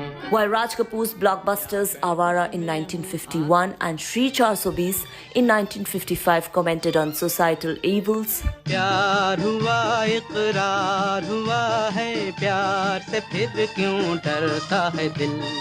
Guru Dutt's Pyasa in 1957 questioned the very integrity of the political freedom the country had achieved, pointing to its state of existential crisis. मैं वो विजय नहीं, वो तो कब का मर चुका. मर चुका? क्या कह रहे हो तुम? होश में आओ विजय. तुम्हारे भाई शेख जी, तुम्हारा दोस्त सब कहते हैं कि तुम वही विजय हो. दोस्त? ये लोग मेरे दोस्त नहीं. This was also the period when makers started experimenting with projectors, adding backgrounds to show the needed scenes. The technique was widely used for moving car sequences, just like Madhubala was shown driving a car in Chalti Ka Naam Gaadi and also in films like 1957's Naya Daur and Shri 420. आपकी अगर फसल अच्छी हो गई तो नथुराम सोनार से तेरी वो पायल की जोड़ी छुड़ा। जमींदार जी यहाँ एक मिल बनाना चाहते हैं। ये क्या एक नई मुसीबत? तब तो हम सबको खेती-बाड़ी। Some other important films made during this period are also Bimal Roy's Do Bigha Zameen, which received a special mention at the Cannes Film Festival. जिंदगी में 50 रुपए भी कभी एक साथ नहीं मिले। 235 रुपए मैं कहाँ से जुटाऊंगा? कदम कदम देखी भूल भुलैया, कदम कदम देखी भूल भुलैया, गजब तोरी दुनिया। बाबू सुना तुमने क्या लिखा है? हाँ बिटिया। मेरा कन्हैया भी रोजगार करता है आजकल। हमें और मेहनत करनी पड़ेगी बेटा। धरती कहे पुकार के, बीज बिछा ले प्यार के, मौसम बीता जाए, मौसम बीता जाए। 1957's Do Aankhein Bada Haath, which won the Best Picture award at the Berlin Film Festival. नन्ही नन्ही बूंदनियों की खनन खनन खन खंजरी बजाती आई, देखो भाई बरखा दुल्हनिया, बरखा Dulhania. Mehboob Khan's Mother India, which got nominated in the International Feature Film category at the Oscars. माँ, एक दाना नहीं लेने दूंगा। बिट्टू उसका बाकी है तो देना ही पड़ेगा। Dilip Kumar, Nargis and Raj Kapoor's 1949 film Andaz. बात ये नीना कि मुझे नज़ला हो गया।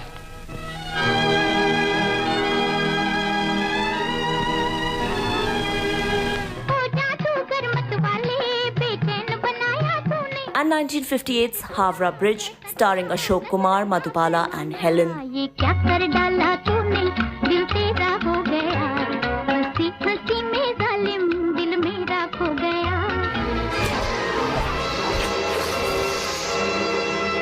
Now 1960s saw a shift towards the romance genre. Chaos's period drama Mughal-e-Azam became the highest grosser, and it was followed by several others including Mera Mehboob in 1963. याद में तेरी जाग जाग के हम रात भर करवटें बदलते हैं। जब I love you। The craze for shooting abroad began in 1964 when Raj Kapoor's Sangam was extensively shot abroad, and the trend of family dramas began with Yash Chopra's Waqt in 1965. ये मेरा बड़ा लड़का कुक्कू, इसे मैं बैरिस्टर बनाऊंगा, और ये मंजला बबलू, ये मेरी तरह जरा बुद्धू है, इसे दुकान पर बिठाऊंगा, और ये मुन्नू मुन्नू मेरा राजा बेटा, इसे मैं इंजीनियर बनाऊंगा, विलायत भेजूंगा।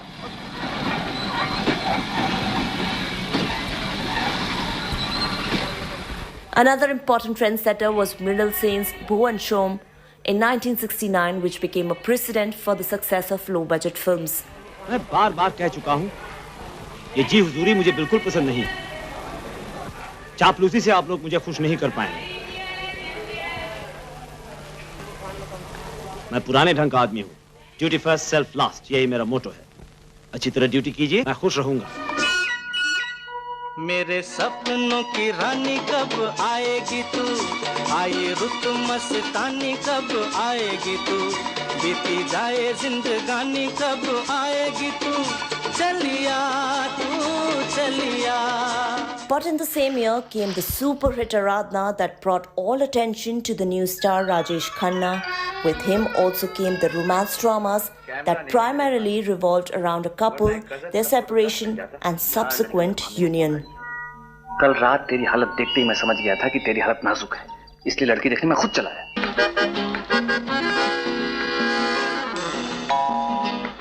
Entertainment Bureau, India Today. रूप तेरा मस्ताना, प्यार मेरा दीवाना, भूल कोई हमसे ना हो जाए। Coming to the next 2 decades, that is the 70s and the 80s, there was a smooth transition from masala entertainers to romantic dramas. There was dominance of actors like Amitabh Bachchan, who left the audience surprised with his angry young man image. Rajnikant and Kamal Haasan, on the other hand, worked together in their first film. Even actresses like Zeenat Aman and Dipal Kapadia were at the peak of their careers, while Rishi Kapoor was the quintessential charmer in the 70s. Late 80s turned out to be a game changer for Amir Khan and Salman Khan. मैं आज भी फेंके हुए पैसे नहीं उठाता। उनको दुकानदार नहीं साहिब कि नफा नुकसान सोचेगा। ये बात मैं कभी नहीं भूल सकता कि उनके हाथ मेरी माँ के खून से रंगे हुए हैं। मैं जिंदगी कोई नहीं, मौत को भी लतीफ़ा ही समझता। हाँ, तो ये अंगूठी आपकी है। क्या आप मुझे बता सकते हैं कि अंगूठी आपको कहाँ से मिली? बता कौन है तू, वरना गलत शेर की तरह मिटा दी जाएगी। The 1970s saw the advent of masala movies in Bollywood with dominance of actors like Rajesh Khanna, Amitabh Bachchan, Dharmendra, Vinod Khanna, Sanjeev Kumar, Hema Malini, Rekha, Jaya Bachchan, Zeenat Aman and several others. ऐसे मौसम में आपको अकेले नहीं आना चाहिए था। खैर इस वक्त नैनीताल जाना तो नामुमकिन है। बारिश में पहाड़ी नाले रास्ते पर बहने लगते हैं। While Rajesh Khanna had catapulted to stardom by the end of the previous decade, from 1970 to 1979, on an average, he starred in 5 films each year, and they were more often than not love stories with an angle of societal evils added in. खतरनाक मौसम फूंका जानवर ही भले लगते हैं। Take for instance 1970s Kati Patang. आपसे एक बात पूछना चाहता हूँ। पूछिए। जब से आप मिली हैं, मुझे ऐसे लगता है शायद आपको पहले कहीं देखा है। क्या फैसला हुआ था? तुम बोलो। Or even 1971's Anand. मैं भागा है बाबू मोशाय। हैं? अच्छे यार हो तुम? मुझे वहाँ पिंजरे में डालकर खुद गायब? देखो बाबू मोशाय, अगर मुझे वहाँ पर रखना है तो तुम्हें मेरे साथ रहना होगा। मैं वहाँ अकेले रहने वाला नहीं हूँ। There was also Mehboob Ki Mehndi and Hathi Mere Saathi in the same year.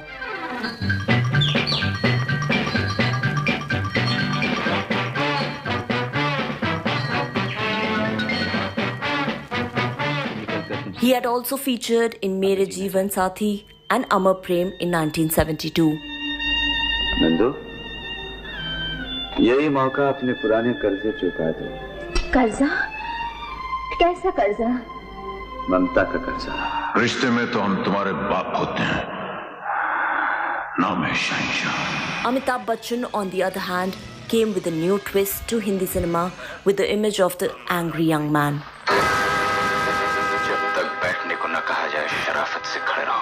After a few side roles in films like Reshma or Shera in 1971, he came on screen with a bang in 1973 as Inspector Vijay Khanna in Zanjeer. हवलदार, शेर खान को बाहर छोड़ दो। This was followed by blockbuster hits like 1975's Diwar. तुम्हें याद है कि माँ को अपनी बीमारी में भी 2 रुपए कमाने के लिए रोज मजदूरी करनी पड़ती। काफी बड़ा मकान है। Sholay, the groundbreaking film directed by Ramesh Sippy. कौन-कौन रहता है यहाँ पर? चाबी। Which not only got international accolades but also made him a superstar. There was also Chupke Chupke. और जो नहीं है, वो कैसे हो सकता है? Amar Akbar Anthony in 1977. तुमको सिर्फ 2 मार। 1. बुलेट मारा कि नहीं? And then came the iconic film Dawn in 1978. ये 10 लाख का सोना तो मैं भूल जाऊंगा राज से, मगर तुम्हें याद रखूंगा। Like Amitabh Bachchan, Rishi Kapoor too dominated the screens as an actor after his 1973 film Bobby, which became one of the decade's biggest hits in India. मुझसे दोस्ती करोगे?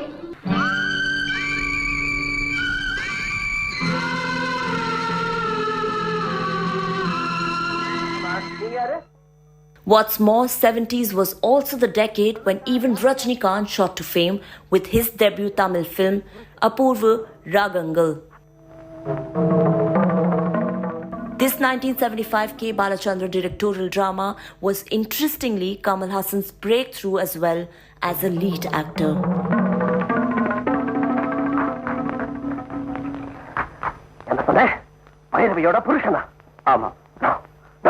His movies Sagar, Swati Mutyam and Nayakkan were also submitted for 3 consecutive years from 1985 to 1987. Now in Bollywood, there was a smooth transition in the genre from masala entertainers in the 70s to romantic dramas in the 80s. Films such as Silsila starring Amitabh Bachchan and Rekha in 1981 चांदनी तुम्हारा इंतजार न करते हुए भी हर मोड़ पर तुम्हारा इंतजार किया and Rishi Kapoor and Sridevi star Chandni in 1989 managed to sweep audiences off their feet.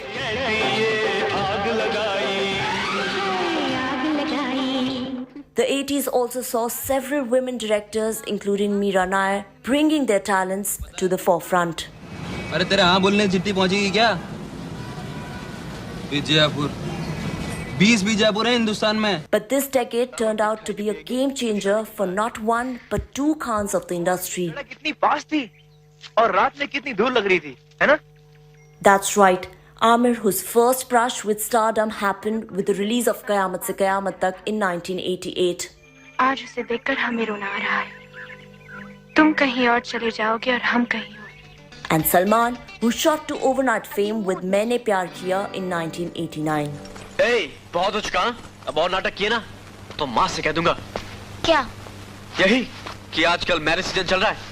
मेरी शादी कहीं और करा दे. There's been no looking back for the duo ever since.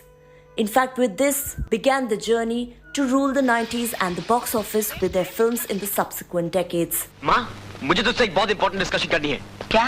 तुझे मेरी कोई फिक्र है कि नहीं? Entertainment Bureau, India Today. तूने मेरी तरफ कभी गौर से देखा है? मैं जवान हो चुका हूँ माँ. मेरी शादी वादी कराने की नहीं. Now you must be wondering why am I dressed like Karisma Kapoor? Well, that's a wrap on our first part of Cinema at 75. Stay tuned to India Today as we talk about the next 3 decades in part 2 of the special broadcast.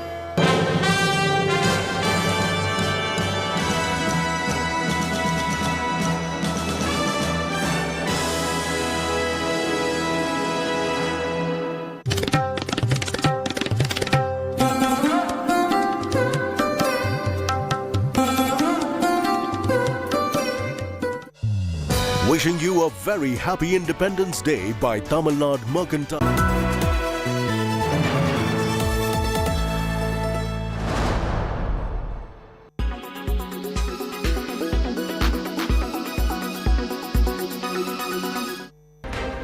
Tensions are rising between China and Taiwan. Since Nancy Pelosi's visit to the island, China has broken into Taiwan airspace more than 20 times. If a war is unleashed, Taiwan is likely to fall short against China. Here's a look into China's 5 most powerful weapons that can set the tone if there is a war. Number 1 is China's hypersonic glide missile. This is a DF-Z7 model. It is a precision strike weapon.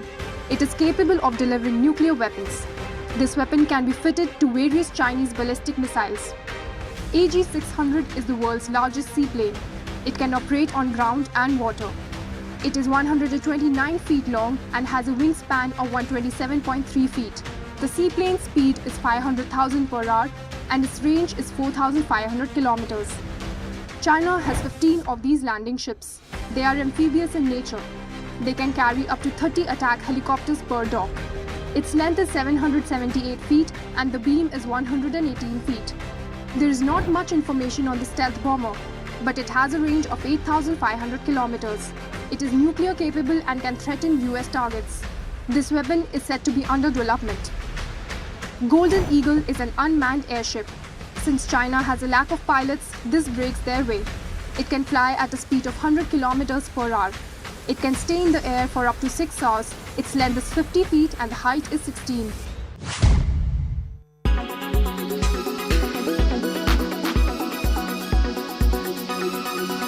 Make your media plan smarter with India Today Live TV on your connected devices.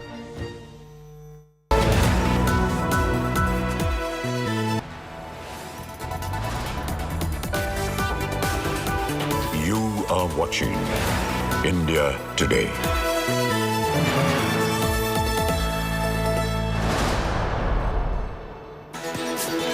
Hello there, very happy Independence Day to our viewers from me and the entire team at India Today. I'm Sneha Mordani, the headlines. The Prime Minister declares war on corruption and dynasty, claims corruption is eating India like a termite, appeals to citizens to free India from dynastic politics. भ्रष्टाचार दीमक की तरह देश को खोखला कर रहा है। मुझे इसके खिलाफ लड़ाई लड़नी है, लड़ाई को तेज करना है, निर्णायक मोड़ पे लेकर के ही जाना है। तब मेरे 130 करोड़ देशवासी, आप मुझे आशीर्वाद दीजिए, आप मेरा साथ दीजिए। मैं आज आपसे साथ मांगने आया, आपका सहयोग मांगने आया।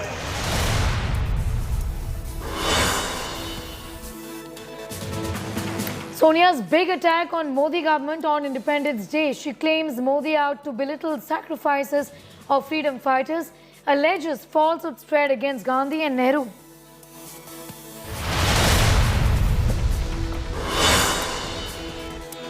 Prime Minister Modi's big Nari Shakti pitch cautions against insulting women, says Betis make us proud, claims gender equality of utmost importance. क्या हम रोजमर्रा की जिंदगी में नारी को अपमानित करने वाली हर बात से मुक्ति का संकल्प ले सकते हैं? Tricolor hoisted at the controversial Idgah ground in Hubli on orders of the Revenue Department with high security around the ground.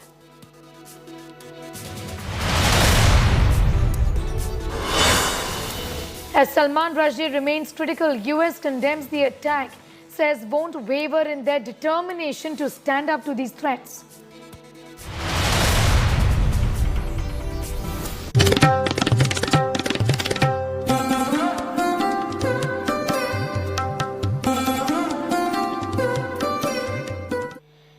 Prime Minister Modi launched back-to-back attacks in his Independence Day speech.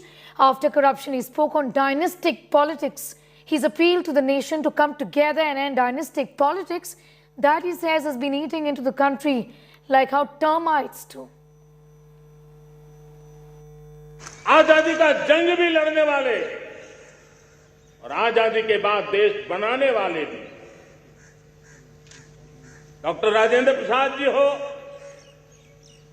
Nehru ji हो. The current Prime Minister mentioning India's first Prime Minister and appearing to end a raging controversy over Modi's BJP apparently obliterating all signs of Jawaharlal Nehru.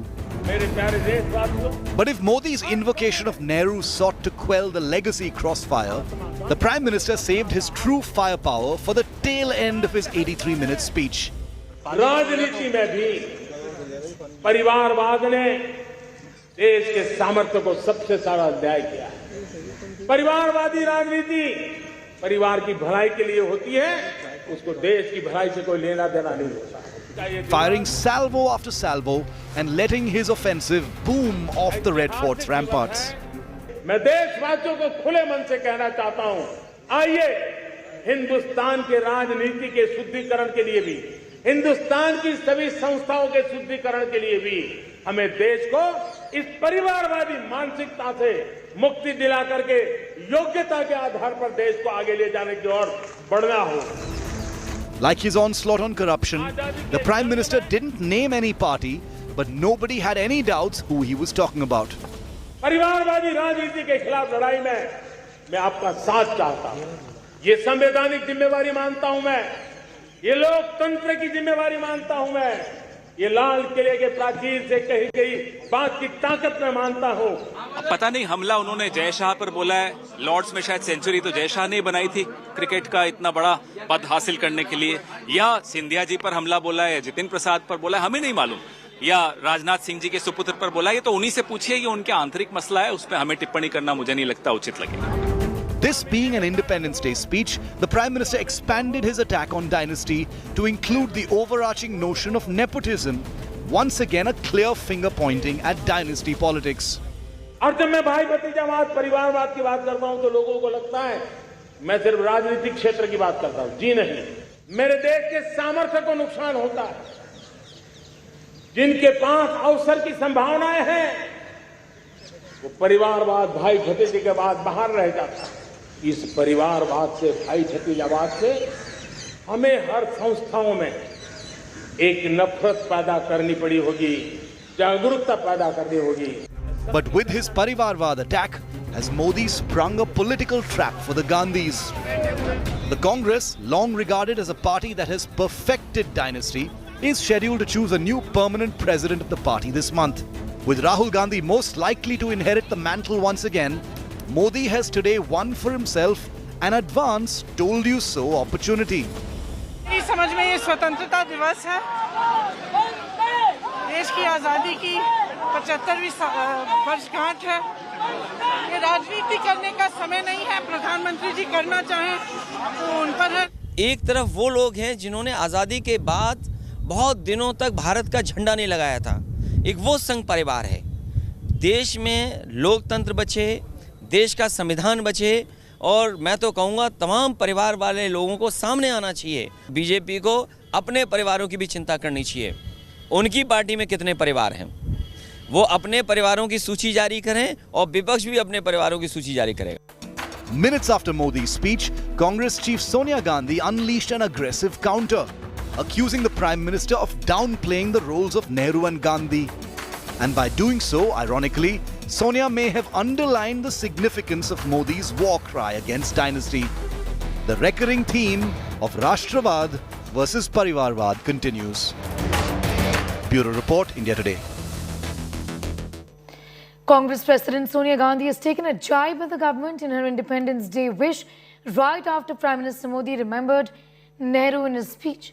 Sonia Gandhi has hit out at the government, said its attempt to downplay the contribution of India's great freedom fighters for political gains is unacceptable. She said Congress will not accept any wrong portrayal of historical facts for political gains, and it's not going to be allowing any insult to the Nehru, Gandhi, Patel, Azad based on falsehoods. She's called the Modi government narcissist, said it was busy downplaying the great sacrifices of freedom fighters.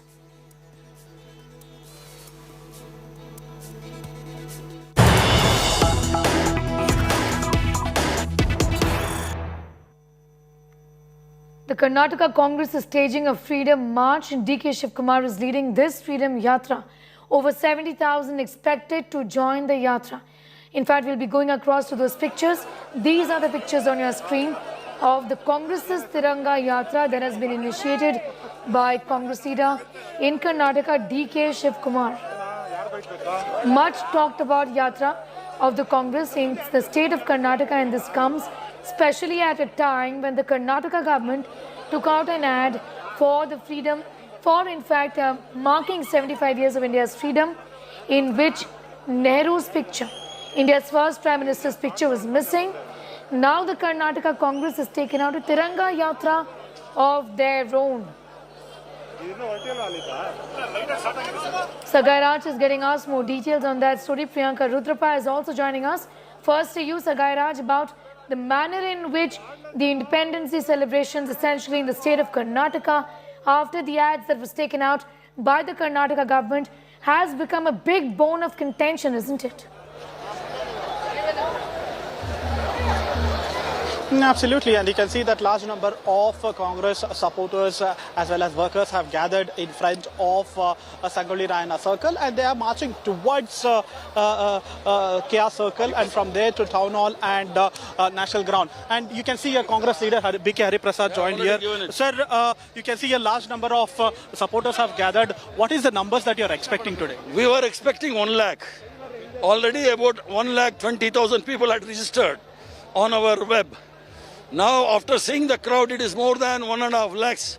People have come out in large number to show the respect to the tricolor, to show respect to the constitution, and to protect the democracy. So what is the message that you would like to convey through this particular rally? This rally is clearly giving a message to especially the Sangh Parivar. They can't disrespect the tricolor. They can't try to topple the constitution. They should uphold the norms of the democracy. This is the message we are giving. So this is Congress senior leader Mr. B.K. Hari Prasad. Along with him, you can see other leaders, including Lakshmi Hebbalkar, the Congress MLA, and several other leaders are participating in this particular particular rally, and they are marching towards a National College ground. And there will be a cultural program which has been organized by the Congress, where veteran singer Hariharan will be participating on this. Though the Congress is calling that it is non-political rally, but still you can see here that they are trying to make politics. They are trying to get mileage out of 2020 ahead of 2023 elections in the state, and probably this is a show of strength. And few Congress leaders are saying that after Siddaramaia's birthday of 75 years, Mahotsav, this is a time for DK Shivkumar to show off his strength in Bengaluru, where he has gathered so much of people to participate in this particular rally. Yes. Back to studio. Yes, absolutely. Be with us, Sagai. I'll just come back to you for more on that. Priyanka Rudrapa is also with us. Priyanka, like Sagai pointed out very accurately, this has got a lot to do with the infighting within the Karnataka Congress as well. DK Shivkumar has, in fact, put out advertisements for this particular yatra.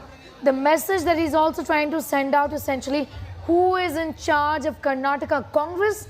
Elections not too far away.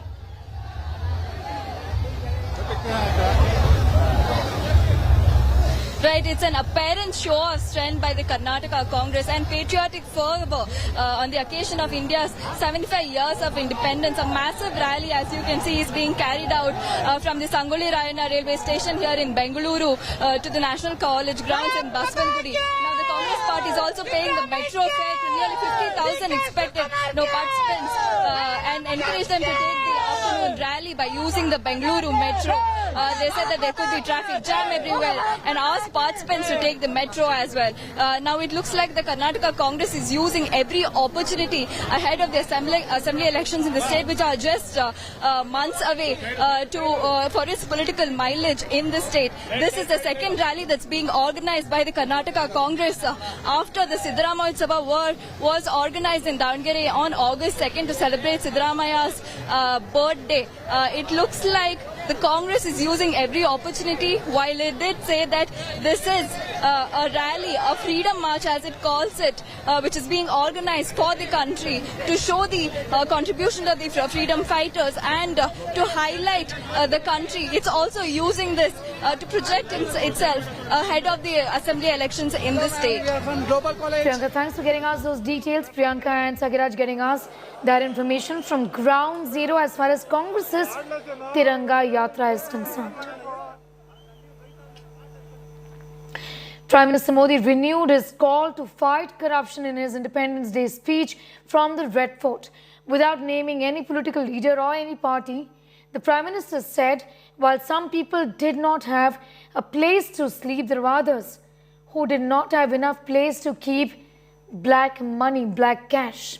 Take a look. मेरे 130 करोड़ देशवासी, आप मुझे आशीर्वाद दीजिए, आप मेरा साथ दीजिए। मैं आज आपसे साथ मांगने आया, आपका सहयोग मांगने आया, ताकि मैं इस लड़ाई को लड़ पाऊं। A new war cry from the ramparts of Delhi's Red Fort. The Prime Minister rallying his troops, India's 1.3 billion people, to make corruption enemy number one. The appeal part of a big picture power play on India's 76th Independence Day. भ्रष्टाचार दीमक की तरह देश को खोखला कर रहा है।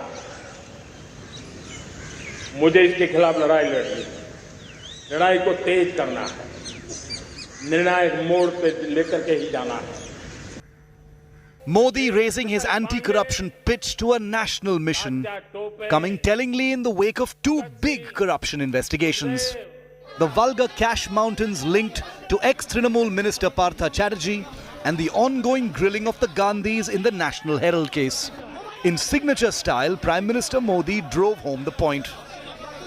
एक तरफ वो लोग हैं जिनके पास रहने के लिए जगह नहीं है, दूसरी तरफ वो तरह लोग हैं जिनको अपना चोरी किया हुआ माल रखने के लिए जगह नहीं है। Corruption is something that all of us are against, right? And therefore, you cannot just say it's hitting out against a political party. We need to clean ourselves up considerably on this front. And so also in terms of dynastic, though, as there are very recent allusions that he's making on it. The occasion had no place for the Prime Minister to take names, but by stitching his onslaught on corruption to an even more scathing attack on Parivarvad or dynasty, nothing was really left to the imagination.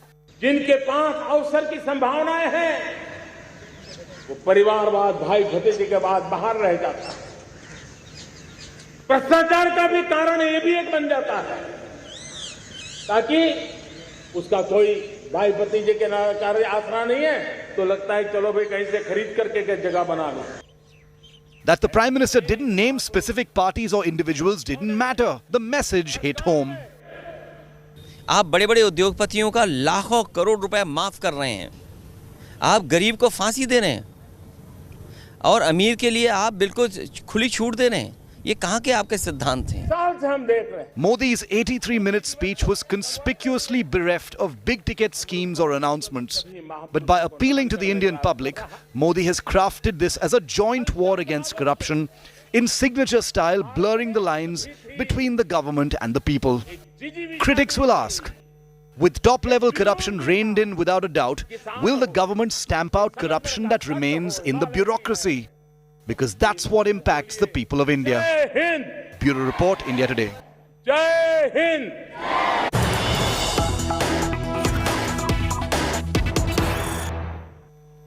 Some news just coming in. The BJP rally has turned ugly in Telangana. TRS and BJP workers have clashed in Jangaon.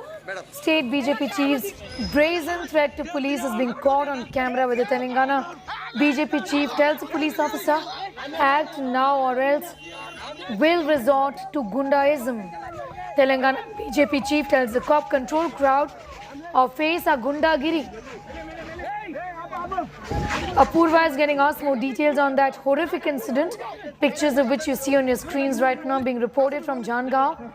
What more can you tell us, Apurva? What really has gone wrong there? Well, what we can see is from those visuals that this was one of the yatras that the BJP had taken up, and in those visuals that you can see, drastic images can be seen of TRS and BJP leaders there who are, allegedly clashing with each other in this clash that is ongoing there. In those videos as well, in one of those videos, you can also see the BJP state president there, Bandi Sanjay, who is clearly seen in the telephonic conversation where he is seen speaking with the Telangana DGP there, where he warns him that if the persons on the other side can do dadagiri, then so can we. That is what is his exact, statement in these clashes that have taken place. Remember, these clashes that have taken place turned violent after several cadres were injured in these clashes that had taken place as well. Not only that, we're also seeing that, Bandi Sanjay there is also going on to mention that there were several of the BJP cadres there who were, injured in these clashes that took place allegedly between the BJP and the TRS, and that one of the members of BJP had been seriously injured and that he had been rushed to the hospital as well. In fact, Bandi Sanjay also goes on to say, he in fact issues a warning there where he states that if there is not any action taken by the local police, he warns the DGP, saying that if you cannot take things into control, then I will show you how to take things into control. That is what he can be seen saying in this video that has gone viral. We'll put that out for our viewers, Apurva. Jayachandran getting us all of those details. I'm thanking you for the moment. Bandi Sanjay has spoken about this clash. Take a look. దాడి చేస్తారని పొద్దున police station చెప్పారు మాకు. అయినా కూడా control చేయలేకపోయారు. చాత కనుకుంటే ఇంట్లో కూర్చోమని చెప్పారు సార్ ఎన్సీపీని. యూజ్ తమాషా చేస్తున్నాం. ఈ సిపి ఏమన్నా ఎవరు కొమ్మ కాస్తుంది సార్ బీసీపీ. రాళ్ళతో కొడతారు, మమ్మల్ని రాళ్ళతో కొట్టిస్తారు. మీరు పోలీస్ తలకాలు పడిన కార్యకర్తలది పోతా ఇప్పుడు సిపి ఆఫీస్ అవుతారని అవసరం వస్తే కావాలని చేపిస్తున్నాడు. 3 రోజులు తెలిసి దాడి చేస్తారని తెలిసి మీ సిపి ఇంట్లో కూర్చున్నాడు. మీ సిపి విత్ పర్మిషన్ తో పోతున్నాం మేము. ఇంతవరకు ఎక్కడ గొడవాలి సార్. దాదాగిరి చేస్తే మేము దాదాగిరి చేస్తే ఒక్కరు తిరిగారు వాళ్ళ మీద గుర్తుంచుకొని డీజీపీ గారు 10 నిమిషాలు టైం ఇస్తాను. నేను 10 నిమిషాలు మీరు స్టడీ చేయకుండా నేను స్టడీ చేస్తా. చలో నేను స్టడీ చేస్తా. మీరు సీఎం వస్తాడు, ఎవరు వస్తాడు చూస్తాను నేను కూడా. ఏం సార్ భయపడుతున్నారా మీరు? పోలీస్ అంటే దాడి చేస్తారు. దాడి చేస్తా ముందే తెలుసు మీ సిపికి. దాడి జరుగుతున్న ముందు తెలుసా కూడా మీ సిపి యాక్షన్ తీసుకోవాలి. పోలీస్ ఫోర్స్ పెట్టలేదు సరిగా. గద్ద కూడా కొట్టి రాయన చెప్పినా పట్టించుకోవాలి మీ CP. Okay, BJP has some explaining to do with the Telangana BJP chief there, caught on camera threatening the police officer and saying that the BJP is not going to blink before resorting to Gundaism as well. With that, it's time for a quick break. Here on the other side, Taliban marks its first anniversary of their return to power in Afghanistan. That story in 2 minutes.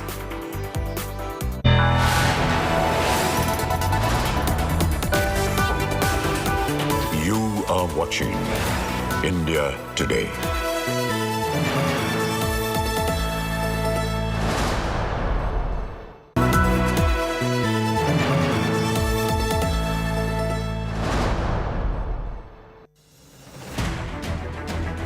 I don't read the news. I read between the lines to tell you the true version of events, the true story of our times. To document grief, the toughest assignment for any journalist to be. From those who matter, women politicians going to stick up for each other. Of those who should matter, I document the truth. I don't distort the truth. I don't glamorize the truth. I don't gloss over the truth. The ghosts of India's contentious medieval history have come knocking again. I hustle for the truth, on the ground, in the newsroom, in the studio. I don't try to grab eyeballs. I inform you to make you see the point. To the Point with Preeti Chaudhary. At these times, only on India Today.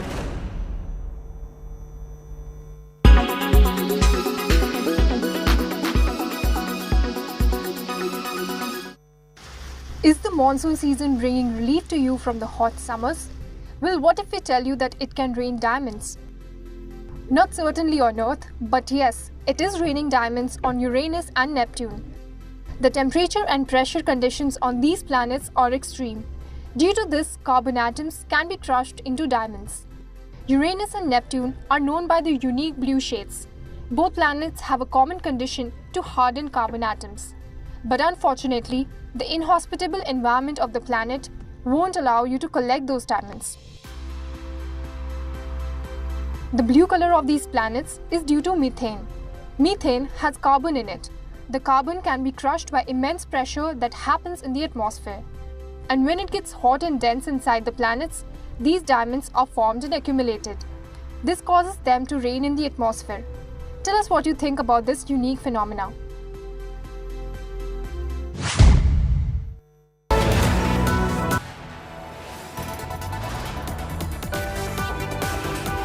You are watching India Today.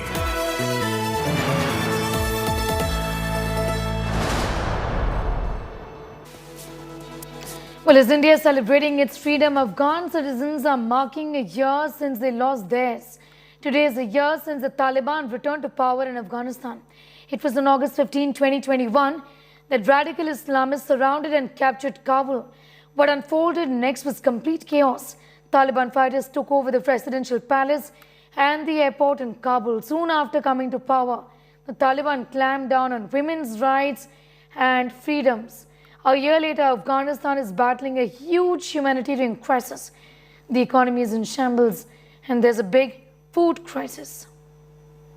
This is the outside ring of the Kabul airport, which on 15th August 2021 last year was giving different look when hundreds and thousands of people were rushing towards this airport to flee from the country. But during last 1 year, Taliban government has managed to keep things calm here in Afghanistan. But the big challenge for the Taliban government in Afghanistan is now the fighting between the Islamic State and the Taliban here in Afghanistan. We are here in Afghanistan, the capital of Afghanistan, Kabul, and today is the also victory day for Taliban government here in Afghanistan. In fact, this is the Kabul 1407 Hijri, the day 1 year completes in the Afghanistan when Taliban started ruling. In fact, last year on same day there was different scenario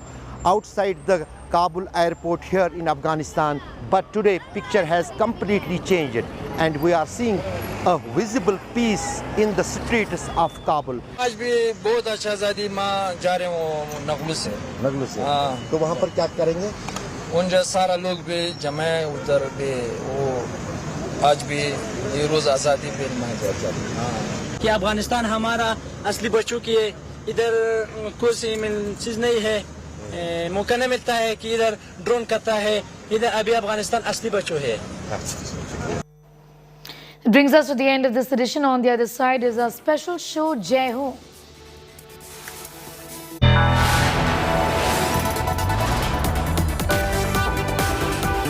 You are watching India Today.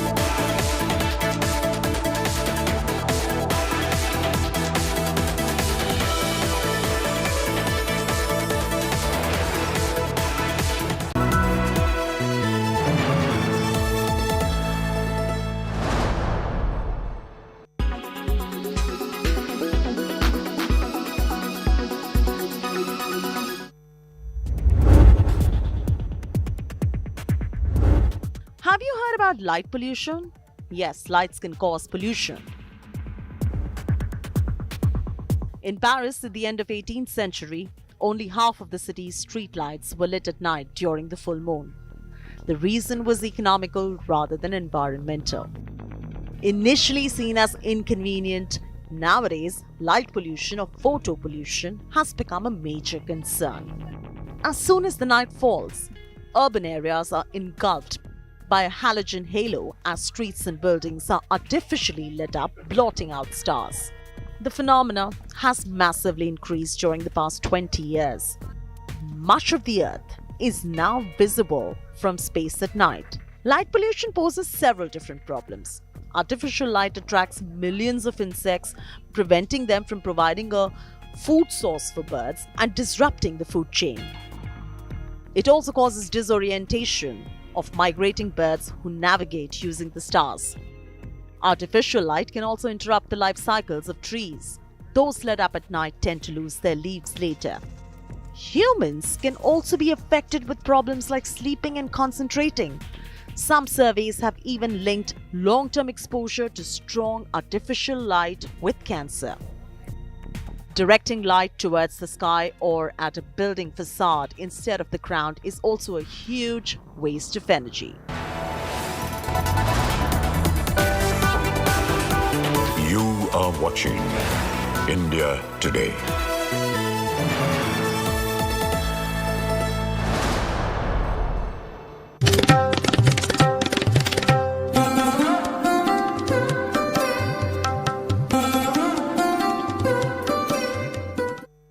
मैं हूं श्वेता सिंह। देश के प्रथम पंक्ति के प्रहरियों के बीच आज 15 अगस्त का जश्न मनाने के लिए पहुंचे हैं हम, जहां से सीमा 100 मीटर की दूरी पर है।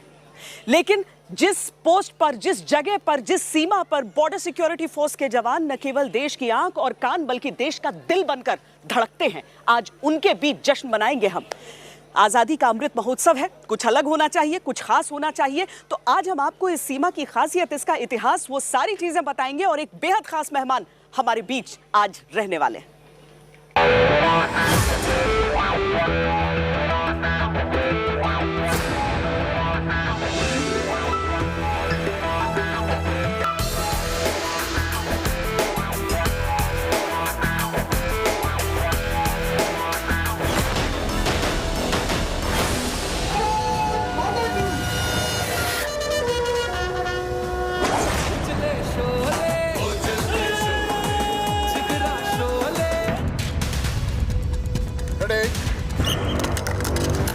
एक मिनट के भीतर में किस तरीके से ये सारी चीजें की गई है, कैसा लगा आपको? This is unbelievable. मैंने इनसे पूछा था कि हमारे यहाँ फेंसिंग लगी हुई है, उस तरह भी फेंसिंग है क्या? कहते नहीं, वहाँ फेंसिंग नहीं है क्योंकि वहाँ से लोग आते हैं, हम यहाँ से कोई नहीं जाता। सो इसलिए फेंसिंग की जरूरत यहाँ पर ज्यादा है। लिखता हूँ तुझे रोज जरा सा, कोरे कोरे कागज जिन पे बेकस, लिखता हूँ ये खुलासा। आप गलत लाइन में आ गए, मैं पकड़ लेता हूँ। आप बॉलीवुड, आप बॉम्बे जाइए, छोड़ दीजिए उसको, हट जाइए। आप आर्टिस्ट आदमी हैं। मैं ऐसे, मुझे कीपिंग करनी चाहिए। Right arm over the wicket, गेंद, और ये फिर उठा करके मारा है। ये तो बहुत अच्छे खिलाड़ी लग रहे हैं। खिलाड़ी खुद कमेंटेटर्स के पास आ रहा है। बहुत ज्यादा खिल्ली उड़ाई जा रही है, मुझे लग रहा है आयुष्मान खुराना इस खेल में काफी पुराना।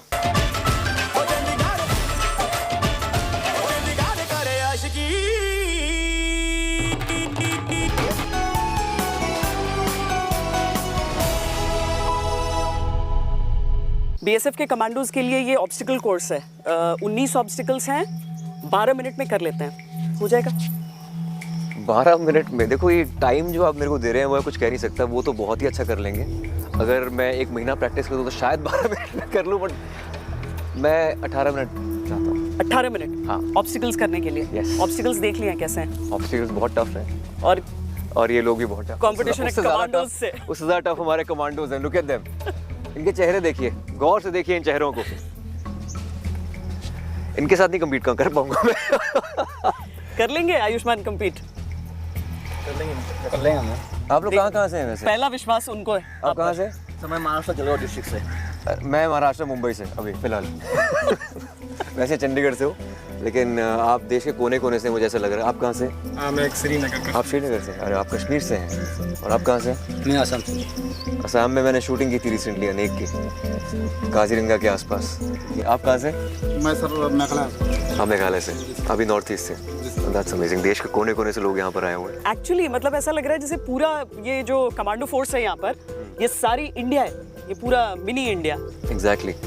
तो ये लोग कर लेंगे जल्दी, मैं तो 18 मिनट से जल्दी नहीं कर पाऊंगा, मुझे लग रहा है। आप कर सकते हैं within 12 minutes sir. Within 12 minutes?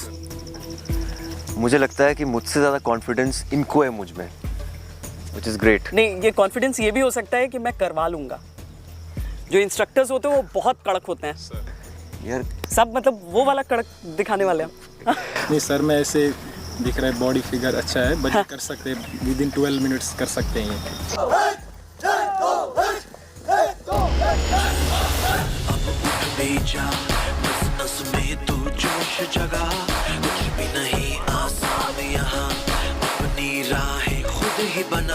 मेहनत कर, पसीना बहा, रुकना और थकना है मना, जीतना चाहे कर तू यहाँ, कर खुद को तैयार जरा,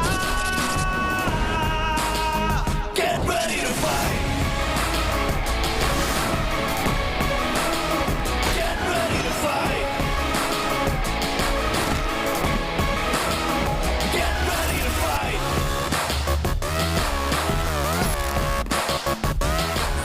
ये एक आउटडोर क्लासरूम की तरह से आप इसे समझ लीजिए, लेकिन यहीं पर फिर काफ़ी समय बातचीत में भी बीत सकता है, और इसीलिए देखिए आयुष्मान भी बहुत सीरियसली इस क्लास को ले रहे हैं।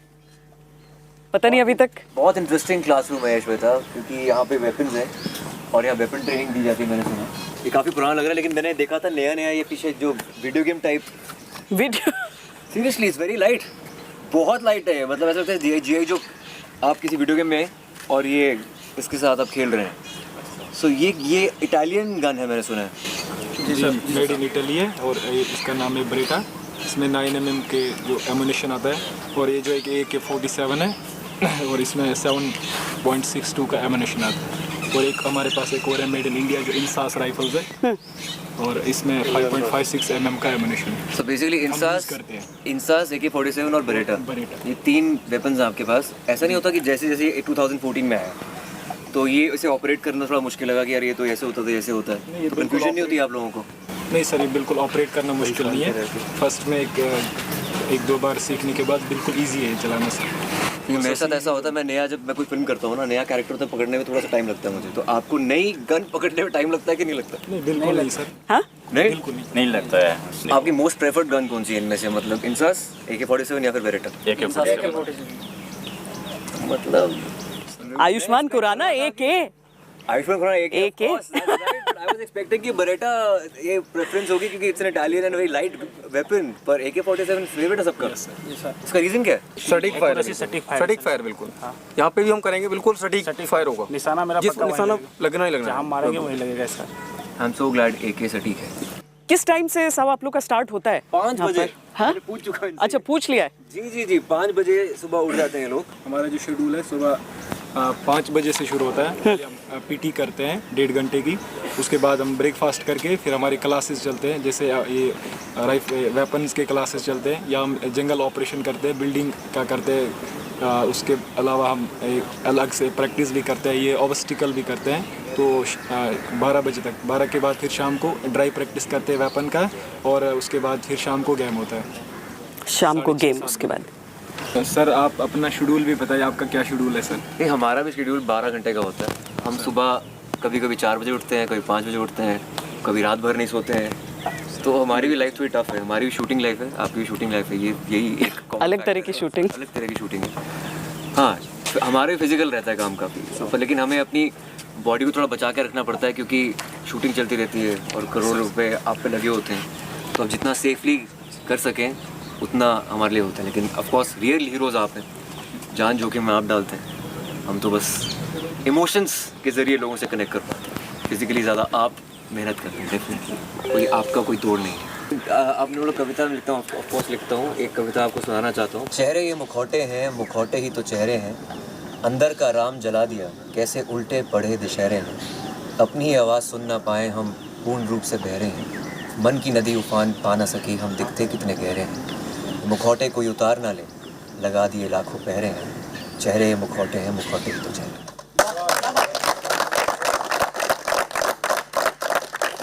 माहियाना आया मेरा, माहियाना आया, माहियाना आया मेरा, माहियाना आया, रांझना ना आया मेरा, माहियाना आया, माहियाना आया मेरा, रांझना ना आया। अखां दा नूर वेख के, अखां दा नूर वेख के, अखियां चो हंझू रुड़दे।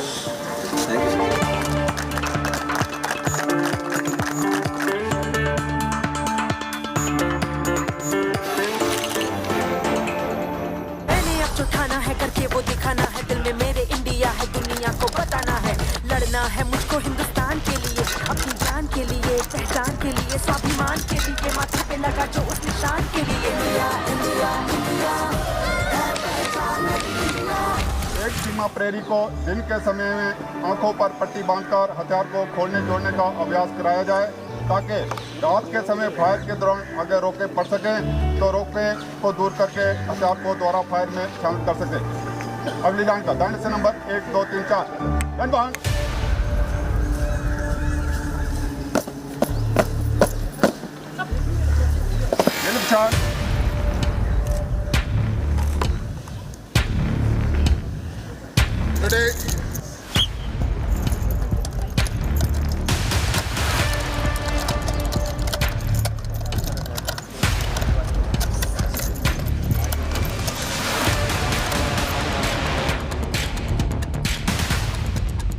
खड़े।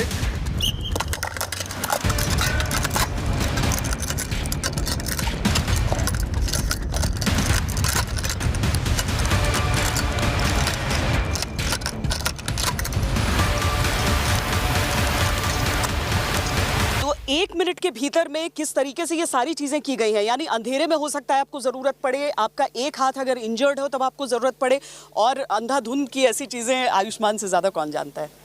कैसा लगा है आपको ये पूरा? This is unbelievable. पहली बात तो इस बात से मैं बहुत खुश हूँ कि विमेन एम्पावरमेंट की जो बात हम करते हैं आजकल वो हमारे आर्म फोर्सेज में आ चुकी है, एंड बॉर्डर सिक्योरिटी फोर्स में विमेन रिक्रूट्स हैं। और कितने सालों से ये हो रहा है सर? 2008 से। आप किस साल में आई? 2013 में। 2013? 2008 मैम। 2008 में। मतलब वो 2014 में मैम। तो मतलब जब से रिक्रूट शुरू है तो ये दोनों तो तब से ही हैं, जब से रिक्रूट शुरू हुआ है। वाह। मैडम फैमिली होगी आपकी? हाँ जी मैम। हाँ जी मैम है। कौन कौन है घर पे? घर पर हस्बैंड है, बच्चे हैं 2।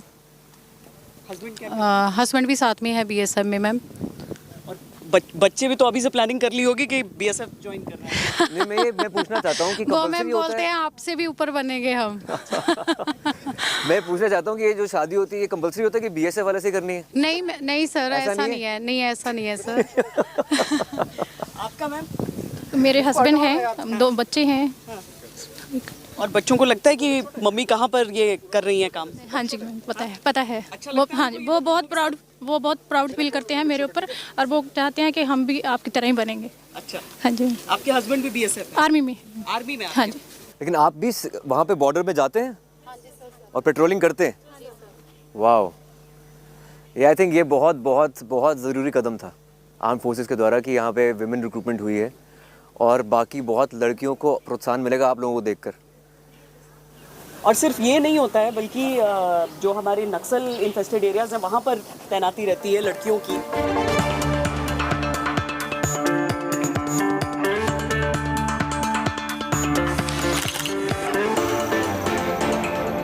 लेकिन अब हमने पिच तैयार कर ली है आयुष्मान, सो पैड अप। मुझे लगता है सुपर ओवर का कंपटीशन कर लेते हैं। 6-6 मतलब 6 बॉल्स ईच। बिल्कुल बिल्कुल, ऑफ कोर्स।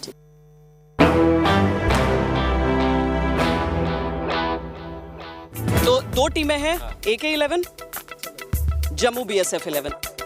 कॉल। हेड्स। ये जीते टॉस, इनको बैटिंग करनी पड़ेगी क्योंकि ऑब्स्टेकल छोड़ा है कुछ, तो इसलिए इनको क्रिकेट में देना चाहिए। ठीक है, जम्मू BSF 11 बैटिंग कर रही है। बैटिंग से शुरुआत होने वाली है इस गेम की। चलिए पैड अप।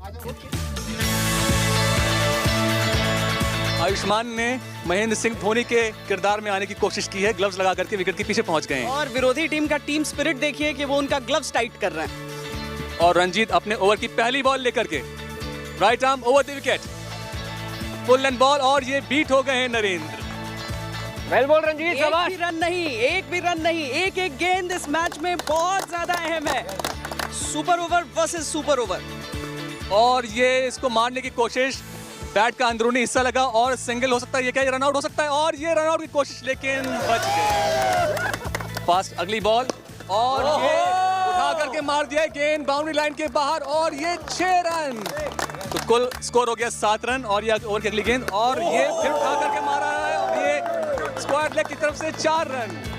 आयुष्मान के चेहरे पर शिकन साफ देखी जा सकती है। अगली ball right arm over the wicket, उठा करके मारा है, कैच, और ये आउट। Well played sir. ऐसा होता तो नहीं है, लेकिन मैच के बीचों बीच 1 ओवर की जगह अब ये 3। क्या ये कैच हो सकता है? और ये आयुष्मान ने कैच ले लिया। क्या बात है। BSF जम्मू BSF 11 का दूसरा विकेट गिर गया। ऐसा कम होता है कि खेल के बीचों बीच उस खेल का दायरा बढ़ा दिया जाए। 3 ओवर में 21 का मतलब है 7 रन पर ओवर। थोड़ा मुश्किल हो सकता है। देखते हैं आयुष्मान बैटिंग कैसे करते हैं, टीम को कैसे लीड करते हैं। Right hand over the medium pace. First ball, और इसको पुल कर दिया आयुष्मान खुराना ने। नेक्स्ट बॉल, और फिर इसको पुल कर दिया। 4 रन, 2 बॉल 8 रन। अंधाधुंध चौके मार रहे हैं। राउंड द विकेट चेंज कर लिया साइड, और इसको उठा करके मारा है। क्या ये गेंद बाउंड्री लाइन के बाहर जाएगी? आयुष्मान आज ठान कर आए हैं कि यही पूरा गेम अकेले संभाल लेंगे, और इसको उठा करके मार दिया है। क्या ये 6? छक्के के साथ थैंक यू गाइस, खत्म किया है AK11 ने इस मैच को। आयुष आयुष के नारे हर तरफ लग रहे हैं।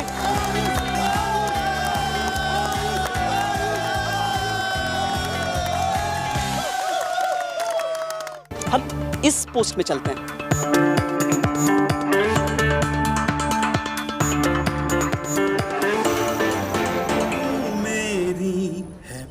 की भाषा लिखता हूँ तुझे रोज जरा सा।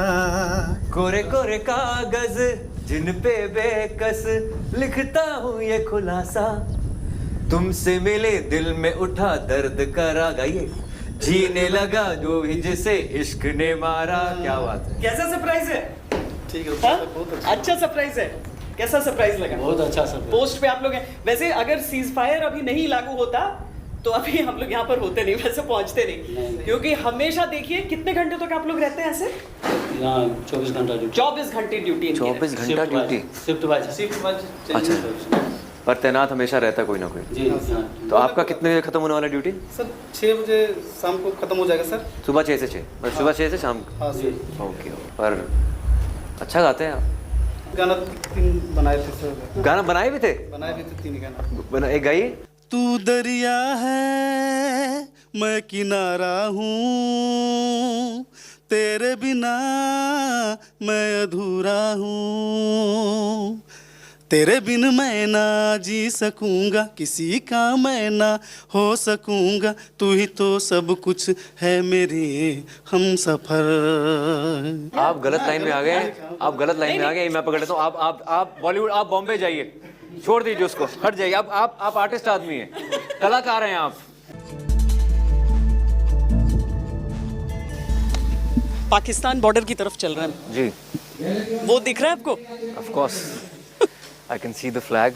उनका गेट नजर आ रहा है यहाँ से। सर कितना 100 मीटर्स का डिस्टेंस है गेट का? 100 मीटर्स ऑलमोस्ट डिस्टेंस। और पोस्ट पहली है इनकी ये इनायत 200 पोस्ट। और यहाँ पर सबसे इंटरेस्टिंग चीज़ ये होती है कि कई सारे ऐसे पेड़ होते हैं जो आधे हिंदुस्तान आधे तो आगे आपको चलेगा। हाँ जी। और रास्ते में ये पूरे खेत जहाँ पर खेती होती है, वो तिरंगा जो है सर, उसकी ऊंचाई, ये सबसे ऊंचा तिरंगा ये फहरा रहा है। हाँ, इस एरिया में सबसे ऊंचा तिरंगा है बॉर्डर के ऊपर। और ये we are very proud of installing it. तो हम एकदम फ़ख्र से कह सकते हैं कि इस तिरंगे की ऊंचाई और इसकी शान देखकर सबको बहुत जोश आता है।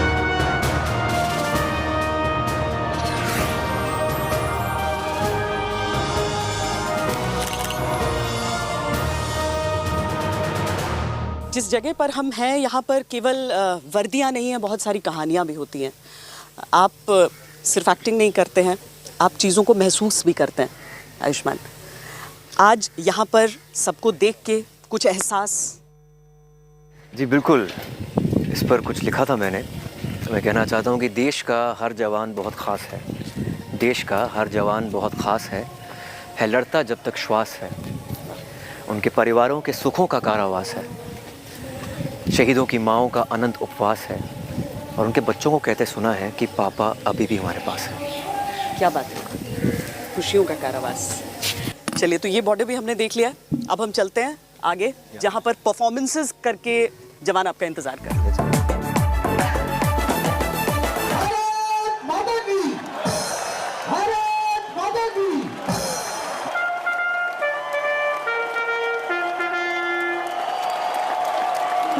कमजोर नहीं तू, शक्ति का नाम ही नारी है। जग को जीवन देने वाली मौत भी तुझसे आई है।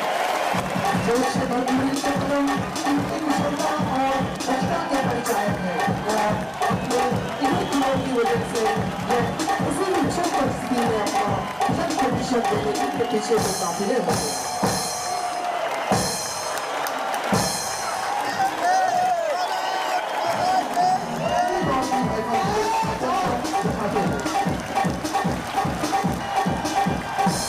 एक सैनिक का सच्चा साथी उनका हथियार होता है।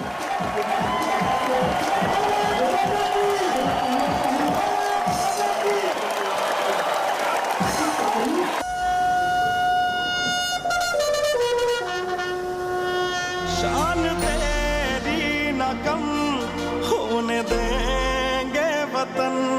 नाम ले लेके तेरा जिएंगे वतन, तेरी ममता पे हम मर मिटेंगे वतन, तेरी ममता पे हम मर मिटेंगे वतन।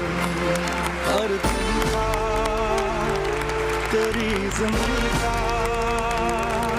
झूमता है गगन, तेरी ममता पे हम मर मिटेंगे वतन।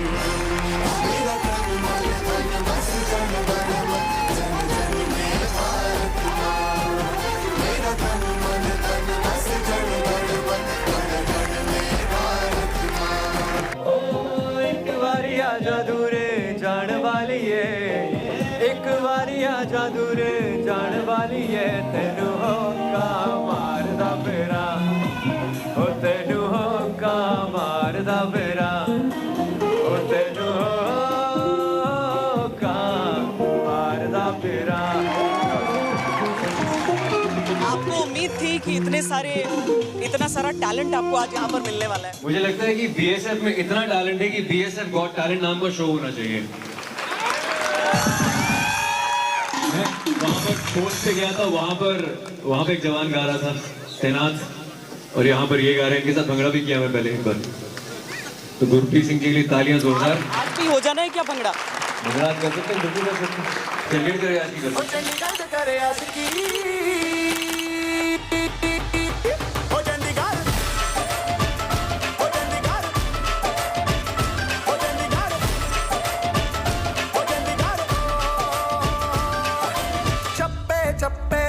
छड़प्पे टिंग लग लग चट करता, बन के जॉर्ज कलूनी लाके जलवारा विच फिरदा।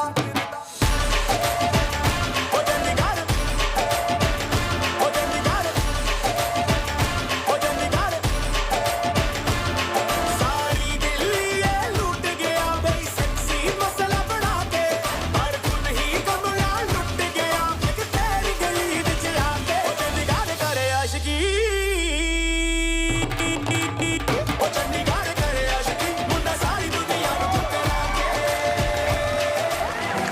यहाँ सबके माथे से पानी आ रहा है, पर गर्मी इतनी ज्यादा है, उमस बहुत ज्यादा है, इसलिए पानी पे गाना सुनाना चाहूंगा मैं। पानी दा रंग देख के, ओ पानी दा रंग देख के, ओ पानी दा रंग देख के, अखियां जो हंजूर उड़दे, अखियां जो हंजूर उड़दे। माहिया ना आया मेरा, माहिया ना आया, माहिया ना आया मेरा, माहिया ना आया, राजना ना आया मेरा, माहिया ना आया, माहिया ना आया मेरा, राजना ना आया। खाना नूर देख के, खाना नूर देख के, अखियां जो हंजूर उड़दे, अखियां जो हंजूर उड़दे। आओ कमली हो गई तेरे बिना, आजा रांझड़ मेरे, कमली हो गई तेरे बिना, आजा रांझड़ मेरे, बारिश बरखा सब कुछ बह गई, आया नींद मेरे, बारिश बरखा सब कुछ बह गई, आया नींद मेरे। अखाना नूर देख के, अखाना नूर देख के, अखियां जो हंजूर उड़दे, अखियां जो हंजूर उड़दे।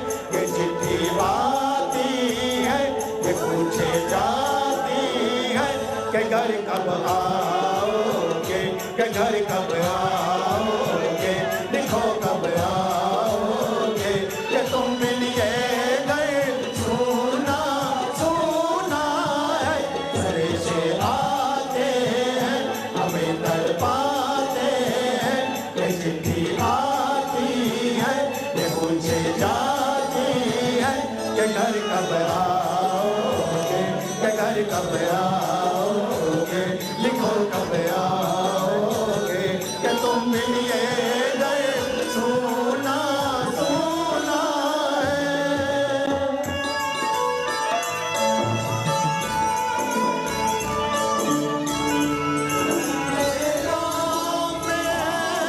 जो वो गली जहाँ रहती है मेरी दिलरुबा, उस मेरे प्यार का जाम दे, उस मेरे प्यार का जाम दे।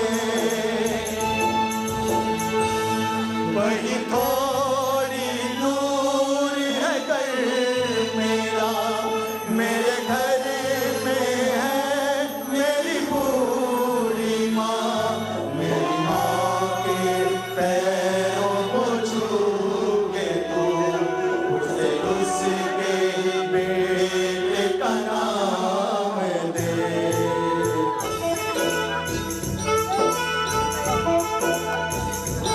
है गुजरने वाली हवा जरा मेरे दोस्त, मेरी दिलरुबा, मेरी मानो मेरा पैगाम दे, उसे जाके तू ये पैगाम दे। मैं वापस आऊंगा, मैं वापस आऊंगा, मेरा अपने गाँव में, तेरे गाँव में, कहवा के आंचल में, उसके आंचल से, या जो वादा था वो निभाऊंगा। मैं एक दिन आऊंगा, मैं एक दिन आऊंगा, मैं एक दिन आऊंगा। 15 अगस्त एक नहीं, भारत पर्व एक नहीं, हर रोज आपके मनों में होना चाहिए। आजादी का अमृत महोत्सव वैसे भी इस वर्ष मनाया जा रहा है, तो हर एक दिन हमारे सुरक्षा बलों के नाम। अभी के लिए इतना ही।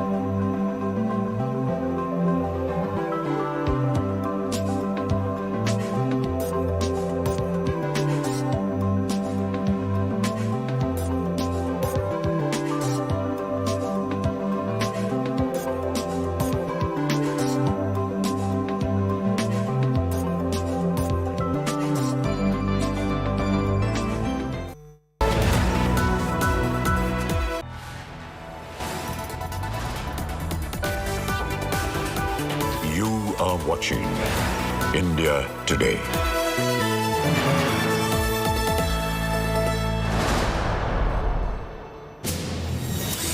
Good evening and welcome to all our viewers. I'm Pooja Shaleen, wishing all of you a very happy Independence Day. Let's begin first with the headlines. Prime Minister Narendra Modi declares war on corruption and dynastic families, claims corruption is eating India like a termite, appeals citizens to free India from dynasties. भ्रष्टाचार दीमक की तरह देश को खोखला कर रहा है। मुझे इसके खिलाफ लड़ाई लड़नी है, लड़ाई को तेज करना है, निर्णायक मोड़ पे लेकर के ही जाना है।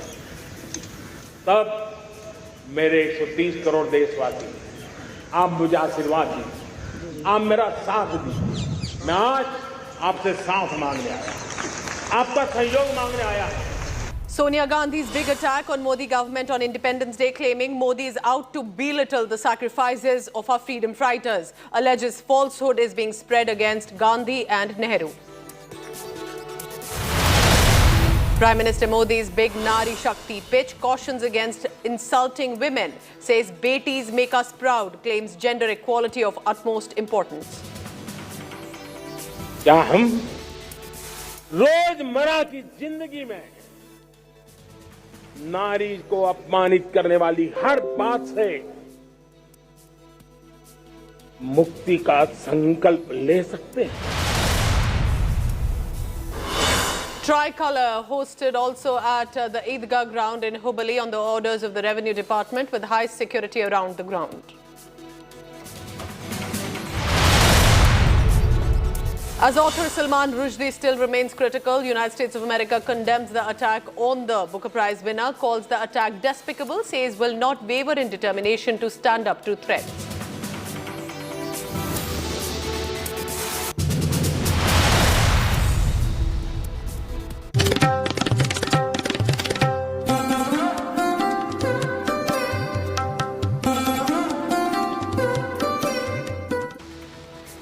So let's begin our bulletin first with all the colourful defining images that are coming on our 76th Independence Day celebrations across the country. Let's begin. Indian Army bravehearts hoist the tricolour at the Siachen Glacier at the icy heights of 18,000 feet. This is the highest battlefield of the world. ITBP jawans unfurling the national flag at the banks of Pangong Tso Lake in Ladakh, which is 30,862 feet above the sea level.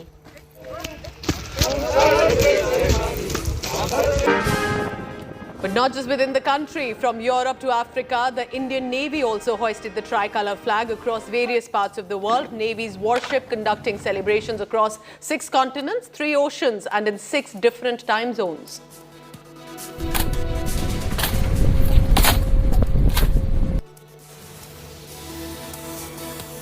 Mega celebrations at the Lal Killa in Delhi. Prime Minister Narendra Modi unfurled the tricolour for the 9th time, donning a tricolour turban. माँ का सम्मान रहे, भारत माँ का सम्मान रहे।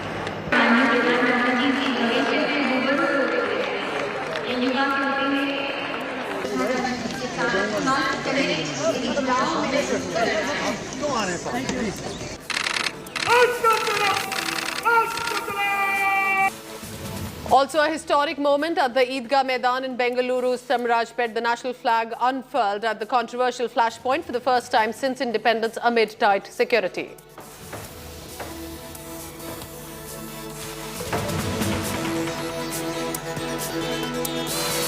Several top leaders and politicians unfurling the national flag across the country. Bengal Chief Minister Mamata Banerjee joined folk artists as they performed at the event in Kolkata.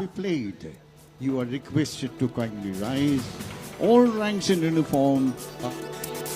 The billionaire Ambani family also seen celebrating Azadi with grandson Prithvi Akash Ambani. Mukesh and Neeta Ambani were seen carrying the grandchild on their shoulders and waving the tricolour, all smiles.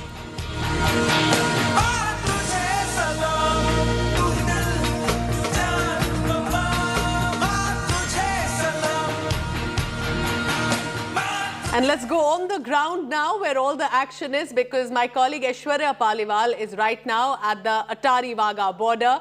Let's go across to her directly, because that is one location, Aishwarya, that's always brimming with patriotism, sloganeering, a lot of music and dance as well. On an Independence Day celebration like today, Aishwarya, what is the border looking like?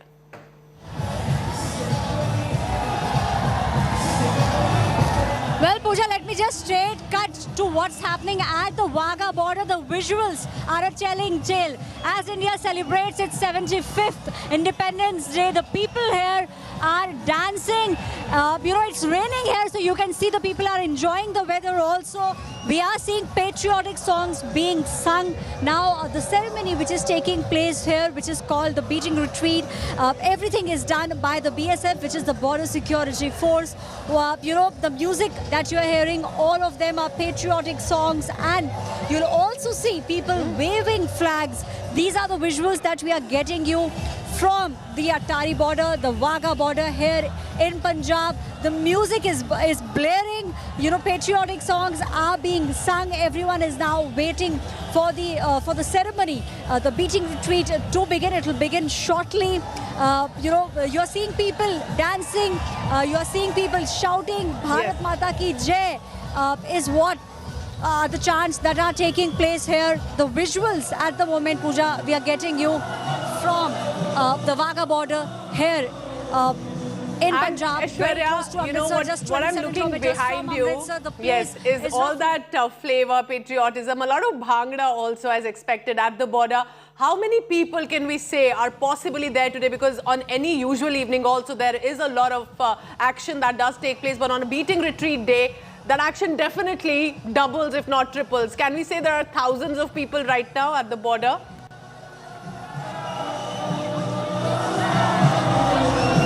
Well, let me tell you, the seating of the place here, the seating of the people at Wagah border is roughly 25,000. What we understand today, almost 20,000 people have already come, and the BFS at the moment is expecting more people to reach here very shortly. You will see all the chairs, all of them will be filled shortly. At the moment, it's roughly 25,000 people here. All of them have come to witness the historic happening. Today is the 75th Independence Day, which is why we are also seeing a lot more people here. This is an affair which takes place daily, but today is special. Pooja, roughly 20,000 people. The overall seating here is roughly 25,000 people. The BSF is expecting more people to come in. Some of the seats, the initial ones, a little bit of them are vacant. However, the people behind, the seats behind are, all of them are filled. And what you are seeing now are the chants. What you can hear, Pooja, are the chants of people here. Just listen to the audio. Just soak in. For our audience who are watching India today, just soak in the music and the kind of chants that are taking place. The dance that you can see right behind me. So let's take that 10-15 seconds, as Aishwarya is saying. Let's listen in to all the dance and dhamaka that's taking place. Remember, it's raining right now, as we can see, but despite the downpour, just look at the enjoyment that all of these in the audience are having. Let's dip in for about a few seconds, if possible, and listen in to the music and the chants there at the border.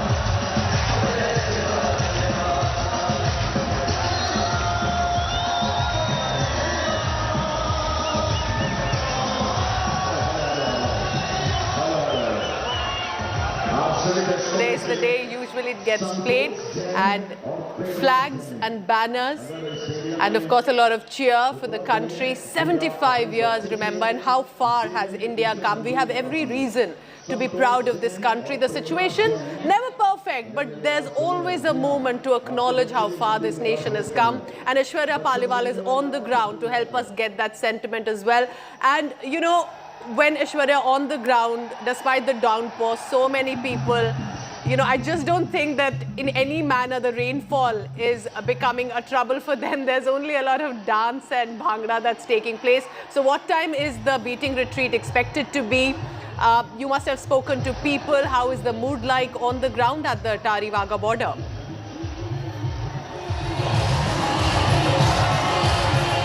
Well, the beaching retreat, Pooja, will start by 5:15.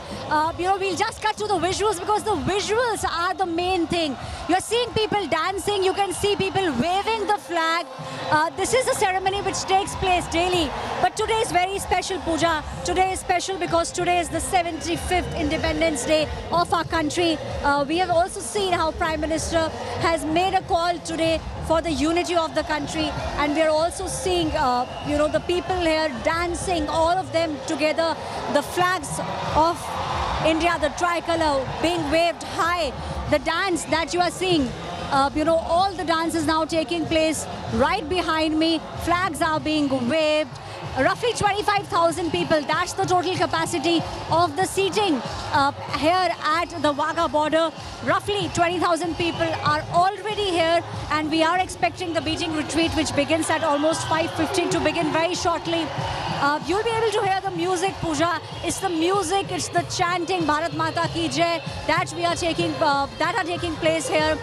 And also, we are seeing the people dressed up. All of them are wearing white. A lot of them are wearing white. In fact, some of the umbrellas, as you can see there, are also of the Indian flag.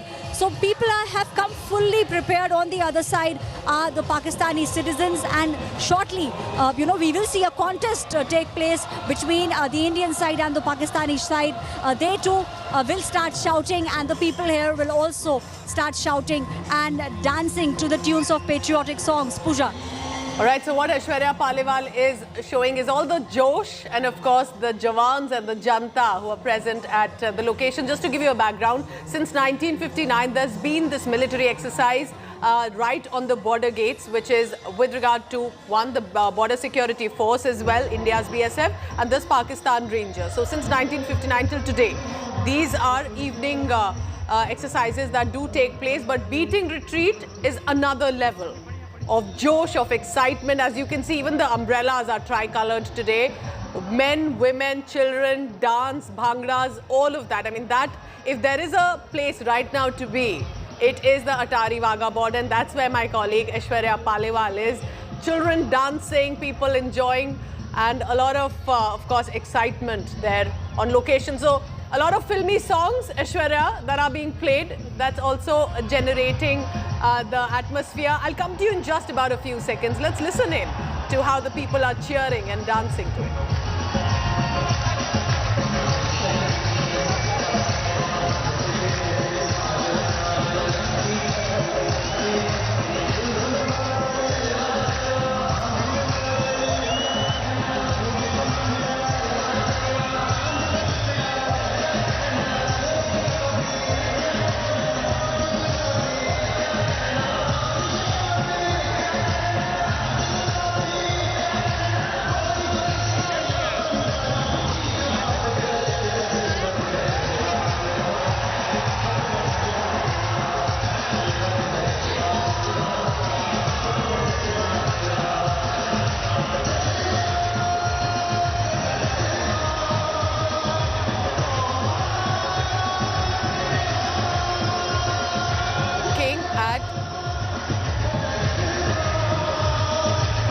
What you're looking at is any number beyond 20,000 Indian citizens right now, men, women, children, hoisting the national flag, dancing. There's a lot of, as you can see, energy, ferocity, a lot of pride, of course, for country.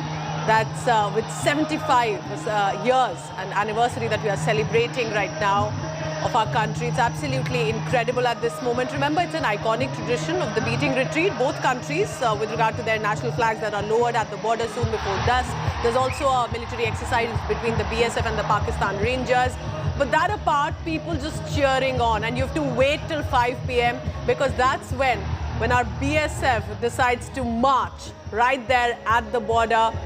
The level of pride, enthusiasm and patriotism just reaches another level, and that's what we are waiting for. We'll of course be going live at about 5:15 p.m. Aishwarya Paliwal is right there on location. So Aishwarya, I can just soak in here from the India Today studio, but you are there where it's happening live and where all the action is, and despite the downpour, I see nobody is budging from their seats. So what are people telling you? You know, it's incredible to see children dancing. You're looking so lovely yourself, Aishwarya, all tricolored yourself. But what are people telling you there? Is it possible to speak to any of them? Thank you so much for all the compliments, Pooja. One has to dress the part, and it definitely feels good to dress up, because today is the 75th Independence Day, independence for which thousands and lakhs laid down their lives, and that's exactly what the Prime Minister also spoke about when he spoke from the ramparts of the Red Fort. Here at the Wagah border, the songs which are being played, all of them are giving people a lot of enthusiasm. The dancing is taking place, it's pouring, but that, the downpour has not in any way dampened the spirits of the people. We'll just try and walk a little bit closer to where the people are. Some of the chairs at the moment are empty. However, the people behind are all, dancing, cheering, and this is what even the BSF had told people, that you can participate. You must participate, you must dance. One thing, Pooja, just cutting to the visuals behind, Nazar will show you the children there. Pooja, if you can see the children are stomping, dancing. These were the same children who just a short while ago had performed here.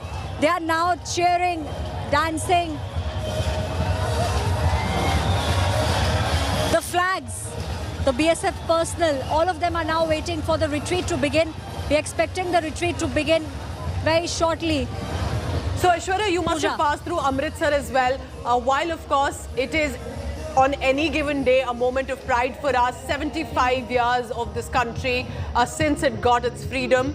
It was able to hoist its national flag. But the Azadi ka Amrit Mahotsav, which was also a government initiative, the Har Ghar Tiranga campaign, do you see in any way that got reflected even further on the roads that you were passing through, the houses that you passed through? Because that clearly appears to have added to the flavor of the celebration this time.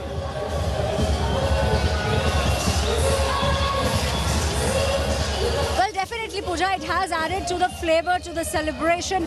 We'll just keep to the visuals, because visuals are what are crucial from here at the Wagah border. Nasir will show you the visuals, the dancing, the chanting which is taking place. Also, Pooja, since the Prime Minister spoke in the morning about the Panch Pran, he wants people to take a pledge, to take, in fact, 5 pledges to make sure that the country becomes a developed nation in the next 25 years.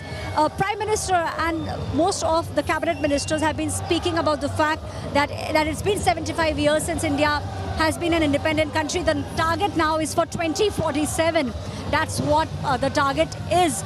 And all the policies and what the Prime Minister wants the citizen to do is to unite and to make sure that they all march together towards a developed India. India should be a developed nation by the time, we celebrate the 100 years of independence, which is 2047. So all the people have also taken into account, soaked in what the Prime Minister had to say today. And they are now marching towards a new India. Also, the Prime Minister spoke about being Atmanirbhar. He spoke about the 5G technology. All those things are something which people heard. And a lot of people who are present here today spoke to India Today and said that they are ready to march for the development of the country. So what Aishwarya is showing us right now are these visuals of at least 20,000 people. And as you can see, whether it's patriotism via people dancing, listening to music, enjoying, it is a moment of celebration. The celebration, remember, that has come to India at a very grave cost. Apart from the freedom fighters who lost their life, there were the horrors of partition as well.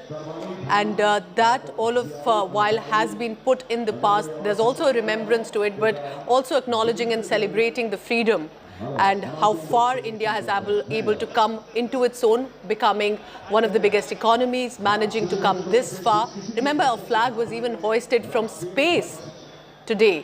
That is the acknowledgement of how far India has come. Let's dip in to the music that's being played here, and I just want to add here that it's absolutely raining there for the past few hours, but not one individual has moved. So there's no shelter right above them, but they're ensuring they're seated, they are drenched, but they want to soak in the flavor of this Independence Day right there at the Atari Wagah border. Let's listen in to all the music and the flavor on ground.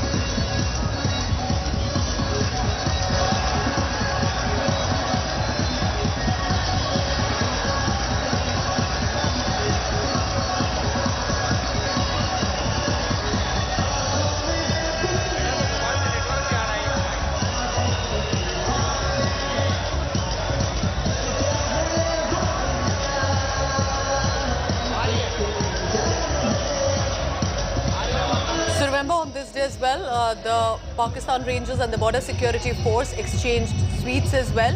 And that will be now followed by the meeting retreat ceremony at about 5:15 p.m. And of course, people just saving their energy likely till about 5 p.m., which is in the next just about 40-45 minutes, while we'll be heading and we will be live at about 5 p.m. from the Attari-Wagah border, and giving us the details and where the real action is Aishwarya Paliwal from India Today. She's ensuring she gets us the pulse. So, you know, I see women, men, children, and all of them enjoying dancing. This is the moment that they have traveled all far, really, to be able to be at this location. So, you know, what were people telling you, how you've been speaking to them? What I see right now, Aishwarya, is there some activity happening just right away? I see some of you moving to a location ahead.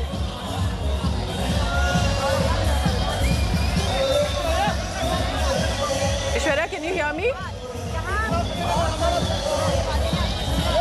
All right, we'll try and get that audio line back. Remember, there's a lot of loud music and there is also right now a downpour at that location. People quiet for briefly a few seconds. We're talking about faces that are tattooed in tricolour, hoisting the national flag.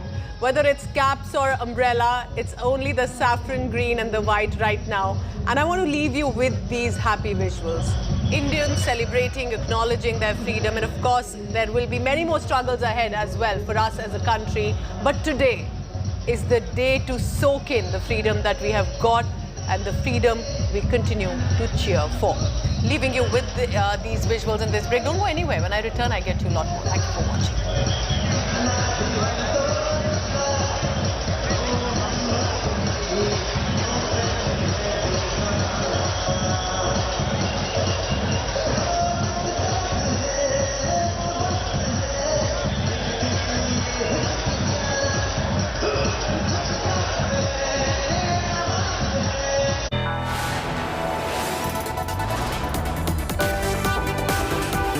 You are watching India Today.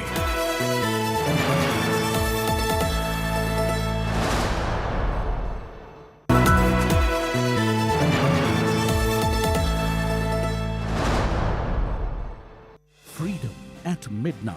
At the stroke of the midnight hour, when the world sleeps, India will awake to life and freedom. 75 years of economy, 75 years of defense, 75 years of sports, 75 years of cinema, 75 years of celebrating India. Azadi ka Amrit Mahotsav. Join us to celebrate these stories of India's 75 free yesteryears, August 15th, all day long, only on India Today.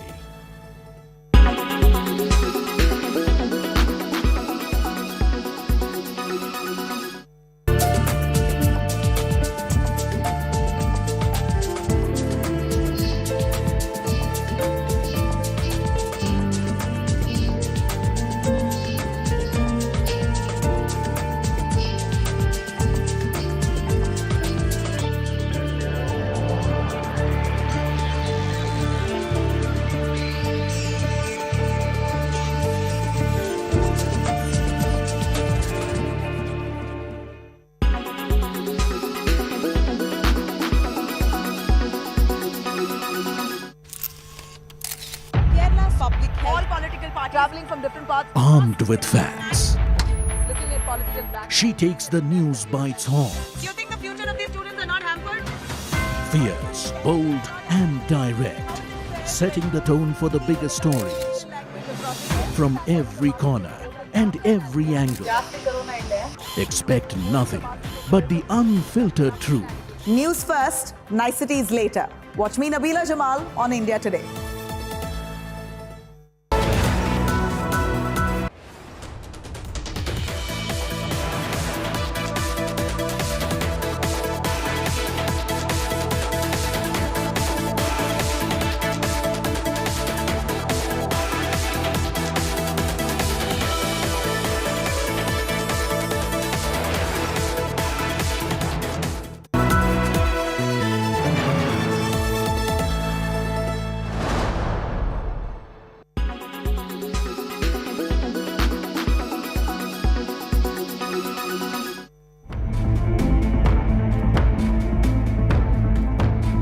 Is China more equipped than the US in the race of nuclear weapons? Unlike the previous battles in history, China this time will not stop its military campaigns against the US, which is backing Taiwan. In fact, the US had predicted that China would attack Taiwan. Pentagon released a report in November 2021 saying that China could have 700 deliverable nuclear warheads by 2027 and could top 1,000 by 2030. On the contrary, the US has 3,750 nuclear warheads and has no plans to increase this. In 2003, the US had a total of 10,000 nuclear warheads. As it is clear that China is using its military drills on Taiwan, the US predicted last year that China is expanding the number of its land, sea, and air military and nuclear platforms. Today, it is using its power against Taiwan through land, water, and air. China is building a nuclear triad like US and Russia. Satellite photographs of new nuclear missile silos in western China are also out. The Chinese Foreign Ministry spokesman Wang Wenbing said, and I quote, "The report released by the US Department of Defense, like previous similar reports, ignores facts and is full of prejudice." He added that Washington was using the report to hype up talk of the China nuclear threat and describe the United States as the world's largest source of nuclear threat. This leaves us with a question. If the US is concerned about its deterrence power, then why is it helping Taiwan against China?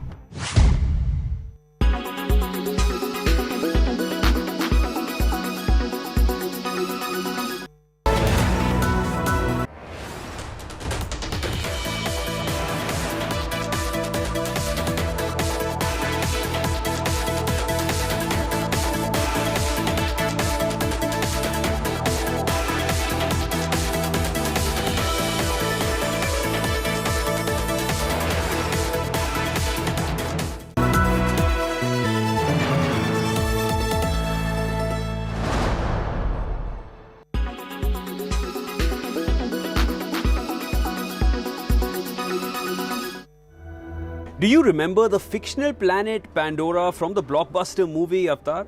Hold that thought.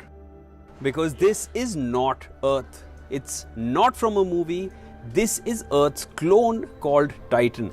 It is real and it is very much here in our solar system.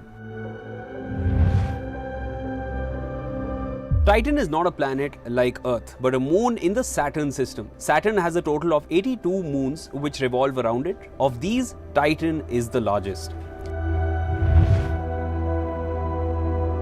Well, there are no reports or studies to confirm whether Titan has the kind of conditions shown in Pandora with those glittering lights or floating hills, but Titan does have rivers, lakes and seas filled by rain which come through a thick atmosphere similar to what Earth experiences. Titan is the only celestial body besides Earth to have liquid on its surface. New research reveals the presence of landscapes on the surface of this moon. Titan has streams of liquid methane and winds of nitrogen gas, which build hydrocarbon sand dunes. Researchers say that the dunes, plains and labyrinth terrain have been formed on Titan in a similar manner as on Earth. The surface temperature is about minus 180 degrees Celsius and people would need to wear respirators to breathe oxygen, since the atmosphere is mostly nitrogen. The light on Titan is a little dim, just like after a sunset here on Earth. So staying on Titan won't be a reality anytime soon, but Titan is the most hospitable extraterrestrial world within our solar system. It is like Earth in a parallel universe where things are different yet so similar. A day of national celebration, a day when we unfurl the tricolour. A day of total joy. Do you sometimes wonder what this day was like when we actually got our independence? August the 15th, 1947. This was the day when freedom was in the air. We breathed in for the first time in centuries. For the first time, there was no restriction on chanting Vande Bharat. What would it have been like when the tricolour was unfurled for the first time on this day? Join me as we travel back now to relive this beautiful day when we became free.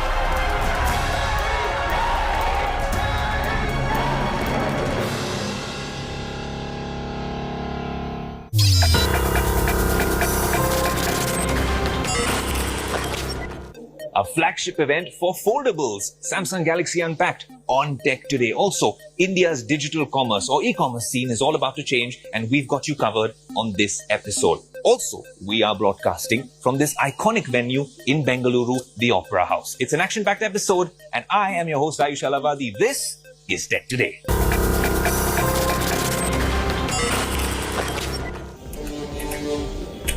Oh, we've begun already. We're not here to play games. We're actually here to tell you all about Samsung Galaxy Unpacked, and it's been about these two showstoppers, the new Z Flip 4 and the Z Fold 4. Samsung foldable season's here, but how did we get here? Let's rewind.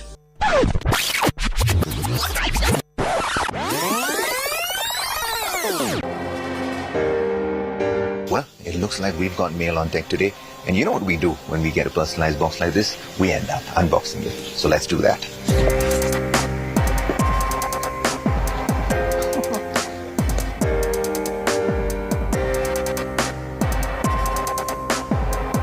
Now, the first question that comes to mind when you look at these new launches is, how different are they from last year's launches? And just like the iPhone, there's very incremental changes when you've already made a good product. The Fold 3, the Fold 4 had a bunch of industry first features like water resistance and of course flagship processors.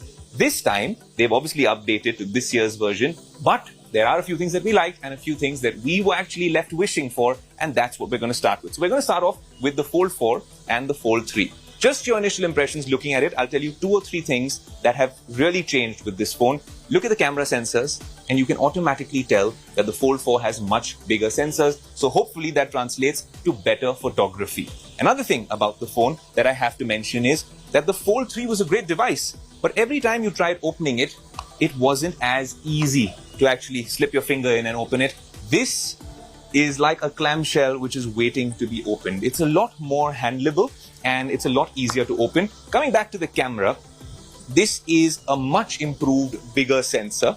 Now the triple camera setup at the back has gotten a lot bigger and a lot better. So let me make it easier for you. There's a whole bunch of cameras, 3 here, 1 over here, and then of course the one on the inside display. Let's start off with this triple camera setup at the back. It's a 50 megapixel main sensor with OIS, a 12 megapixel ultra wide sensor with a 123 degree field of view. Then there's a telephoto sensor with OIS as well. That's 10 megapixels. Now let's talk about the outer front camera. That's obviously when you shut the phone closed and you're using the external display. That's a 10 megapixel sensor and it's decent at selfies. The inner front camera is the one which last time we were not very pleased with. That's a 4 megapixel under display sensor. The display does a decent job. The minute you turn it on, gives you an option. Do you want to look natural or do you want to get much brighter? In TV, we want to look brighter very often, but let's go natural over here and have a look at how it goes. The minute you open it up, I mean, it's a striking display. So it does a good job at representing that. But then, of course, you open it up and then when you're using this camera, I know that there was a lot of talk about how this camera was not the best the last time around, but it's pretty much hidden even now. And if you take a photo, what I love about it is, look, it's not the best camera, but the fact that there's a lot of processing happening over here, you have an extra camera out there, is good enough for me. There's flex mode here, so much more multitasking is fascinating. And then of course, you have the cameras at the back. In terms of the triple camera setup at the back, I've already turned it on. And if I want to take a nice photo of the Samsung Opera House, well then here goes. And honestly, anything on this display looks really good. I'm going to actually compare this to the iPhone 13 Pro and perhaps the S22 Ultra from the Samsung stable. But I think what they are saying with this is interesting because they're saying that there will be better nightography or night photography. And with bigger sensors, it's just logical that they will have a lot more light coming in. It'll be a clearer picture. And it'll be interesting to see how this plays out when we have a long-term in-depth review of the Fold 4. Like last year, this year as well, the Z Fold 4 and the Flip 4 are powered by the Snapdragon 8 Plus Gen 1, which is a flagship processor. It doesn't get better than that, top of the heap, and that is what comes with this as well. So you can expect some good performance. Of course, it comes with 12 gigs of RAM, and I think that's good enough for your multitasking capabilities. And there's a lot of them in terms of Samsung software that they've tried to introduce with this enhanced multitasking capabilities than even the last year's version. But when you're talking about foldables, the main thing you need to talk about if you're a tech geek is the displays. And this has a bunch of them. So it comes with a 7.6-inch QXGA Plus Dynamic AMOLED 2X display. That's this one, the main one on the inside. It supports 120 Hz of a refresh rate and can dynamically switch from 1 Hz to 120 Hz. That can really help it save some battery. But it's going to need a lot more battery because when you flip this phone close, you have a smaller outer screen. And frankly, it does the job most of the time. You don't even need to open it if you want to just use this as a quick calling or texting device. The smaller outer screen is a 6.2-inch HD Plus Dynamic AMOLED panel. And again, it has a 120 Hz refresh rate, but it can only go down to 48 Hz. What that means is that it is not going to be able to save as much battery perhaps as the inner display. But I think this one does quite a decent job. And the fact that you have several 120 Hz displays on a phone when many manufacturers aren't even giving you 120 Hz, I think that is a very interesting piece of information. You know, I'm quite certain that the Fold 4 is much lighter than last year's model, and that makes a big difference. This is the only device that you've put in your pocket. It's quite large, and that's because it also doubles up as your multitasking device, maybe a tablet as well. I didn't use my mini tablet for the longest time when I was using the Fold 3. I think this is going to do just that yet again. So if it's lighter, it's even better. One thing which is evident with the Fold still is the crease, and well, I think as foldable tech gets better, this will become less evident. But if you're in a very bright scene, then of course, at some angles, this is quite evident, blatantly out there. But if you're watching the night, or if you're on an aircraft watching your favorite show, then most of the times you can't even spot it. Look, you're getting a foldable, and we need to get over not liking a crease when your glass is actually folding. It's good tech, and that's what we like at Tech Today.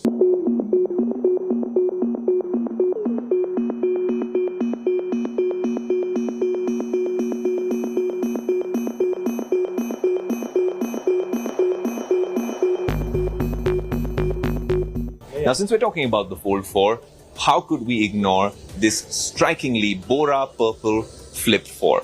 There's a lot you can do with this on flex mode, and Samsung's been talking about it even with the previous Flip. But the fact that you can use it as a vlogging device with the front camera, you can actually split the screen into two. Again, multitasking capabilities as well. That's all great. It comes with a Snapdragon 8 Plus Gen 1 flagship processor. And then the camera system is a double camera system at the back. So the rear camera is a 12 megapixel main camera with OIS and a second 12 megapixel ultra wide camera with a 123-degree field of view. There's also a 10 megapixel front camera, and that's what you can use for selfies and video calls. Maybe if that was a little better, it would be more interesting to make this a vlogging device, but a 10 megapixel camera perhaps will do the job as well. Look, something that Samsung's trying to work on with the Flex, and there was a lot of developers who tried doing it with the last model, is this external display. I think there's a lot more you can do with it. It's still limited in terms of functionality. If you're remembering the Moto Razr of old, then you can do basic things on this, but now you can also use this for portrait mode photography. And that's something we'll want to test extensively on Tech Today. So this is a tiny 1.9-inch Super AMOLED display, and I think this is quite useful yet again.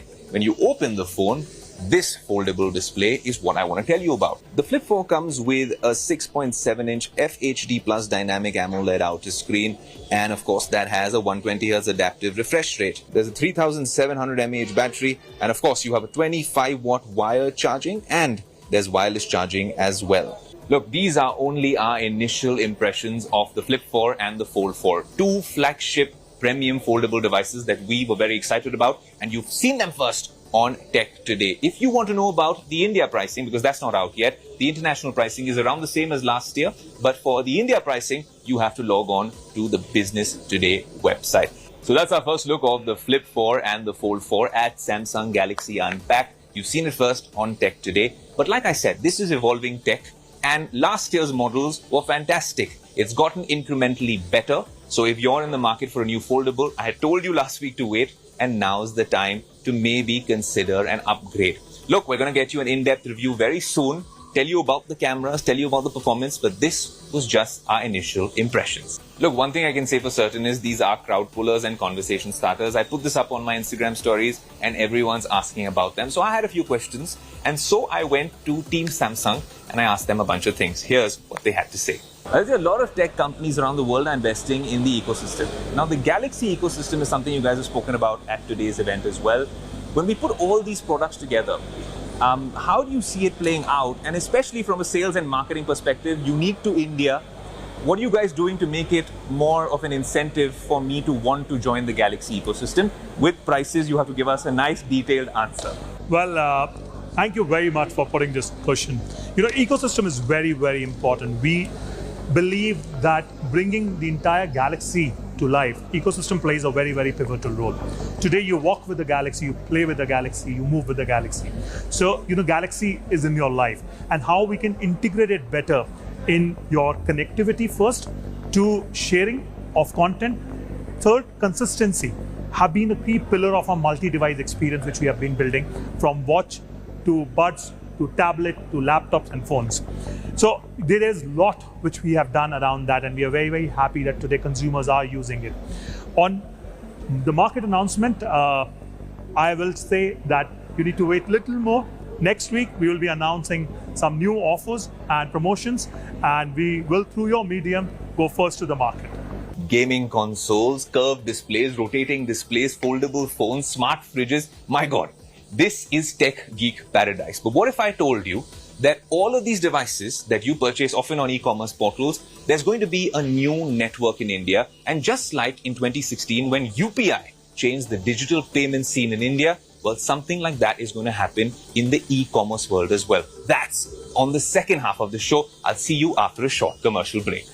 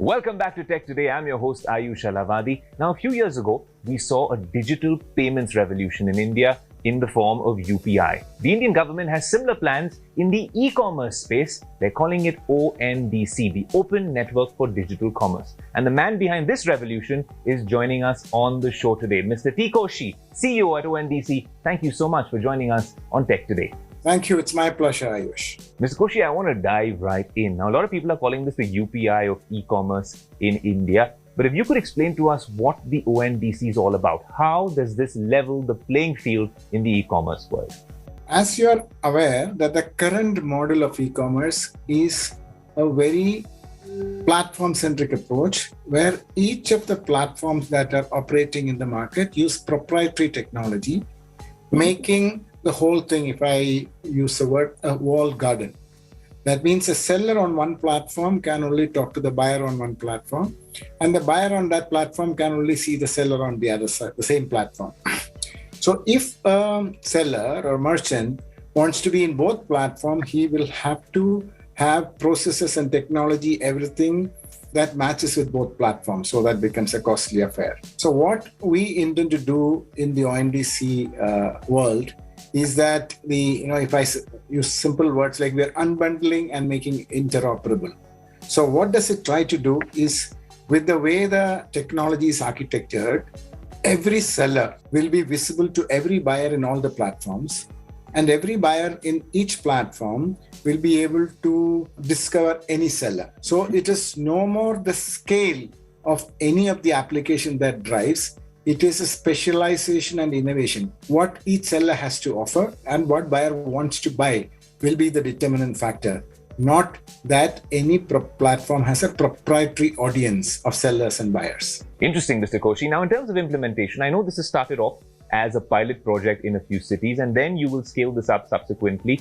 But when does the ONDC open up for public use? When can the small retailers and all customers across the country actually start reaping the benefits of the technology that is ONDC? While you have very correctly articulated the ambition, as you're aware, in a country like ours with millions of sellers and billions of buyers, the reach will take its time. But that doesn't mean that we have to wait a long time for anybody to use it. So one thing you need to understand, Ayush, that this is a network and this is not a platform in itself. What it means, that network means that as more and more sellers and buyers start using, the network grows. So it's an organic growth possibility. So when we started in end of April, 29th of April and went in May, June, we wanted to see how the unbundled buyer-seller logistics situation will work. So we attempted it in 5 cities with multiple sellers and buyer and logistics firm, doing transaction with the real sellers and real buyers, but only by invitation. So what we recommended to each of the sellers is bring your normal customers onto the network, let them do the normal buying and give you the feedback and refine it. So we started with 2 difficult categories, which is food and grocery in 5 cities. And over the last 2 months, we have been enhancing this presence. Now we are in 36 cities and another 10 cities is going to go live in the next 2-3 days time, with again limited buyers and limited sellers, which is giving us a lot of understanding of the nuances of each of the different parts of the country. And we are also been gradually adding new categories. So our next big event that we are planning by end of the month or the beginning of next month, we're just finalizing the dates and details, is to make it open to public in a limited fashion. So our intention is that, and like I said, by end of the month or on the first couple of days of the next month, we will open it for the public in one metro and observe how it is being accepted and adopted. And with that learning, we will just now keep on going, making it open to more and more cities. In the same time, that is a strategy of going deeper in cities. At the same time, to encourage and stimulate the adoption, we are also in the process of, having the early adopters jump into this in practically every city is possible. And as we have some larger seller platforms coming online, you might have already heard about Stamp Deal signing up and number of other such seller apps coming in live with a large number of sellers from large number of cities, including CSC, Citizen Service Center and SignChat, and a variety of seller applications are working to get different domains and different categories activated. So by end of this year, you will see presence in a large number of cities, which will exponentially grow. Because the beauty about a network is the network effect. Network effect will drive the adoption faster, and by next year, we expect a very, very broad adoption, both seller side and buyer side. Since we're talking about digital monopolies, 2 companies that I have to talk about are Flipkart and Amazon. These are companies that enjoy a massive market share respectively here in India. Should they be worried about ONDC's plan, or do they stand to benefit in any way from the introduction of ONDC? Let me just look at it a little deeper, Ayush. I understand that this 2 or 3 and probably as some predicted in the next 2-3 years, 4 entities can technically have 90% of the market share. But if you really look at what's the penetration of digital commerce in India, 7% or less than that. What is the penetration among the seller side? It's 1%. So India is not just this upper cream of the society, which is, people like you and I belong to. But India is very, very large. and a diverse segment of users and diverse segments of merchants are there, and we need to enable all of them to be digitally present and engage in transaction among themselves of the products they like at the service level they want and the kind of delivery schedules they want and so on and so forth. So what ONDC will enable is, like in the case of physical market, a disciplined marketplace where all segments of sellers and buyers can come together. So in that sense, this is like we started with saying, it's a democratization. And the large players, in a way, even if I am in their place, may be uncomfortable because it's bringing more competition, but they understand that is going to be inevitable. And that's a line that we have taken as a country, that our marketplaces are going to be, democratic. And probably you might have seen international media in the recent past very keenly recognizing, acknowledging, and even waiting whether and how we are going to succeed, because they feel that it is going to be a global example. Mr. Koshi, thanks so much for such a fascinating and candid chat on Tech Today. All of us tech geeks can only wish you all the best for the digital transformation journey that you are embarking upon. Thank you. Now, a lot of us are working from home with our work from home workstations, and then most of us on the move have these devices that we want to use as travel companions. So those could be magic keyboards, or then the fancy big work from home setups with other keyboards. Wireless keyboards are really helpful as well. What if I told you there's a premium flagship keyboard by Logitech, and Shivan has discovered a few cool features along with that device? Over to you, Shivan. So keyboards is an essential part of any PC experience, right? But today we have this keyboard, which is essentially Logitech's first entry to mechanical keyboards for its premium MX Office series. Now, you can use this keyboard across 3 different devices, and there are a lot more things that they have offered, but at the same time, there are a few things which take away from the experience completely. I'm going to get into it one by one, tell you whether it's worth it or not.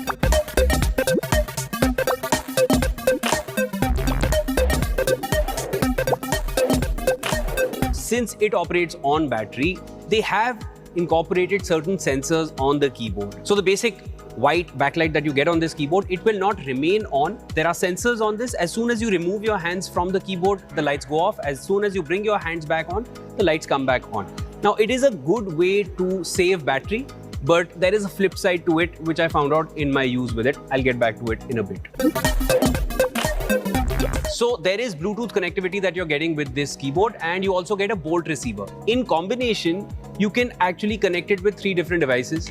And as of now, I've connected it with my laptop and I've connected it with my phone. To switch between the different devices, all I need to do is long press for about 3 seconds on any one of these keys, and they are labeled as 1, 2, and 3. One at a time, I can connect with either. So if you use it with the Logitech Flow software feature, you can use one keyboard across multiple computers. Apart from the regular keys, you also get an option of a key right there in the keyboard. Press on it and you can take a screenshot. There is another key which enables voice dictation. You just need to press it down once and the computer will start taking in voice notes from you. The mic gets activated. Then there is another key which helps activate emojis if you need to add them to any kind of document or whatever you're typing. I had spoken about proximity sensors earlier and I had mentioned that I'll come back to it. Now, the problem I faced here was, okay, I remove my hands from the keyboard, the lights go out. It helps save battery, agreed. But the problem here is, a lot of times it happened with me that, when I bring my hands back onto the keyboard, I am still under the impression that caps lock is switched off. And I'm typing, looking at the keyboard, and I've not noticed that everything I'm writing is caps has become small and small has become caps. And now I'm rewriting everything. At the same time, the keys I found to be closer to each other than a regular membrane keyboard would have. So a lot of times I'm ending up having a lot of typos. That means I have to go back to whatever I've written and then correct it. So these were some drawbacks, and when you're working in an environment when you really can't afford to waste time, then I think initially it took me some time to get used to it, and that for me was a problem. So overall, I think there are a lot of advantages with this keyboard. There are a lot of shortcuts that you're getting through the keyboard, and of course the chance to connect with several other devices at the same time is a big boon. But at the same time, there are certain drawbacks which really take away from the entire user experience. At least for me, that has been my verdict. Well, last week I told you were in for a surprise in the next episode, and that's why we came here to Samsung Galaxy Unpacked in Bengaluru. Did you like the Flip? Did you like the Fold? Or any of the other devices that we actually showcased on the show? Or our conversation with the CEO at ONDC. Some really cool things happening in the tech world. And of course, we have all of them here on Tech Today. If you've enjoyed the show, do let us know on our social media handles. This is your host, Ayush Alavadi, saying thanks for watching and goodbye for now.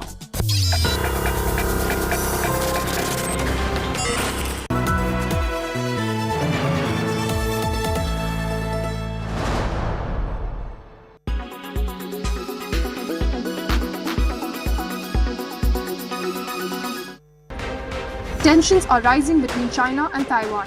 Since Nancy Pelosi's visit to the island, China has broken into Taiwan airspace more than 20 times. If a war is unleashed, Taiwan is likely to fall short against China. Here's a look into China's 5 most powerful weapons that can set the tone if there is a war. Number 1 is China's hypersonic glide missile. This is a DF-Z7 model. It is a precision strike weapon. It is capable of delivering nuclear weapons. This weapon can be fitted to various Chinese ballistic missiles. AG-600 is the world's largest seaplane. It can operate on ground and water. It is 129 feet long and has a wingspan of 127.3 feet. The seaplane's speed is 500,000 per hour and its range is 4,500 kilometers. China has 15 of these landing ships. They are amphibious in nature. They can carry up to 30 attack helicopters per dock. Its length is 778 feet and the beam is 118 feet. There is not much information on the stealth bomber, but it has a range of 8,500 kilometers. It is nuclear capable and can threaten US targets. This weapon is said to be under development. Golden Eagle is an unmanned airship. Since China has a lack of pilots, this breaks their way. It can fly at a speed of 100 kilometers per hour. It can stay in the air for up to 6 hours. Its length is 50 feet and the height is 16.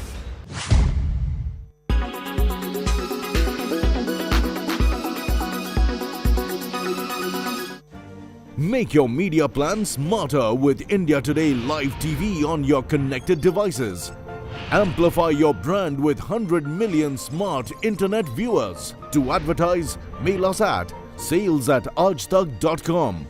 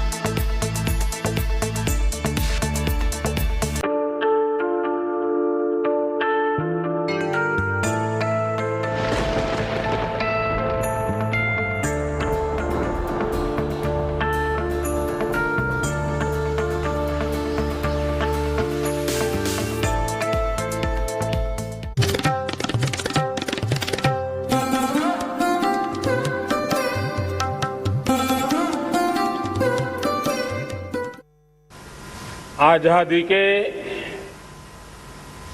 75 वर्ष पूर्ण होने पर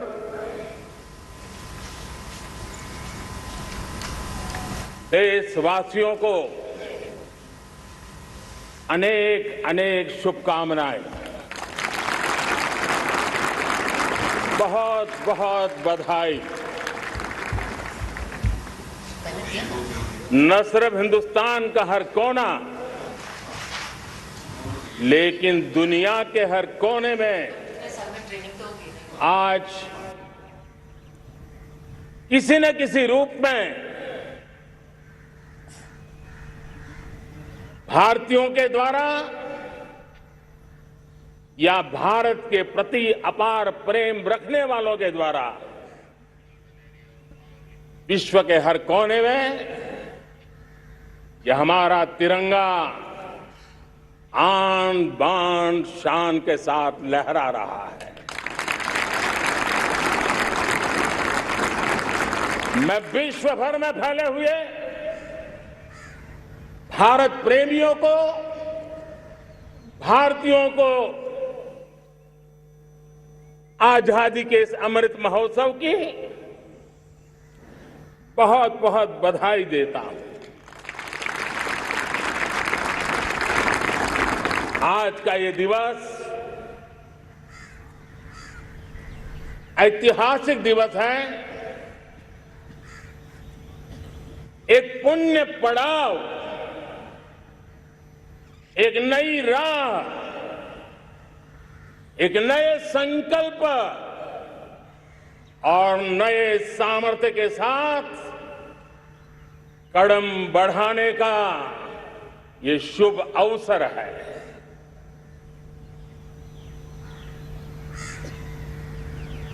आजादी के जंग में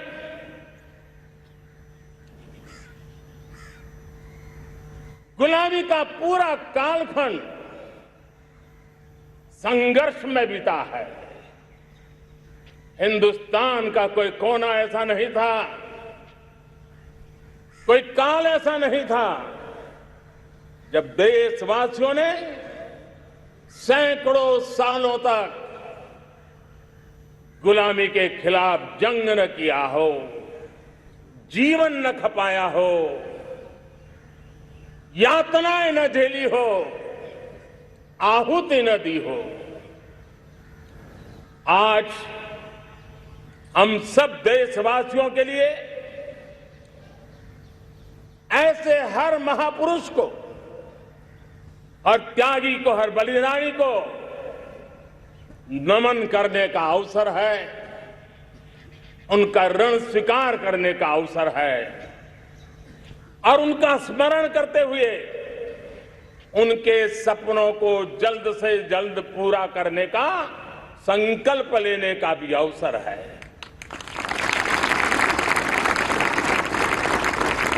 हम सभी देशवासी कृतज्ञ हैं पूज्य बापू के, नेता श्री सुभाष चंद्र बोस के, बाबा साहब आम्बेडकर के, वीर सावरकर के, जिन्होंने कर्तव्य पथ पर जीवन को खपा दिया। कर्तव्य पथ ही उनका जीवन पथ रहा।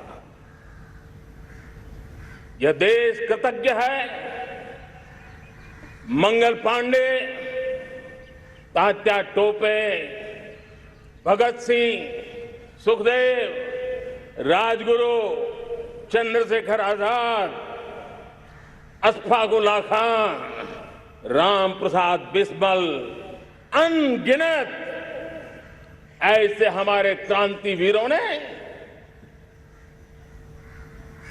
अंग्रेजों की हुकूमत की नींव हिला दी थी।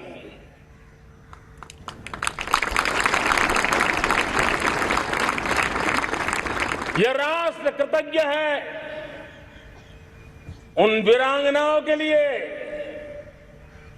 रानी लक्ष्मीबाई हो, झलकारी बाई, दुर्गा भाभी, रानी गायदिन्लियो, रानी चेन्नम्मा, बेगम हजरत महल, वेलू निचियार।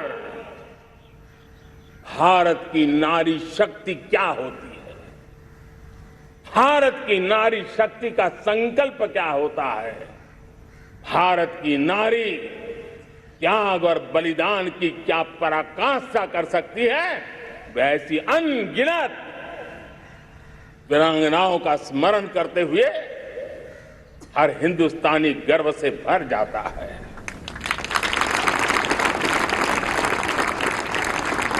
आजादी का जंग भी लड़ने वाले और आजादी के बाद देश बनाने वाले भी, डॉक्टर राजेंद्र प्रसाद जी हो,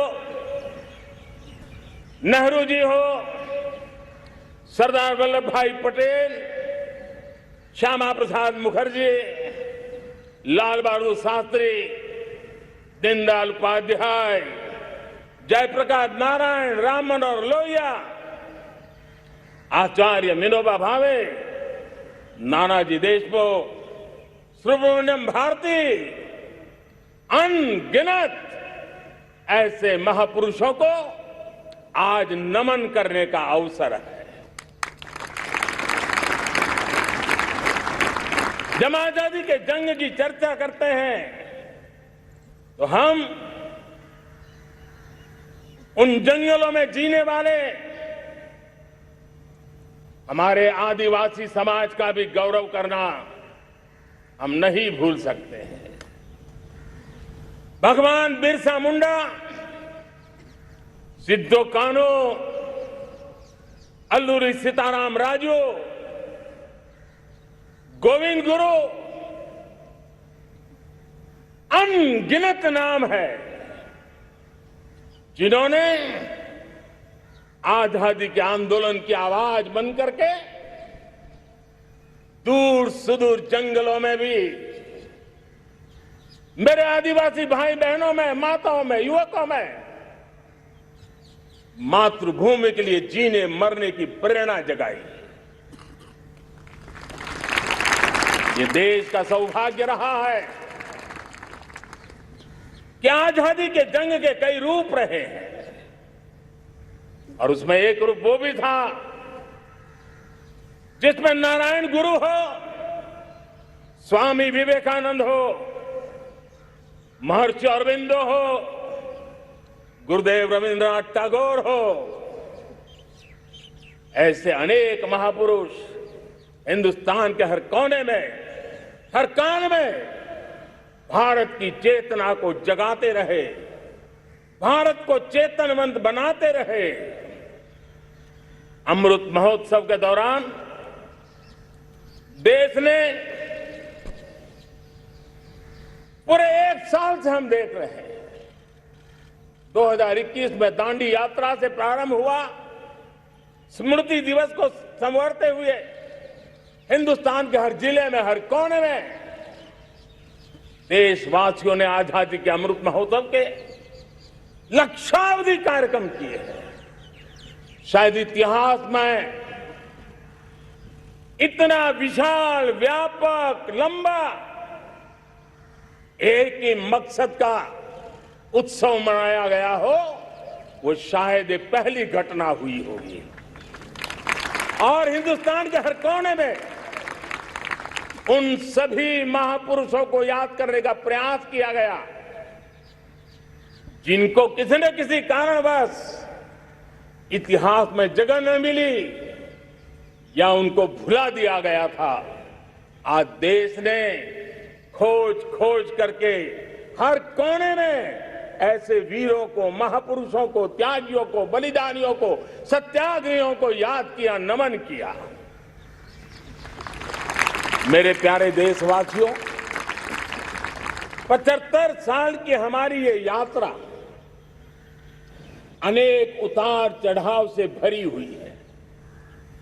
सुख दुख की छाया मंडराती रही है और इसके बीच भी हमारे देशवासियों ने उपलब्धियां की है, पुरुषार्थ किया है, हार नहीं मानी है, संकल्पों को ओझल नहीं होने दिया है। और इसलिए, और ये भी सच्चाई है कि सैकड़ों सालों के गुलामी के कालखंड ने भारत के मन को, भारत के मानवीय की भावनाओं को गहरे घाव किए थे, गहरी चोटें पहुंचाई थी। लेकिन उसके भीतर एक जिद भी थी, एक जिजीविषा भी थी, एक जुनून भी था, एक जोम भी था। और उसके कारण अभावों के बीच में भी, उपहास के बीच में भी, और जब आजादी का जंग अंतिम चरण में था तो देश को डराने के लिए, निराश करने के लिए, हताश करने के लिए सारे उपाय किए गए थे। अगर आजादी आई, अंग्रेज चले जाएंगे तो देश टूट जाएगा, बिखर जाएंगे, लोग अंदर अंदर लड़ करके मर जाएंगे, कुछ नहीं बचेगा, अंधकार युग में भारत चला जाएगा। न जाने क्या क्या आशंकाएं व्यक्त की गई थी, लेकिन इनको पता नहीं था ये हिंदुस्तान की मिट्टी है। इस मिट्टी में वो सामर्थ्य है जो शासकों से भी परे सामर्थ्य का एक अंतर प्रभार लेकर के जीता रहा है, सदियों तक जीता रहा है। और उसी का परिणाम है हमने क्या कुछ नहीं झेला। कभी अन्न का संकट झेला, कभी युद्ध के शिकार हो गए, आतंकवाद ने डगर डगर चुनौतियां पैदा की, निर्दोष नागरिकों को मौत के घाट उतार दिया गया, छद्म युद्ध चलते रहे, प्राकृतिक आपदाएं आती रही, सफलता विफलता, आशा निराशा, न जाने कितने पड़ाव आए हैं। लेकिन इन पड़ाव के बीच भी भारत आगे बढ़ता रहा। भारत की विविधता जो औरों को भारत के लिए बोझ लगती थी, वो भारत की विविधता ही भारत की एक अनमोल शक्ति है, शक्ति का एक अटूट प्रवाह है।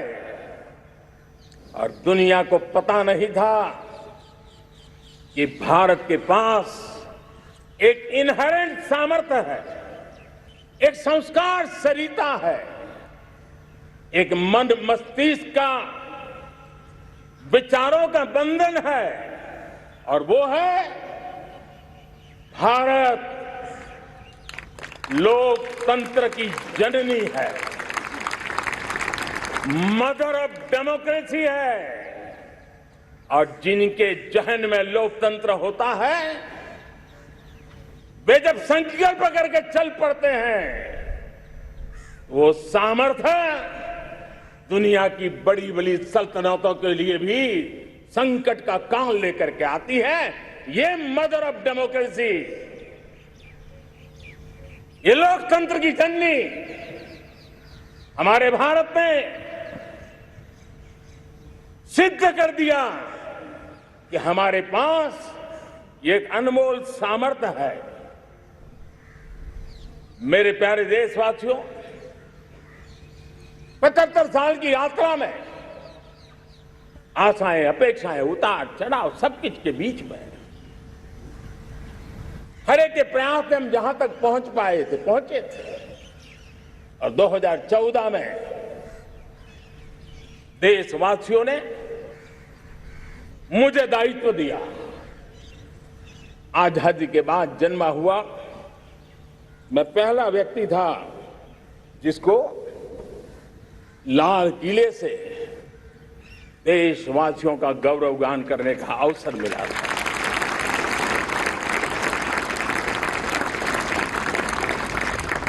लेकिन मेरे दिल में जो भी आप लोगों से सीखा हूं, जितना आप लोगों को जान पाया हूं मेरे देशवासियों, आपके सुख दुख को समझ पाया हूं, देश की आशा अपेक्षाओं के भीतर वो कौन सी आत्मा बसती है, उसको जितना मैं समझ पाया हूं, उसको लेकर के मैंने अपना पूरा कालखंड देश के उन लोगों को एम्पावर करने में खपाया। मेरे दलित हो, शोषित हो, पीड़ित हो, वंचित हो, आदिवासी हो, महिला हो, युवा हो, किसान हो, दिव्यांग हो, पूरब हो, पश्चिम हो, उत्तर हो, दक्षिण हो, समुद्र का तट हो, हिमालय की कंदराएं हो, हर कोने में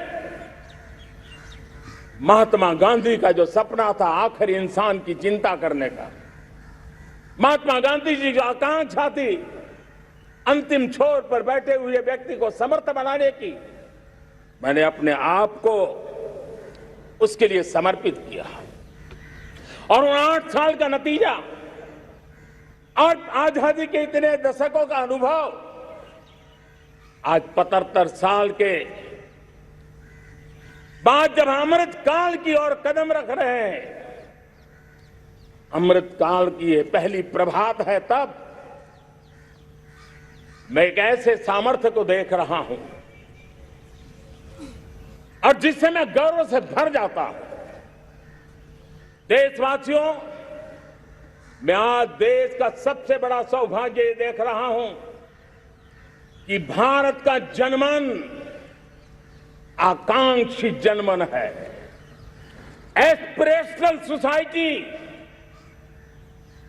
किसी भी देश की बहुत बड़ी अमानत होती है और हमें गर्व है कि आज हिंदुस्तान के हर कोने में, हर समाज के हर वर्ग में, हर तबके में आकांक्षाएं उफान पर है। देश का हर नागरिक चीजें बदलना चाहता है, बदलते देखना चाहता है, लेकिन इंतजार करने को तैयार नहीं है, अपनी आंखों के सामने देखना चाहता है, कर्तव्य से जुड़ करके करना चाहता है। वो गति चाहता है, वो प्रगति चाहता है। 75 साल में संजोए हुए सारे सपने अपने ही आंखों के सामने पूरा करने के लिए वो लालायित है, उत्साहित है, उतावला भी है। कुछ लोगों को इसके कारण संकट हो सकता है, क्योंकि जब एस्पिरेशनल सोसाइटी होती है तब सरकारों को भी तलवार की धार पे चलना पड़ता है, सरकारों को भी समय के साथ दौड़ना पड़ता है।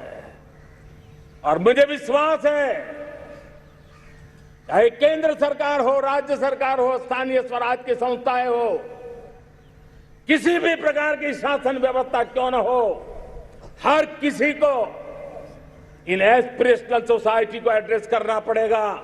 उनकी आकांक्षाओं के लिए हम ज्यादा इंतजार नहीं कर सकते। हमारे इस एस्पिरेशनल सोसाइटी ने लंबे अरसे तक इंतजार किया है, लेकिन अब वो अपनी आने वाली पीढ़ी को इंतजार में जीने के लिए मजबूर करने को तैयार नहीं है।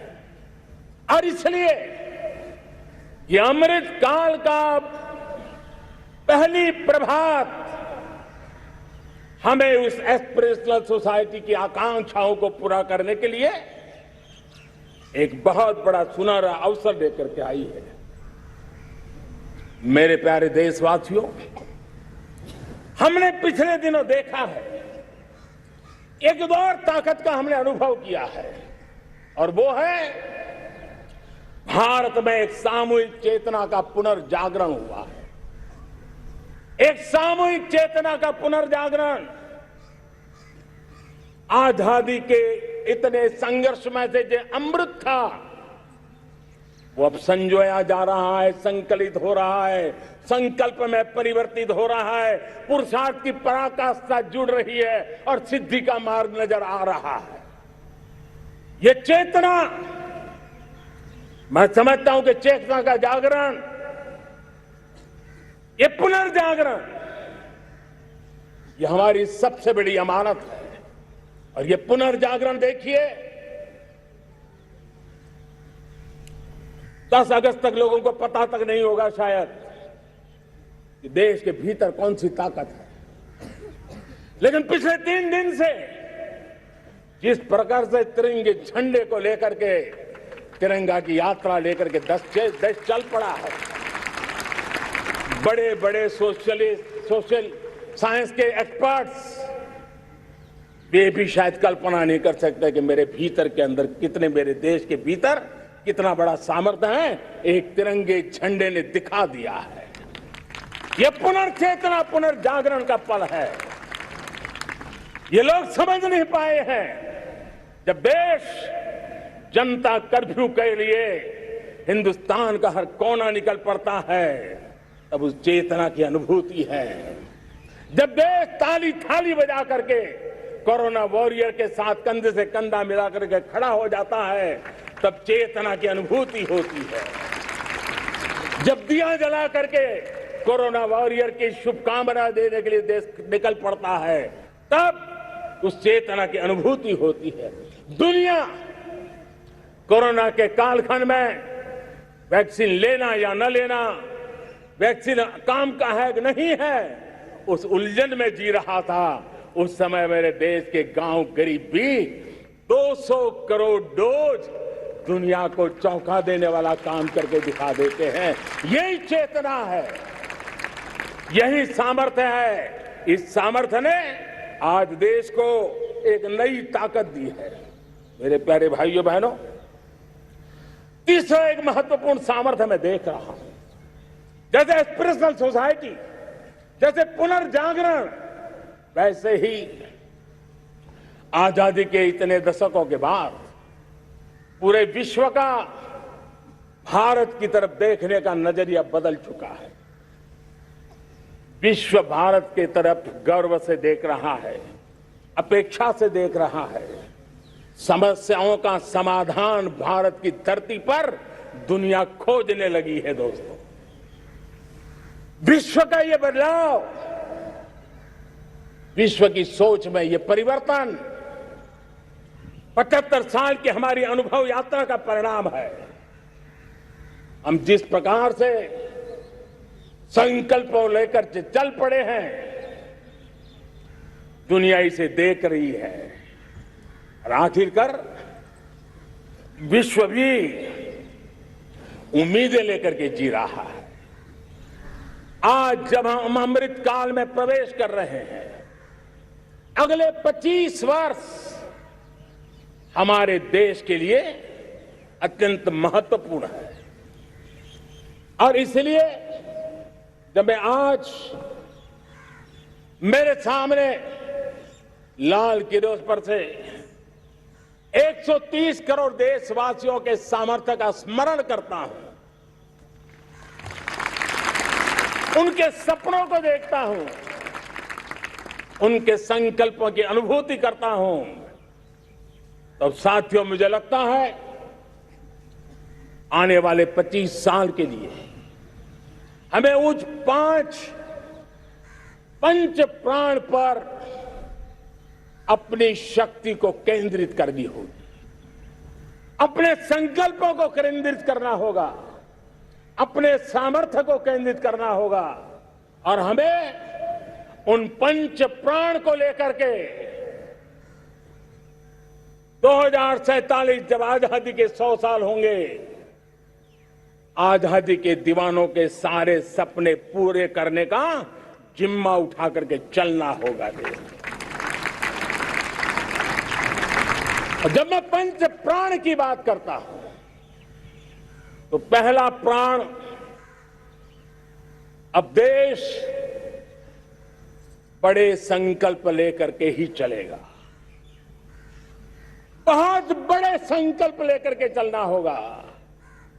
और वो बड़ा संकल्प है विकसित भारत। अब उससे कुछ कम नहीं होना चाहिए, बड़ा संकल्प।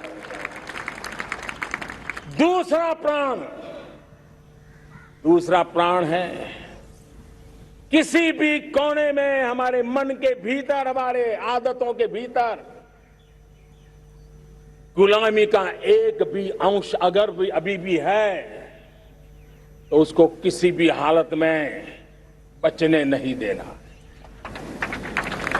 अब 100% सैकड़ों साल की गुलामी ने जहां हमें जकड़ कर रखा है, हमारे मनोभाव को बांध करके रखा हुआ है, हमारी सोच में विकृतियां पैदा करके रखी है, हमें गुलामी की छोटी सी छोटी चीज भी कहीं नजर आती है, हमारे भीतर नजर आती है, हमारे आसपास नजर आती है, हमें उससे मुक्ति पानी ही होगी। ये हमारा दूसरी प्राण शक्ति है। तीसरी प्राण शक्ति हमें हमारी विरासत पर गर्व होना चाहिए। हमारी विरासत के प्रति, क्योंकि यही विरासत है जिसने कभी भारत को स्वर्णिम काल दिया था, और यही विरासत है जो समय को अनुकूल परिवर्तन करने की आदत रखती है। यही विरासत है जो काल बाह्य छोड़ती रही है, नित्य नूतन स्वीकारती रही है। और इसलिए इस विरासत के प्रति हमें गर्व होना चाहिए। चौथा प्राण वो भी उतना ही महत्वपूर्ण है, और वो है एकता और एकजुटता। 130 करोड़ देशवासियों में एकता, न कोई अपना न कोई पराया। एकता की ताकत एक भारत श्रेष्ठ भारत के सपनों के लिए हमारा चौथा प्राण है। और पांचवा प्राण है नागरिकों का कर्तव्य। नागरिकों का कर्तव्य जिसमें प्रधानमंत्री भी बाहर नहीं होता है, मुख्यमंत्री भी बाहर नहीं होता है, वो भी नागरिक है। नागरिकों का कर्तव्य, ये हमारे आने वाली 25 साल के सपनों को पूरा करने के लिए एक बहुत बड़ी प्राण शक्ति है। अब आज जब अमृत काल की पहली प्रभात है, तो हमें इस 25 साल में विकसित भारत बना के रहना है अपनी आंखों के सामने। और जो 20, 22, 25 साल के नौजवान मेरे देश के मेरे सामने हैं, मेरे देश के नौजवानों, जब देश आजादी के 100 साल मनाएगा, तब आप 50-55 के हुए होंगे। मतलब आपके जीवन का ये स्वर्णिम काल, आपकी उम्र के ये 25-30 साल भारत के सपनों को पूरा करने का काल है। आप संकल्प लेकर के मेरे साथ चल पड़िए साथियों, तिरंगे झंडे की शपथ लेकर के चल पड़िए। हम सब पूरी ताकत से लगे आए। बड़ा संकल्प, मेरा देश विकसित देश होगा। लेकिन भाइयों बहनों, मैं लाल किले से मेरी एक पीड़ा और कहना चाहता हूं। ये दर्द मैं कह बिना नहीं रह सकता। मैं जानता हूं कि शायद लाल किले का विषय नहीं हो सकता, लेकिन मेरे भीतर का दर्द मैं कहां कहूंगा। देशवासियों के सामने नहीं कहूंगा तो कहां कहूंगा। और वो है, किसी न किसी कारण से हमारे अंदर एक ऐसी विकृति आई है, हमारी बोलचाल में, हमारे व्यवहार में, हमारे कुछ शब्दों में, हम नारी का अपमान करते हैं।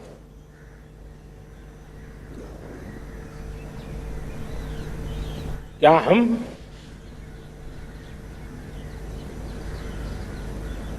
स्वभाव से, संस्कार से, रोजमर्रा की जिंदगी में नारी को अपमानित करने वाली हर बात से मुक्ति का संकल्प ले सकते हैं?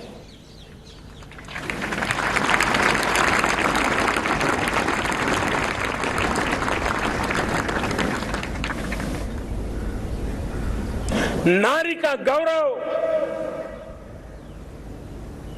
राष्ट्र के सपने पूरे करने में बहुत बड़ी पूंजी बनने वाला है। यह सामर्थ्य मैं देख रहा हूं, और इसलिए मैं इस बात का आग्रही हूं। मेरे प्यारे देशवासियों, हम बार बार लाल बहादुर शास्त्री जी को याद करते हैं। जय जवान जय किसान का उनका मंत्र आज भी देश के लिए प्रेरणा है। बाद में अटल बिहारी वाजपेयी जी ने जय विज्ञान कह करके उसमें एक कड़ी जोड़ दी थी, और देश ने उसको प्राथमिकता दी थी। लेकिन अब अमृत काल के लिए एक और अनिवार्यता है और वो है जय अनुसंधान, जय जवान, जय किसान, जय विज्ञान, जय अनुसंधान, इनोवेशन। और मुझे मेरे देश की युवा पीढ़ी में भरोसा है, इनोवेशन की ताकत देखिए। आज हमारा यूपीआई, भीम, हमारा डिजिटल पेमेंट, फिनटेक की दुनिया में हमारा स्थान, आज विश्व में रियल टाइम 40% अगर डिजिटल फाइनेंशियल का ट्रांजैक्शन होता है तो मेरे देश में हो रहा है। हिंदुस्तान ने ये करके दिखाया है। मेरे प्यारे देशवासियों, ये जो डिजिटल इंडिया का मूवमेंट है, जो सेमीकंडक्टर की ओर हम कदम मांड रहे हैं, 5G की ओर कदम मांड रहे हैं, ऑप्टिकल फाइबर का नेटवर्क बिछा रहे हैं, ये सिर्फ आधुनिकता की पहचान ऐसा नहीं है। 3 बड़ी ताकतें इसके अंदर समाहित है। शिक्षा में आमूलचूल क्रांति, ये डिजिटल माध्यम से आने वाली है। स्वास्थ्य सेवाओं में आमूलचूल क्रांति डिजिटल से आने वाली है।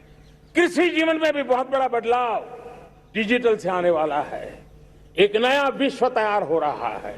भारत उसे आगे बढ़ाने के लिए, और मैं साफ देख रहा हूं दोस्तों, ये डेकेड मानव जात के लिए टेकेड का समय है, टेक्नोलॉजी का डेकेड है। भारत के लिए तो ये टेकेड जिसका मन टेक्नोलॉजी से जुड़ा हुआ है, आईटी की दुनिया में भारत ने अपना एक लोहा बनवा लिया है, तो ये टेकेड का सामर्थ्य भारत के प्यास है।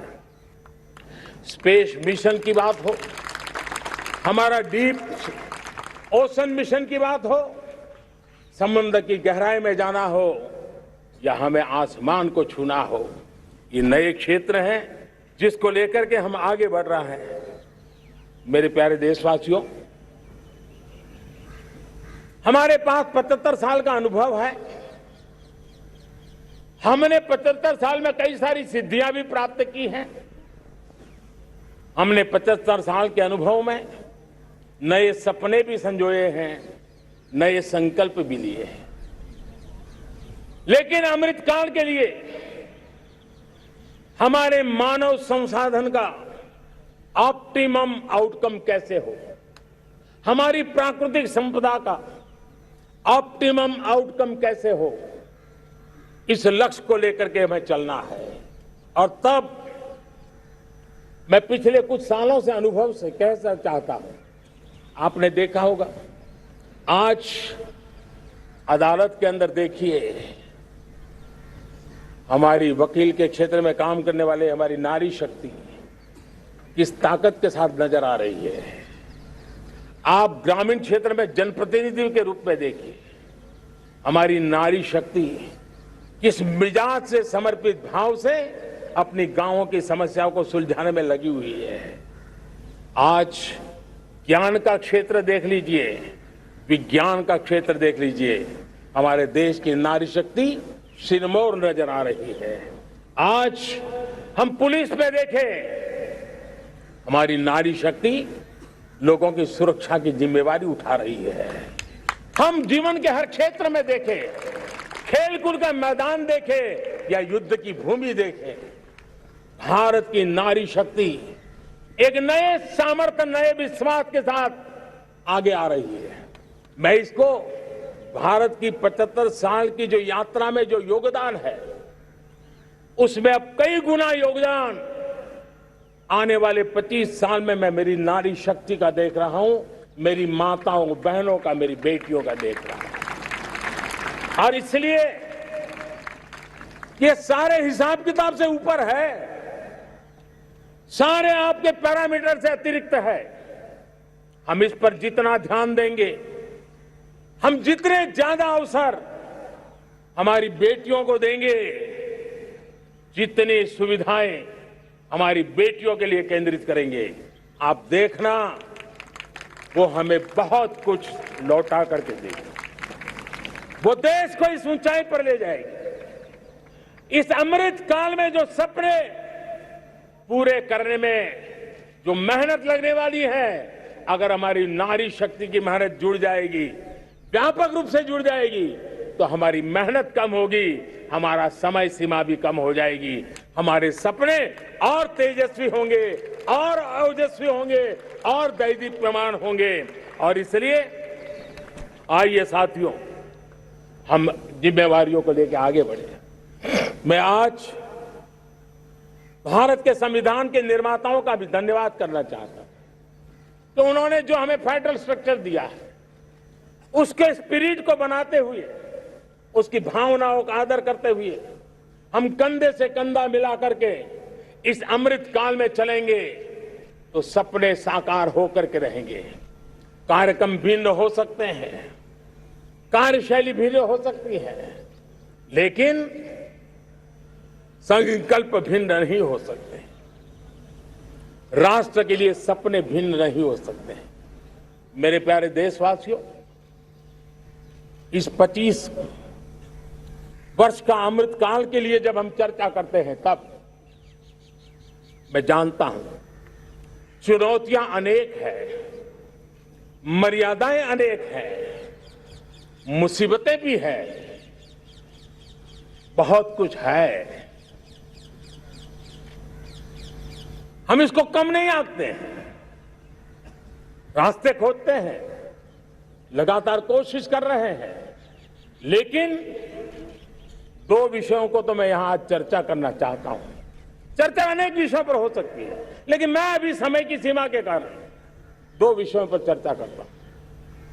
और मैं मानता हूं हमारे इन सारी चुनौतियों को कारण, विकृतियों के कारण, बीमारियों के कारण इस 25 साल का अमृतकाल,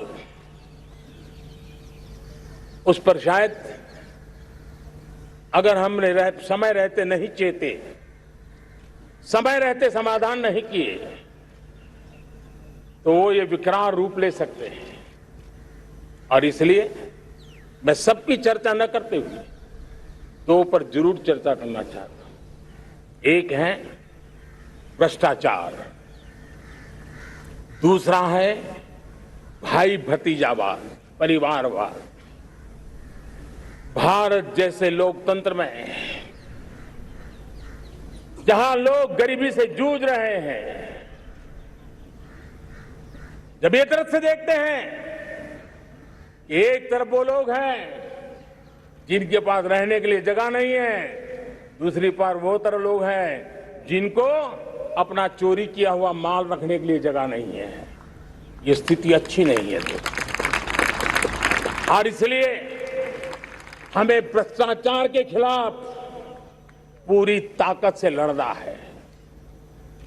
पिछले 8 वर्षों में डायरेक्ट बेनिफिट ट्रांसफर के द्वारा, आधार, मोबाइल, इन सारे आधुनिक व्यवस्थाओं का उपयोग करते हुए 2 लाख करोड़ रुपए जो गलत हाथों में जाते थे, उसको बचा करके देश की भलाई के लिए काम लगाने में हम सफल हुए हैं।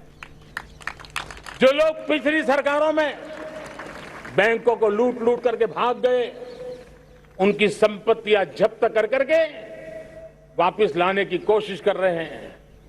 कईयों को जेलों में जीने के लिए मजबूर करके रखा हुआ है। हमारी कोशिश है जिन्होंने देश को लूटा है उनको लौटाना पड़े, वो स्थिति हम पैदा करेंगे। भाइयों बहनों, अब भ्रष्टाचार के खिलाफ मैं साफ देख रहा हूं कि हम एक निर्णायक कालखंड में कदम रख रहे हैं। बड़े बड़े चमरबंदी भी बच नहीं पाएंगे। इस मिजाज के साथ भ्रष्टाचार के खिलाफ एक निर्णायक कालखंड में अब हिंदुस्तान कदम रख रहा है। और मैं लाल किले की प्राचीर से बड़ी जिम्मेवारी के साथ कह रहा हूं। और इसलिए भाइयों बहनों, भ्रष्टाचार दीमक की तरह देश को खोखला कर रहा है। मुझे इसके खिलाफ लड़ाई लड़नी है, लड़ाई को तेज करना है, निर्णायक मोड़ पे लेकर के ही जाना है। तब मेरे 130 करोड़ देशवासी, आप मुझे आशीर्वाद दीजिए, आप मेरा साथ दीजिए। मैं आज आपसे साथ मांगने आया, आपका सहयोग मांगने आया हूं, ताकि मैं इस लड़ाई को लड़ पाऊं, इस लड़ाई को देश जीत पाए और सामान्य नागरिक की जिंदगी भ्रष्टाचार ने तबाह करके रखी हुई है। मैं मेरे इन सामान्य नागरिक की जिंदगी को फिर से शान बान शान के लिए जीने के लिए रास्ता बनाना चाहता हूं। और इसलिए मेरे प्यारे देशवासियों, ये चिंता का विषय है कि आज देश में भ्रष्टाचार के प्रति नफरत तो दिखती है, व्यक्त भी होती है, लेकिन कभी कभी भ्रष्टाचारियों के प्रति उदारता बरती जाती है। किसी भी देश में ये शोभा नहीं देगा। कई लोग तो इतनी बेशर्मी तक चले जाते हैं कि कोर्ट में सजा हो चुकी हो, भ्रष्टाचारी सिद्ध हो चुका हो, जेल जाना तय हो चुका हो, जेल गुजार रहे हो, उसके बावजूद भी उनका महिमा मंडन करने में लगे रहते हैं, उनकी शान शौकत में लगे रहते हैं, उनकी प्रतिष्ठा बनाने में लगे रहते हैं। अगर जब तक समाज में गंदगी के प्रति नफरत नहीं होती है, स्वच्छता की चेतना जगती नहीं है। जब तक भ्रष्टाचार और भ्रष्टाचारी के प्रति नफरत का भाव पैदा नहीं होता है, सामाजिक रूप से उसको नीचा देखने के लिए मजबूर नहीं करते, तब तक एक मानसिकता खत्म होने वाली नहीं है। और इसलिए भ्रष्टाचार के प्रति भी और भ्रष्टाचारियों के प्रति भी हमें बहुत जागरूक होने की जरूरत है। दूसरी एक चर्चा मैं करना चाहता हूं, भाई भतीजावाद। और जब मैं भाई भतीजावाद, परिवारवाद की बात करता हूं तो लोगों को लगता है मैं सिर्फ राजनीतिक क्षेत्र की बात करता हूं। जी नहीं, दुर्भाग्य से राजनीतिक क्षेत्र की उस बुराई ने हिंदुस्तान की हर संस्थाओं में परिवारवाद को पोषित कर दिया है। परिवारवाद हमारी अनेक संस्थाओं को अपने में लपेटे हुए है और उसके कारण मेरे देश की टैलेंट को नुकसान होता है, मेरे देश के सामर्थ्य को नुकसान होता है। जिनके पास अवसर की संभावनाएं हैं वो परिवारवाद, भाई भतीजे के बाद बाहर रह जाता है।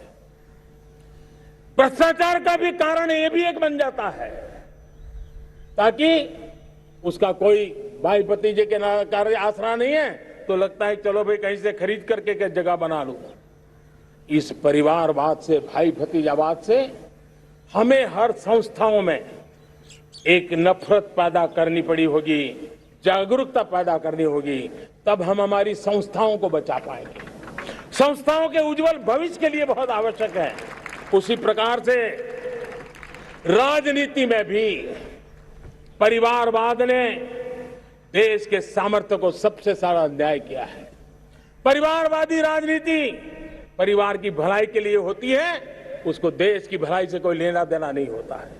और इसलिए लाल किले की प्राचीर से तिरंगे झंडे के आन बान शान के नीचे भारत के संविधान का स्मरण करते हुए मैं देशवासियों को खुले मन से कहना चाहता हूं, आइए हिंदुस्तान के राजनीति के शुद्धिकरण के लिए भी, हिंदुस्तान की सभी संस्थाओं के शुद्धिकरण के लिए भी हमें देश को इस परिवारवादी मानसिकता से मुक्ति दिला करके योग्यता के आधार पर देश को आगे ले जाने की ओर बढ़ना होगा।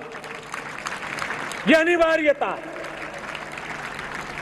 वरना हर किसी का मन कुंठित रहता है कि मैं उसके लिए योग्य था, मुझे नहीं मिला क्योंकि मेरा कोई चाचा, मामा, पिता, दादा, दादी, नाना, नानी कोई वहां थे नहीं।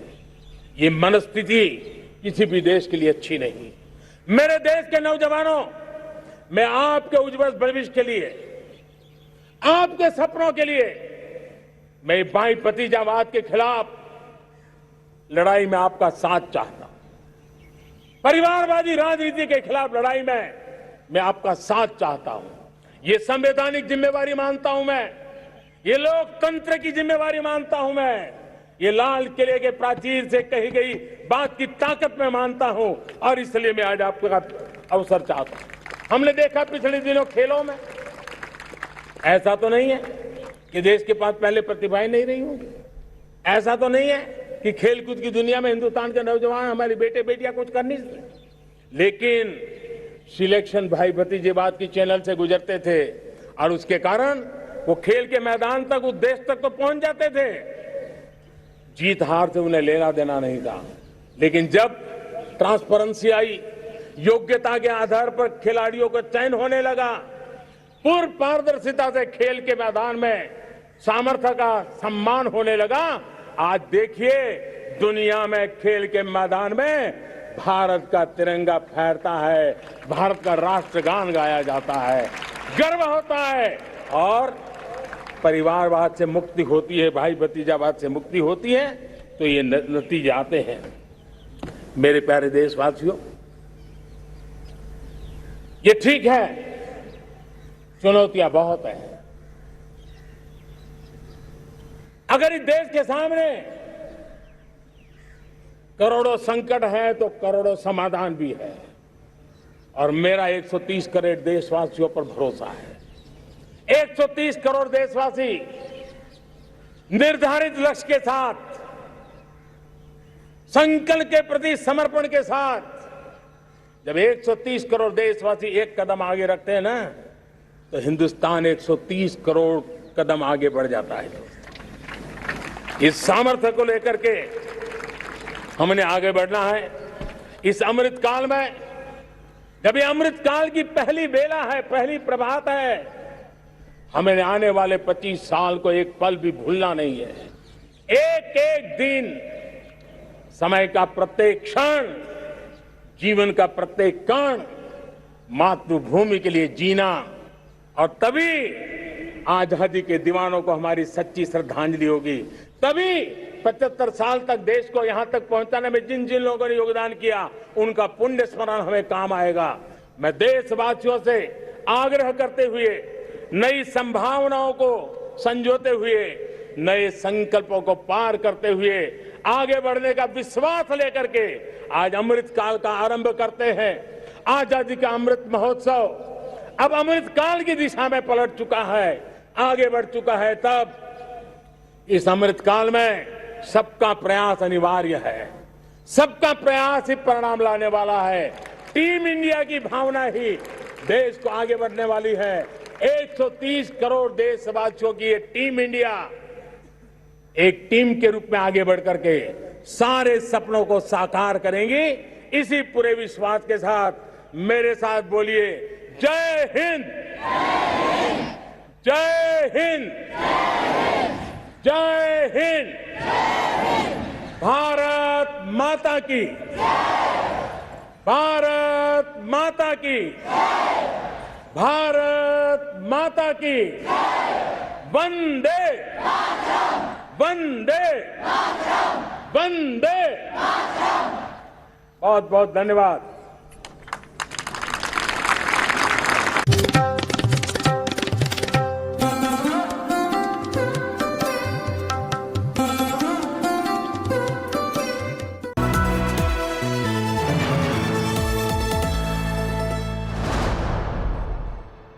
Will the falling rupee badly impact the Indian economy? Should India ban trade in cryptocurrencies? To know the answer of several such other questions, read the latest edition of India Today's exclusive Mood of the Nation poll. Subscribe to India Today magazine now.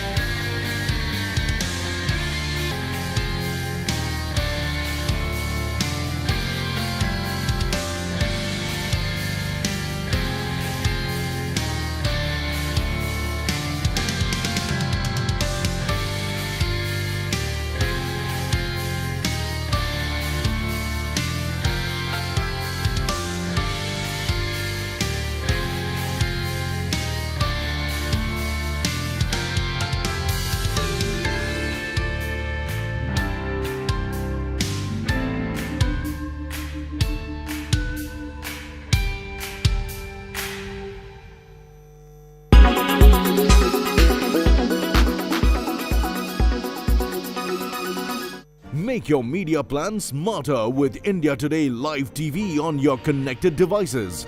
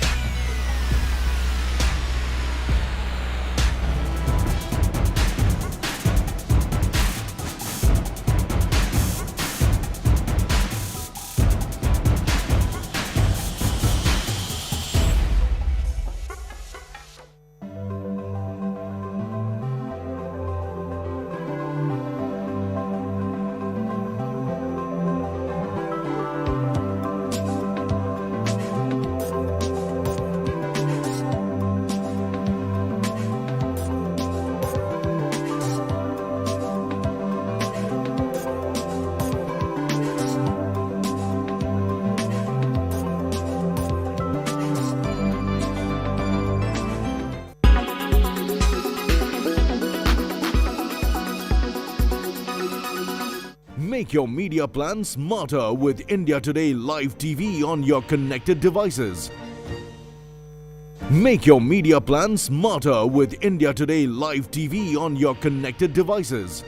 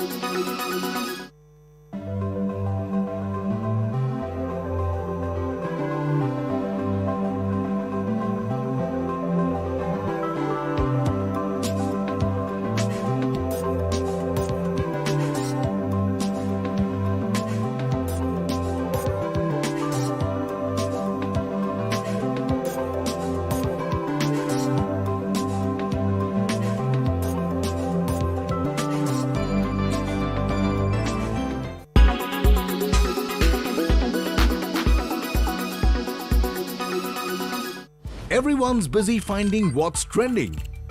You're busy finding out why. India Today, for those who research before reacting. Download the India Today app now. Make your media plan smarter with India Today Live TV on your connected devices. Amplify your brand with 100 million smart internet viewers. To advertise, mail us at sales@aajtak.com. With every sunrise comes new beginnings, new opportunities and new stories. And that's why we're first up.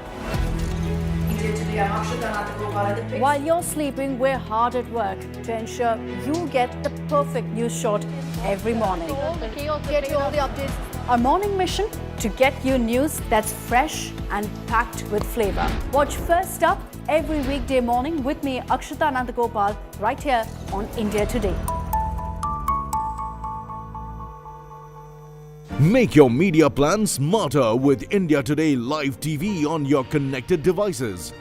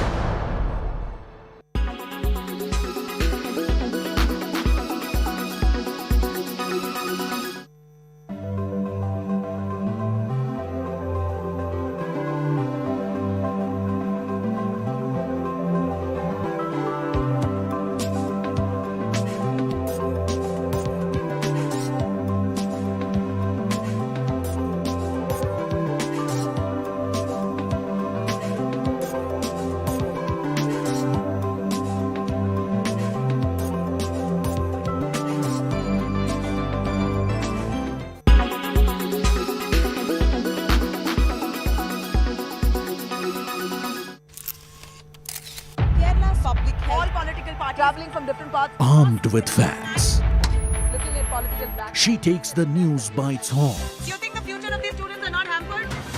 Fierce, bold, and direct, setting the tone for the biggest stories from every corner and every angle. Expect nothing but the unfiltered truth. News first, niceties later. Watch me, Nabila Jamal, on India Today. Everyone's busy finding what's trending. You're busy finding out why. India Today, for those who research before reacting. Download the India Today app now. Make your media plan smarter with India Today Live TV on your connected devices. Amplify your brand with 100 million smart internet viewers. To advertise, mail us at sales@aajtak.com. Make your media plan smarter with India Today Live TV on your connected devices.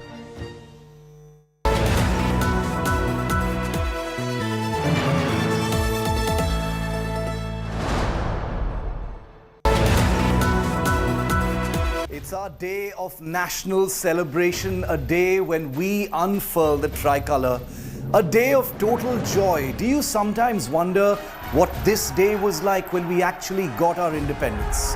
August the 15th, 1947. This was the day when freedom was in the air. We breathed in for the first time in centuries. For the first time, there was no restriction on chanting Vande Bharat.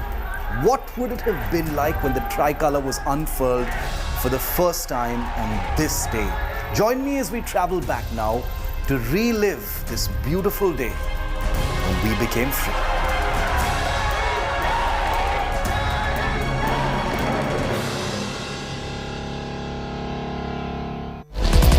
Co-presented by PolicyBazaar.com in association with LIC, हर पल आपके साथ।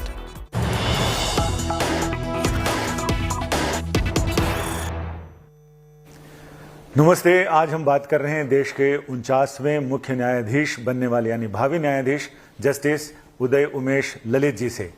देश आज़ादी की 75वें सालगिरह यानी अमृत महोत्सव मना रहा आज़ादी का और 75 दिनों का ही कार्यकाल रहने वाला है जस्टिस ललित का। हम इनसे कुछ जानना चाहते हैं कि पूरे न्यायपालिका को लेकर इनकी क्या योजनाएं हैं, क्या इनके सपने हैं जो हकीकत की ज़मीन पर उतरने वाले हैं। सिर्फ देश के 75 साल के सपने नहीं, आने वाले 75 दिनों के सपने किस तरह से होंगे, हम इनसे बात करते हैं। सर नमस्ते, आपका स्वागत है सर आज तक में। नमस्ते नमस्ते। पहला सवाल तो ये कि सीजीआई के रूप में आपने पिछले 2 सालों तक, जिनका प्रधानमंत्री ने भी बखान किया कि आपने नालसा के एग्जीक्यूटिव चेयरमैन के रूप में पूरे देश का दौरा किया, जबकि कोविड काल के दौरान भी, उसका कैसा अनुभव रहा और आगे आने वाले आपके कार्यकाल में मुख्य न्यायाधीश के रूप में उसका कैसा अनुभव और कैसा इस्तेमाल रहेगा? हमने जो देश भर भ्रमण किया था वो एक अवेयरनेस या आउटरीच प्रोग्राम के तहत किया था। आइडिया बेसिक यही थी कि ज़्यादा से ज़्यादा एरिया कवर हो, ज़्यादा से ज़्यादा पॉपुलेशन कवर हो, उनकी तरफ ये एक जो लीगल अवेयरनेस की, लीगल एड के अवेयरनेस की जो मशाल है वो एक फ्लेम हर जगह पहुंचे। सो बेसिक आइडिया तो उसका वही था।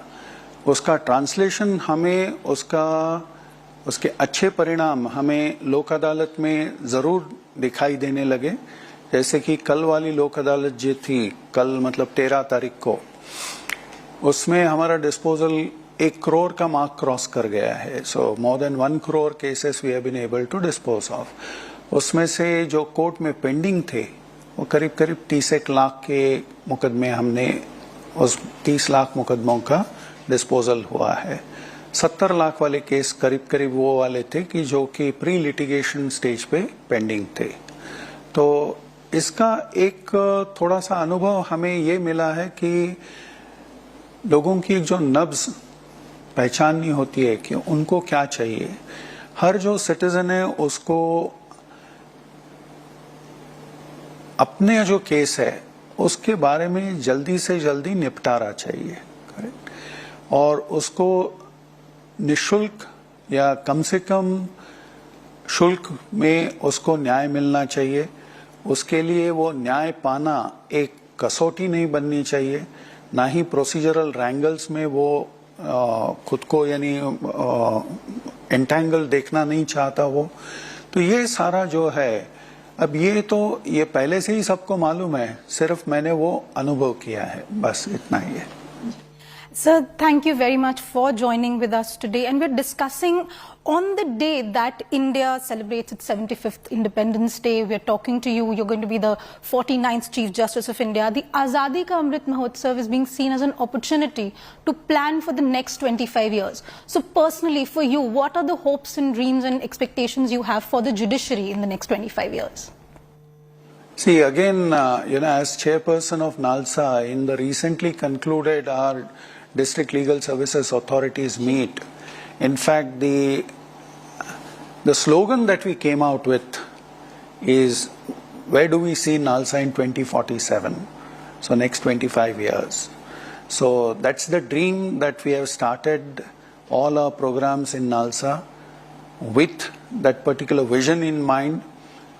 So whatever we have started for NALSA, it is essentially covering one strata of the society which is deprived, which is depraved. So therefore, that particular strata of the society needs further or greater look or greater assistance.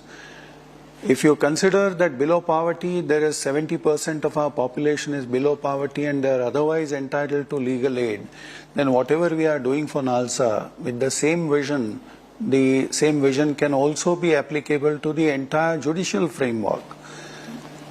So in one or two sentences, if I have to put it, the process of justice must be fast, quick, expeditious, and as clearly, as precisely as possible.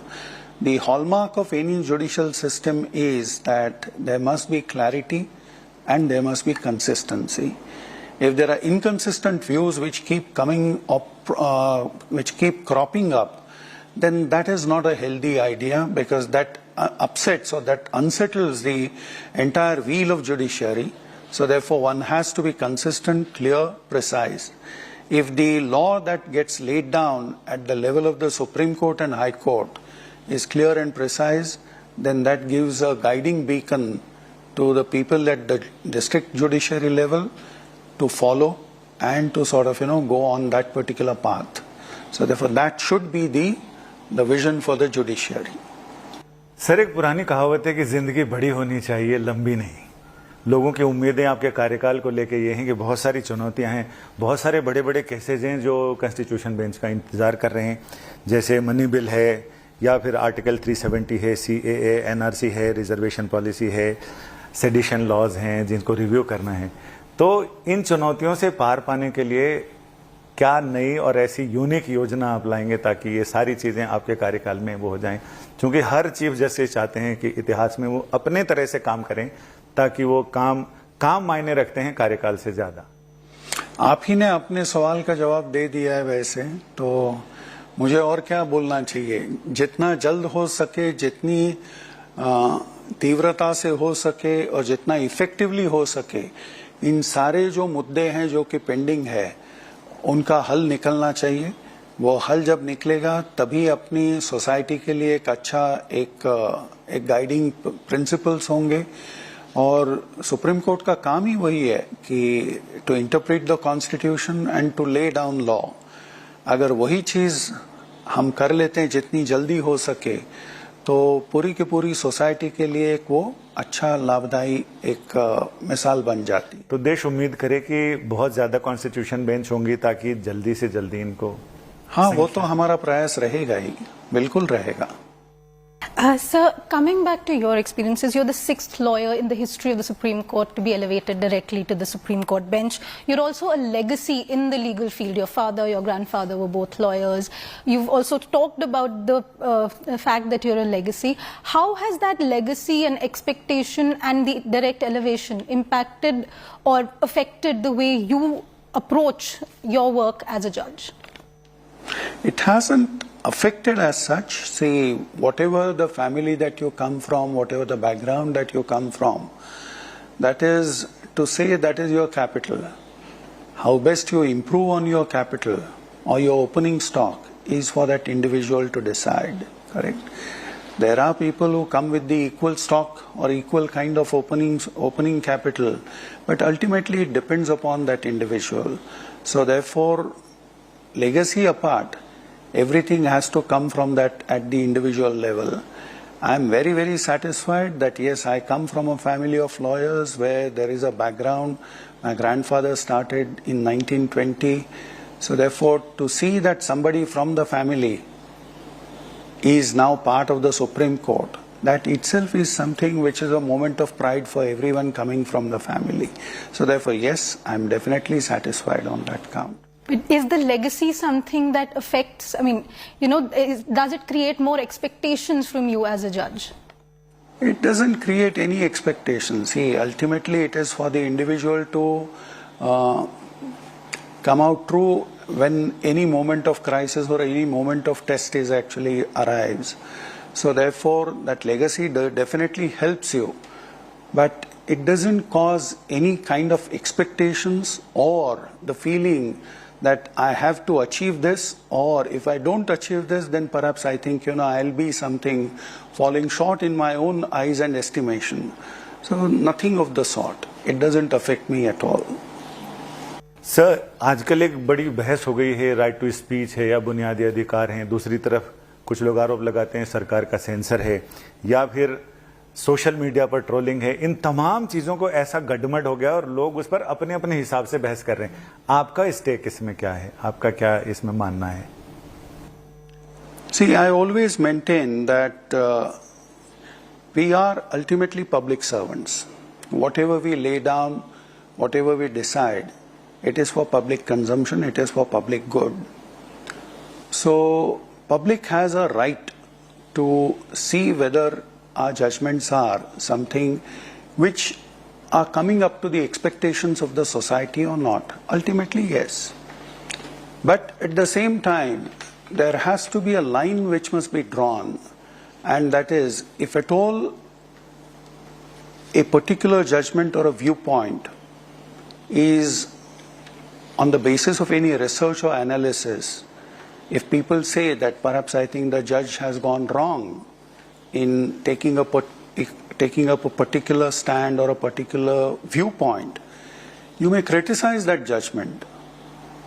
So up to that level, so long as it is within bounds, so long as it is within those limits, any such criticism is always a pointer in the direction that perhaps I think the judiciary can also do some course correction. Correct. So therefore, that's a pointer which is a very healthy sign for everybody in a democracy. But that criticism has to be within bounds. It should not cross the limit and become criticism of the person behind that judgment. Sir, PIL के भूमिका को लेकर बहुत सारे सवाल उठे हैं और सरकार की तरफ से ये कहा जाता है कि जुडिशियल एक्टिविज्म है, जिसकी वजह से बहुत सारे फाइनेंशियल स्कीम या इकोनॉमी को लेकर उस पर असर पड़ रहा है, बहुत सारी चीज़ें वहाँ अटकी और लटकी पड़ी हैं।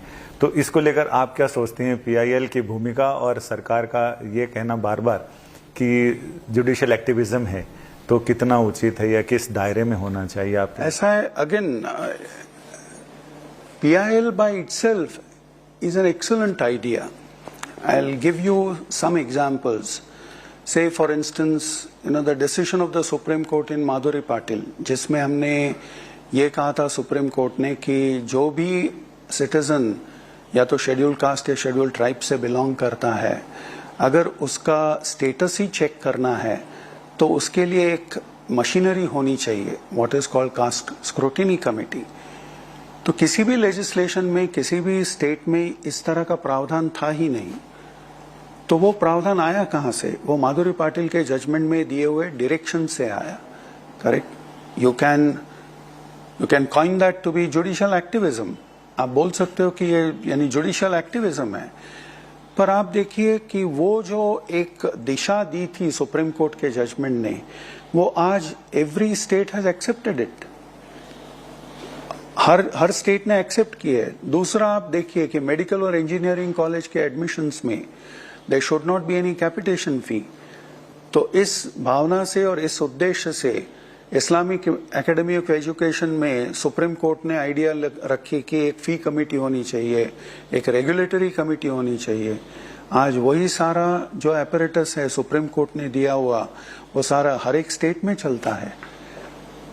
आप मोहिनी जैन लीजिएगा या उन्नी कृष्णन लीजिएगा, जो कि एक right to education was simply part of directive principles of state policy, उसको सुप्रीम कोर्ट ने एलिवेट करके कि it is a part of your fundamental right.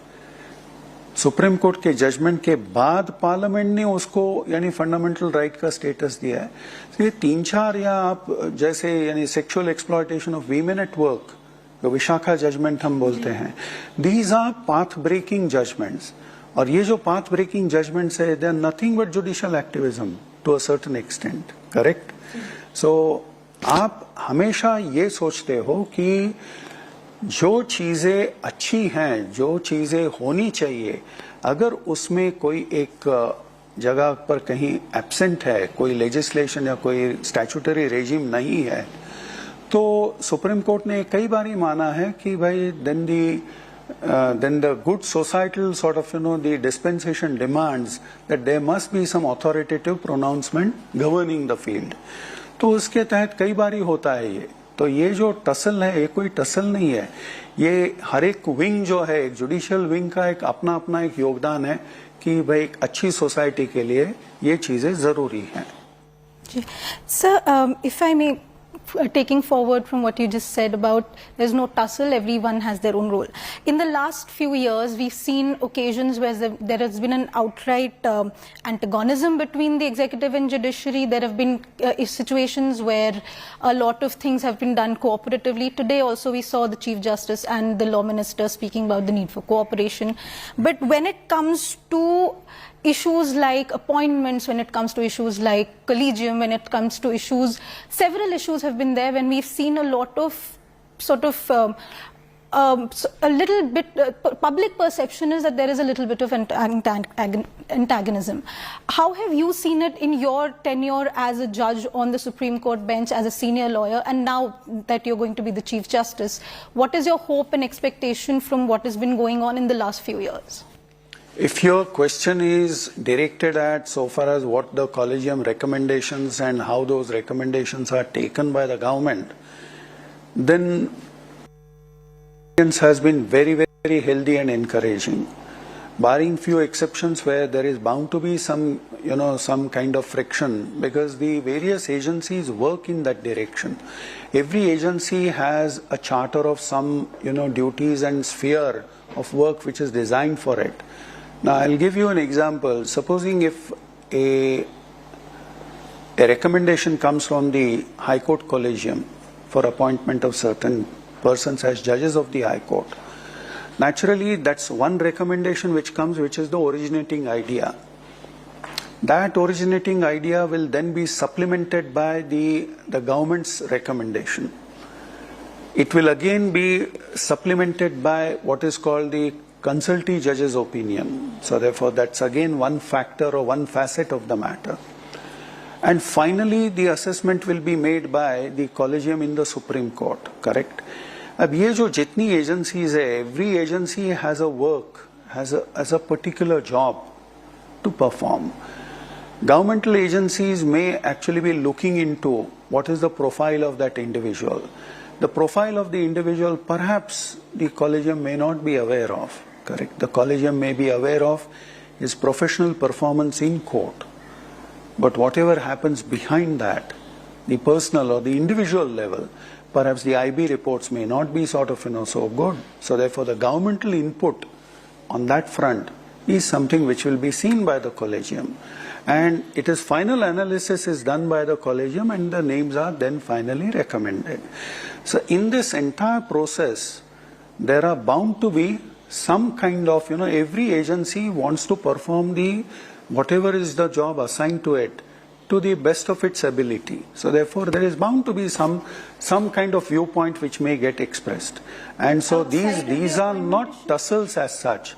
These are only what is called the checks and balances in the system. Outside of the appointments issue, there have been a lot of instances I haven't seen any kind of tussle. If you can name something, then I can respond to that. Sir, आज भी जब supreme court परिसर में समारोह था आज़ादी का अमृत महोत्सव, उसमें भी ये हुआ कि कॉलेजियम सिस्टम को लेकर आपको लगता है कि उसमें कुछ सुधार की जरूरत है, या फिर एनजेएसी जिसे सुप्रीम कोर्ट ने रिजेक्ट कर दिया, क्या वो किसी दूसरे रूप में उसकी जरूरत है, या कॉलेजियम सिस्टम में भी कॉलेजियम को अपने इंट्रोस्पेक्शन करने की जरूरत है? इसमें आपका टेक क्या है?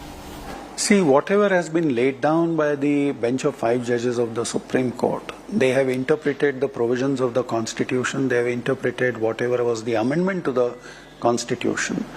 And the decision laid down by the court is that the collegium system is here to stay, correct? Then if it is to stay, then we must work in that direction.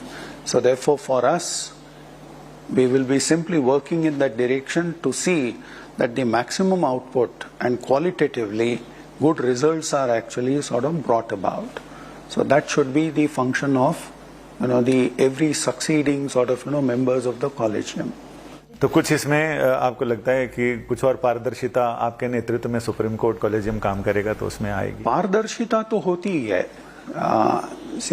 पारदर्शिता आप ये नहीं समझ सकते कि transparency इतनी इस level तक या इस हद तक हो कि हर रिकमेंडेशन के पीछे जो डिस्कशन होता है वो भी पब्लिक डोमेन में आए, वो नहीं आ सकता, करेक्ट? पब्लिक डोमेन में वही चीजें आ सकती हैं जिसका कि यानी कुछ हद तक के ना सीक्रेसी भी मेंटेन होनी चाहिए, करेक्ट? और हर चीज को आप यानी खुले इसमें नहीं रख सकते हो, तो एक ट्रांसपेरेंसी की भी अपनी एक लिमिट्स होती हैं। So speaking of transparency, and as our last question, I'm taking this to the new big things in the judicial system. We're talking about e-courts, we're talking about live streaming of court proceedings, we're talking about digitization, e-libraries, etc. Court has been talking about live streaming as the next big thing for transparency, as we've just been discussing. What is the reason for the delay in actually implementing the system? Are there any reservations, concerns, or is it just because getting any new technology simply takes time? See, there are no hurdles as such. Now, let us test it. When we were in the pre-COVID days where it used to be completely physical form, and whoever wanted to listen to the proceedings in court would be required to attend in person and be present in court. There was no such thing that any deliberation or discussion was classified or was not to be heard by any section of the society. As a temple of justice, everything was completely open and transparent before anybody who wanted to remain present. Except for certain matrimonial matters, custody issues where in-camera proceedings are actually ordered by the court. Except for such minuscule percentage of cases, otherwise every single proceeding in court was always open to to be watched by any member of public. If you accept that as the basic idea, then live streaming is nothing but what? Extension of the same principle, correct? Today, we may not have actually gone whole hog on the live streaming issue. There are certain high courts which have started that. Gujarat High Court was one of them. But at the same time, when you adopt this virtual platform, to a certain extent, you are actually opening the doors beyond your, the normal courtroom. So anybody and everybody, whether it be it in Chennai or Ernakulam, can be party or privy to the proceedings in court. So therefore, that's where we stand. So it's not as if that there is any mental block against live streaming. It may be that our technological sort of perhaps I think the leaps may require some time. So are we likely to see live streaming of Supreme Court during your tenure? I can't guarantee that. That's the job which is being looked after by an esteemed colleague of mine, Dr. Justice Chandrachud. So therefore, we will certainly sort of see anything on that front. Just one little addendum to this question: what are the big things that we've been talking about? E-courts, we've been talking about expansion of the judicial infrastructure. So what are the things that you would be focusing on during your tenure? See, that's an ongoing process. E-courts is not something which has started recently. It has been going on. That's a very ambitious and very extensive program to link every single court in the country through the what is called the virtual platform. It has various manifestations. That is, the entire record can be pulled, here in this court, and entire record can be available. So therefore, there are multiple kind of, usages and, the user principles there. So it's not something which can be, put in top gear at any juncture. It is going at a speed which is decided and which is predetermined. So therefore, I have nothing else to do on that front. It is being looked after by a very competent person. So therefore, he'll take care of that. All right, sir. So this was Justice U.U. Lalit, who will take oath on the 27th of August as the 49th Chief Justice of India. Thank you very much, sir, for speaking to us. On the day of India's independence, we were talking to the next Chief Justice of the country on various issues and what the judiciary will be looking forward to. Thank you very much. Thank you.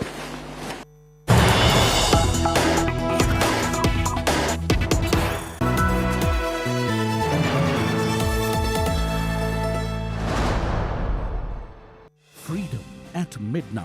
At the stroke of the midnight hour, when the world sleeps, India will awake to life and freedom. 75 years of economy, 75 years of defense, 75 years of sports, 75 years of cinema, 75 years of celebrating India. Azadi ka Amrit Mahotsav. Join us to celebrate these stories of India's 75 free yesteryears, August 15th, all day long, only on India Today.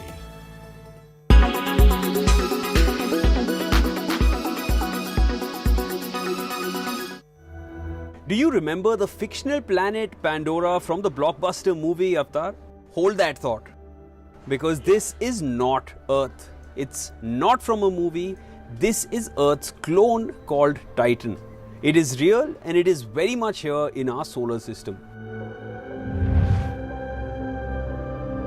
Titan is not a planet like Earth, but a moon in the Saturn system. Saturn has a total of 82 moons which revolve around it. Of these, Titan is the largest.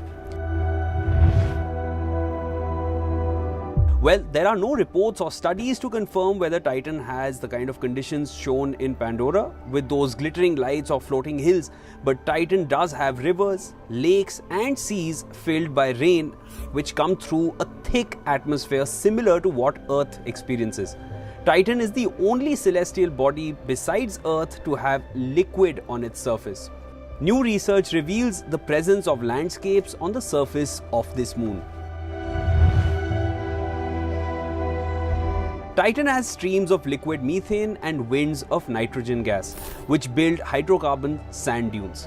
Researchers say that the dunes, plains and labyrinth terrain have been formed on Titan in a similar manner as on Earth. The surface temperature is about minus 180 degrees Celsius and people would need to wear respirators to breathe oxygen, since the atmosphere is mostly nitrogen. The light on Titan is a little dim, just like after a sunset here on Earth. So staying on Titan won't be a reality anytime soon, but Titan is the most hospitable extraterrestrial world within our solar system. It is like Earth in a parallel universe where things are different yet so similar.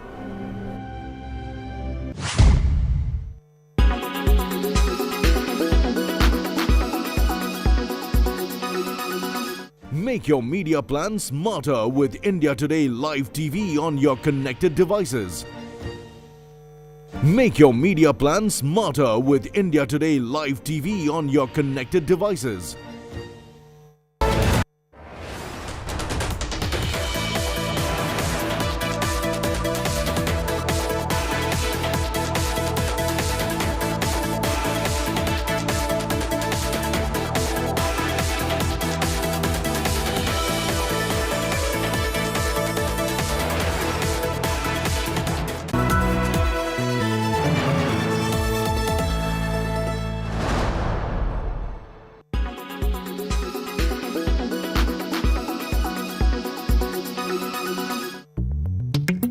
Have you looked at the back of the water bottle and found that it has an expiry date?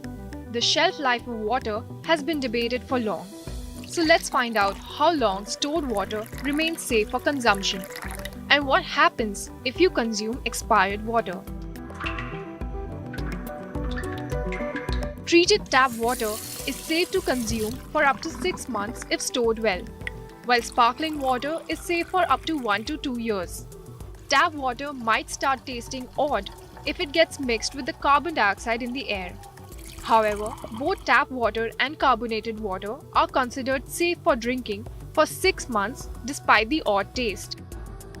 Water in its pure form doesn't expire, but the plastic bottle has an expiry date. Drinking from an expired bottle isn't a good idea. Plastic can start leaching into the water over time and contaminate it with harmful chemicals such as antimony and bisphenol. To preserve water for long, it's important to store it well. The first step is to identify the amount of water to be stored and find a cool and dry place. Copper and steel vessels are ideal for long-term storage. For regular use, one can always opt for BPA-free plastic containers or glass bottles. To avoid contamination, one should refrain from using pipes and fill it directly from the faucet after filtration. If faucet is stored in gallons or drums, there should be a lid on it at all times to avoid contact with air. Exposure to BPA, which is used in plastics, has been known to interfere with reproductive development in animals. It has also been linked with other cardiovascular diseases, immunity diseases, and diabetes in humans. Filtration of water is must. The easiest way is to bring it to boil for around 15 minutes and let it cool. Most modern households use water purifiers nowadays. However, regular servicing of reverse osmosis, purifiers, and changing candles is crucial. Liquid bleaching is rare these days but has been a popular purification method in the past.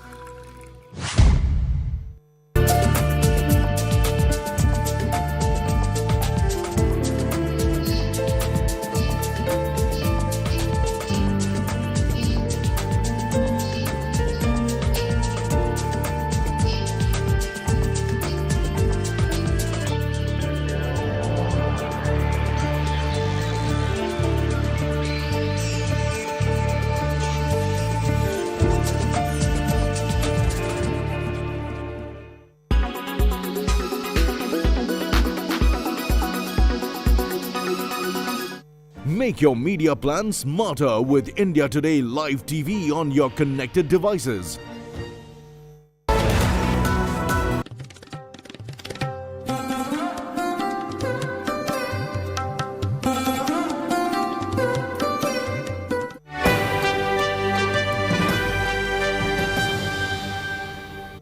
With independent India turning 75 this year, we take on a journey of 75 iconic moments in Indian sports, starting from 1947 till today. But as we begin our story, here's something to remember. Sports wasn't a priority immediately after independence.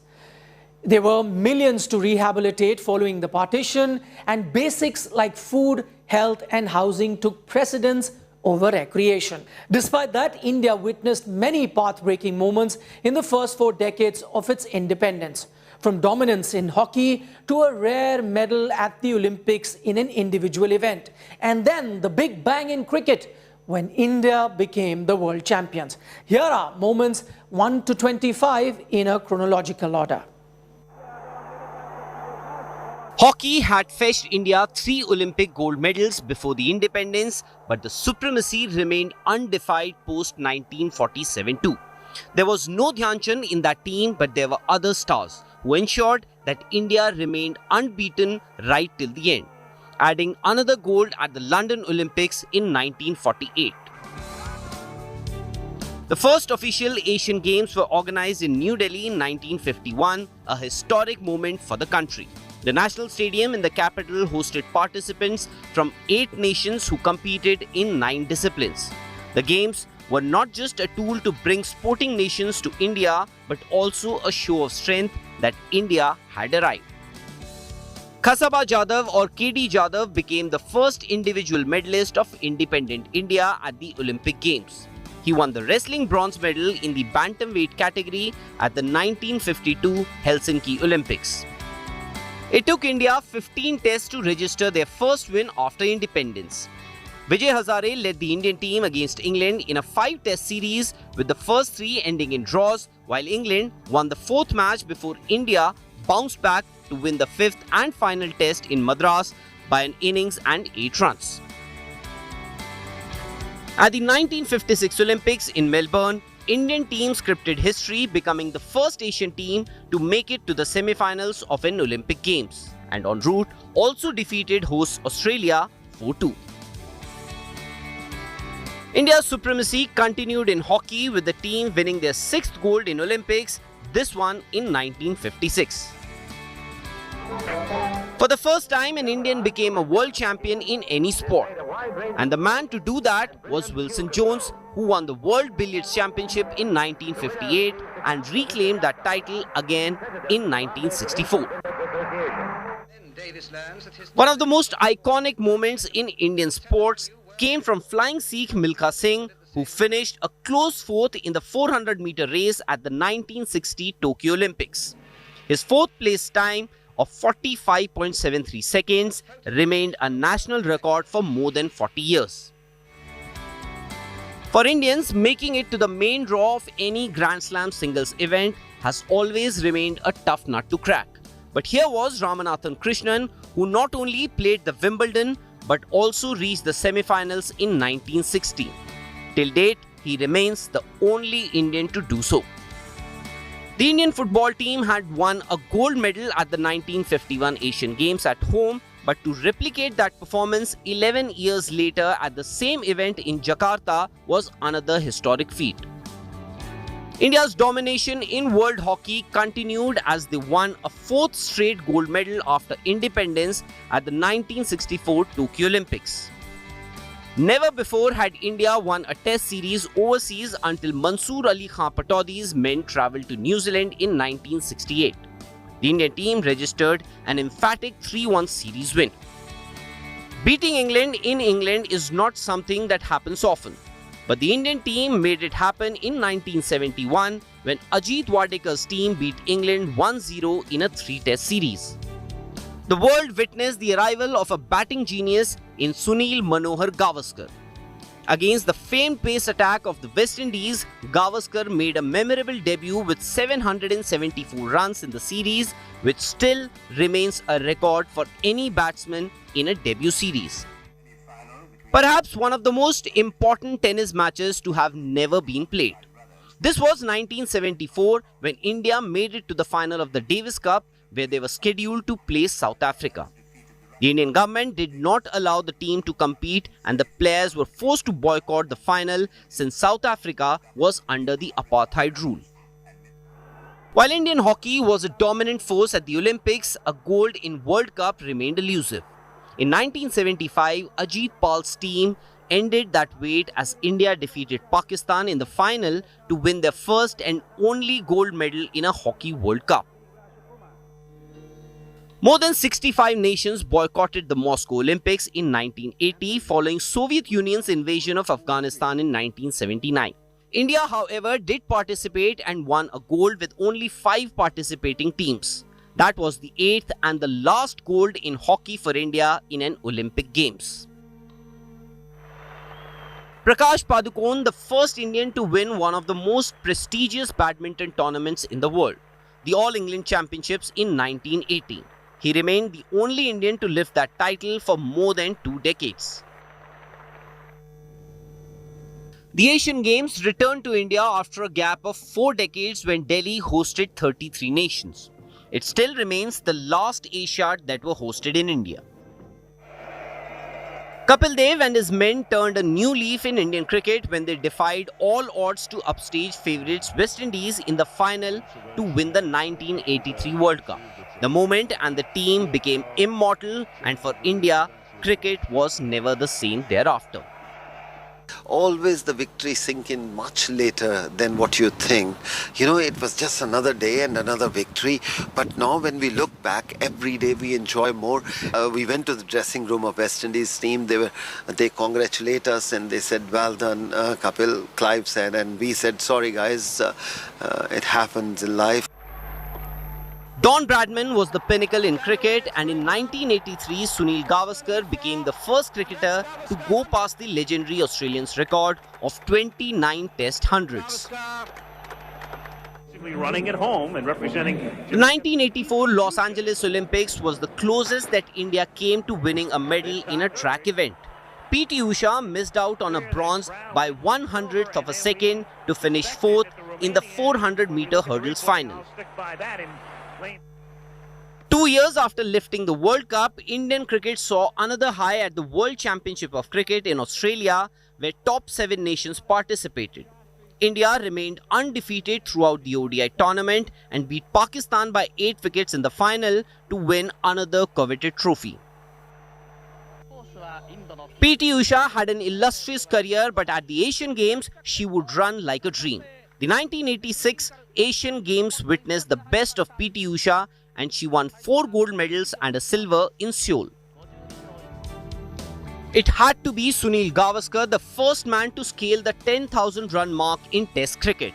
The Little Master, as he was popularly known, made it happen in Ahmedabad with a late cut of Pakistan's Ijaz Faki in 1987.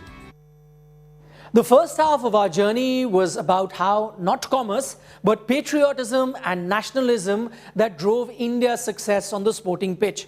But as the country's fortunes began to change, riding on the new wave of privatization, so did India, showing in the world of sports. The new millennium brought with it the winds of change, and finally, the country moved beyond the Olympic ideals of mere participation and began to focus on winning. In 1987, Chetan Sharma scripted history by becoming the first bowler to take a World Cup hat-trick. This was also the first instance of an Indian taking a hat-trick in any format of the game. Vishwanathan Anand was just 19 when he became the first Grandmaster from India in 1988. That was just the start of a legendary career during which Anand scaled new heights and on his way inspired many to follow him. A young boy just 16 years of age made his international debut in 1989 against Pakistan that boasted of one of the most lethal bowling attack. Sachin Tendulkar went on to become a colossus in world cricket with umpteen records in a career spanning close to 24 years. The greatest all-rounder for India, Kapil Dev, went past Richard Headley's record of 431 test wickets in 1994. By the time he ended his career the same year, he was the leading wicket taker in the world with 434 test wickets. Leander Paes ended India's 44-year wait for an individual Olympic medal at the Atlanta Games in 1996. Paes had injured his wrist before the bronze medal match but decided to go ahead, and he came back from a set down to win India's first and only Olympic medal in tennis so far. In the chilly Delhi winters of 1999, Anil Kumble became only the second bowler ever to pick up a 10-wicket haul in Test cricket. Pakistan, in pursuit of a victory target of 420 runs, began well before Kumble struck them down one after the other. He ended with 10 for 74, only the second time the world had witnessed something like this since 1956 when England's Jim Laker took all 10 wickets in an innings. The first time India got a taste of victory at a Grand Slam event was in 1999, and the men to make that happen were Leander Paes and Mahesh Bhupathi when they won the doubles title at the French Open. It was the start of a journey that every Indian fan enjoyed as the two went on to become the most celebrated tennis duo in India. India lifted their maiden Under-19 World Cup title in 2000. The likes of Mohammad Kaif and Yuvraj Singh became stars overnight and then went on to represent India at the senior level too. Karna Malleshwari became the first Indian female to win an Olympic medal. Malleshwari won a weightlifting bronze at the 2000 Sydney Games. VVS Lakshman and Rahul Dravid staged an epic fight back against Australia at the Eden Gardens when India were asked to follow on. The two shared a 376-run stand and India registered a famous victory which many believe changed the face of Indian cricket. Pulela Gopichand ended a wait of more than 20 years to emulate Prakash Padukone to become India's second player to win the All England Championships in 2001. A young duo of Yuvraj Singh and Mohammad Kaif, who were still trying to find their feet in international cricket, made a historic run chase against England to win the NatWest Trophy final in 2002. Anju Bobby George earned the biggest prize for India in athletics in 2003. The long jumper won a bronze in the World Athletics Championships in Paris and remained the only Indian to do so until recently. India registered their first ever series win against Pakistan in 2004. The three-match series in which Rahul Dravid led India in the first two tests before Sourav Ganguly took over in the last ended 2-1 in India's favour. Virender Sehwag laid the foundation of India's epic series win on Pakistan soil with a maiden triple century in the Multan Test. Sehwag smashed 309 runs to become the first triple centurion from India and also help his team win the first test by an innings and 52 runs. 300. India had so far won just bronze medals in individual events at the Olympic Games, but Rajyavardhan Singh Rathore won the first ever silver medal for India. The army man finished at the second position in men's double trap event at the Athens Olympics. India got its first ever Formula One driver when Narayan Karthikeyan competed for the Jordan team at the Australian Grand Prix in 2005. Yuvraj Singh set the stage on fire and brought the maiden World T20 alive with 6 sixes in an over of England's Stuart Broad. The all-rounder was the first man to do it in T20 internationals and played a crucial role in India's success at the tournament. T20 cricket was never the same after the World T20 in 2007, when India became the inaugural champions with a nail-biting win against Pakistan in the final. Vishwanathan Anand won the Unified World Chess Championship in a format where the top 8 players competed against each other. Anand was the only player to remain undefeated throughout the event in Moscow in 2007. For Indian sports, Abhinav Bindra's gold medal at 2008 Beijing Olympics was a watershed moment. An Indian at the top of the podium in an individual event was something unheard of, but Bindra made that happen in the 10-meter air rifle event. Vijender Singh started a movement of sorts in boxing when he won India's first ever medal in the sport at the Olympics. India won 3 medals at the 2008 Beijing Olympics, including Vijender's bronze.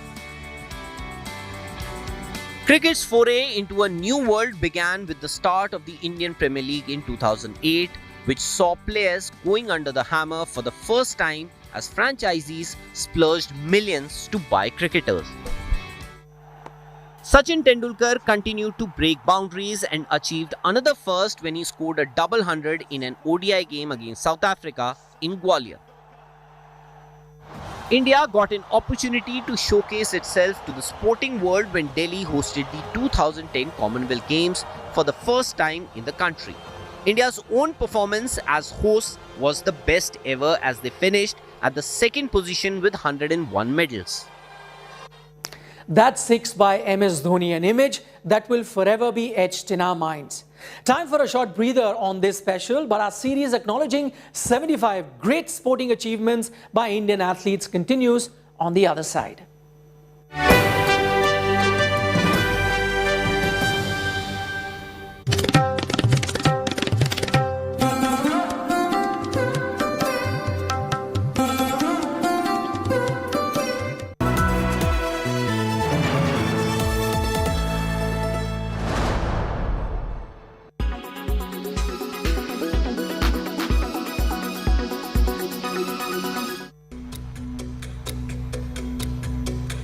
Thailand is close to introducing chemical castration to tackle sex crime. The bill will give offenders the right to choose the procedure in return for a reduced prison sentence. 145 senators have approved the bill, which the lower house of Thailand have also passed. If the bill gets approved, Thailand will join a small group of countries that use chemical castration. Chemical castration involves administering certain drugs that reduce a recipient's libido, and as a result, it is hoped that their sexual activity also reduces. For men, it is employed to lower the levels of male hormones or androgens. However, its effects are reversible. They last as long as the drug is administered. The violence-related reoffending prevention bill gained exponential support in Thailand. The medication used in chemical castration can only be prescribed with the approval of a psychiatrist specialist and an internal medicine specialist. In fact, the bill also said that certain sex offenders deemed at risk of reoffending may be given the option to receive injections that will lower their testosterone levels. Offenders will be monitored for 10 years and will also be required to wear electronic monitoring bracelets. This method can also be applied to those who have completed their sentence or to those who are in rehabilitation. In fact, countries like South Korea, United States, Czech Republic, Ukraine have adopted this form of punishment. South Korea passed the law in 2011 to tackle child offenders. The Czech Republic is the only country to perform surgical castration where hormone-producing glands are surgically removed. The law was introduced in 1966. In the US, 7 states, California, Florida, Guam, Iowa, Louisiana, Montana, and Wisconsin have legalized chemical castration. Many experts believe that once the drug is used, the offender is less likely to engage in sexual activities. However, it does not prevent sexual violence, though. Many critics say that intercourse is not the only way of sexual violence, and castration won't necessarily stop a person from assaulting women.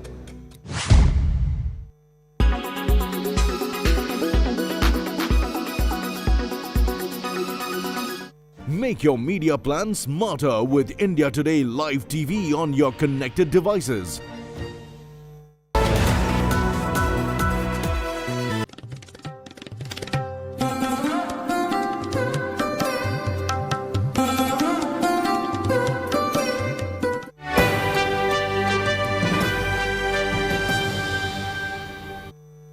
Welcome back to our Independence Day Sports Special, where we're looking at 75 greatest moments in Indian sports in the 75th year of independent India. The final chapter of our story showcases how a nation not renowned for its sports internationally raises its standards so dramatically that they no more constitute the also-rans. In fact, they begin to set benchmarks for others to follow. Whether it was Sachin's 100 hundreds or Neeraj Chopra's Olympic gold in track and field, Indian sports' latest phase has entered into the realms of the unimaginable. The Formula One Jamboree arrived in India for the first time in 2011, and the Buddh International Circuit became an international name after it hosted the Indian Grand Prix for 3 successive years.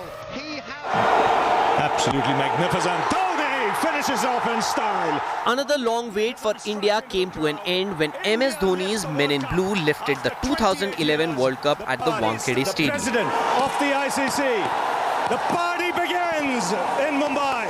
ये moment मेरे लिए काफ़ी emotional थी और जब मुझे काफ़ी प्लेयरों से वही रिएक्शन मिली कि वो मेरे लिए खेलना चाहते, मेरे लिए जीतना चाहते. Sunil Chhetri, one of the best that Indian football has ever seen, became the highest goal scorer for the country, going past another legend, Ian Vijayan's record of 29 goals in 2011. Works it away, and that is it. Sachin Tendulkar added another feather to his illustrious cap when he reached the 3-figure mark against Bangladesh in 2012, making him the first and only batsman to score 100 international centuries. It is the milestone. What a day for India, what a day for international cricket, what a day for international cricket fraternity. At the Olympic Games, yes. If Beijing was good, London Olympics were even better, with wrestler Sushil Kumar leading the front. Sushil won a silver medal, becoming the only Indian ever to win 2 Olympic medals in individual event. Humble, modest young man. South Sudan. Yeah. India had a record medal haul at the 2012 London Olympics, winning 6 medals from shooting, boxing, badminton and wrestling. For India, there's Ashwin, 6 in the bank. 2 years after winning the ODI World Cup, India added another ICC trophy to its cabinet, with MS Dhoni once again leading the team to a title win at the Champions Trophy in 2013. India opener Rohit Sharma was developing into an ODI great, and his 264 against Sri Lanka in 2014 added to his legacy. It still remains the highest individual score in an ODI. The Indian men's kabaddi team won a record 7th gold at the Asian Games. Since the introduction of the sport at the Asian Games in 1990, India had won gold in every edition. Saina Nehwal suffered a brief slump in her career but came back strongly in 2015 to be crowned world number 1 in women's singles, the first female shuttler from India to achieve that milestone. In 2015, India had another world number 1 in women's doubles when Sania Mirza became the first Indian female tennis player to achieve that milestone. That's a joy for Hingis and Mirza. Sania Martina, utter despair. Kusala Venkata Sindhu. Olympic. PV Sindhu's silver medal at the Rio Olympics made her the first Indian female athlete to win a second position on the Olympic podium. The feat is hard to take in the wrestling. India managed only 2 medals at the Rio Olympics, and Sakshi Malik won a bronze, becoming the first Indian female wrestler to win an Olympic medal. Won that right at the very end. It was a time when Virat Kohli was in a league of his own and no one came close to him. At the 2016 IPL, Virat ended the season with an astonishing 973 runs, a record that no one has been able to come close to. Harmanpreet Kaur played one of the best ODI innings in women's cricket when she plundered 171 runs against Australia in the 2017 World Cup semi-final. That is a magnificent effort by Harmanpreet. It's only the 15th score. In 2018, the legendary MC Mary Kom added another golden chapter to her legacy, becoming the first and only boxer to win 6 world titles. All her experience. Winning against Australia in Australia was a dream that Virat Kohli and his team realized in 2019 when they won the 4 Test series to 1. This was India's first ever Test series win on Australian soil. Team he has behind him and the way that PV Sindhu continued to grow in stature and achieve the status of being the best in the world. The Indian shuttler won the World Badminton Championship title in 2019, a historic moment in Indian sports. It's not going to be easy. Oh, the ball on the... One of the greatest Test series wins for India came in 2021, with players dropping out with injuries.